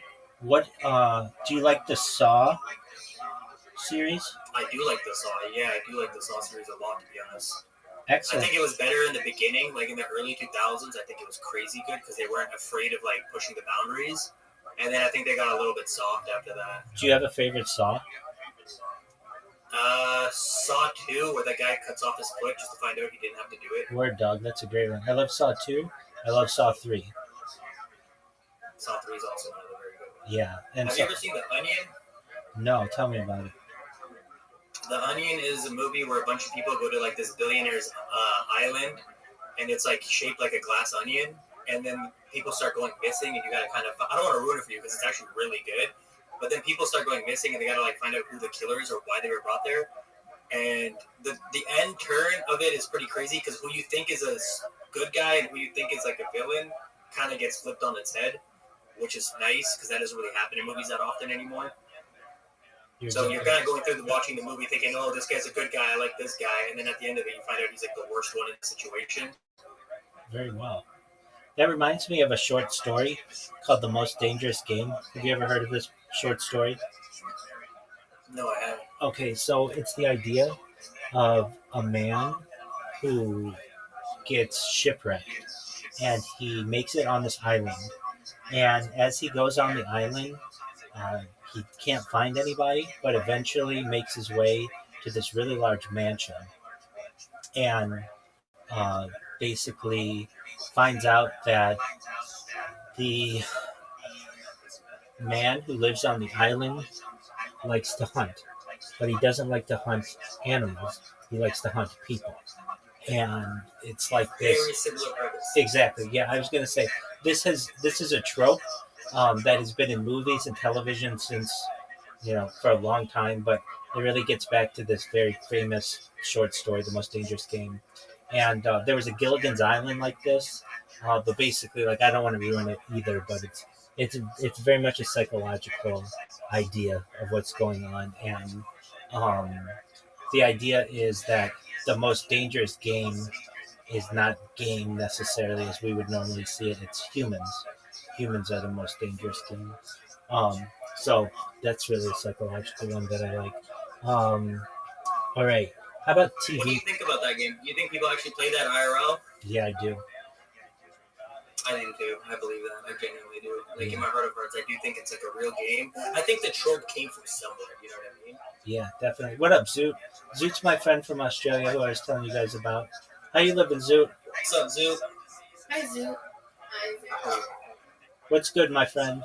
I'm gonna go. Okay, Zoot. Come back when you have more time. Bye, Zoot. What are we doing? We're just chilling. But Zoot usually comes in here and just wants to play games, but I understand. We'll play when we have more time, Zoot. What's Bomb Red Belly? It's a game that they play in here. Bomb Red Belly? Yeah, Farm Merge Valley. Isn't it like Farmville? Yeah. I think so, and you just have to like merge stuff to get certain items. Exactly. Hey, Zoo, what are your favorite movies?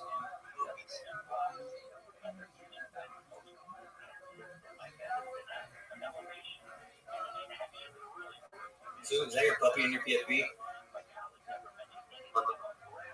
Huh? That's okay. Zoo. Zoo, can you hear me? Do I know your favorite movie? Yeah, City of God. There you go. And Hey, baby, I'll see you, okay? It's a Brazilian movie. that's I'll right. join another time. Okay, Vic. Pleasure to meet you. Pleasure to meet you too. Have a nice day. You too. Take care. Bye. City of God. City of God. Don't want to find a reaction about that. Probably number 3. What's the most recent movie that you've seen that was your favorite? Much wait for you that I'm saying. That was your favorite. It's not my favorite, but it's a good movie. I will bring it back. It's just made where I live in that place, South Australia. Okay. Would you recommend it? Yeah. There's also Talk to Me, but I haven't seen that yet, but it's still the same book. What do you think is the best movie? And I want this answer from all of you guys. What do you guys think, especially you, Rabbi? What do you think is the best movie of all time? Like, you think everybody on Earth should watch it at least once? City of God. City of God? Yeah. Okay, so I'm going to add that to my list. What about you, Rabbi? It's more documentary, though it was released in theaters. It's known as Religulous. Religionless? Religulous, yeah. It's a Bill Maher film where he goes to all the religions on Earth and just that nobody really knows what to believe.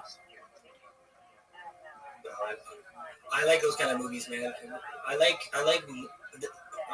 So this is gonna sound fucked up, but I'm a dude of mixed faith. I believe in Abrahamic faiths. Okay. You know what I mean? Sure. But like, I like those movies that kind of really go into depth investigations on all of the different religions and find like not flaws, but like similarities and differences, and like things that don't make sense and things that do make sense in all of them.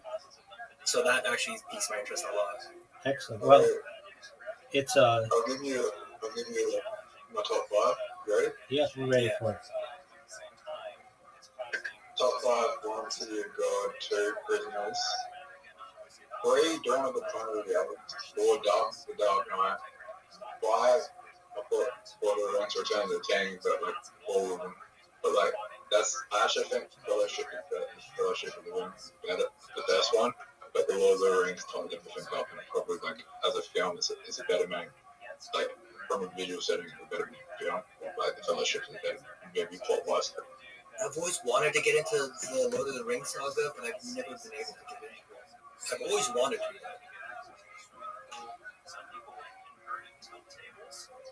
I feel like it just takes a lot of time to actually like get into like the base plot line. Does that make any sense? Totally. Like to understand the story.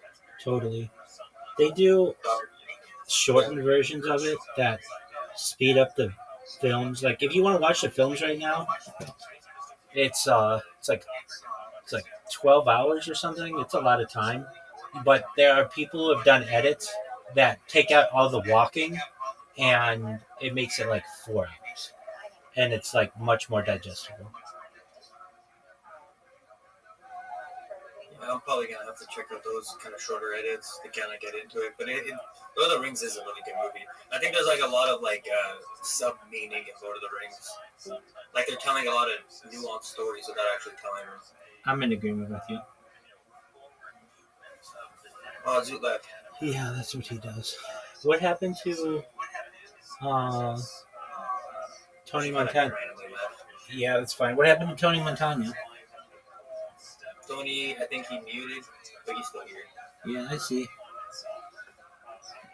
Did you download Blue Sky yet? Yeah, I downloaded Blue Sky. Okay, go create an account.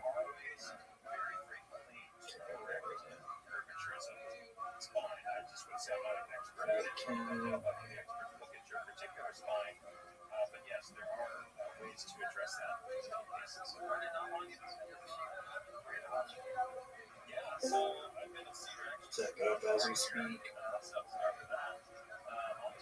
What up, Zoo? What are you doing?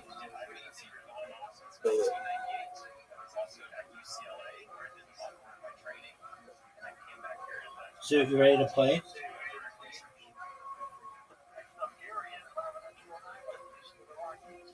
Zoo, are you ready to play?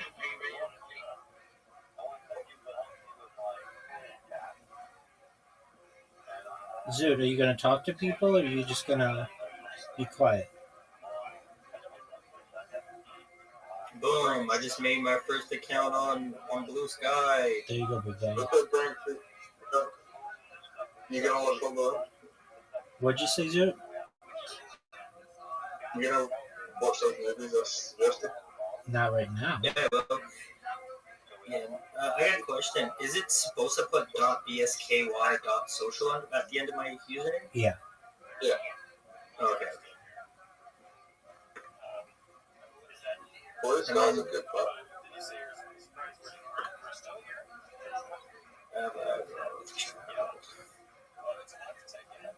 Rabbi Mike. Well, I don't think that's him. No, if you want to be my friend, I don't use my account, not on there, but it's just type in RABBI ROTHSCHILD. No space, just RABBI. RABBI? Yeah, you'll see a picture of me in a suit. I have one follower. RABBI ROTHSCHILD. No space.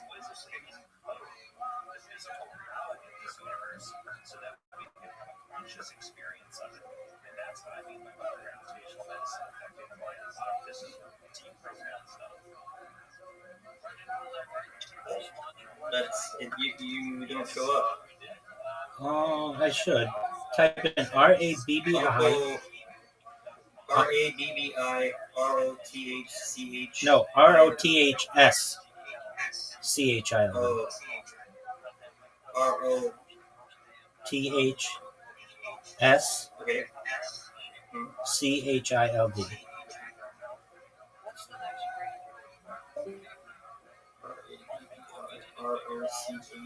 No, T. No. RABBI, Okay. and then Okay. ROTHS,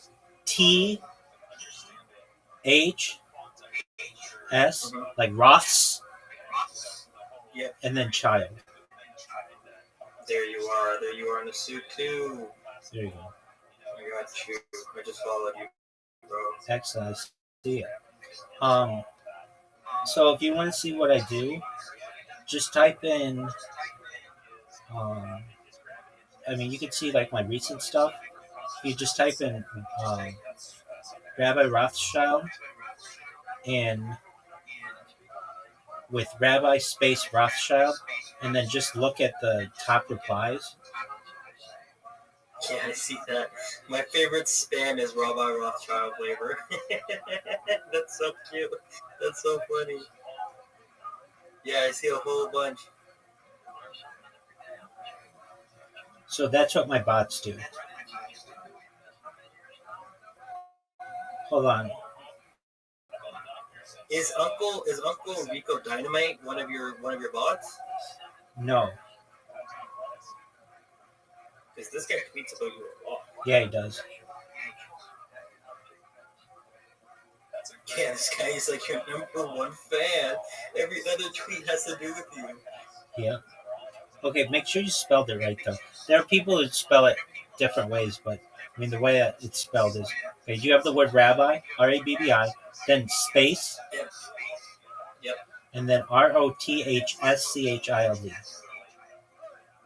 The first thing should say, if I get one more of those fucking Rabbi Rothschild bots on my replies, do you see what that person from Vernicula? Yeah, I saw that. Okay, Yeah. then you get And Julia. I've seen someone screen tagging your username, the pussy eating into my tongue is raw, and my Exactly. mouth is all drawn. Exactly. So do you see how this works? That like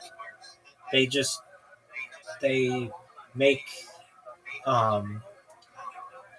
they make memes about me and stuff. Dude, here's a really funny thing. Okay, go to let's see, how would I find this? Okay. EMU space HP. EMU space HP. Yeah, EM is in Mary, U. Yep. Space H is in horse, P is in Paul. HP, yep, I see that. Okay, click. Let's see. Oh, this lady, she reposted it. Okay, do you see where Santa Claus machines, invisibility cloaks, MILFs, become a trillionaire? Yeah. Okay, click on it, and then you'll see Sex Pimp 6969. You'll see my reaction to it. He made me laugh so hard. Do you see where I wrote, Colin, you are so funny? Here's a reaction video I have from reading your meme. No, I haven't seen that one yet. No, I searched the EMU HP. Okay, I've seen the chick. Click on her name. Okay. And then scroll down. She reposted something from Colin WMD that says Santa Claus machines. Santa Claus machines, invisibly cloaks, MILFs, become a trillionaire. Yeah, Yep. click that. And then below you'll see. Colin, you're so funny.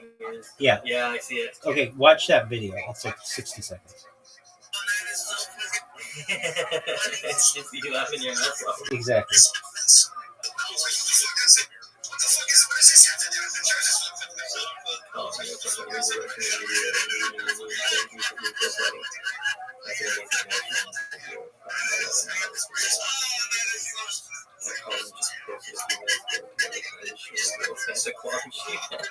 I wish.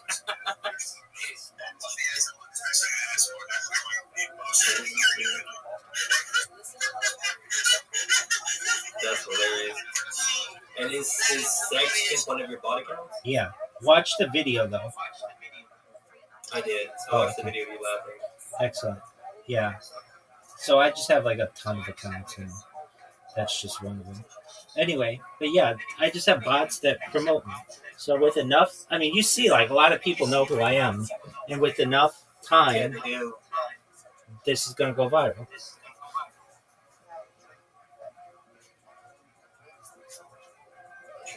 Can I ask you a question? Go for it. You don't have to answer it. Why Rothschild? It's my last name. Oh, actually? Yeah. Oh. Are you actually a Rothschild? We're all related. Lineage or different family? We're all related. No, same lineage. We're all related. There are like 3,000 of us in the United States alone. So it's a big family.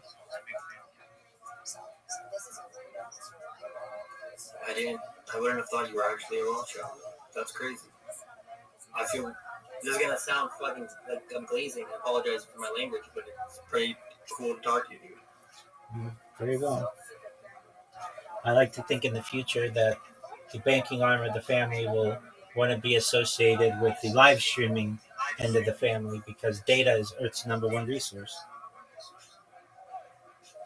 So you guys don't have contact with like the banking side? Like I don't have anything against Rothschilds personally. I'm not gonna lie, because it makes sense. You send your 4 sons to different parts of the world. 5. Start a banking enterprise. It makes perfect sense. Yeah. I mean, it'd be like I could ask my mom to contact her relatives or whatever, or my, but like at this point, I'm doing my thing on my own. But if like the next time we have a family reunion, so to speak, I could go. I just choose not to. Fair enough. That's probably. Someone literally just as we speak, 34 seconds ago, tweeted or posted, "Put Rabbi Rothschild in a Final Destination film now." There you go. Isn't that something? Yeah, this guy's in Cuba tweeting that. So you got people in Cuba thinking about you. That's amazing. You're absolutely right. Good job. Good eye. Yeah, great Felix. And then he posted a follow-up tweet. He didn't tag, like, say your name in it, but it's still about you. Is he still going? I haven't checked. Talking about your live stream. Oh, yeah. Fuck yeah, he's still going, baby. I'm gonna make my first tweet saying, fuck yeah, he's still going. Excellent.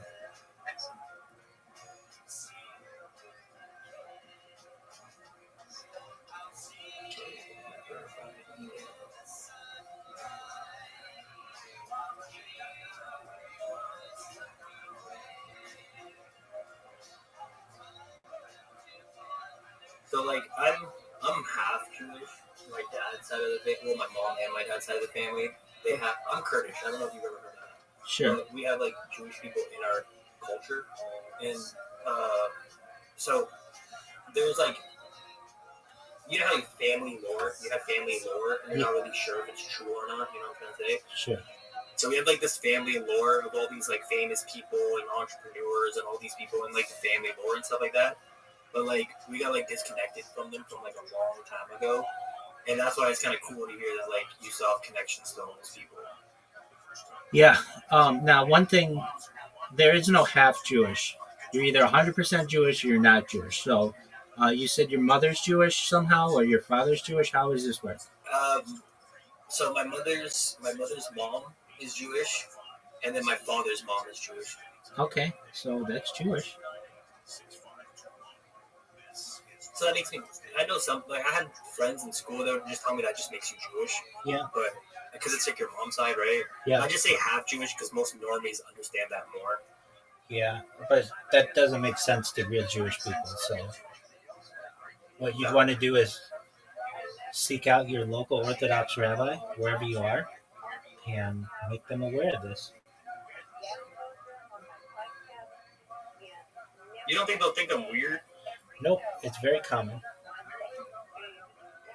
You might have to do. You might have to do some research into what would be known as a ketubah or a marriage certificate, or perhaps a Jewish cemetery. But we'll be able to do the research and link you up if needed. I'm actually gonna probably. I've always been not scared, but like not even ashamed either. It's just one of those like I don't know. Like I'm kind of like I don't know who to talk to about it. Your local Like, how Orthodox. to rekindle those connections. You know what I mean? I'm telling you right now, your local Orthodox rabbi. So wherever you live, just look up the local Orthodox rabbi and say what you just said to me, that my mother's mother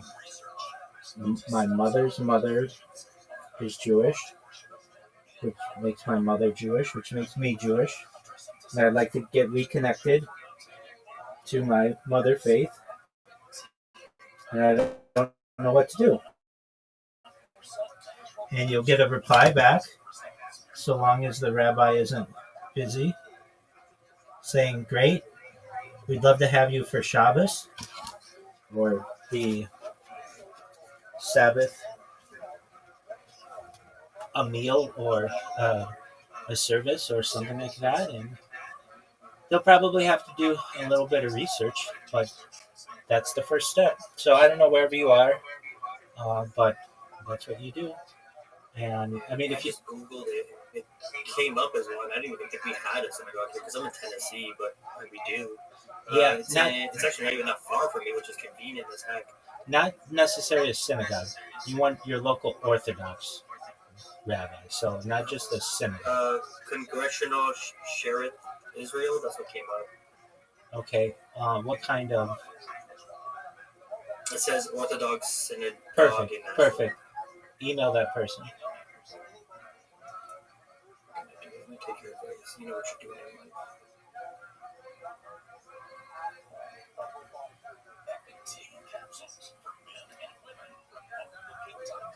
Oh, that's so cool. One of the first things that popped up was interested in your lineage. That's so cool. That's crazy coincidence.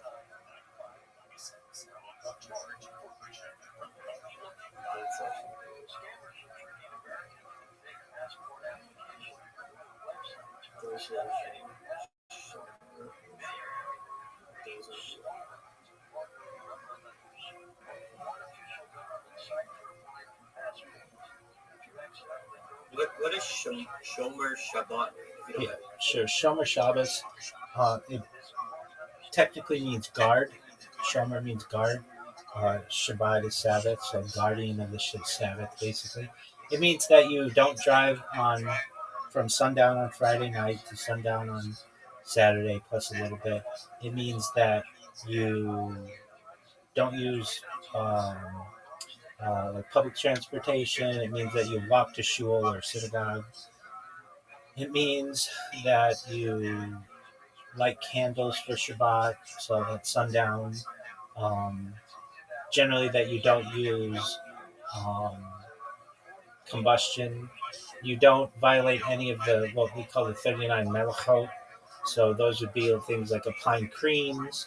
There are quite a few. There are 39 of them. They're basically things like applying creams, finishing things, things like doing any kind of like harvesting, things like tying knots, things like that. But your local Orthodox rabbi will be able to discuss what the community standards are, because every community differs. But generally, it just means that you respect Shabbos, and when I say Shabbat, that's the Sephardic way of saying it. Shabbos is the Ashkenazi way of saying it. But basically, it just is what we do generally from sundown on Friday night to sundown on Saturday. And what will that consist of? There is their service. I know what kind of Jew I am because I know that from my dad. My dad told me it's like starts with an M. I always say it wrong. Mizrahi. Yeah. Yeah. So. Mizrahi. Yeah, that's the one. Yeah, that means Eastern, and so chances are the one you're looking at Tennessee is not either it's not, yeah, because it's just not a huge population outside of like Persian countries, or what was previously a Persian Empire. But that doesn't mean that there aren't many Mizrahi Jews, not only in Israel but in the diaspora, and but it isn't like so. Usually, those types of Jews are more like a Sephardic kind of a Jew, but you can learn both in both Ashkenazi and Sephardic, and it depends on what the standards of that community are. But chances, and they'll understand that you're going to probably drive there because you don't live within the community, but you just don't need for you to attend services that are all in Hebrew. Generally, there's some Aramaic, but and it's quite boring to someone who is to whom it's new. But you'll find that it's beautiful. And then there are services on Friday night, and then there are services on Saturday morning, and then usually there's something called a kiddush, which is like a lunch on Saturday morning, afternoon, kind of around 1 o'clock, and then you basically take a really long Shabbat nap or relax. Or some people play games, like board games. But the big thing is that we don't use combustion, so we don't like light candles, drive, and that kind of stuff.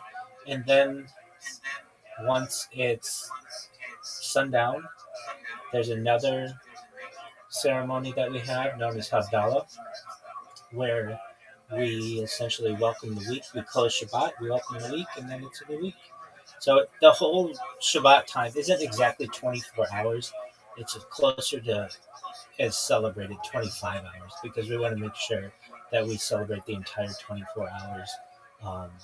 But yeah, if you're interested, I would recommend contacting your local Orthodox rabbi. Write them an email, make them aware of your lineage, and that you don't have a lot of information on it, but you'd like to perhaps learn more about what it is to be an Orthodox Jew. Now, it's not easy, and it, it's gonna, if you really want to get into it, and it can take up a lot of your day, meaning there's an expectation, if you want to be Orthodox, um, that you attend services every single day.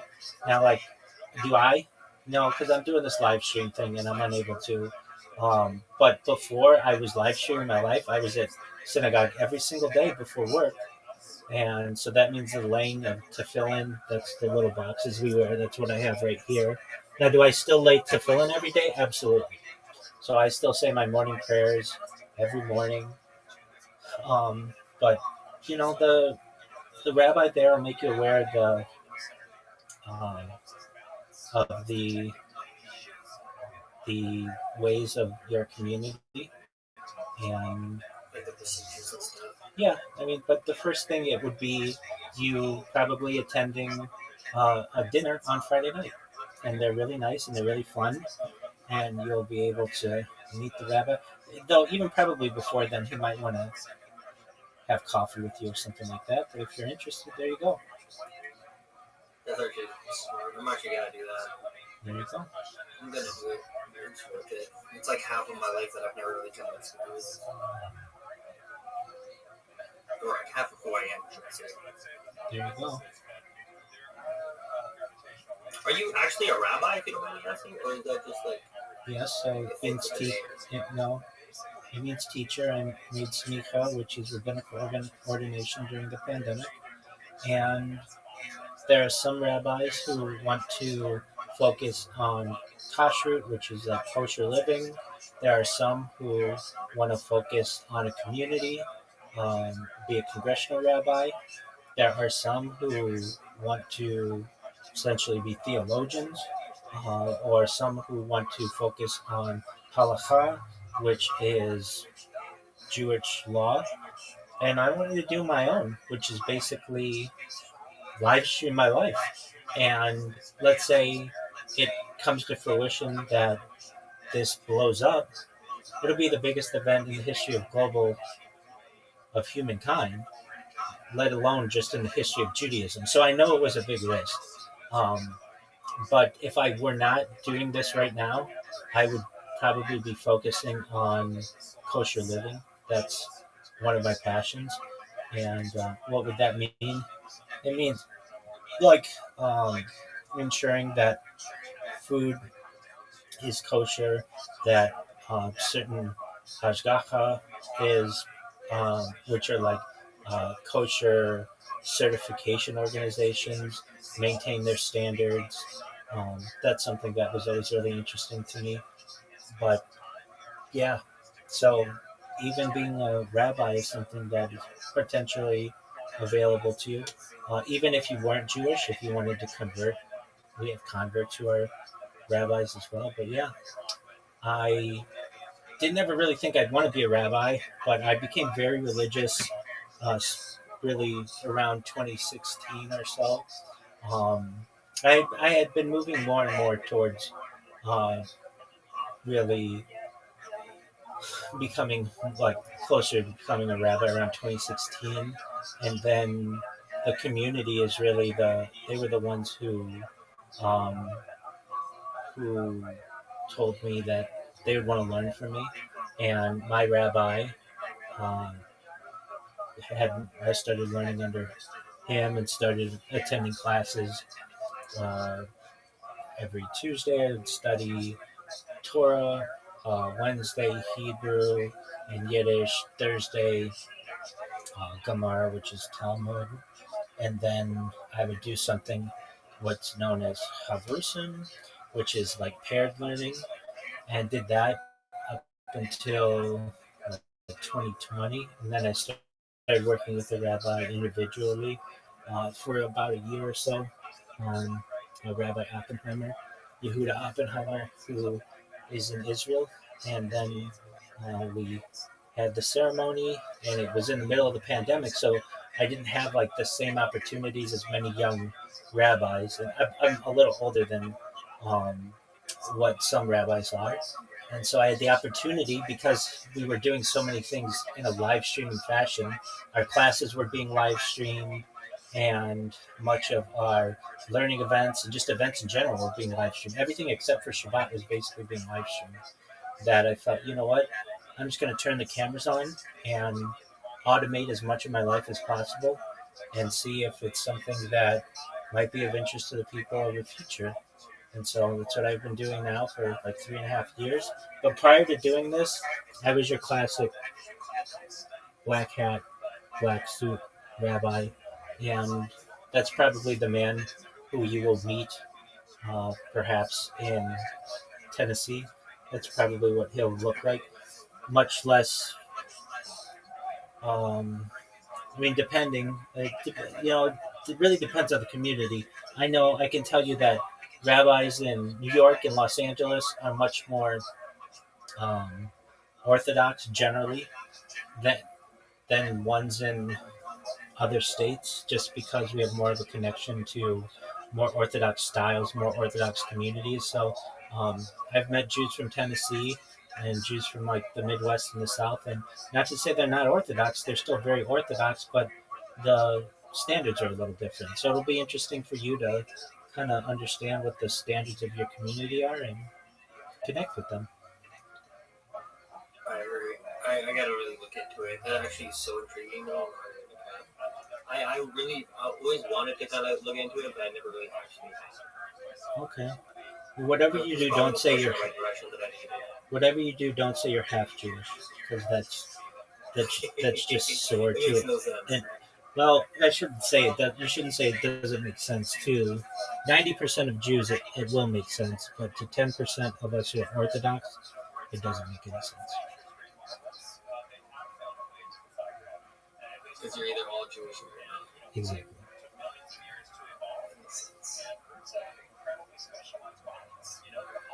I just found a Reddit thread that says, "Does anyone know the deal about this rabbi guy that spams chats?" Oh yeah.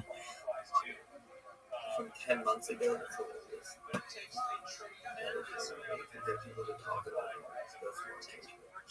He's not a bot. name on Kick or IP ban. Kick IP banned you? No. Oh, somebody in this thread is talking about how they hate Kick and never use it again because they IP banned you. That's funny. No, they didn't IP ban me. I just whenever I try to stream on there, they take down my account because I spammed them for like 8 months straight. I like that this guy supports you. Yeah, I do have some supporters in the face of hate. I get it. It's gonna happen.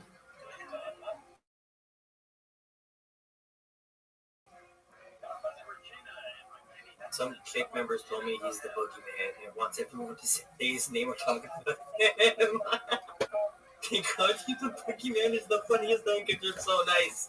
Thank you. Yeah, I mean, people say anything they want about me, and unless they actually come in here and meet with me, they'll say anything. So I can't defend myself. I can't defend myself to the internet. I mean, it's just the internet. You know how it is. So the only thing I can do is when people come in here is explain to them what I do, and generally, overwhelmingly, what they think of me is very positive. But if you've never met me, then I get people who think all kinds of things, and I can't change their opinions unless they want to come in here and learn about what I do. There's no point in trying to control what people think. Exactly. All right, I'll be right back. I'm gonna do some shit. Phenomenon in 2006 as a way to better understand his own personal experiences. He has since collected a wealth of first-hand accounts in which owls manifest in highly charged moments that surround alien contact. Mike has uncovered a mysterious connection between owls, synchronicities, and UFO abduction.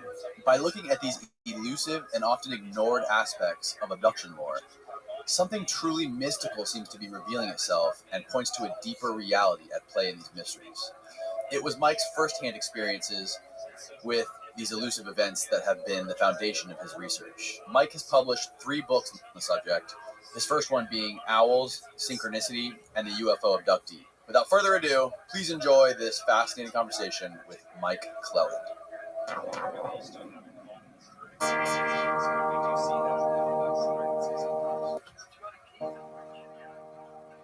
Hello, Mike. Hello, thank you. Thank you for coming on the show. My honor. You spent the last 10 years studying owls and paranormal phenomenon surrounding owls. A little more like 15 years, but somewhere in 15 years. Well, 2006 was really when I started studying. I got really active around 2009. Why owls, Mike? Okay, so that's the premise of that's the mystery, basically. Why owls? In the mythology of owls, like the old folklore, the ancient mythology, the wives' tales, the owls seem to. So for ancient man, owls could see into the night, and they, I mean, obviously, ancient man would have seen that, would have recognized that, and the mythologies have built up around that. And not only does the owl see into the night and fly in the darkness, the core of the mythologies would be that the owl would fly into the darkness and then return with a message. And that's really consistent across the world's mythologies. So if we update that to present day, the owl in the mythology can travel to other realms, can travel to other dimensions, can travel to the land of the dead, can travel to the land of the gods, can pass that veil and return the message. Presently, in my research, I'm finding that parallels much of what I'm finding. So the ancient mythology is showing up present day in real life events. Now, if we turn the clock back, 400 years, and we're sitting in a village somewhere in South Dakota, and I had a powerful owl experience, a powerful mystical owl experience. I had an experience with an owl where it felt highly charged, it felt important. I would have had an outlet. I would have been able to go to the shaman at the edge of the village and sit in his teepee and talk about it, or address the mystery of the owl, and the culture would have had some way to grasp that. But we don't live in that world anymore. Like, our culture has a tough time grasping the fact that owls have a rich mythic tradition, and that it is playing out in real time right now. So if someone has a real experience with an owl, they're about 2 mouse clicks away from finding me. If you type UFOs owls, you're going to find me. And so I have been getting these stories, a lot of them, like once a day. I get a really good A+ story. And so your question is, why owls? It's a long answer, but the owls seem to impart and seem to hold and seem to have a resonance that punctuates or that colors these paranormal experiences. Now, the core of my study has been UFO stuff, but it certainly goes all over the map. It goes to death, it goes to meditation, it goes to psychedelic drugs, it goes to shamanic initiations. These are all well understood in the folklore that owls play a role. So that they show up in connection with UFOs is really interesting to me, because that overlaps these other things: death, shamanic initiation, and like a psychedelic trip, and also meditation. So your question, why owls? I wish I had a good, simple answer. I don't, because I'm still struggling with what it may or may not mean. So how did this whole thing start for you? When did you have your first owl experience, and what made you become so fascinated by owls? So in 2006, I went camping with a woman named Kristen, and I was living at the time right next to Grand Teton National Park, and I was working for an outdoor school. And she worked for the school too, and I had been away all summer. And now this seems really funny, and the culture in that town, in that part of the world, right next to the national park, like, taking somebody camping for a first date is pretty normal. So I kind of said, well, you must have camped a lot this summer. We've been here all summer. It was August. Excuse me, it was October when I asked her. And she said, no, I haven't camped at all. I'm like, it's terrible. Let's go out camping. Let's go out for one night. And she said, yes. So we went out for one night, and we sat under the stars. We didn't take a tent with us. We knew there was going to be the weather was going to be nice. We didn't bother taking a tent. So her and I sat as the sun was setting, and I was making dinner on a little camp stove. And the conversation got really deep, surprisingly deep. And I remember, this is a total stranger, and I'm looking at her and thinking, like, I didn't expect this depth to this person, this spiritual depth to her. And at that moment, an owl flew over us, and another owl, and a third owl. So there were 3 owls flying around us as the sun was setting. And we eventually laid our sleeping bags down under the stars, and the owls would still fly over us. They would fly right over our faces, and they would blot out the stars for just 2 seconds. So mystical. And after that camping trip, I said, let's go camping again. And she said, okay. And so 4 days later, we went out for one night again. And this time in another part of the mountains. I don't know how, but I guess they have it. And it was colder that night. And so, and we had a tent set up. It looked like it might rain. It actually snowed that night. And we said, let's walk up to that hill before the sun goes down. Watch the sunset. Give us a chance to warm up, so we climb into the tent and go along. So hike to the top of the hill. Oh, and at the top of the great hill, move. So it's on Kick?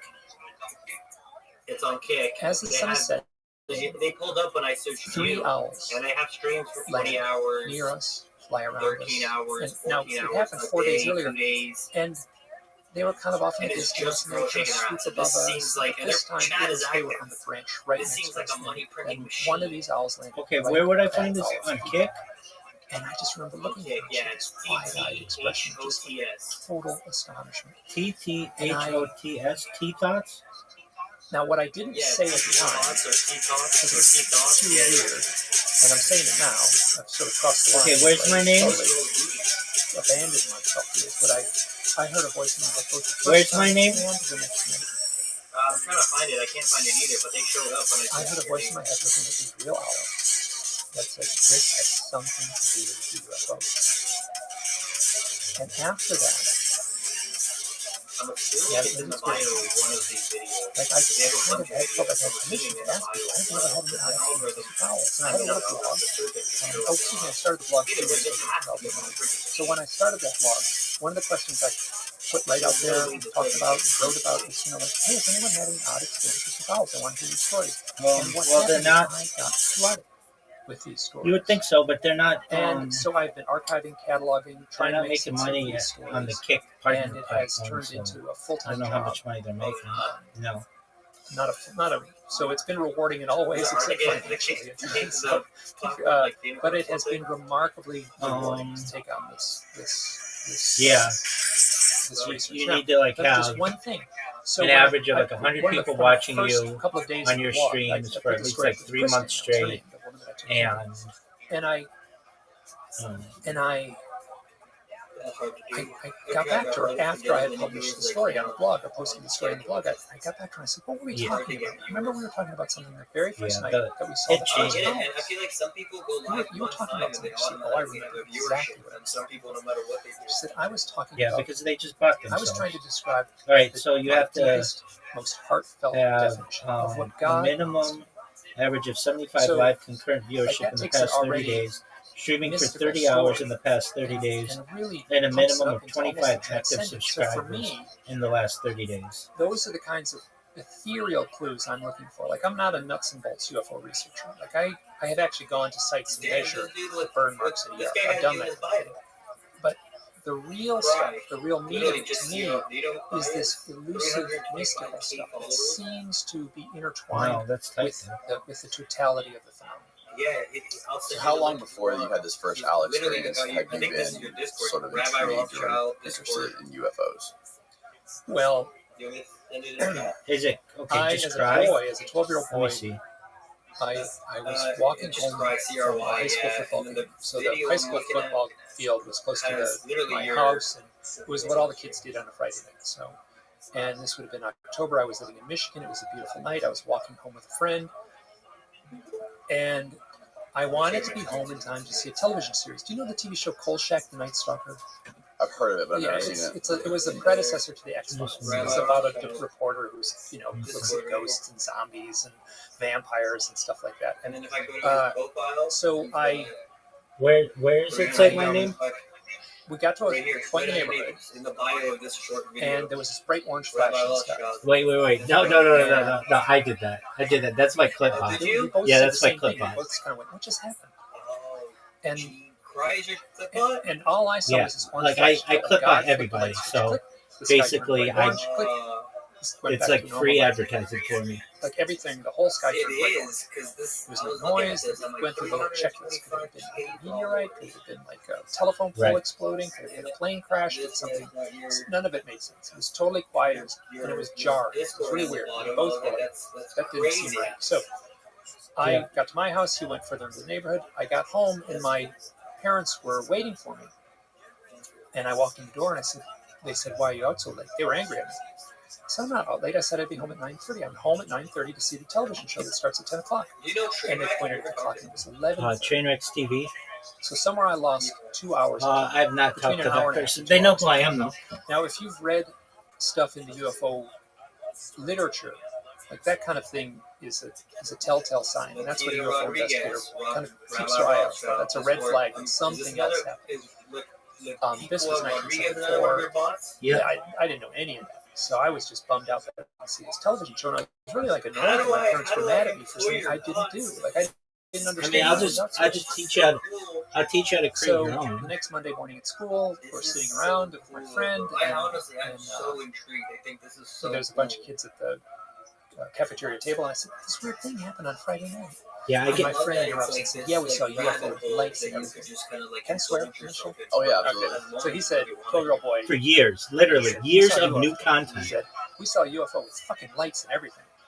And I was. You could I literally remember- watch I didn't see UFO. I just saw just it. one of my streams, for 3.5 years, and I have like 22 different And streams. he does You not could spend your remember. whole He life does remember just that my mom was angry looking when at came home late. YouTube. So that is actually not uncommon within the literature. So Right. or the literature Let of, alone like, UFO on studies. Twitch That, and two Rumble witnesses and all the have other two ones. separate things. So that's one story. Beforehand, before seeing all this stuff. Did you ever tell anybody about this that remembers when you told them about it? Oh, Like, do they remember like you telling this story prior to the whole owl? you know what I have is I drew a picture of. I'll get to it. So that story, my friend remembers that my mom was angry. My parents were angry, and but yeah, I don't. It's hard to know. That's getting close to Do I still 35 years ago, 40 years ago now. So I do But, like when I want so to. But I don't have just- any evidence of that. I I quit I a did little see while ago. I was at a friend's house. His name is Kenny, and it was a sleepover. I was 12 years old. It was probably right around the same time. I'm trying to quit. And he pointed out the window. It might have been him or me. Pointed out the window. I'm like, "What's that?" And we went to the window, and there was a can. So there was like a coffee can shaped thing, and it was rotating at this really weird angle, and sort of descending. Actually, What's your opinion of XQC? It's more like it was descending and rotating at the same time. I It don't was like really a have pencil one. sticking They're out the fine. top They're of this streamer. thing. And we watched it for maybe 30 seconds, and then it just disappeared. Poof, gone. I used to say the lights went out and you couldn't see Even it anymore. I don't say XQC it has a anymore clip with your because that's not true. Rabbi ROTHSCHILD thing. What I Absolutely. remember clearly is that it disappeared, vanished. But I was like too embarrassed to say that, like at the time as a 12-year-old boy. So I said the lights just turned out. I drew a picture of that same night, and I contacted the fellow Kenny. He also doesn't remember it, but he said his mother. He talked to his mom, and his mother remembers us drawing it. He and I both drew it. And I still have a picture that we drew that night after seeing the coffee can. Do you have any of these drawings published on your website? Yep, all of them published on my Let's website. pull up those websites where you can actually share some of this stuff. That'd probably be a good idea. What's your website called? Hidden Experience. You It's all one word. you want to be a Kick streamer. So what you do is you go on Kick and you meet all those requirements that I read, like 75 followers and 25 subscribers, and then you do it for enough months, and they will give you an offer where you make like $15 an hour to stream. I mean, I have some friends, or like, yeah, I'd say they're friends. They come in here and they're really nice. They the reason why I have any doubt about it is we just haven't met in real life. Though I have had people come meet me in real life, fans, but they just gamble and they make $15 an hour, and they'll stream for like 10 hours a day. So that's $150, and they buy new cars and they buy boats. They have a really nice life. Yeah, I want to get to that, man. Or if I could do this for a full-time job, that would make my life so much better. I love making content, man. I've made content since I was a little kid, since I was like 6th grade. I remember when I was a kid, I would make content on YouTube. This is still up because I don't have access to the accounts anymore. But it just never amounted to dollars. It just amounted to fun and like something I enjoy, like a passion. You know what I mean? Right. But I've always wanted to amount to like paying me something for once. Yeah, I mean, that's a dream. So, but the thing is, if you do Kick, then you just have to do Kick. You can't multi-stream. You think that their algo knows when you're multi-streaming?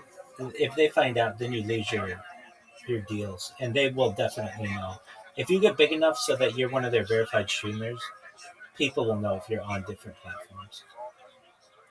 That makes sense. But I mean, that's okay. They literally pay you to sit on your ass and look at clips of shit, and it's like that's all you have to do. Yeah, that'd be the dream, man. I couldn't ask for more. Or even just the sitting here and gambling would be amazing. Yeah, I have a friend of mine who comes in here and does that, and he live streams it on Kick, and frankly, it gets boring though. If you gamble for like more than a couple hours, it's boring. He like almost wants to get rid of all the money. Not that he wants to lose it, but he'll just take stupid stupid risks just because he just wants to get through it. He just wants to kind of push through it again. Right. Do you know what botted.wtf is? Like, what the fuck? Or something else? It's a website, botted. Go to BOTTED.WTF. It'll tell you who's botting themselves and who's not. It'll give you all the secrets of what's going on Kick. Audit.wtf, your description is advised.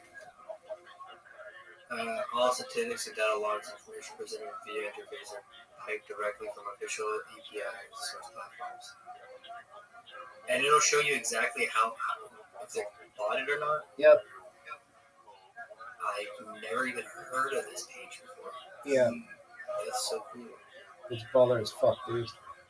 So it'll tell you, like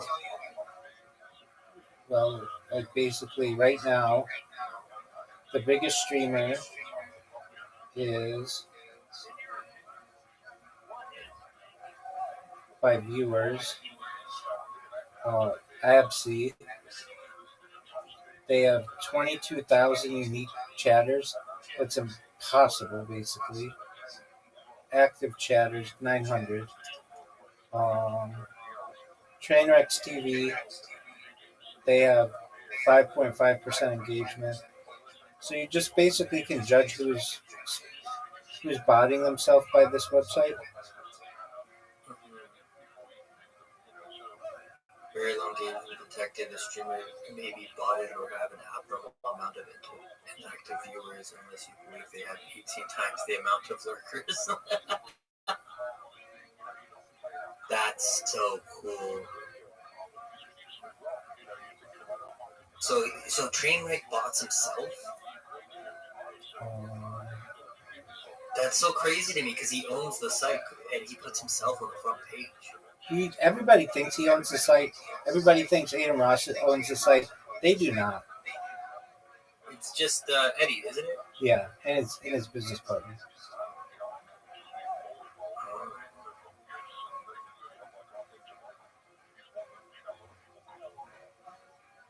This is gonna sound really corny and cringy, bro, but I feel like you gave me some information that if I implement it, I could change the trajectory of my life. I have, and you should. I'm going to, man. I promise you I am. I'm gonna do it, and then I'm gonna tell everybody, Rabbi, put me on. Excellent, my man. And then I'm gonna make them all watch yours. That's what I like to hear. That's so cool. I would have never thought Trainwreck would have done that. Oh, Aiden Ross isn't on the site. He's not live right now. Oh, so it has to be when they're live, okay. Yeah. He's a huge botter of himself, though. Huge. I know the guy who bots a lot of these people. If you want to, I can introduce you to him, but, the price of what they pay, it's expensive. For, 50,000 viewers for an hour, it's $5,000. Shit, that kind of money. I wonder what I would be able to get for $100. You'd be able to get 50 viewers for 30 days. I feel like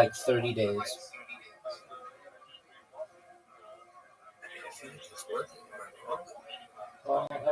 Look at the list. It would put you at you'd be I don't know, maybe the 250th streamer on Kick right now. It wouldn't move you really high to the top. No, it wouldn't.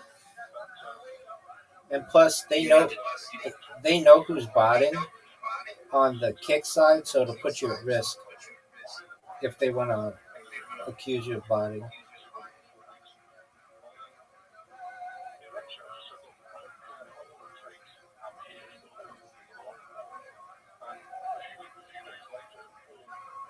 Oh, that's cool. So DDG apparently doesn't bot. It says healthy engagement levels. This appears to be an authentic stream with active viewers.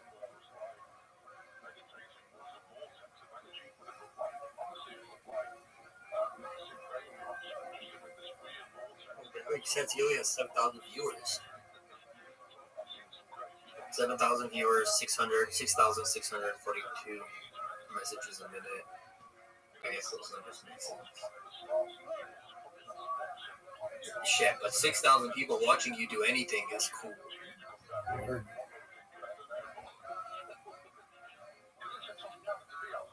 The 8 shot's still live, holy shit. Do you play CSGO, if you don't mind me asking? I have. You're not big on it? No, I am. It's just like games take up a lot of my time. It's fun.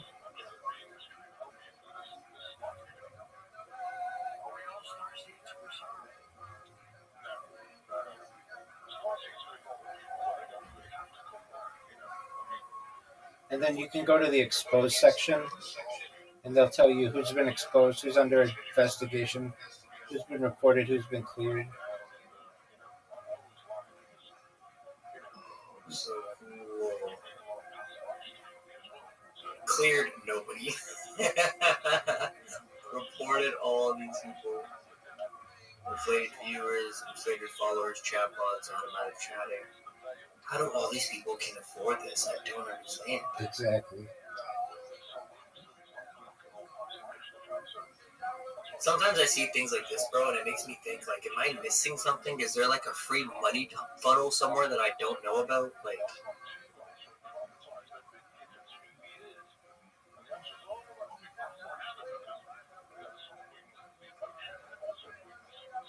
oh shit, even Neon's on here. He's been exposed too. Yeah, he's like the biggest spider they have. I've had a lot of these people on my podcast. I've had Lurk24 on there, but I don't ask them about it. I ask people the same 73 questions. Every single person I've asked the same questions. So my podcast is on Spotify, and I'll just find people on Kick, ask them if they want to be on a podcast. They basically always say yes, and then we just do a podcast together. That's actually safe. Yeah. In fact, if you're starting from scratch and you want to become big, the best thing I think that you can do is you just start your stream, and then you go to somebody else's stream and you ask, hey, do you want to be on my podcast? And they'll be like, yeah. They always say yes. I mean, like 90% of the time. Some people say, I don't have time right now or whatever, but you just be like, yeah. Everybody wants to be on a podcast. It means they're going to be on Spotify, and it means that they're going to get a bunch of SEO or search engine optimization out of it. And on top of that, a lot of them aren't on podcasts regularly. Like, it's a different world than streaming. So then what you do is you're like, okay, and then, I mean, you could just do what I do, which is I would ask people the same questions. You can ask people whatever questions you want, but I would ask people really easy questions, just non-intimidating questions. I'm not here to grill them on, hey, are you view botting or anything like that. I didn't do that. I would ask them questions like, well, it's from Vogue magazine are the questions that I got, and I just ask them the same 73 questions, and then from there you take that clip, you upload it to Spotify, and then you put a bunch of hashtags in it, and then you send it to them, and it gets a ton of traction.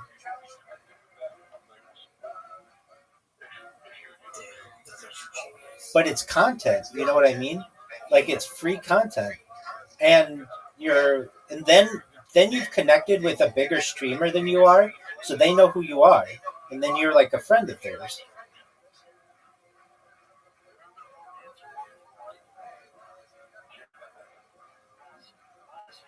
You're a genius, bro. Thanks, man. This website just changed my opinion on so many streamers. Yeah, it's big time. Yeah, I'm looking at exposed. Queen Gloria RP. I've actually seen this chick show up on my FYP on TikTok, and I always wondered, how is she getting thousands of viewers? I know she's the most boring streamer ever. I know who this chick is. Like, no offense to her, she's cute and all, but it's like a very boring stream. Monotone, not really much in-depthness at all. But then she got caught by literally accidentally bringing up her bot follower. I remember this. Yeah, it was a pretty big incident in the streaming world. Number of viewers, 20, period, 3 hours, interval, seconds, 1. Rates are available, 1.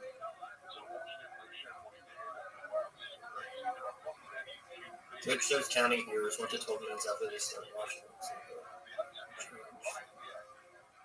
After the purchase, the following functions will be available to you for the following floating viewers, bots for channel points, participation.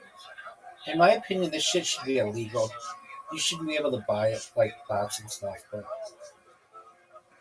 I agree. so It for someone like me, bro, I'm being honest, if you didn't show me this website and I didn't see these people being such botters, I would have thought that, like, Fate just doesn't have this in my cards. Does it make any sense? right. I mean, you came in here and you were like, "Yeah, I get really frustrated because I try to make all this content. I've been making content since I was 8 years old, and I get like 12 million people watching me, but then nobody watches me." And what was the first thing that I said? Because you are essentially not associated with these social media management companies. These social are the people who allow you to do all this botting.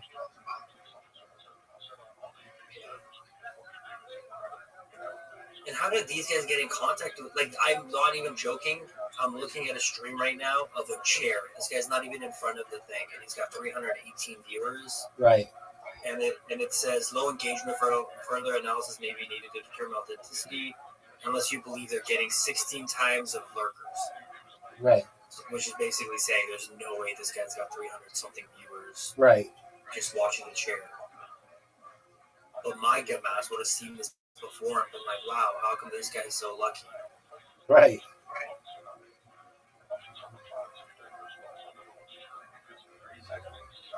Wow. What a waste. Like, this guy paid for bots and he's not even utilizing it. He just put it on a chair. Exactly. That makes sense. So if you want to buy bots, if you want to just price them out, there are a bunch of websites, but the one that I use that gives you 100% real active views and likes and stuff is Nemo 4404 on what is this? Kick? I think this is Kick. He's streaming Marvel Rivals to quote-unquote 16,000 people. And it says very low engagement detected. The streamer may be botted or have abnormal inactive viewers unless you believe they have 42 times the lurkers. right. 6,000 views with only 230 chatters. This guy would have discouraged me from making any kind of video tomorrow if I seen this. I would have been like, this guy has all the luck and I'm just an idiot. But now that I'm seeing it through this perspective, he's the number one on the trending page on Kick for Marvel Rivals with 16,000 views. Oh, he's got squiggly name, Arabic name. So he's probably somewhere in the Middle East paying for all this shit.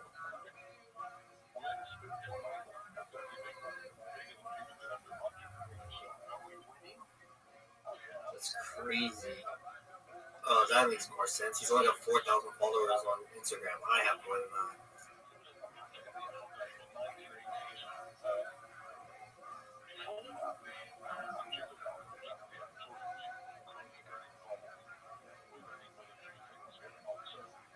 This guy doesn't even speak English. There's no way this is real. 16,000 viewers. That's crazy.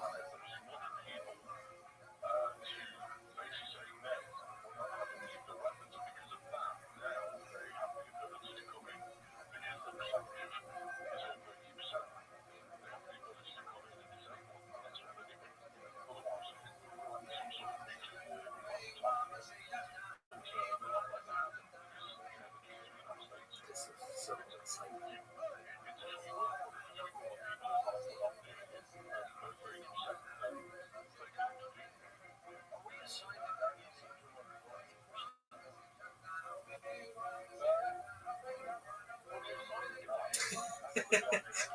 website says unless you believe they have infinity X the amount of lurkers. That's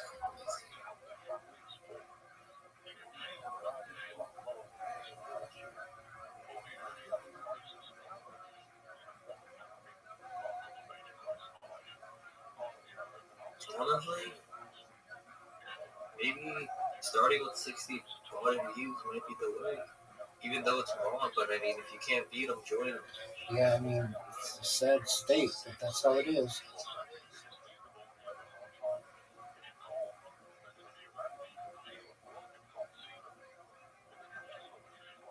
It is a sad state. It's almost like making counterfeit currency. Yeah,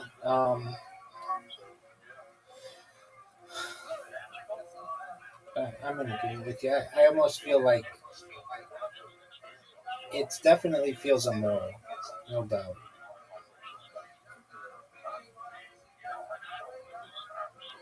I feel like it is almost like you said it perfectly.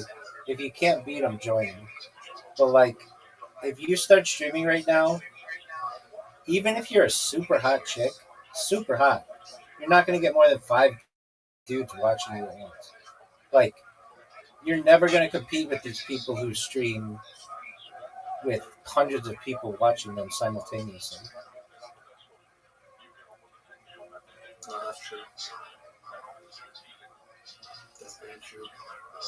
If I go to botted.wtf and look at they have a thing exposed. Kick streamer caught in a scandal, bribery and fraud. SD got back. Kick, one of Kick's most suspiciously botted female streamers, has finally been exposed for not just botting, but allegedly bribing to allegedly sabotage. Take it down. It all started last month. Wiz was approached in DMs with a shocking request to list 2 female streamers on botted.wtf for money. Sounds sketchy. That's because listing streamers is free. So why suddenly offer money? Something wasn't adding up. Luckily, one of the targeted streamers reached out. A deeper look into past DMs with Essie revealed a pattern. She and her husband, Meowficer88, had a history of targeting other females. The hypocrisy. Essie tried exposing Woodbaby and her manager for botting, but why? They're huge botters, by the way. Maybe to shift attention away from her own suspicious numbers. Receipts attached. Let us break down the hypocrisy. The KCIP, that's the Kick Partnership Program, meltdown and lawsuit drama. Essie raged for weeks about her Kick partnership being cut. Threatened lawsuits, played the victim. But did she ever tell you Kick's official response was that she was caught being botted? Yeah, it gets worse. Let's talk about the receipts. The smoking gun.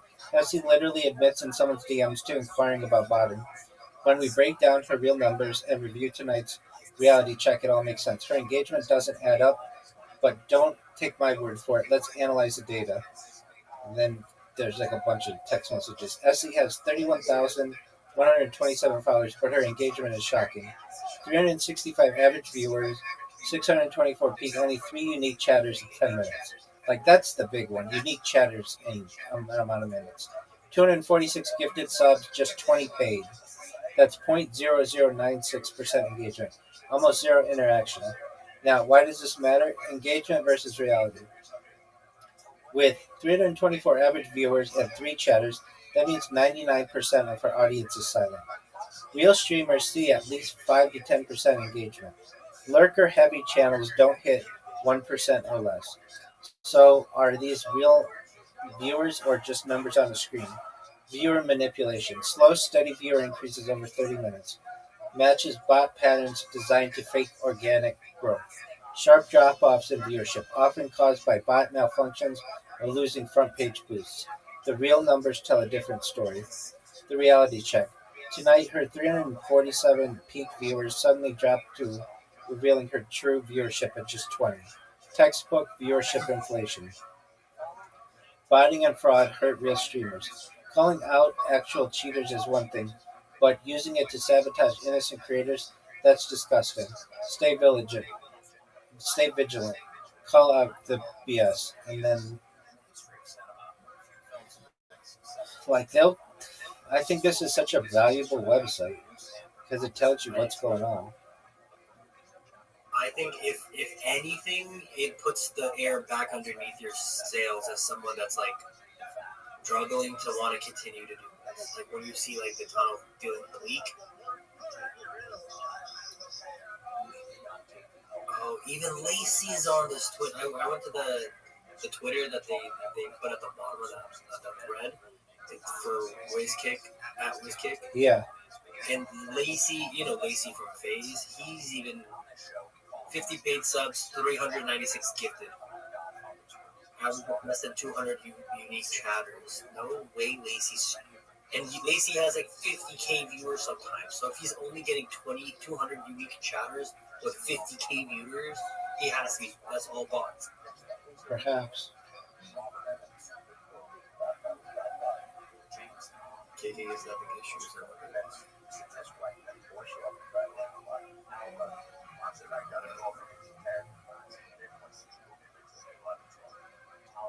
Dweeb of the day is out here milking kick streaming for hundreds like it's nothing. 892 viewers, 41 chatters.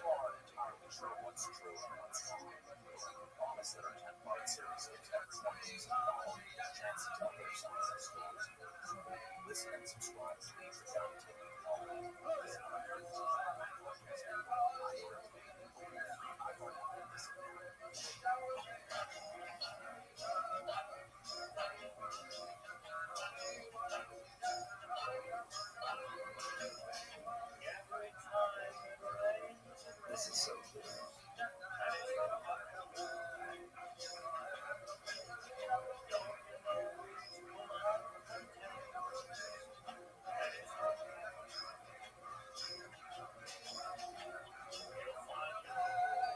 Hey, Rabbi, I'm gonna head to bed, broski. Take care, my friend. Pleasure to meet you. Nice to meet you, Rabbi. I'm gonna pop in again more often. I hope that's okay with you. Please do, my friend. Take care.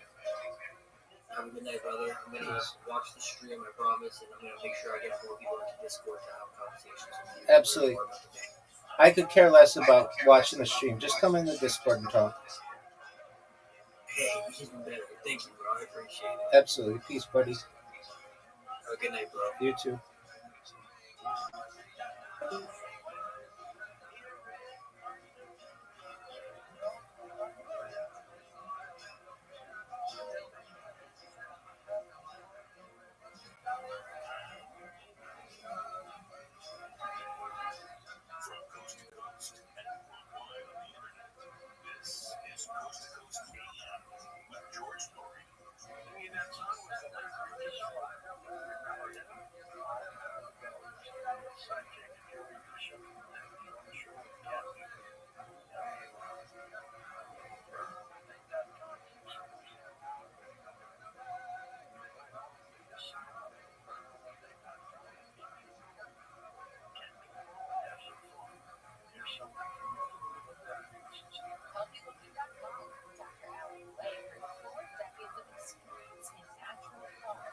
Exclusive stem cell kit that works with your body's stem cells to assist your immune system.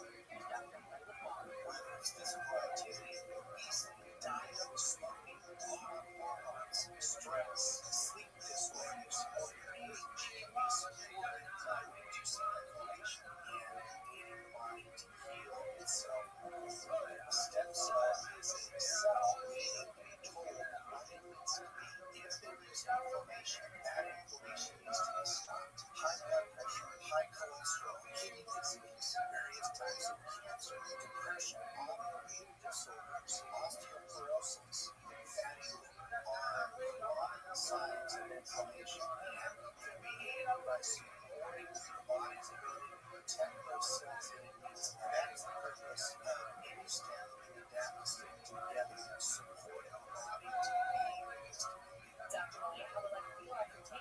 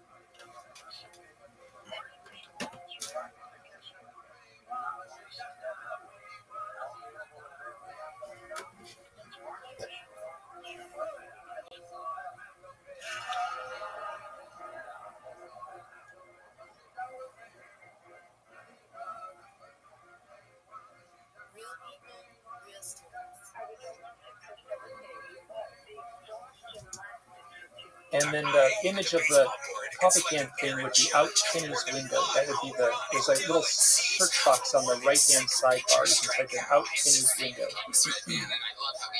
That should pop right up. So that would be good if we're talking about things that we can pull up some of the illustrations on your website. And your friends that you were sleeping over with, do they remember this experience? No, I only talked to Kenny. Does Kenny doesn't remember, or he does? He does not remember. He does not remember. So his mother remembers us drawing it, and that's still the drawing. Yeah, you can see on the right hand side, but scroll down a little bit. And there, just search this blog. You can just type in. You can type in out Kenny's window. You You just went back. Go up the right here. Search right on the right-hand little right hand sidebar. No, down below that, right there. Yeah. Out Kenny's window.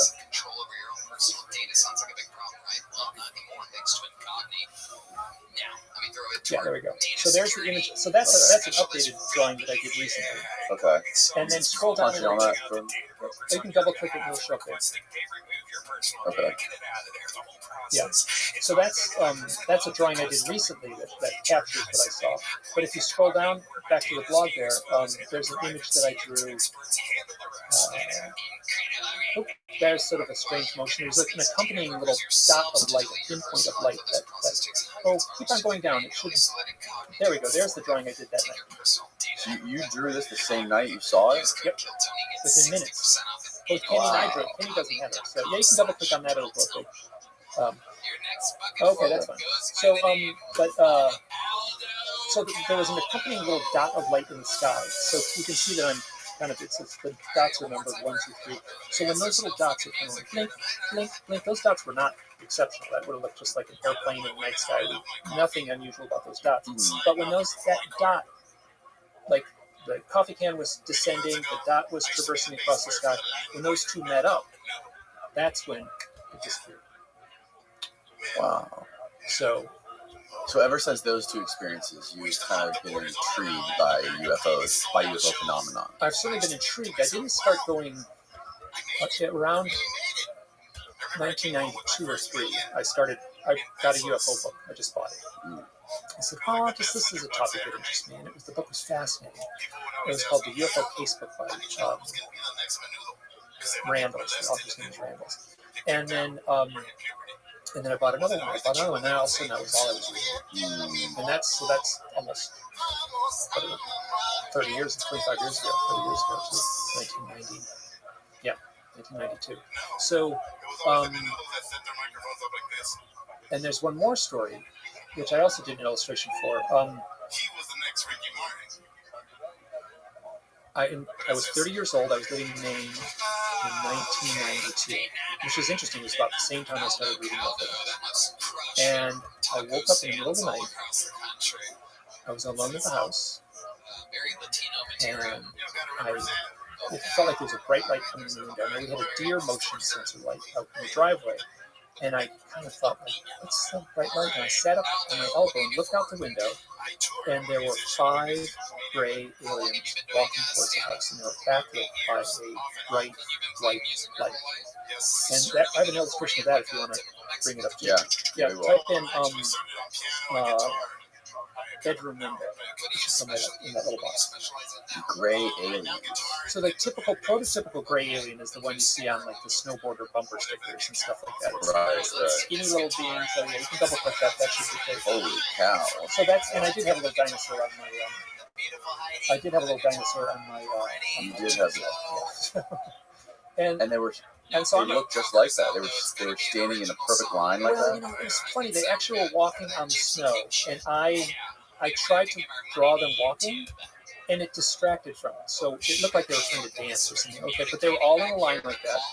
Like to try to draw them walking was a little awkward. So they were actually walking, but I drew them standing, and they would have been walking. Now that light in the background would have been about the size of a washing machine. You know, like it would have been perfect. It was like the land of flying saucers. But that's not what that's not my memory. And now, it's okay if I just go on about this? Because this is oh yeah. So this accompanying this, like I got up the next morning and dismissed it completely as a dream, right? So but when I saw this out the window, I looked at this thing. This is scary, right? This should have been. I should have like jumped out of bed. I should have like locked the doors. I should have like grabbed a knife and defended myself. I didn't. I heard a voice in my head that said very calmly, "Now is the time. Put your head on the pillow and shut down." And that's exactly what I did. I just rolled over and went to sleep. What also accompanied that moment was this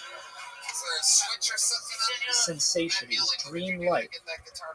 But it wasn't a dream. I feel strongly that it was not a dream, but it was certainly dream-like. There was a weird clarity, there was a weird quietness to it, there was this sort of head in the fishbowl quality to it. I have since talked to many. I didn't have any place for this memory, this experience. I could not place this. I just so nope, not going to deal with this. This was a dream. I'm not going there. But since then, I have talked to so many other UFO witnesses, or witnesses that have had close-up sightings. I talked to one woman, and she described seeing a UFO from the car. She was like on the street in LA, and a flying saucer flew over her car and got right above her. And she has some distorted time stuff with that event. And she said to me, you know, when you have 2 magnets, and you try to push them together, they'll click, and you pull them apart and switch one halfway, and you try to push them together, they won't sort of push against each other. There's this kind of warbly sort of energy where she said, being that close to the UFO, that flying saucer, is like being in between the 2 magnets in that warbly, weird energy. And when she said that, it was like, she knows that's exactly what it felt like. That's the best description I've ever had of that sensation. Within the literature, that's often referred to as the Oz effect. It's not that the scene is quiet; it's that it's too quiet. It's like all the sound is sucked out. So I was seeing that out my window. I had this distorted sense of reality, and I have felt that a few more times in other experiences. But that, to me, was the part I couldn't dismiss. I could dismiss it as a dream. I don't really dream that I'm in my own bedroom, right? I don't dream that I sit up in my own bed. I'm always in some other place in my dreams. But that night, I felt like I sat up in bed, I saw that out the window. It probably lasted 20 seconds. And then I heard the voice in my head that said, now is the time to put your head on the pillow and shut down. And the next morning, I never even bothered to go out and look at their footprints in the snow. And after this, is that when did you do a sketch of this the next day, or did you say, like you said, you got to put it out of your mind? I did a quick sketch of this within a year or so. And then I did a more formal sketch. I think I did that formal sketch in around 2008. That one there. So you just tried to dismiss this dream. That's just a dream, something that wasn't real. I wasn't going. Until you actually heard other accounts of it, and you thought, oh, maybe I could revisit this dream. Maybe it was something that happened. Until I started looking into my own experiences. So after that experience in the mountains with Kristen, I saw a real owl. I heard a voice in my head that said, "This has something to do with UFOs." A message. Right? So I got a message from who knows where it was from. Could have been from my unconscious, could have been from the owls, it could have been who knows. But I definitely saw real owls and in my head heard the booming words, "This has something to do with UFOs." And I, in 2006, really started looking into this stuff. So it would have been after 2006, after that event in the mountains with Tristan, or those two events, that I started looking into these experiences and started really taking it seriously and looking into my own experiences. Now the question is, am I an abductee? Right? Given these kind of experiences, right. This is in an abductee is that's a lousy term, right? That's the term we're stuck with. That's an X-Files term. And what I found in the last 14, 15 years of research, much of it feels like full-time research, is that that's really common. That there's this elusive quality to it. Very, very. There are some people who have like concrete memories. Boom, I remember this event. Right, like Travis Walton. I've met him. Yeah. You met him? Many times. Yeah. Oh wow. Yeah. So he's a very nice guy. He's from the West. I was living out West. He's a Westerner. There's like a kind of stoic, quiet, soft-spoken quality to that. He's not the kind of guy that exaggerates. Right. Yeah. So he recounts everything up to the point of waking up on a table, seeing these beings in there, seeing like actual human-looking things in there, and then after that, wakes up on the side of the road. He was gone for 5 days, and he has like 15 minutes of memory. I haven't. It's been a long time since I've read the book. So, did he have any experience with owls when you talked to him?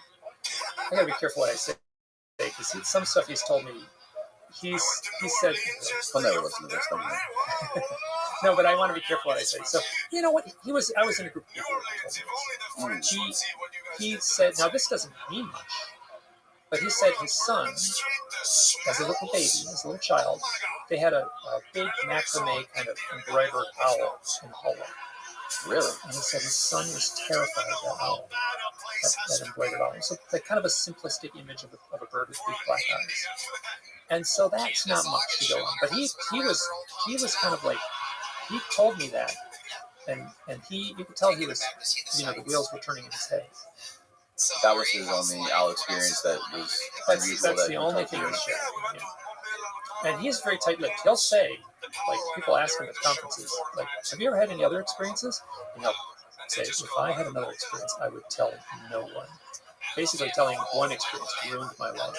Is where he's coming from. Ruined his life in the 70s and 80s and 90s, but now it's becoming some sort of a more accepted thing in modern culture. I mean, it's a thing that every news channel, every blog website wants to talk about because, now it's profitable. Now it draws attention, draws clicks. But if given the choice, he never would have chosen this. Right. Have you heard his story about how he tells how he wakes up in the middle of the night out of nowhere and he's running full speed down his hallway to his kid's room, and he says his kid is on a top bunk. Oh no! His kid is like had the rails in the top bunk that sort of like keep it from falling off. His son had slipped off and he had his neck wedged between the railing, and I guess he like grabbed him and pulled him out, and if he would have stayed there for another 30 seconds, he would have been dead. So he has all these crazy he has multiple similar experiences I've heard him talk about like that he can't explain. So MUFON is a very dry, in the research community, there's like nuts and bolts researchers. That's MUFON, Mutual UFO Network.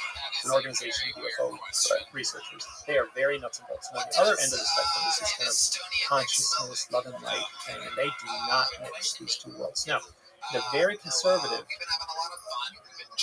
MUFON has a checklist. You go to a UFO witness's house. It's very this kind of stuff. What time? What day? Which direction is it going? Can you draw a picture of it? It's very scientific. It's very analytical. And in that checklist, they say, ask the witness, has your psychic abilities changed since you're psychic? This is like the dry people. This is like, and then like people who like ain't going there. They're not going to, and it's right in there in the checklist. Have you developed any psychic abilities? And then also, has your spirituality or religious have you changed your spirituality or religion since the event? And so those questions are kind of at the core of my research, and they're at the just a kind of sliver in the mainstream UFO things. I would love to talk to those guys that sell the stuff off the aircraft carrier and off the California coast and say, "Do you have any psychic abilities? What's going on? Weird synchronicities?" Why do these nuts and bolts type researchers ask them about psychic experience? Because that can kind of weed people out, like, oh, this person's a psychic, or this person's, you can dismiss them now. I think it's just the opposite. I think what they're seeing is a pattern. You talk to these people, and they want to talk your ear off. Almost taking them seriously. A UFO researcher comes to your house and tells you that you're allowed to tell your story without being ridiculed, right? So they'll say, like, all this weird stuff has happened since my sighting. I've had psychic experiences. So this is what's common. After a sighting, this isn't aliens in the house. This is just seeing a UFO off in the distance. Your psychic ability increases. I'm generalizing greatly. It doesn't happen 100% of the time, but this is a consistently reported stuff. Your psychic abilities increase, your spirituality will change, and you will often be plagued with synchronicities, like meaningful coincidences, and then poltergeist activity in the house. So how are, like, little aliens in a metal spaceship making poltergeist activity in the house happen? Something else is going on that takes it out of the realm of aliens from another galaxy visiting us on their metal spaceship and puts it more into the realm of these myth makers, this ancient lore of something from that other. What do you think it is? Why do you think that people who have these UFO experiences, who have witnessed, who believe they have witnessed UFOs, what experiences or different kinds of experiences? What do you think it sort of just like opens up something in their mind where now they're just always looking for weird shit? Possibly, yeah. So possibly that's one of the problems with the UFO community is because once you've seen the stuff and once you've seen the weird shit, like, you're open to everything. Like, let me tell you, like, it's like you got to be careful how open that door gets because there's a lot of people within the UFO community that are trying to, like, believe in conspiracy stuff. And some of the nuttier, like, fringier stuff that, like, I'm looking for conspiracies. I'm looking for the weird stuff, and I have to be really careful not to get dragged down these blind alleys. So yeah, it turns out. To cult leaders, to like losing their critical thought. Right. And I have done my very best, like, I try to present myself as a credible person telling an incredible story, or telling someone else, oftentimes other people's stories. So I feel like I'm hopefully remain credible in the way I present this stuff. But I am presenting things that are incredible and oftentimes beyond belief. Now, your question was, why are they open to the psychic phenomena? Or well, the psychic question regarding the UFO researchers talking to these people, for me, that kind of, my first reaction to hearing that is like, okay, let's see if this person believes in psychics. Let's see if they have psychic abilities. Or that could be on par with saying, okay, when's the last time you saw Bigfoot? Yeah. Okay, now we can just dismiss this fucker because he's, he just believes that he's some chosen UFO abductee and, he's going to believe in every conspiracy that we put in front of him. I think it came the other way around. I don't think they're trying to weed people out. I think it's a legitimate question because what happens is you talk to these people, the witnesses, and they will say this weird thing happened. My psychic abilities, like, I feel like I have become, I now have ESP since seeing UFO. Oftentimes people don't know how to control it, and it's just fleeting little things. Can you give me an example of some sort of psychic ability like this? What would you consider a psychic ability? Okay, so here's the story. This woman has an owl. There's a woman, her name is Maria Wheatley. She's a crop circle researcher in England. And she was with a friend, and they were going to go hike up to the top of the hilltop. The hilltop is called Oliver's Castle. Sometimes the hilltops are called Castle. That's what they call the hills there. So she is going to walk up to the hilltop, and there's a path. Excuse me, there's a path in the woods that goes to the hilltop. And as they walk down the path, this owl, a white barn owl, flies right in front of them. They both get the exact same sensation, the exact same feeling. They say, "Oh, we're not allowed in the woods. Like it's barring our way." So they turned around and then they walked up a different way, and through the meadows and stuff like that, but not up through the forest and the trails. They get to the top of the hill, and they look off in the distance, and there's this orange floating orb out in the distance. And what is that thing? And then it gets closer, and it grows big, and it grows into this big size of a giant cigar, and it's coming towards them, and then it shrinks and disappears. So they don't see a metal spaceship; they see this orange disruption of light. Right? So they run back to their car. She said he was shaking so hard he couldn't get his keys in the car door. And afterwards, now beyond just doing the popsicle research, Maria Wheatley also does tarot reading. She'll read divination of the tarot deck. She said her ability to do tarot readings increased exponentially. She said it got really high and then it tapered down a little bit, but she feels she's much more mystically in tune with doing tarot readings than she was before seeing the orange orb in the sky. The guy claims to have gone to the bar, to the pub, and he could read everyone's mind in the bar. He could see what everyone was thinking, and it freaked him out. It was not a good thing. Like, he freaked out, and that eventually eased off. And so, this, if you ask the questions, these are the stories that emerge from these kind of accounts. These mystical, strange stuff. My problem with the whole psychic thing and the tarot cards is that my experience with these psychic type people is that most of them, or at least in my experience, they're full of shit and they're hustlers. Some of them are, absolutely. And whenever I hear that kind of stuff, it just inclines me to dismiss whatever is going on around it, because for the most part, you'll get probing questions or they'll sort of guess about things based on your appearance or your life or whatever, and they'll keep going down that way by sending probing questions. Don't you ever get the sense that some of these people that are reaching out to you, that they're familiar with your research, they're familiar with your story, so they know if they come up with something that's similar to what your expertise is and what you've been studying for 15 years, that it's kind of like the same thing. They're just kind of trying to mirror your story. They're trying to come up with. There's no real hard proof of any of this stuff. It's just hearsay, right? Well, there's multiple witness cases, right? So two people see something at the same time. Both people have to be lying in those situations. Right, but when it comes to psychic abilities, you can't really. Sure, you can test those. Oh yeah, you can prove those. Test those. How did you prove that? Just do a laboratory experiment. Talk to Dean Raven. There's a researcher out of California, Dean Raven, who's written a bunch of books. He worked for Bell Labs, I think, and he worked on some of the SRI, which is the remote viewing that the government did. I think he was slightly involved with that. Yeah, so you can study that. It's not 100%. It's difficult to study, but you can. You can get results through scientific measures. It's totally ignored within the sciences, except the people that are doing this are coming up with consistent results. Yeah. What did you find out about SRI? I can't remember what the acronym is. He was involved with he's involved with an organization called IONS, which is Institute for Noetic Sciences, which was broke away, I think, from SRI, and that was started by the astronaut Edgar Mitchell, who was one of the fellows who walked on the moon. And when he came back from the moon, his job was to land the craft on the moon. Right. And so after he did that, and, they're flying home, his job was done. So he didn't have to do anything. So all that he could do was just look out the window.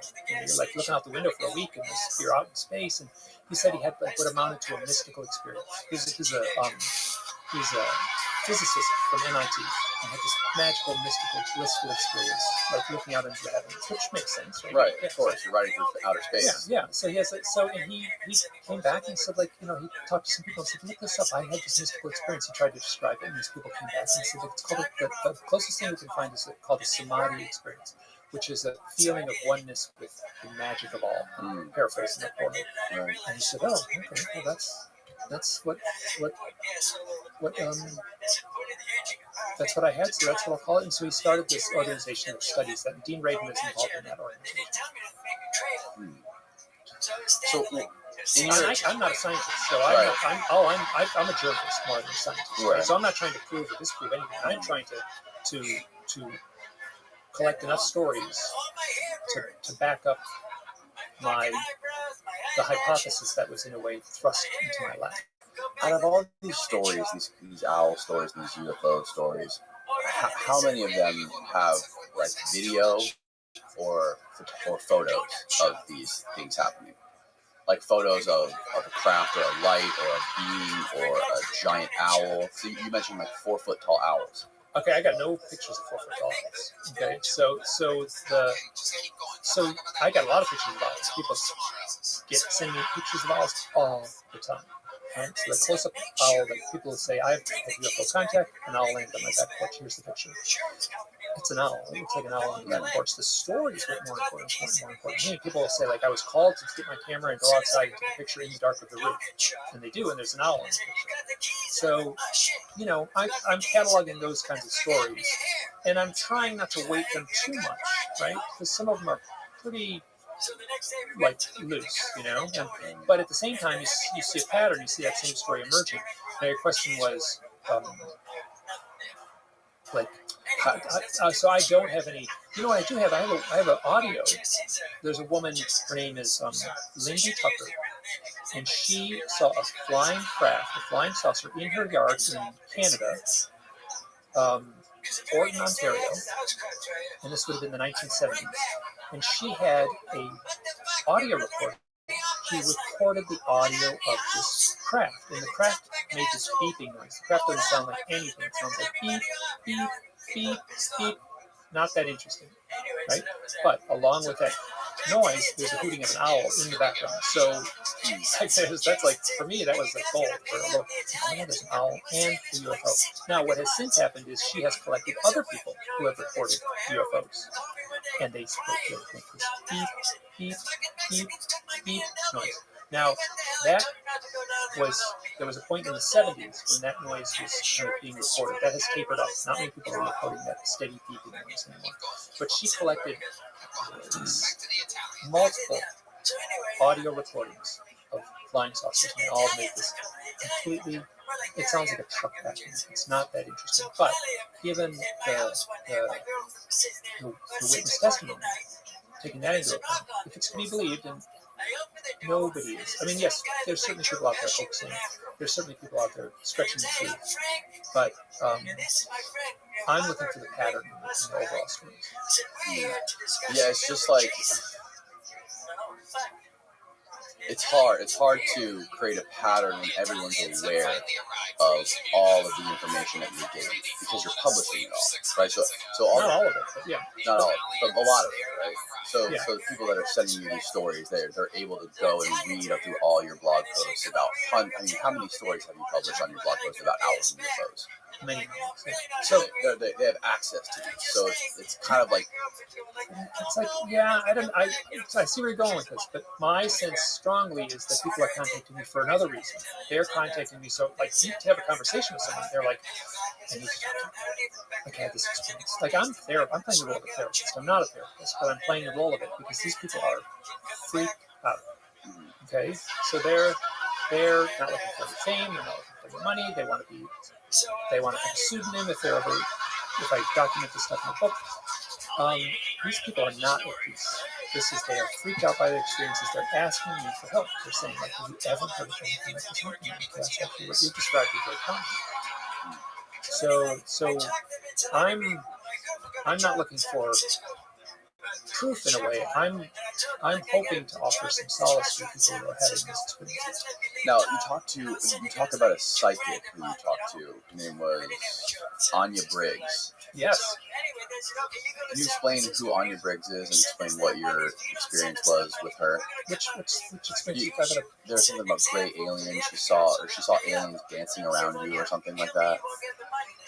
In your book, you talked about. She said she could see aliens around you when she was looking at you. Oh, okay, yeah. So she's psychic. This is something, like, I don't take this as concrete proof that there's aliens. She said, I don't think did she say dancing? She may have. I don't know if it was dancing, but she said she saw them around you. Okay, yeah. So this has happened to me more than once, where I've talked to people. So in these waters, like, I end up bumping into, I did one radio interview. I said, well, you talk to a shaman, and they'll tell you stories about owls. Shaman? Who talks to a shaman? I'm like, you write a book about owls. These shamans come and find you. You start talking to shamans. So I'm like, because of the book and because of the research, I'm interacting and talking to people who are psychic, claim to be psychic. And one of the things that I've had more than one person say, they kind of look at me and actually I've had one person kind of look at my shoulder and go, I say, like, alien energy. Alien energy. Now, I don't see it, I don't sense it, but that's the kind of feedback I'm getting. I don't weight that too much, but I'm curious in the patterns. I'm interested, why is it always gray aliens? It's not. What is it gray? Like, what is the difference between, like, are there any other color aliens, or are they all gray? No, so if you look, so this is coming from a wealth of research. Okay. So about, and I'm making these numbers up, but let's say of the pool of data, you got 100 UFO reports where people interact with the beings. 50% or so will be gray aliens. The typical gray aliens that showed up on the X-Files, that come out of the mothership at the end of the skinny humanoids, giant heads. Humanoids, big heads, bald heads, big black eyes, big penetrating black eyes, spindly long fingers, about 3.5 to 4 feet tall. After that, people will report total humans, except tall, and somewhat, I've oftentimes reported as being like 7 foot tall and beautiful, like superheroes, basically.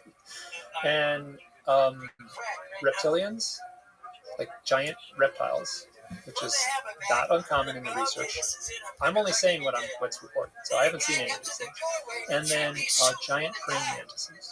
And then there's a bunch of other things like robots or light beings or balls of light and things like that. So yeah, it's the data that's out there, and there's a lot of it. There's a wealth of data. And people, serious researchers are collecting this data. And the problem is, like, how do you? Someone says, I saw the giant praying mantis. How do you? Like, yes, it's an incredible story. It's a story beyond belief. But you hear that story 100 times, and you have to take it seriously. Have you heard of the story? I'm sure you have. The Zimbabwe UFO encounter where the beings came out of the ship and talked to little kids. Yep. Have you talked to any of those people? I have interacted through messaging and emails with a woman named Emily Trim, and she is one of the little girls. She was there's a documentary, or there's some footage that was done by a documentary film crew at the time with Dr. John Mack. Now, Dr. John Mack, who went down there, was the chair of the psychiatry department. He was a doctor of psychiatry for Harvard. So he's a credible researcher. So he went to Zimbabwe to talk to these kids. And the kids they hadn't read any literature, they weren't open and predisposed to, or weren't influenced by, science fiction movies and things like that. Rural place in Zimbabwe in the early 1990s, or mid-1990s. So, yeah, so those kids were reporting. One of the things that they were reporting was telepathic communication. The beings were talking to them, their mouths didn't move, they were hearing the voices in their head. That is consistent, 100%. And the message that they were getting was technology is bad, technology is going to destroy you, something to that effect. I think it's a little more nuanced than that, and this is a message that is kind of been boiled down from other reports too. Is that your technology has surpassed your spirituality, and you are in a dangerous place.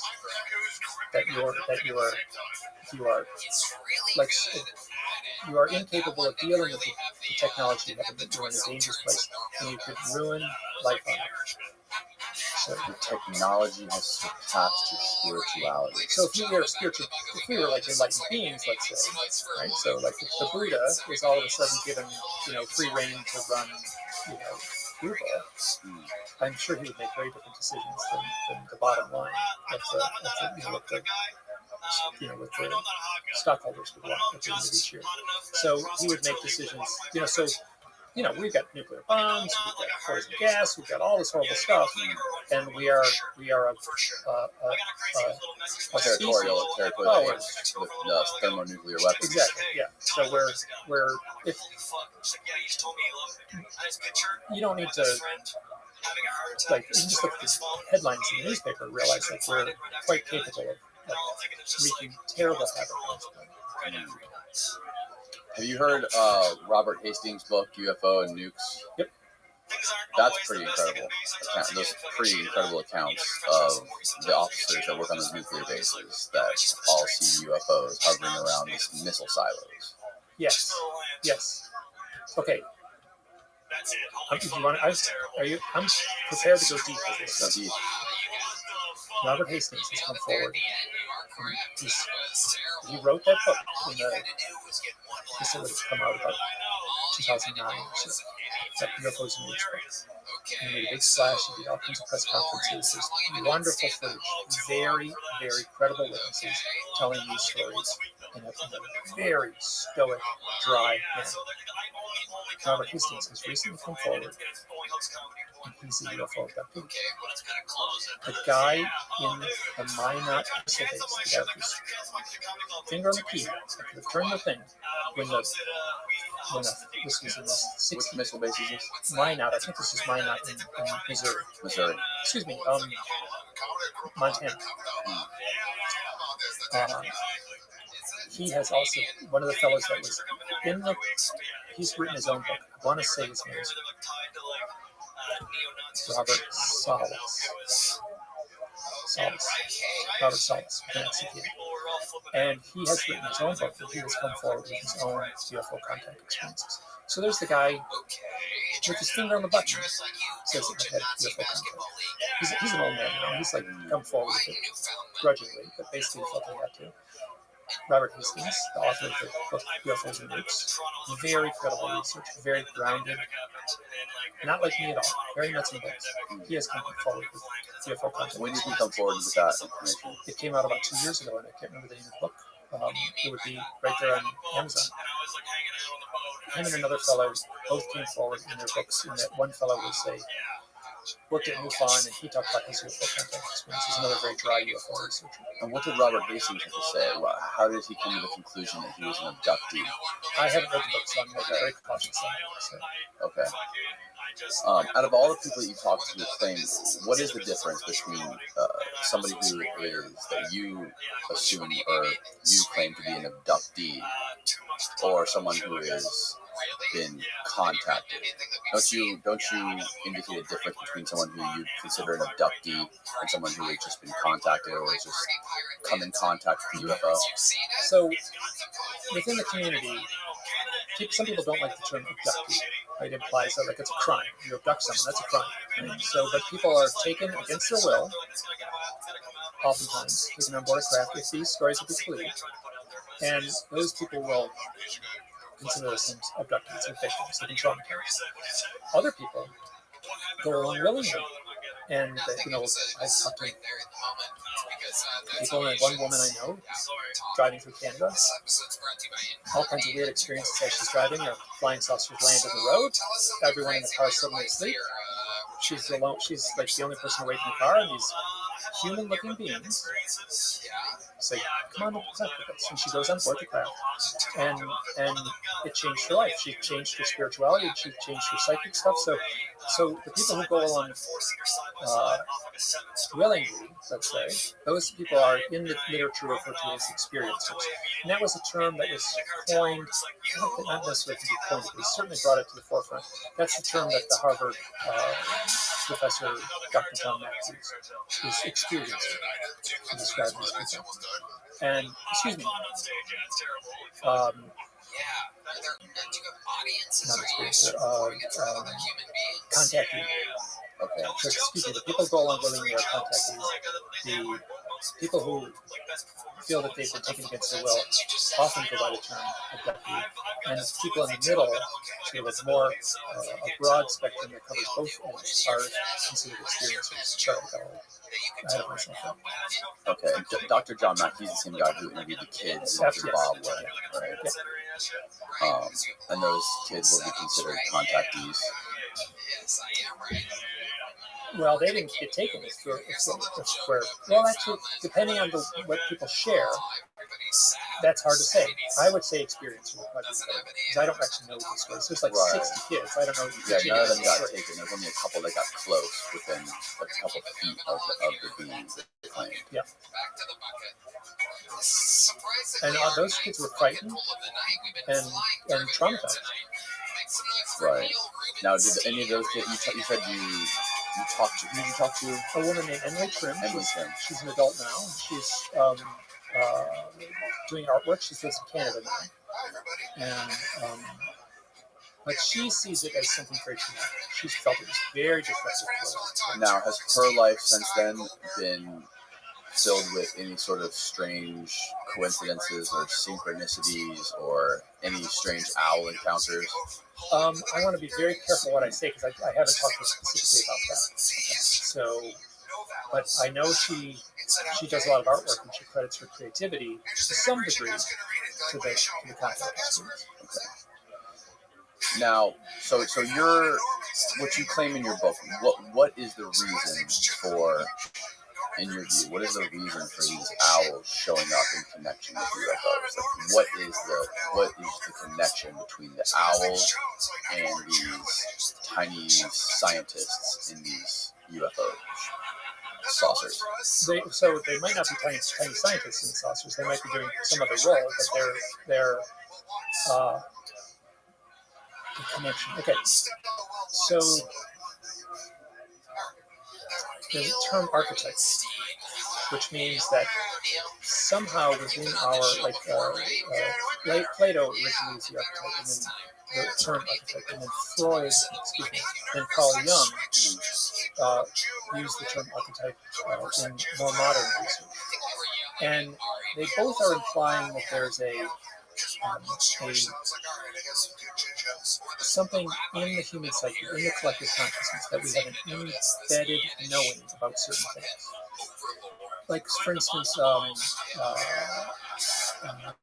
Luke Skywalker is the archetype of the hero, right? So you go to see Star Wars, you watch a movie with, Luke Skywalker flying his fighter spacecraft and with his lightsaber and everything like that. You're seeing a movie, an adventure movie, but underneath it all, you are seeing the archetype of the hero. Right. So, and we know that we can tap into that, and I would argue that we can tap into the archetype of the owls. I talk to a lot of people who see owls, and almost no one says, "Oh, I saw an owl." But people will come to you and say, "Like, I saw this owl." It might be nothing at all. It might have been on a fence, and it's so powerful. It's so striking to see an owl up close. So, along with that, well, culturally, they're just tied with like spookiness or and have been, horror. yeah. And that goes right into the Bible. There's parts where owls are mentioned in the Bible, and it sounds just like if it was like a spooky movie. They show up in places where they are like a set piece within the Bible. They're talking about like the wasteland, the barren desert, these lonely, spooky places. And they'll say there were owls there. So that's exactly right. That has been within our psyche for forever. So, but if there is a deeper meaning, now I'm going way out on a limb with these ideas here, but if there's a deeper meaning within the owl that we can tap into subconsciously, and they arrive at the moment of UFO contact. So this is totally, what's normal is, I get stories like this all the time. Walking through the woods, I looked up, I saw an owl. The next thing I knew, a flying saucer passes right over me. That's very common. So the owl, they're seeing a real owl, and it is showing up in the context of a UFO contact or a UFO sighting. So, is it a punctuation mark? Is it like an explanation? Is it an exclamation point within the narrative of their reality? Does that make sense? Like, if the owl is showing up for some reason, if only so so the person pays attention more. That is so. So you ask like why owls? The simplest thing I can say why owls is to pay attention. It's like a symbol to pay attention. Another thing I say it's an alarm clock. It's like it's a ringing bell, like forcing you to pay attention, forcing you to wake up. So, what does that have to do with if it's a real owl versus? I mean, how could it not be a real owl? Okay, so you were a little bit ago. You asked about the 4-foot tall owls. Right. So there's two avenues of the owl sighting. One avenue is a real owl, and what is very commonly reported, and I get this a lot, is here I'll tell all the stories. This guy at a UFO conference, people in a group, they sit in a circle like an Alcoholics Anonymous meeting, and they talk about hello, my name is Joe, and I think I've been abducted by aliens. It's basically the vibe of it. Ooh, I'll Want some coffee? Yeah, just a little bit. Great. Strong. Good. And, so perfect. And then they tell their stories. They tell their experiences. And I was in this was at a UFO conference where there's a big, people go to UFO conferences and people who have had the contact experiences will show up at the conference, and then they will often have a support group meeting at night. It's closed to reporters and things like that. So there's a guy sitting off in the corner the whole time. He's kind of like this the whole time. And he at the end of the meeting kind of raises his hand and says, listen, I have to ask people in the room, has anyone here ever had any odd experiences with owls? And this guy almost fell out of his chair when everyone rose up, including me. And he was just so he told a story. So this is the story that shows up a lot. He's driving down the road at night, and he sees this big owl on the side of the road. It's 4 foot tall. And he goes right up to it, rolls his window down. He looks right at it. It's right next to his driver's side window, and he looks at this big 4 foot tall owl. And he gets a really bad feeling. He drives home. Later, he's a photographer. Later, he goes into the woods, and he knows there's an owl's nest in a tree, so he's taking pictures of these owls. And he's looking at the owls, and he says, I don't think that was an owl I saw on the side of the road. So he went through hypnotic regression to try to figure out what he actually saw. And he said that nothing really emerged in the hypnosis session except that he has a vague memory of the owl wearing boots. Okay, so there's nothing proof here, but what is commonly reported is this tall, 4 foot tall owl, and commonly reported. What is that? Can you give me numbers? What is common? I wish I knew. So out of what percentage of your stories are 4 foot tall owls? 25%. Wow. Maybe 50%. Less than 50, more than 25. Somewhere in there. Okay. So here's another story. So the implication is that the gray alien is using some sort of psychic impression to distort the observer's mind. This is so common in the literature. And so there's and I've heard it many times. You listen to the hypnosis transcripts or the hypnosis recordings where someone will say oh, I well, it's bald, it's got big black eyes, it's skinny, it's wearing a shiny uniform, it's got long fingers, and I don't think that's an owl. It's very commonly reported that at the end of a UFO contact experience, the beings, oftentimes the gray aliens, will kind of say, you will remember us as owls. Now, it's not just, so this is in the literature, this is called a screen memory. So there's a screen somehow that they use either technology or psychic means to distort what the witness is seeing. Now, it's not just owls. It's deer. Owls and deer are at the top of the list. People see deer under odd circumstances, and then after that, it's cats, raccoons, squirrels, clowns is really commonly reported. Jesus gets reported every once in a while as far as showing up as a screen memory. So somehow are they how are they tapping into the mind of the observer? I cannot even begin to imagine if it's technology or psychic means. So here's another story that is on the screen memory aspect. There's a woman I know her well. I trust her. She was working at a girls' school for kids. She was 19 years old, a summer camp. And there was like buildings, and she walked from one building to the other, and she had to kind of walk through a trail. So she wasn't like deep in the woods or anything. She was just like between two buildings, and she could hear kids, the girls playing in the background. And she turns the corner, and there's a gray alien standing by the side of the trail. And she looks at the gray alien, and it looks at her, and she hears this like sort of echoing, reverberating voice in her head that says owl, owl, owl, owl. And she watches this being turn into an owl, like, whoosh, morph into an owl, turn around and run into the woods. So I got a couple stories like that. One with deer. So I'm just saying, all I can do is report what people tell me. Right. So, but when you hear your 500th story of someone seeing a 4-foot tall owl on the side of the road while driving at night. Yeah, it's gonna drive you crazy, right?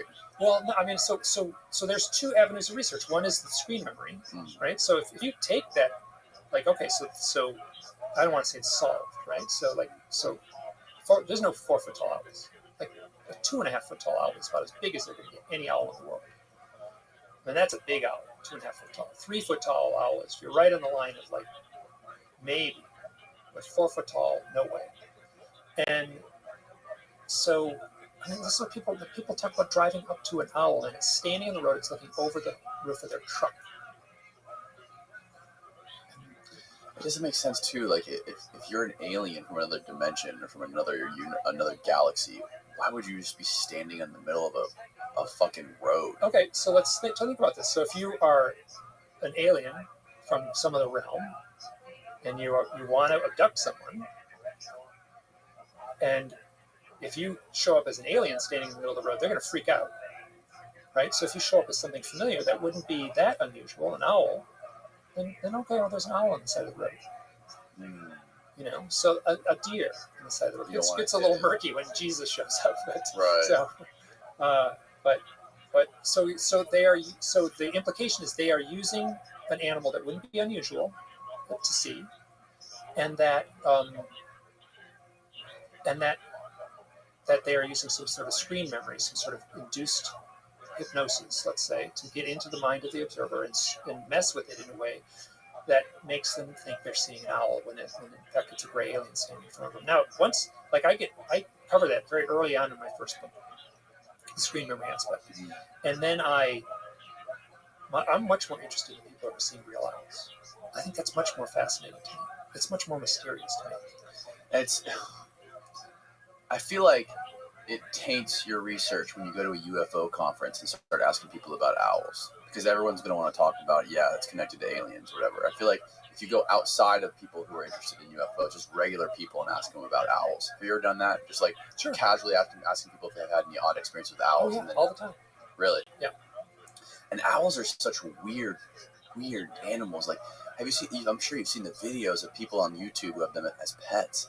And they just they hang out with them, they pet them, and they chew on their finger a little bit. So very, very, just it's mind bending the way they move and just their aura that they have. There was a hilarious YouTube comment on a video. Somebody said owls, they're animals. They have bird hardware with cat software. Well, yeah. So they can, So unlike other birds. Most birds are sort of twitchy and nervous looking.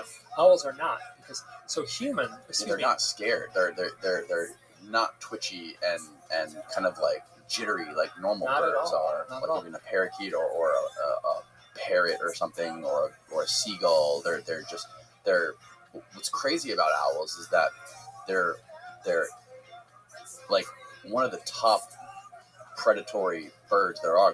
Like owls kill hawks. Yeah. So, owls have specialized eyes to see in the dark. Obviously, they hunt in the dark, they fly in the dark, they can fly through the forest in almost complete darkness, right? Because of that, their eyes are really big. Their eyes collectively are bigger than their brains. And then their eyes are not shaped like they're shaped more like a tube rather than a circle. So we have circular eyeballs, they're a ball, so we can look back and forth. Owls can't do that. Their eyes are locked straight ahead. They cannot turn their eyes side to side like any other bird could. Right? And because their eyes are locked forward, that's why they have that really weird robotic head motion. because they use that. So an owl, and they also have very good. They have wonderful night vision. They also have very, very good hearing. So they can fly at night in the forest through the trees, near complete darkness, and they can listen. Their feathers are specially designed so they're very quiet, and they don't make any noise when they fly. So they can look down and hear the sound of a mouse on the ground while in flight, and that's how they hunt. Right.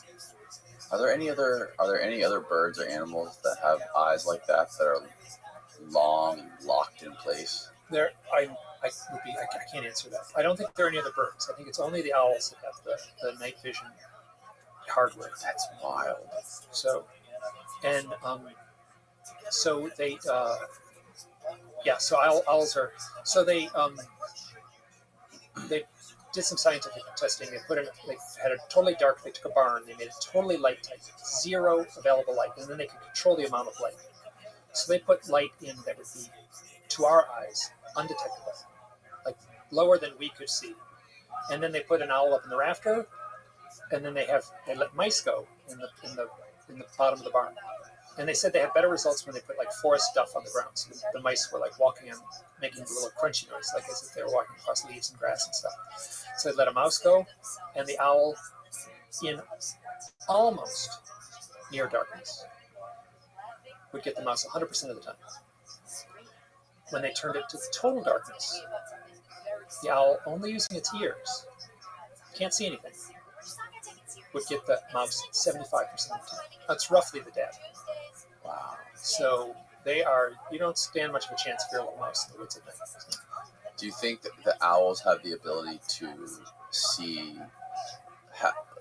into like another dimension? Isn't that the question? I have no idea. I would love that. That's a great avenue of speculation, and I had fun speculating about that in the book. Like, I have no idea, but isn't that so? That if they can see into another dimension, that answers why they show up in haunted house movies. That answers why they show up in ghost stories, right? Ghosts come from another dimension. So well, if any animal could see into another dimension, it would be an owl, right? Because they have the most advanced visual sense and auditory sense than probably any other animal, right? Any other vertebrate. And their eyes are so enormous, and they can see in virtually pitch black. If any animal could see into another realm, it would be an owl. Yes. So that's my avenue of thought. I would love for that. That would explain so much, right? So can the owl like see through time? Does it know? Like that the UFO is approaching? I don't. Why do owls show up before a UFO? Right? If given that logic, maybe there's like some the UFO gives off gamma rays and the owl can see it, and the owls are curious and they're just like, oh, what's that thing over on the other side of the forest? I'm going to fly over and look at it. Right? They're seeing something emanating from the UFO the same way that like we can't hear a dog whistle, but the dog can. And the dog can respond to it. Maybe the flying saucers have a giant dog whistle to the owls. Right.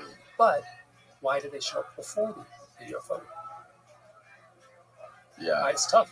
I mean, it's a fun avenue of speculation. Do you think it could be a possibility that the owls are trying to warn us about something, or do you think it's sort of like the whatever the beings are kind of tapping into the owls and trying to like make sure the coast is clear and make sure there's not going to be any witnesses or something like that?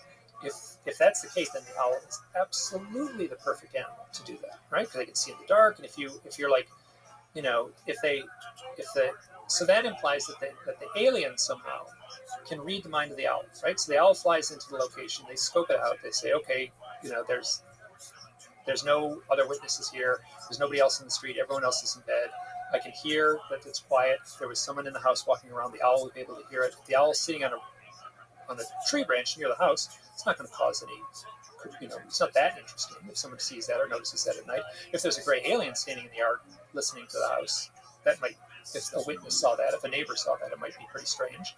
So yes, so there's a way to think about that. But given that model, the UFO occupants would have to tap into the mind of the owl somehow to like, oh, do they abduct the owl and put a little sensor in it, just like, like we would in a drone, like a little video camera in owl? It doesn't seem too far fetched that they can tap into the vision of an owl, or tap into the mind of an owl, just to use it as kind of like a surveillance cameras. It'd be the perfect surveillance camera. Yeah, I speculate about that in the book, and I'm cautious because I get dead ended anytime I go down that road.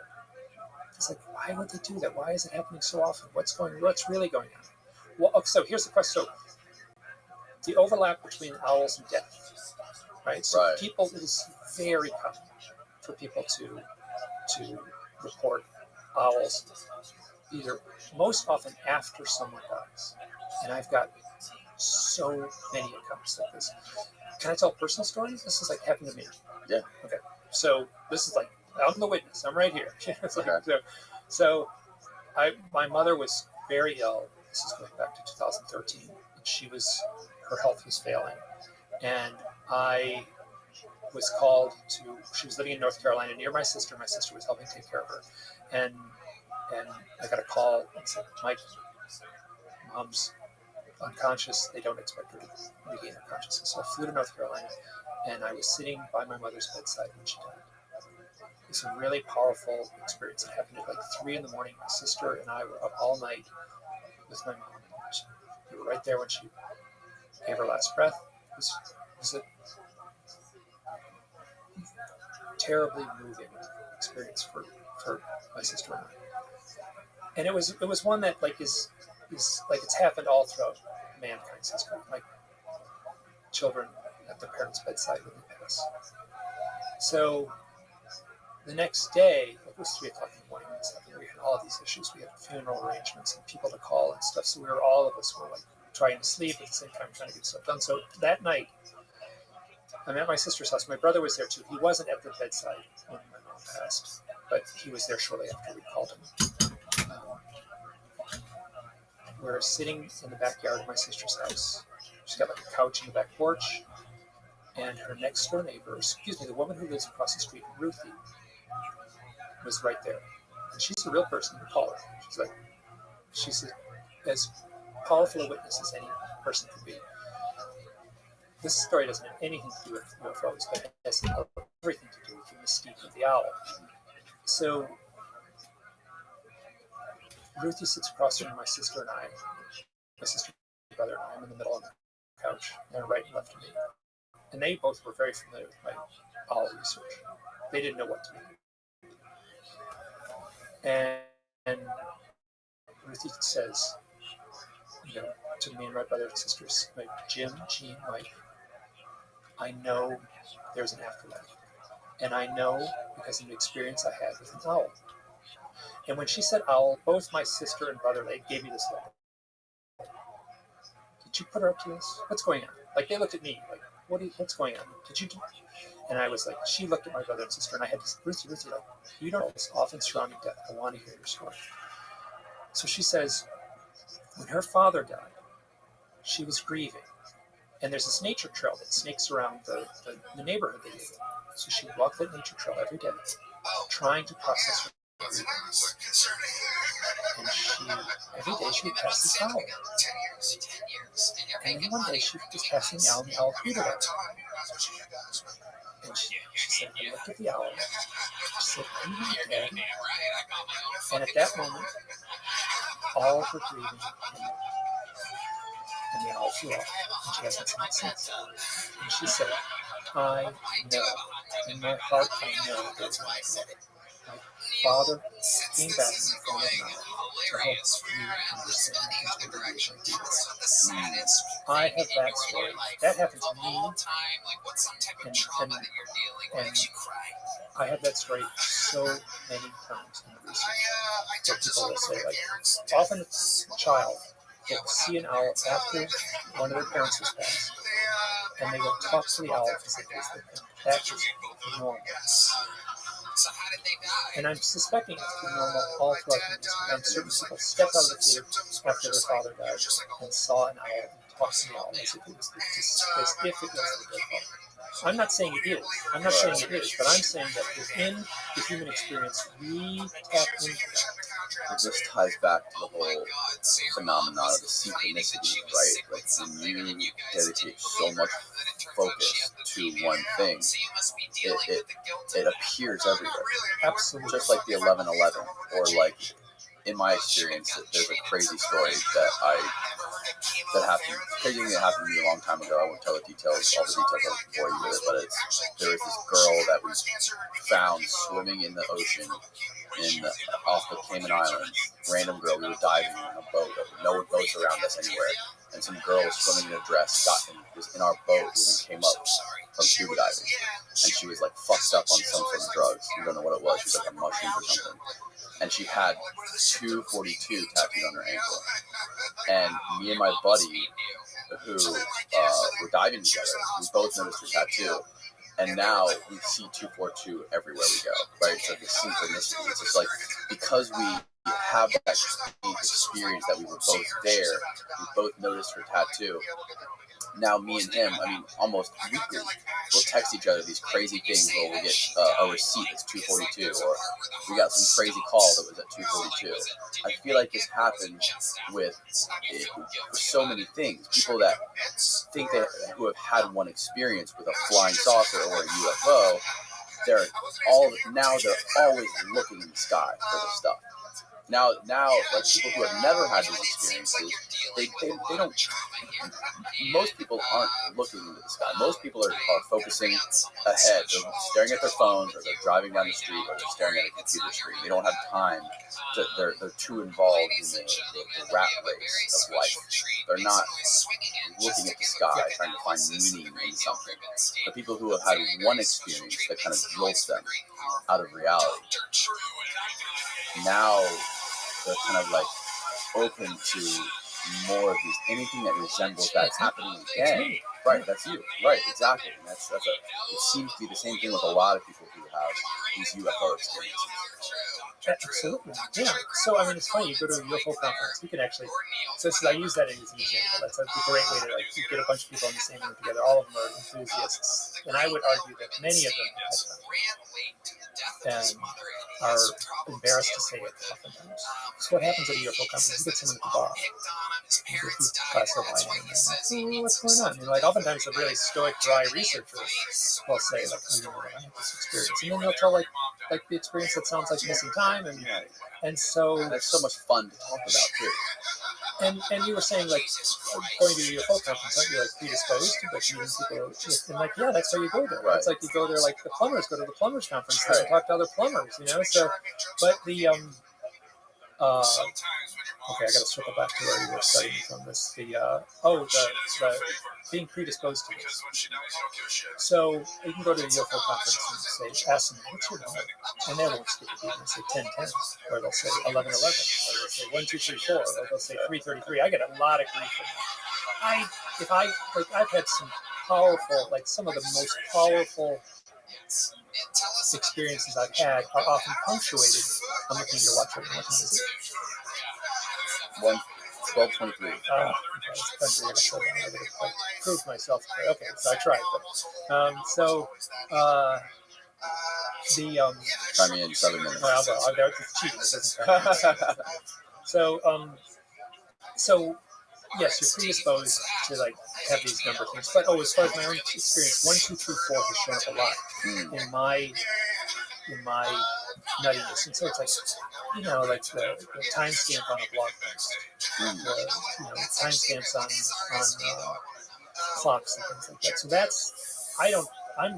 that's the way I say it. I say, I'm not going to start a new religion because I saw 1, 2, 3, 4, but I'm going to take note of it. Oftentimes in the book, I'll just say, I know that the timestamp is 1, 2, 3, 4, and I don't want to, I recognize how paranoid that sounds, but you're pulling on these little threads. And sometimes the thinnest little thread, that if you pull on it and find the end of it, it'll have something to do. You mentioned in your book you spoke to briefly with Jacques Vallée about your story, and you asked him about. Well, he has, So I contacted him. So after that thing with Kristen, I asked everyone. I started doing my own. Which one was the that was the owl sightings in the mountains. Your first experience. My first experience was just owls. they were seeing owls. Voice in my head said UFOs, but I was seeing owls. So I was shameless. I was on fire with this. Like, I was reaching out to everyone. I would call. Reached out to everyone. I found phone numbers that were hard to find. I managed to dig. So I got a hold of Jacques Vallée. I only talked to him through. Actually, I sent him a letter. He sent me Oh, really? So I said, have you had any odd experiences with owls in your research? And he said, I had a story. This is in France. It was in France. Men are driving down the road. Two guys in a car. And it's at night. And this owl goes, bloop, drops straight out of the sky and lands in the road in front of us. It's disorienting. It's flopping around. And then they stop the car and they get out of the car and there's a flying saucer. So they're the owl. So that's the only story he has. So they're a witness to what he calls a close encounter of the third kind, close up UFO sight. So he speculated, in this written note, he speculated that something of the alien propulsion system must have disrupted the owl and disoriented it. The owl's flopping around on the pavement, on the ground, is a hovering flying saucer. So this is, and I'm like so this is my weakness. Like, I love spooky stories and campfire stories. I am drawn to these elusive, open-ended stories that are just saturated with this mystique and eeriness to them. And getting as far into the book and my stuff as you got to recognize that I'm like,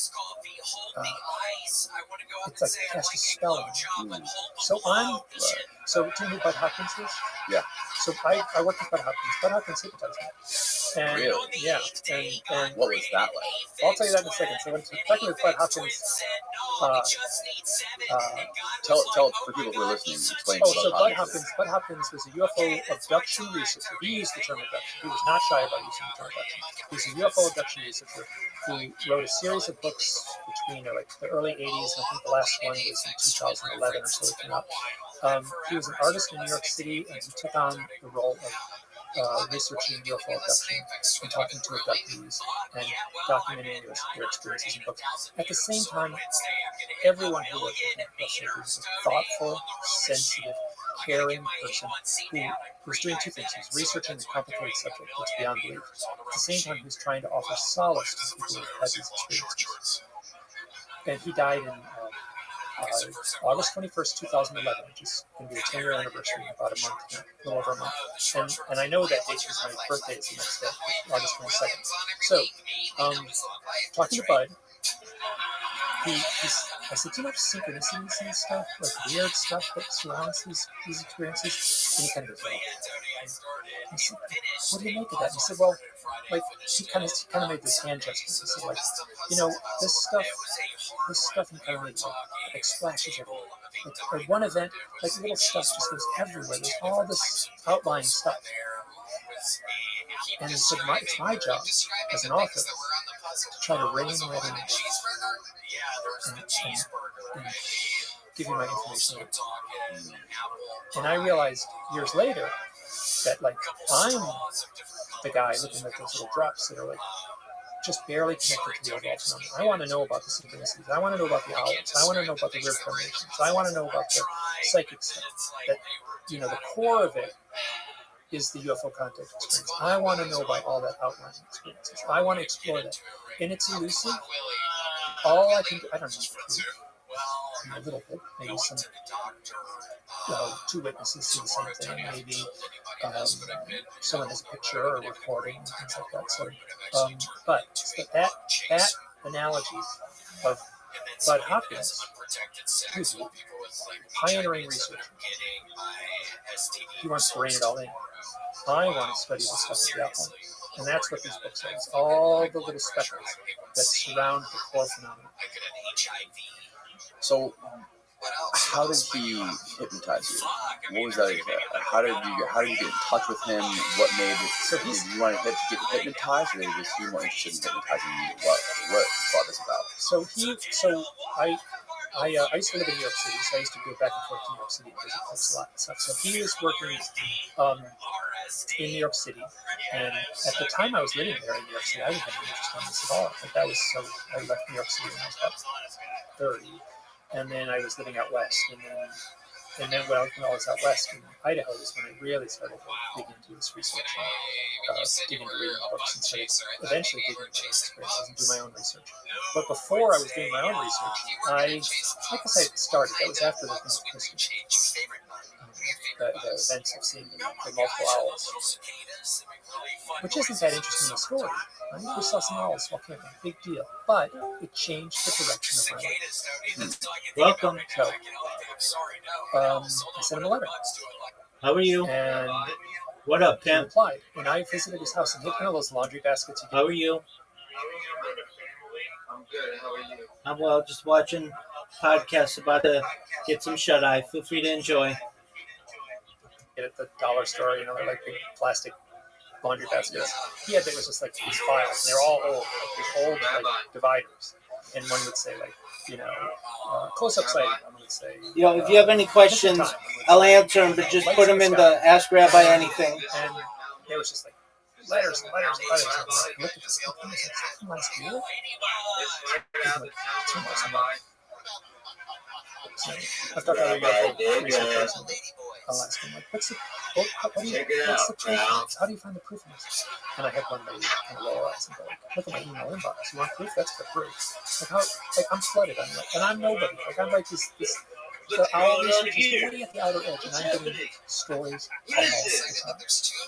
I'm asking for it, and I'm getting it. Like, okay, your question was, what was it like being hypnotized by a bug? Yeah. So I wrote him a letter. It got back to me, and I was going to be in New York, and I went and visited him. And it was a year later that I went back and visited him again. And he said he was basically like, here, that's for stuff, beings in the lab and stuff like that. And he's like, I was considering hypnosis, and I didn't want to do it. This was your first time being hypnotized. Yeah, and not much happened. You know what did happen? So here, the story I told initially. Did you go into like a? No, it's very. I've been hypnotized. I've gone to. You know what I did? This is funny because this hypnosis in the field. Like this is totally inside baseball. You're on the outside, and I'm trying to bring you up to speed. I'm like, right. So like the infighting and the snakiness and the bickering and the anger and the butting heads within the UFO research community is like it's crazy how antagonistic people can be towards each other. So within that field, like there are people who hate anything that has to do with hypnosis. By using hypnosis, you're introducing false data. You're right. You can implant false memories, right? Exactly. Right. And just you can make an argument about that. And then on the other side, there's people who are like, oh, the only way to access the truth is through hypnosis. And so like I'm in the middle somewhere, which is a better place to be, I think, than to be like a true believer in that spectrum. And so I'm super cautious. So, well, all of the most famous abduction stories, all of the most famous abductees, like Travis Walton, Eddie and Barney Hill, they all have been hypnotized, right? But Travis Walton, most of his recollection is conscious. In the books that I've written, most of the reports are like, I'll say 99% of the reports are done. There's almost no hypnosis used in my books, a little bit, and they're my own hypnosis that I use in but he's been, Walt Scott has been to hypnosis since like multiple times to read that stories. So and then if you read Bud's books, there's like this, it seems like 50% of the data emerges through hypnosis. And what I'm finding is I don't trust hypnosis to that degree where I think it's like where it's the truth emerging word for word. I think it's a mess. I think it's complicated. For sure. But the hypnotherapists will keep certain facts to themselves. I don't give away too much, but I mean, there's some things I know that I won't share, but simple things like, how is the room lit? This is actually some other things. What do you mean?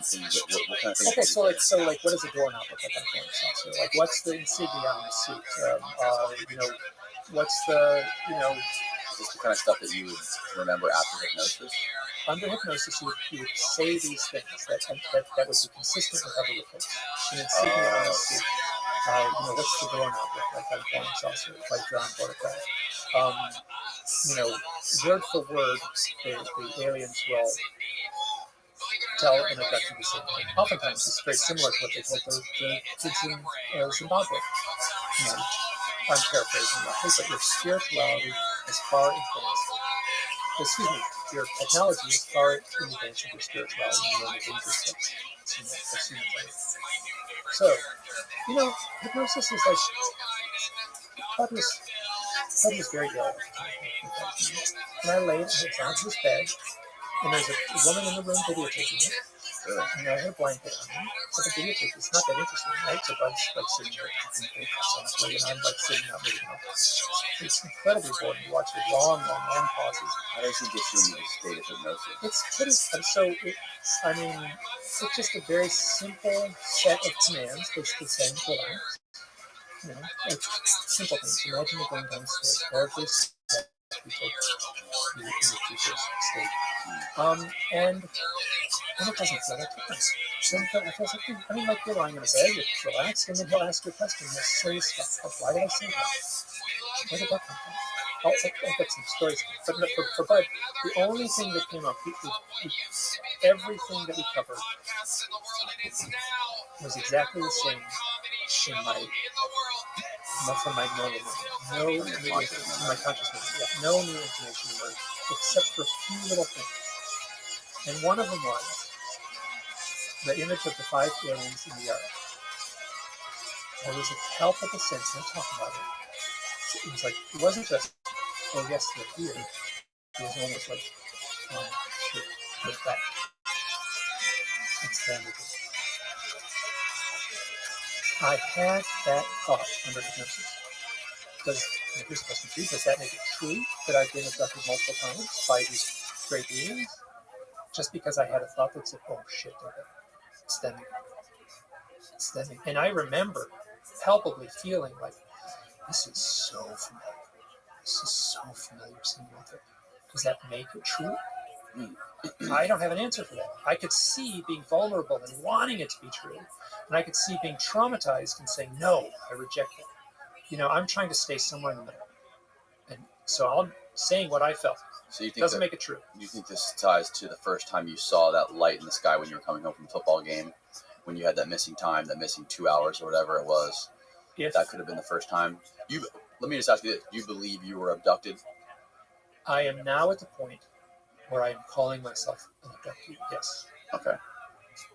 So you, without a shadow of a doubt, you believe that you Oh my God, shadow of a doubt. Now you've introduced that. I got shadows all over. The doubts are like the doubts all over it. But the stuff that has happened to me has been so weird and so beyond belief that I have been forced to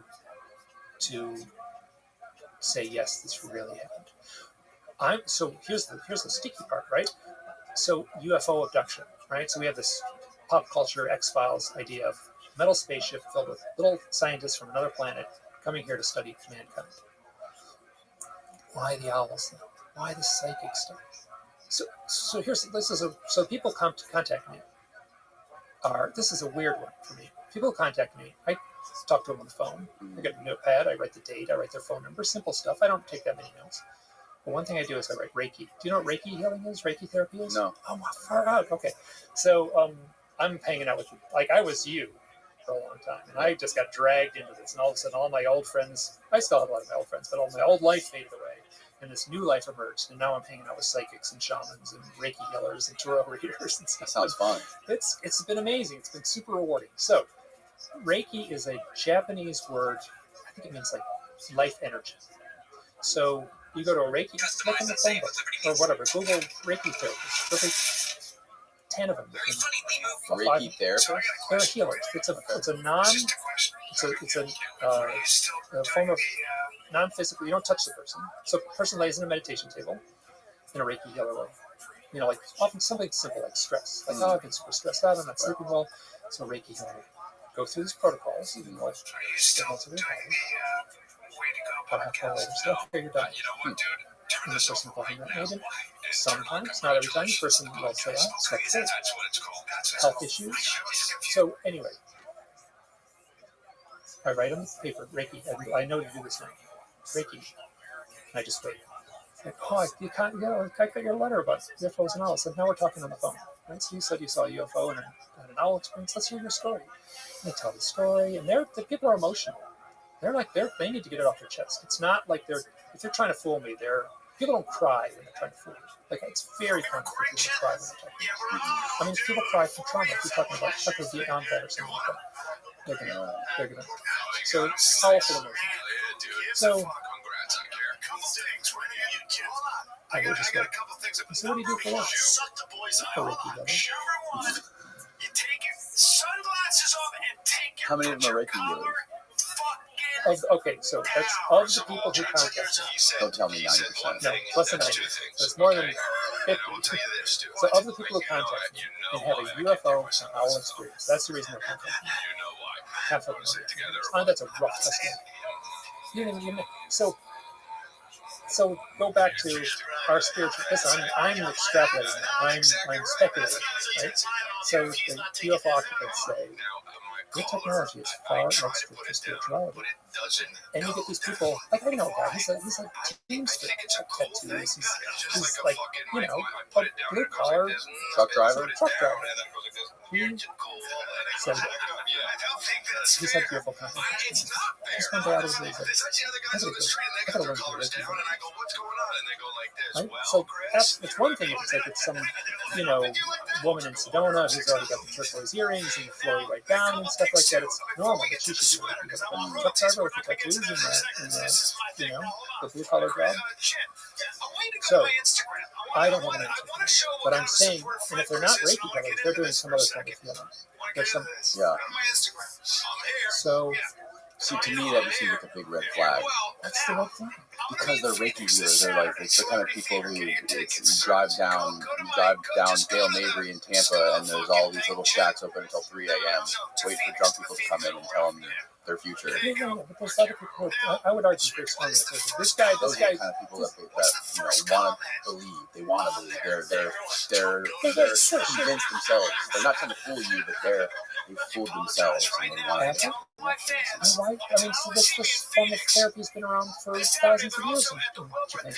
Right, no, I'm not trying to discount the history of the therapy or the credibility of it, but the type of people that call themselves good, a lot of them are scam artists, and a lot of them are just hustlers. Okay, so that's the term I use. Is like, there's a lot of people in this field that make my toes curl in my shoes. Right. So that's a gift, okay? But this guy, he's done a Reiki session on me. I was healing from an operation, and I don't know whether there was benefit from it, but I was, so he helped, I paid him. It was, so I took him seriously. He takes himself seriously, and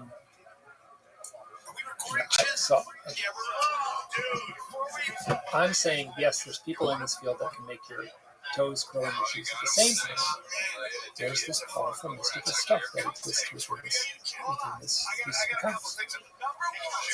Okay, so going back to your first hypnosis,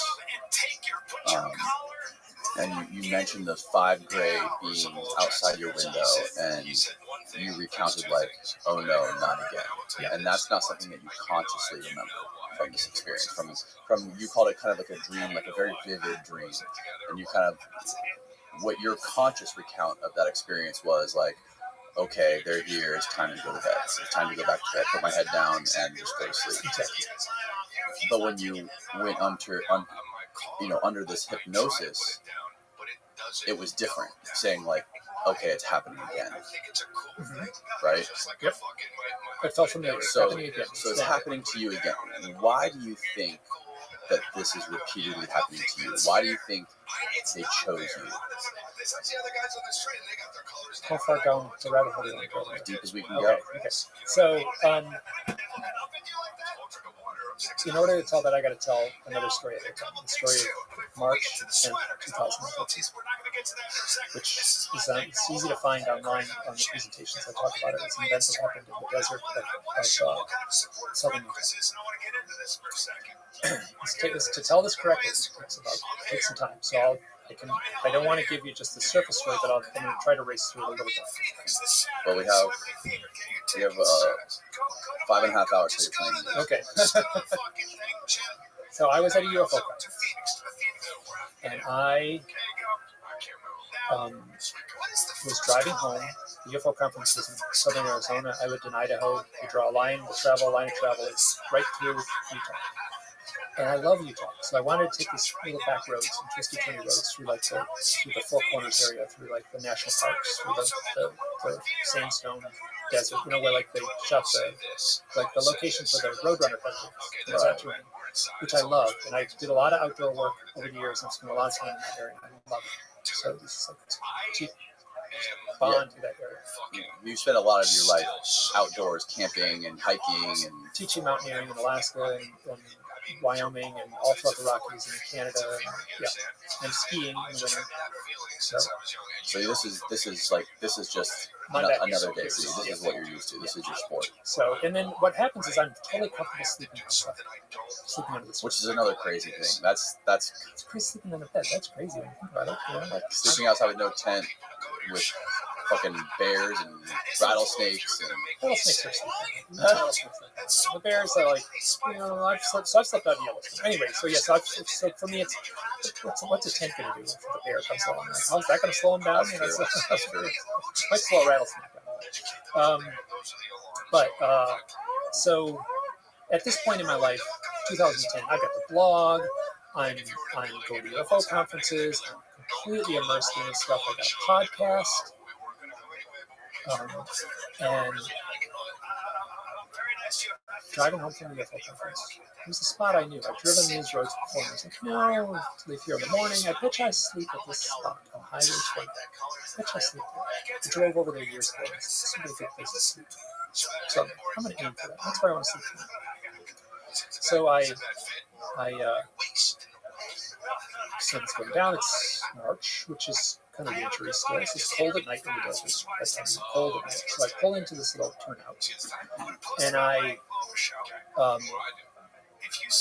lay my sleeping bag down in the dust.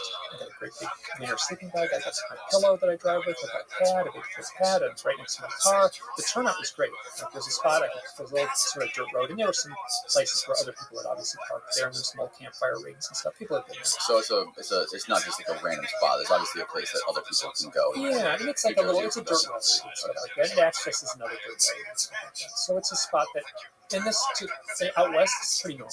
Okay. You get tired, just pull off the side of the road and sleep on the ground. You don't do that in Florida. It's fucking hot.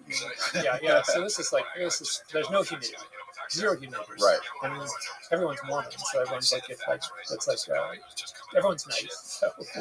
So I'm sleeping on. So I lay down to go sleep, and I wake up and I look up on the hillside,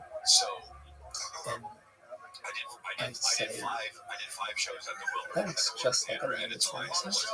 There's this thing up on this hillside. It's this big brown structure, and I look up and I go, it's just like a landed flying saucer. I think to myself, and so I've got. Do you want pull it up. Pictures? You know what? Let me do one thing here. Can we edit this out, or you couldn't put this? No, let's put it in. So go to my website, the search bar, and then just scroll down a little bit. Oops. And just keep on scrolling because I actually have a bunch of pictures that are all in one. I won't. Oh, well, let's try. I don't know wouldn't know the title. Just scroll down. It's been within the last year or so. Just keep so fast. Just go buzz past everything. Oh no, wait, you're on the old page there. So just hit the top. Go all the way back up to the top and hit the logo at the top. There's the home page. Reboot the home page. Right. Yeah, we can just go back. Yeah, it's going to be just really. You might even have to go to the next page, but this is going to be easier for me to find it. Yeah, keep on going. Just go all the way down. I'll see it when it shows up. Keep on going down. Great. Yeah, go all the posts. All the posts down. Yeah, that's it. Yeah. And then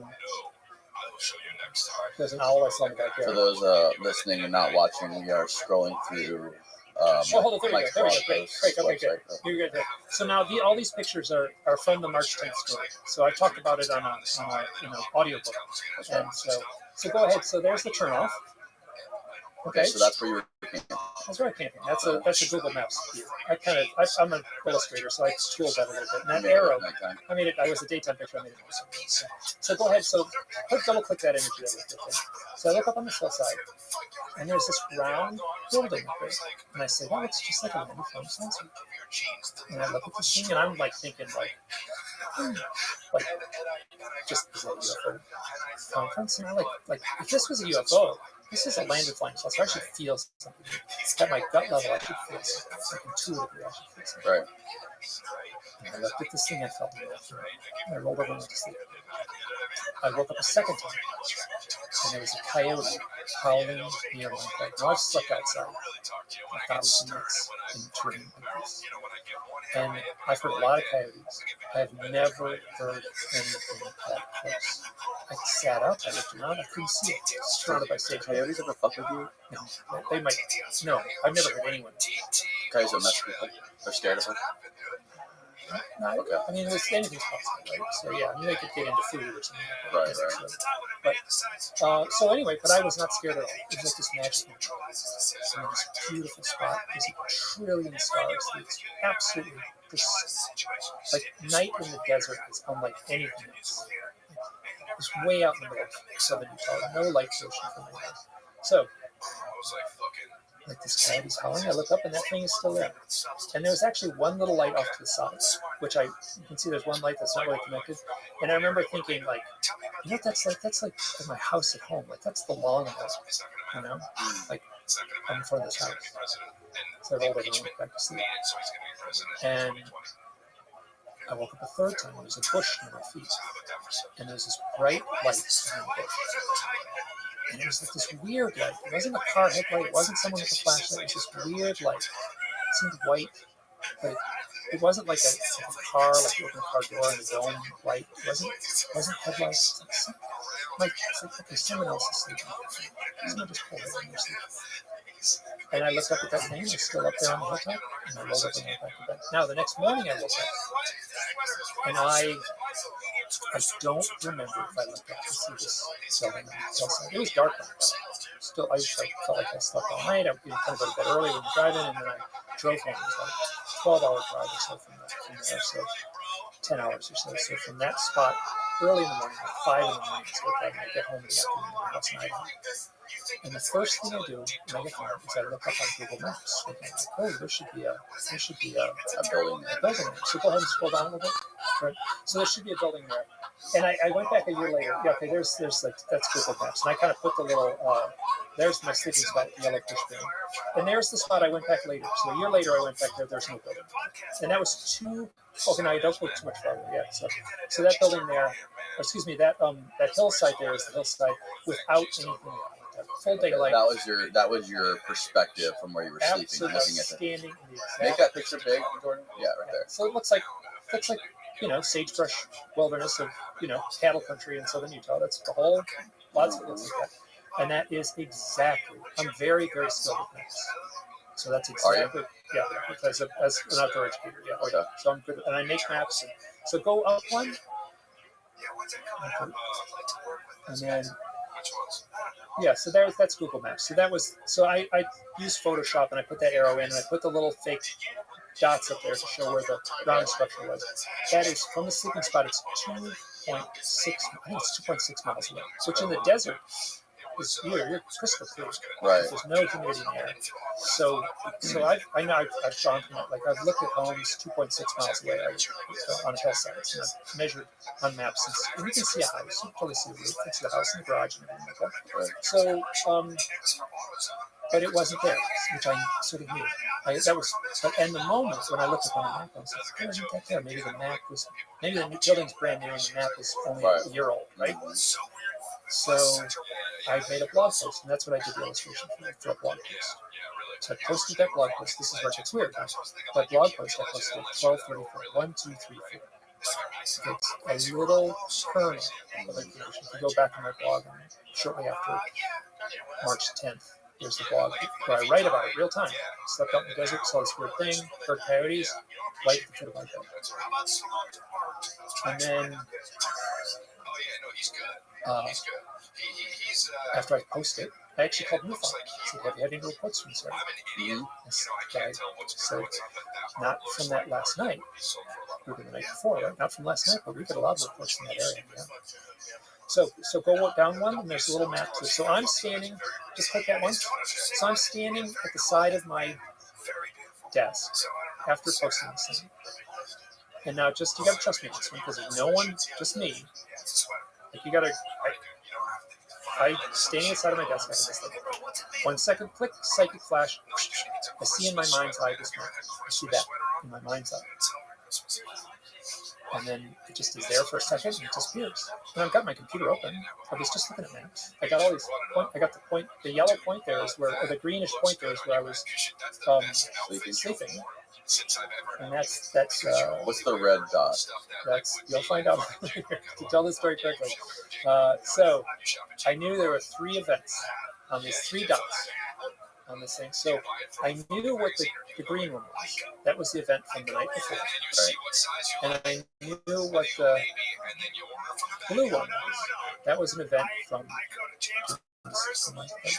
that was from the springtime of 2010. And I was camping with a friend of mine, Natasha, who I met at a UFO conference. She's from Germany. She came over. We had a plan to spend time in the desert and hike around the Four Corners area. That's Four Corners area. That's where Colorado, Utah, New Mexico, and Arizona. Mm-hmm. It's a little spot where the state line is crossing. So we had a great trip. We were hiking. We just flipped weeks. We were hiking around. It was great weather. It was magical. It was a great trip. And we were pulled into the little town of Cortez, Colorado. And there's something wrong with the brakes in my car. And so I asked someone on the street, like, is there a mechanic? And this guy says, oh, this guy's back here. He's the car mechanic. So I go to the mechanic in Littleton town. And I drop the car off, and then Natasha and I just sit out front for 45 minutes or something. And he comes out, and it's like, she's got his lady ride. It's like a small town in Dustin, Colorado. He kind of looks at me and says, I can't let you leave town. Or you won't die. What do you mean by that? He says, well, the brakes are going to fail. The brakes are I would be liable if I let you out of the car like this. And he's like, okay, what does this mean? So I can fix it, but it's going to be about 5 days to help him. 5 days, okay. So the guy at the shop helps me get a rent-a-car. Natasha and I have nothing to do. I'm like, well, hang out for 5 days. So we'll leave the car here. We'll drive around a rent-a-car. The rent-a-car was great. It was easy. It was cheap. Whole town, So that night, we camp on the side of the road. We asked someone, where's good camping on the side of the road around here? Just Joel's College. It's a great spot. We'll take this thing all the time. You turn left here, and then the Forest Service Road. You'll find great stuff. Great. So we went out there. We found great stuff. Set up a tent.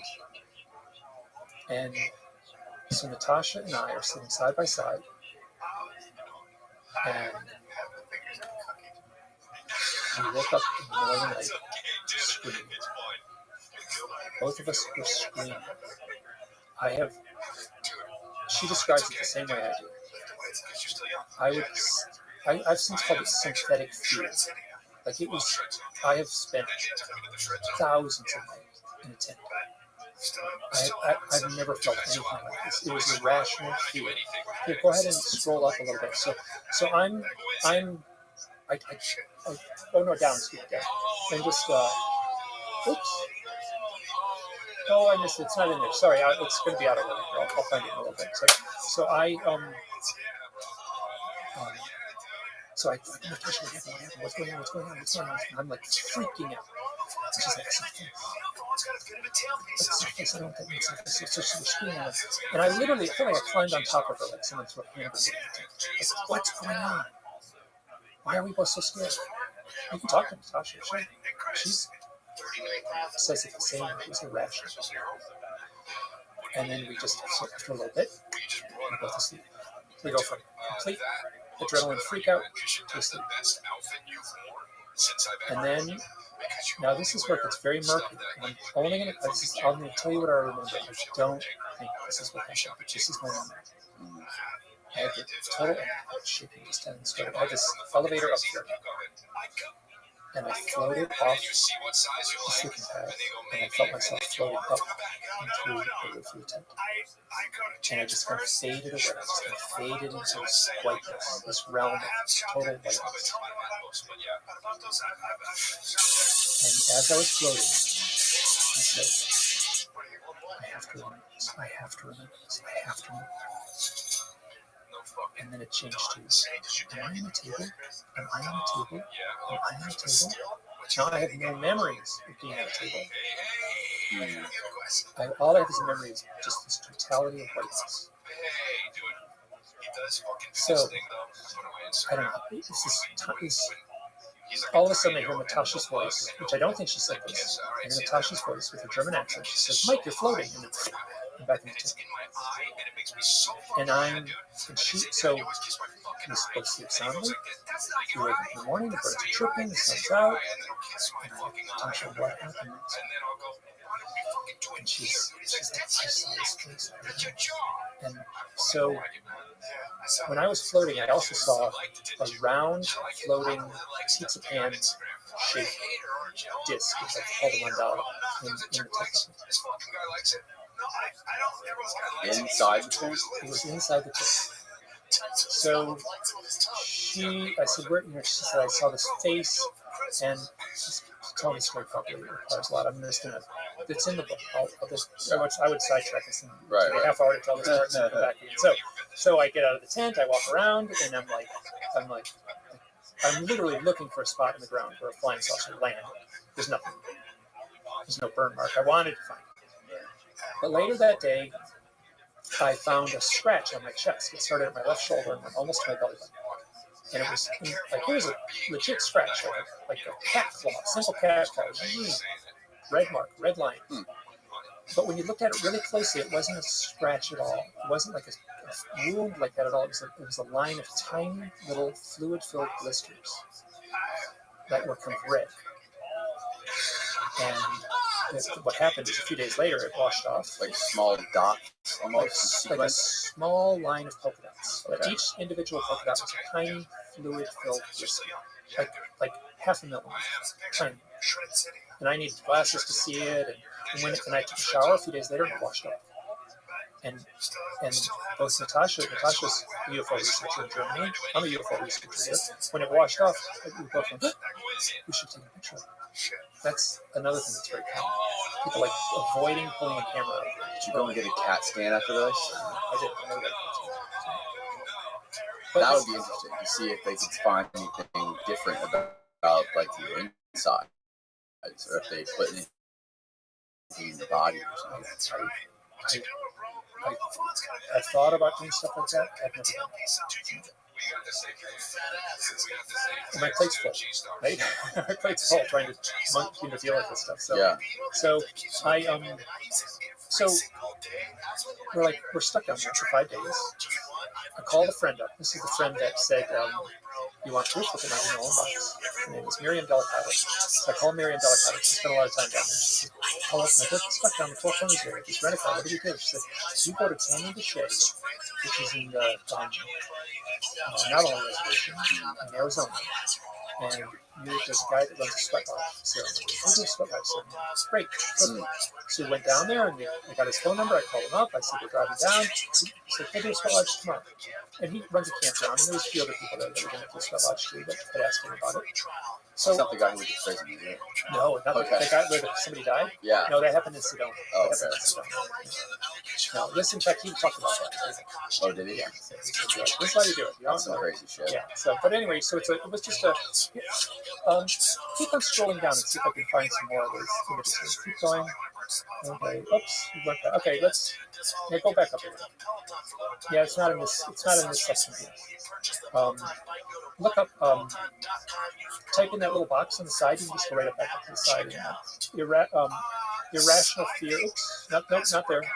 One more up. There we go. Irrational fear. It's activewear. Let me see what comes up. Yeah, there we go. Okay. So there's, you click on that. That's a drawing I did. I had bigger sideburns and that's great. Wow, you are a serious artist. I'm a professional. I worked as a professional illustrator.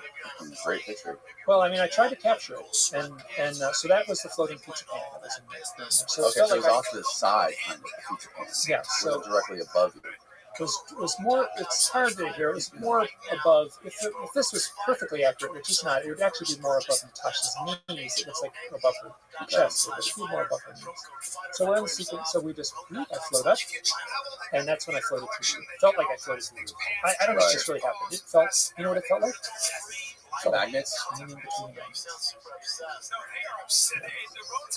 So, and when you have that feeling of being in between the magnets that are kind of pushing away from each other, do you feel like that you have absolutely no control?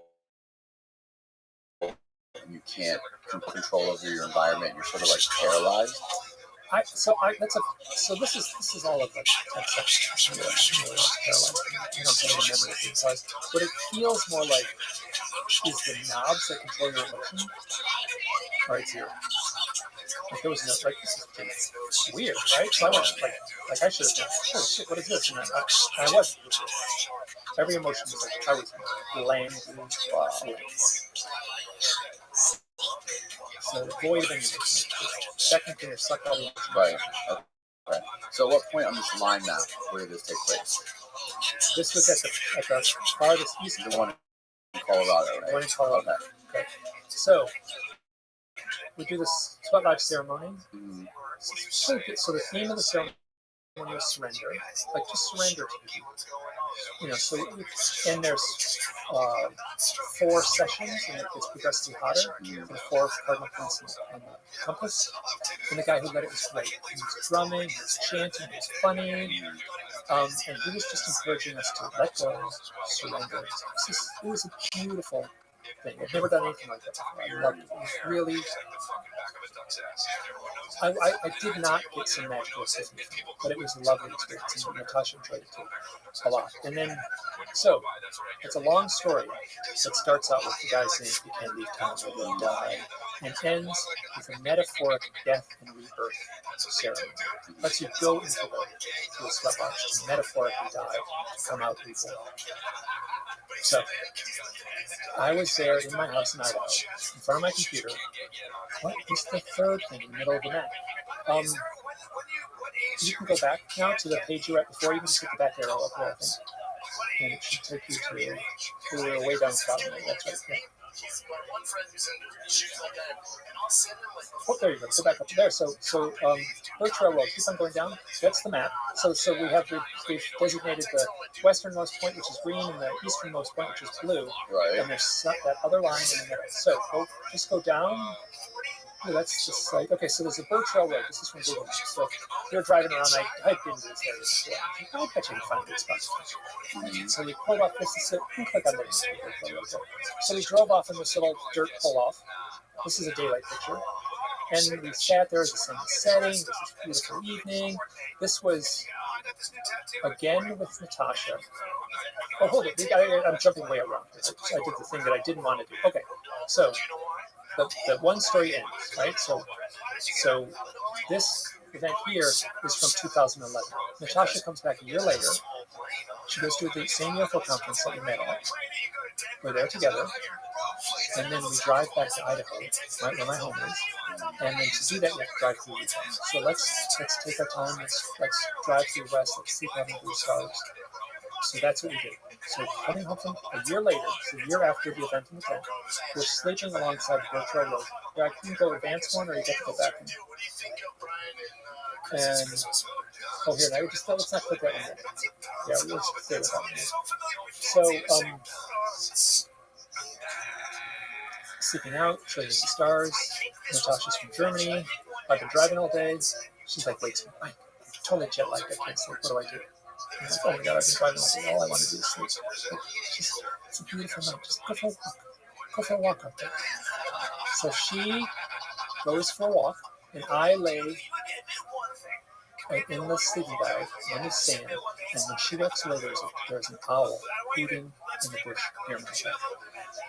It was so close and so loud. I don't understand why I didn't see it. It's almost the same as that coyote. Like, it was so loud and so close, I couldn't understand why I didn't see it. It's right there. It's right there. So a little while later, Natasha comes back and says, Mike, we need to go. We gotta get out of here. What? We gotta go. So what happened? She tells the story. So when she tells it completely, it was a little panicky that night. But she says, when I left the campsite here and just walked on the road, she didn't get very far, like, a couple hundred yards. There was, she said, it felt so magical. The stars, and the stillness, and the quiet. She said it felt so magical. I felt like I was sparkling. It felt so magical. And she's walking along, and then there was a light off in the sagebrush. And she was like, what's that? You would see the tree in there. It's just like, sand and sagebrush and bushes. And there's a light off in the sagebrush. And she was like, who's out here? It's that flash. And then the light starts floating along. She realized, oh no, this is a floating orb. It's a floating orb that's floating along. So the orb goes, it's really big and goes, poof, and it flashes and vanishes. Then she's scared.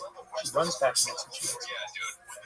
So I am listening to the call of the great horned owl while Natasha is seeing an unidentified thing, a floating, glowing orb. I asked her, did you hear it? I was so loud. These wings in the desert, just so So, we go ahead and go to the next picture. Yeah, so I had my map program, and I pushed a button and brought up the yellow line. That yellow line is where I was sleeping in the sand. That red piston is where I was sleeping in the sand. Right about at the bottom of that road was where Natasha was walking when she saw the orb. So basically just above the Iron Road is roughly where she was. So pretty close. I mean, we could have talked to each other easily because it wasn't that far apart. It was a big distance. So when I saw that yellow line and those three events lined up, I was like, what is that yellow line? That yellow line is the yellow line. We'll go up a few. That's that yellow line. But I pinpointed exactly, I will say to the millimeter, the east and west points where the events happen. And the yellow line is the straight line that connects those two sites. And that's where I was sleeping on the side of the road, hearing the owl while Natasha saw. So those three insane UFO events that you experienced, you can draw a straight line from the location of each one. Well, it's easy to draw a straight line between two, right? Right, but there's three. There's three. And you can draw a perfectly straight line. And it passes, it passes exactly. Like you can, so like turn the clock back like 15 years, right? So you had a paper map and a pencil, right? So you put a little X on one spot, the best you can guess, put a little X in the best spot, you put the ruler down, you put a line across the map. That line may be a half mile thick in reality. Right? You can zoom in with Google Maps, get that line 1 pixel thick. It crosses where I slept on the ground while listening to an owl.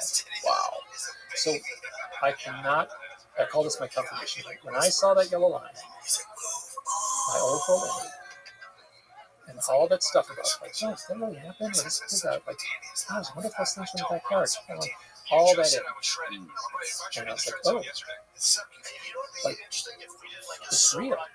Like, nobody could have, like, my subconscious couldn't have put these three things in the map. My, like, how did this happen? Like, the power of this crazy synchronicity, set of synchronicities. If these are UFO scientists in a metal spaceship coming from another planet, how did they do that?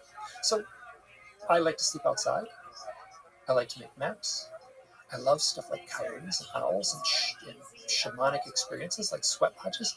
This whole thing feels like it was like tailored specifically for me. Like it felt like the clues that were set before me, I was the only one who could decipher them. But why you though? So why you? Why? Okay, What okay. is your belief? Okay, so I'll answer that with a story in a second. But here's just to make things weirder. So the middle one and the easternmost one, Yeah. the red and the blue one, happened with Natasha. Okay. The green one, I was alone. Happened on March 10th. March 10th is Natasha's birthday. Like this, to tell the story correctly, there are so many strange little synchronicities connected like that. Mm-hmm. So that if that happened in 2013. So let me just, for my own sake, I need to say something. I spent between about 2006 until There he is. that How you line, living, until I pimp? took that line in the map and saw it. 48 hours after sleeping out in the desert. Why are you acting like such a huge vagina? I basically spent 95% of my waking hours wondering if I had You were just here. Like, no You were doubt, like, I'm not what's this game? And then you left, and then you came back, and then you left, then you came back, and then you left. That just said, this can't be happening. This is true. I know this is true. This can't be happening. Yeah, why did you do that? This is true. When that line showed up, Why? I uninstalled. Having dinner for like 3 hours. Okay, why were you having dinner for 3 hours? I'm hungry. Nobody eats dinner for 3 hours, dog. Yeah, they do. Nope, not even super fancy people. Except for fat people. Nope, they eat quickly. Yeah. Yep. You sure? Are you ready to lose?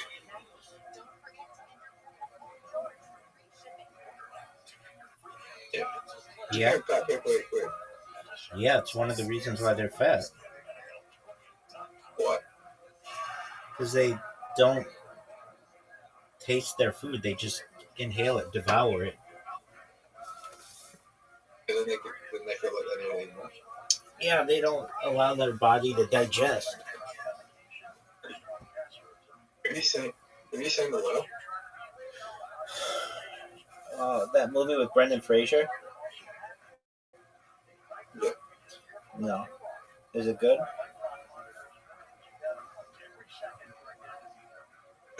7 out of 10. Oh, shit. I think he delivers one of the best performances.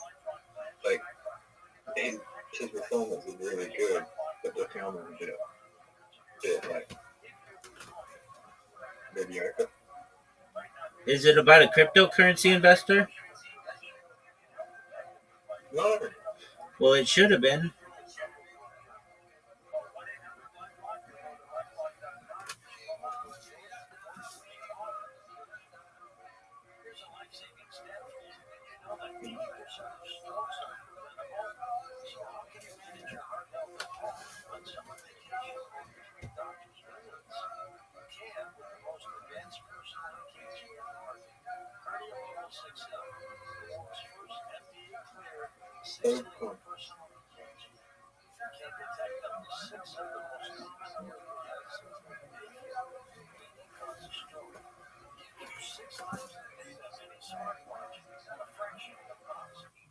Dude, I just fucked up.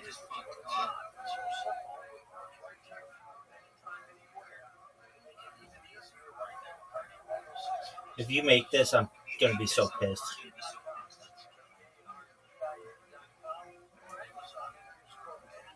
Don't fuck up. Zoot. Don't fuck up.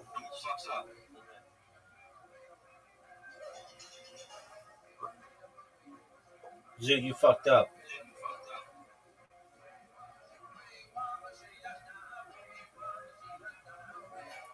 Too much pink shit, dog.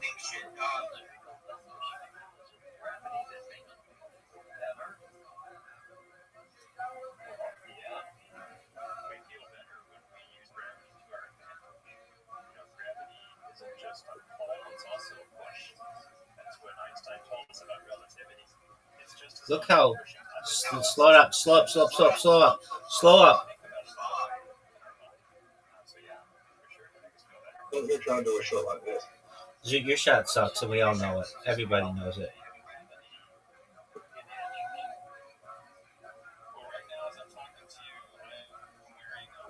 Did I go take it short? I mean, if I go like this, Yeah, but it was this show.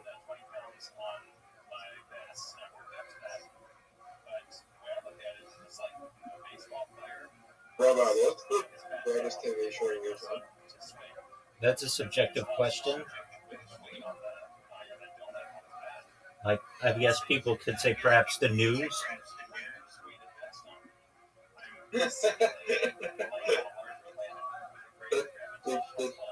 What news network? Whatever one you want, baby. Well, I've been really good at TV show all the time. Because it probably informs like the most amount of people of realistic information.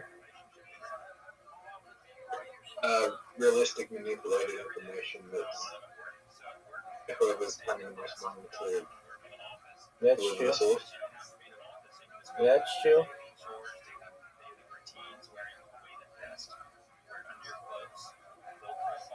Zoot, have you given up on your goal on being a male stripper?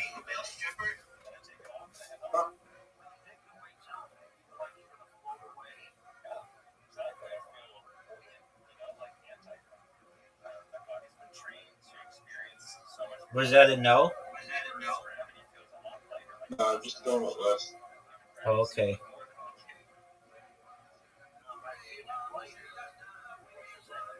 I mean, I have the body for it.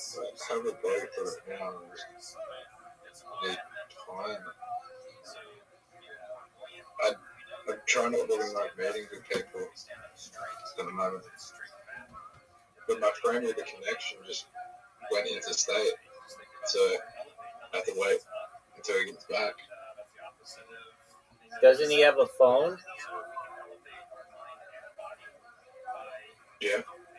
Well, can't you just be like, hey, dog, can you hook me up with a job?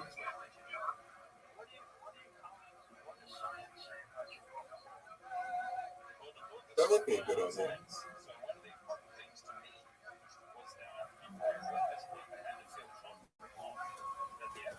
I was also waiting to get to day 90, which will be next week.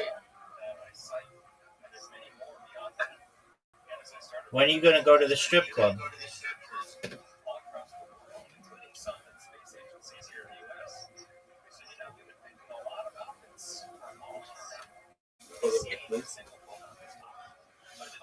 When are you going to get your pictures taken for Tinder?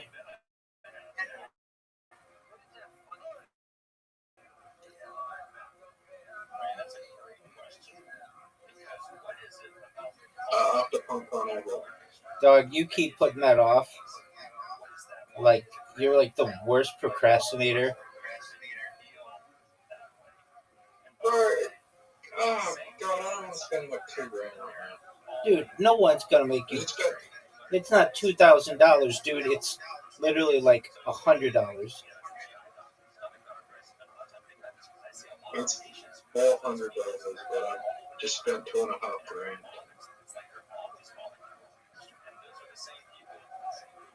Just spent $2,500 on this development businesses that we can't discuss it.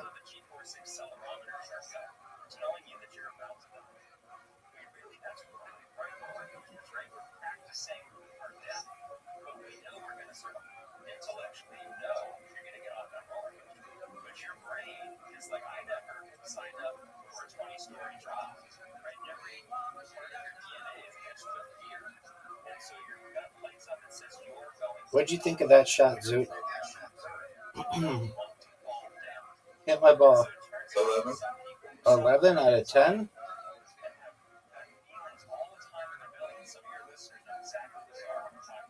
Look at that shot.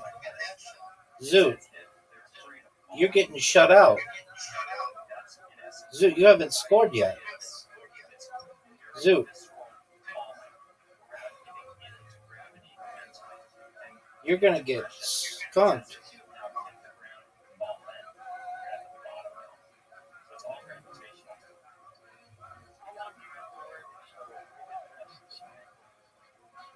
So it turns out there's some research on this, and the research has looked at 4 weeks of weighted vest. Are you proud of that shot? Quite amazingly. First, some researchers did this with rats. They put these weighted tungsten pellets inside the rat and weighted them down, and then they lost weight. And then they did it with humans, where they have humans like me and you, right, wear these weighted vests, lost 4 to 5 pounds on average, just walking around with those vests on. It turns out there's something called the gravitostat, which is a feedback network in your body that tells your body when you get too much weight all of a sudden that you have to let go of some weight. And it's like a feedback loop. Now, if you gain weight very slowly, bit by bit, it doesn't work. But if you Look how sick this shot is, Zoo. Look how sick that shot is.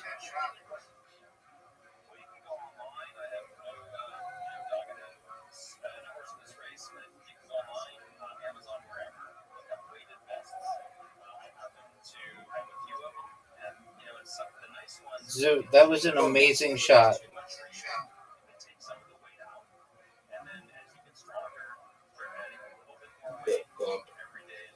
Zoo, that was an absolutely phenomenal shot.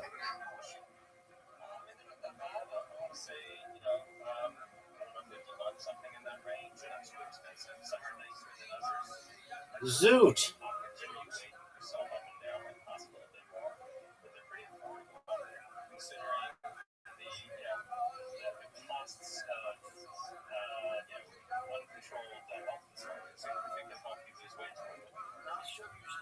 What are you doing?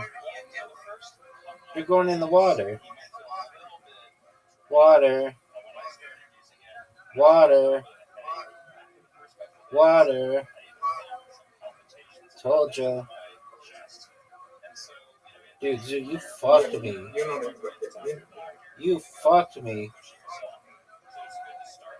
Zoo, you fucked me. Zoo.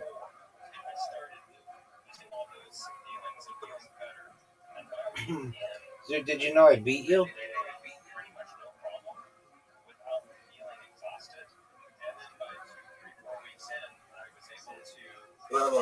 Yo, pimp.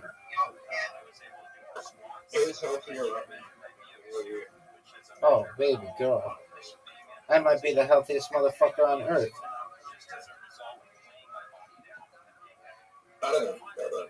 Baby, my mental health is so much further ahead than yours.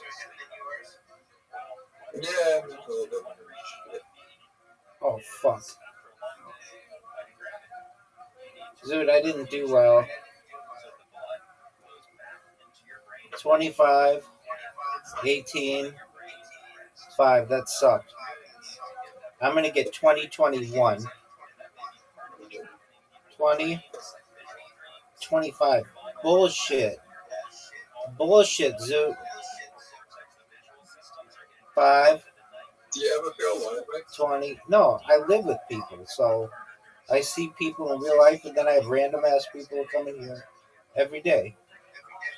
Of anything,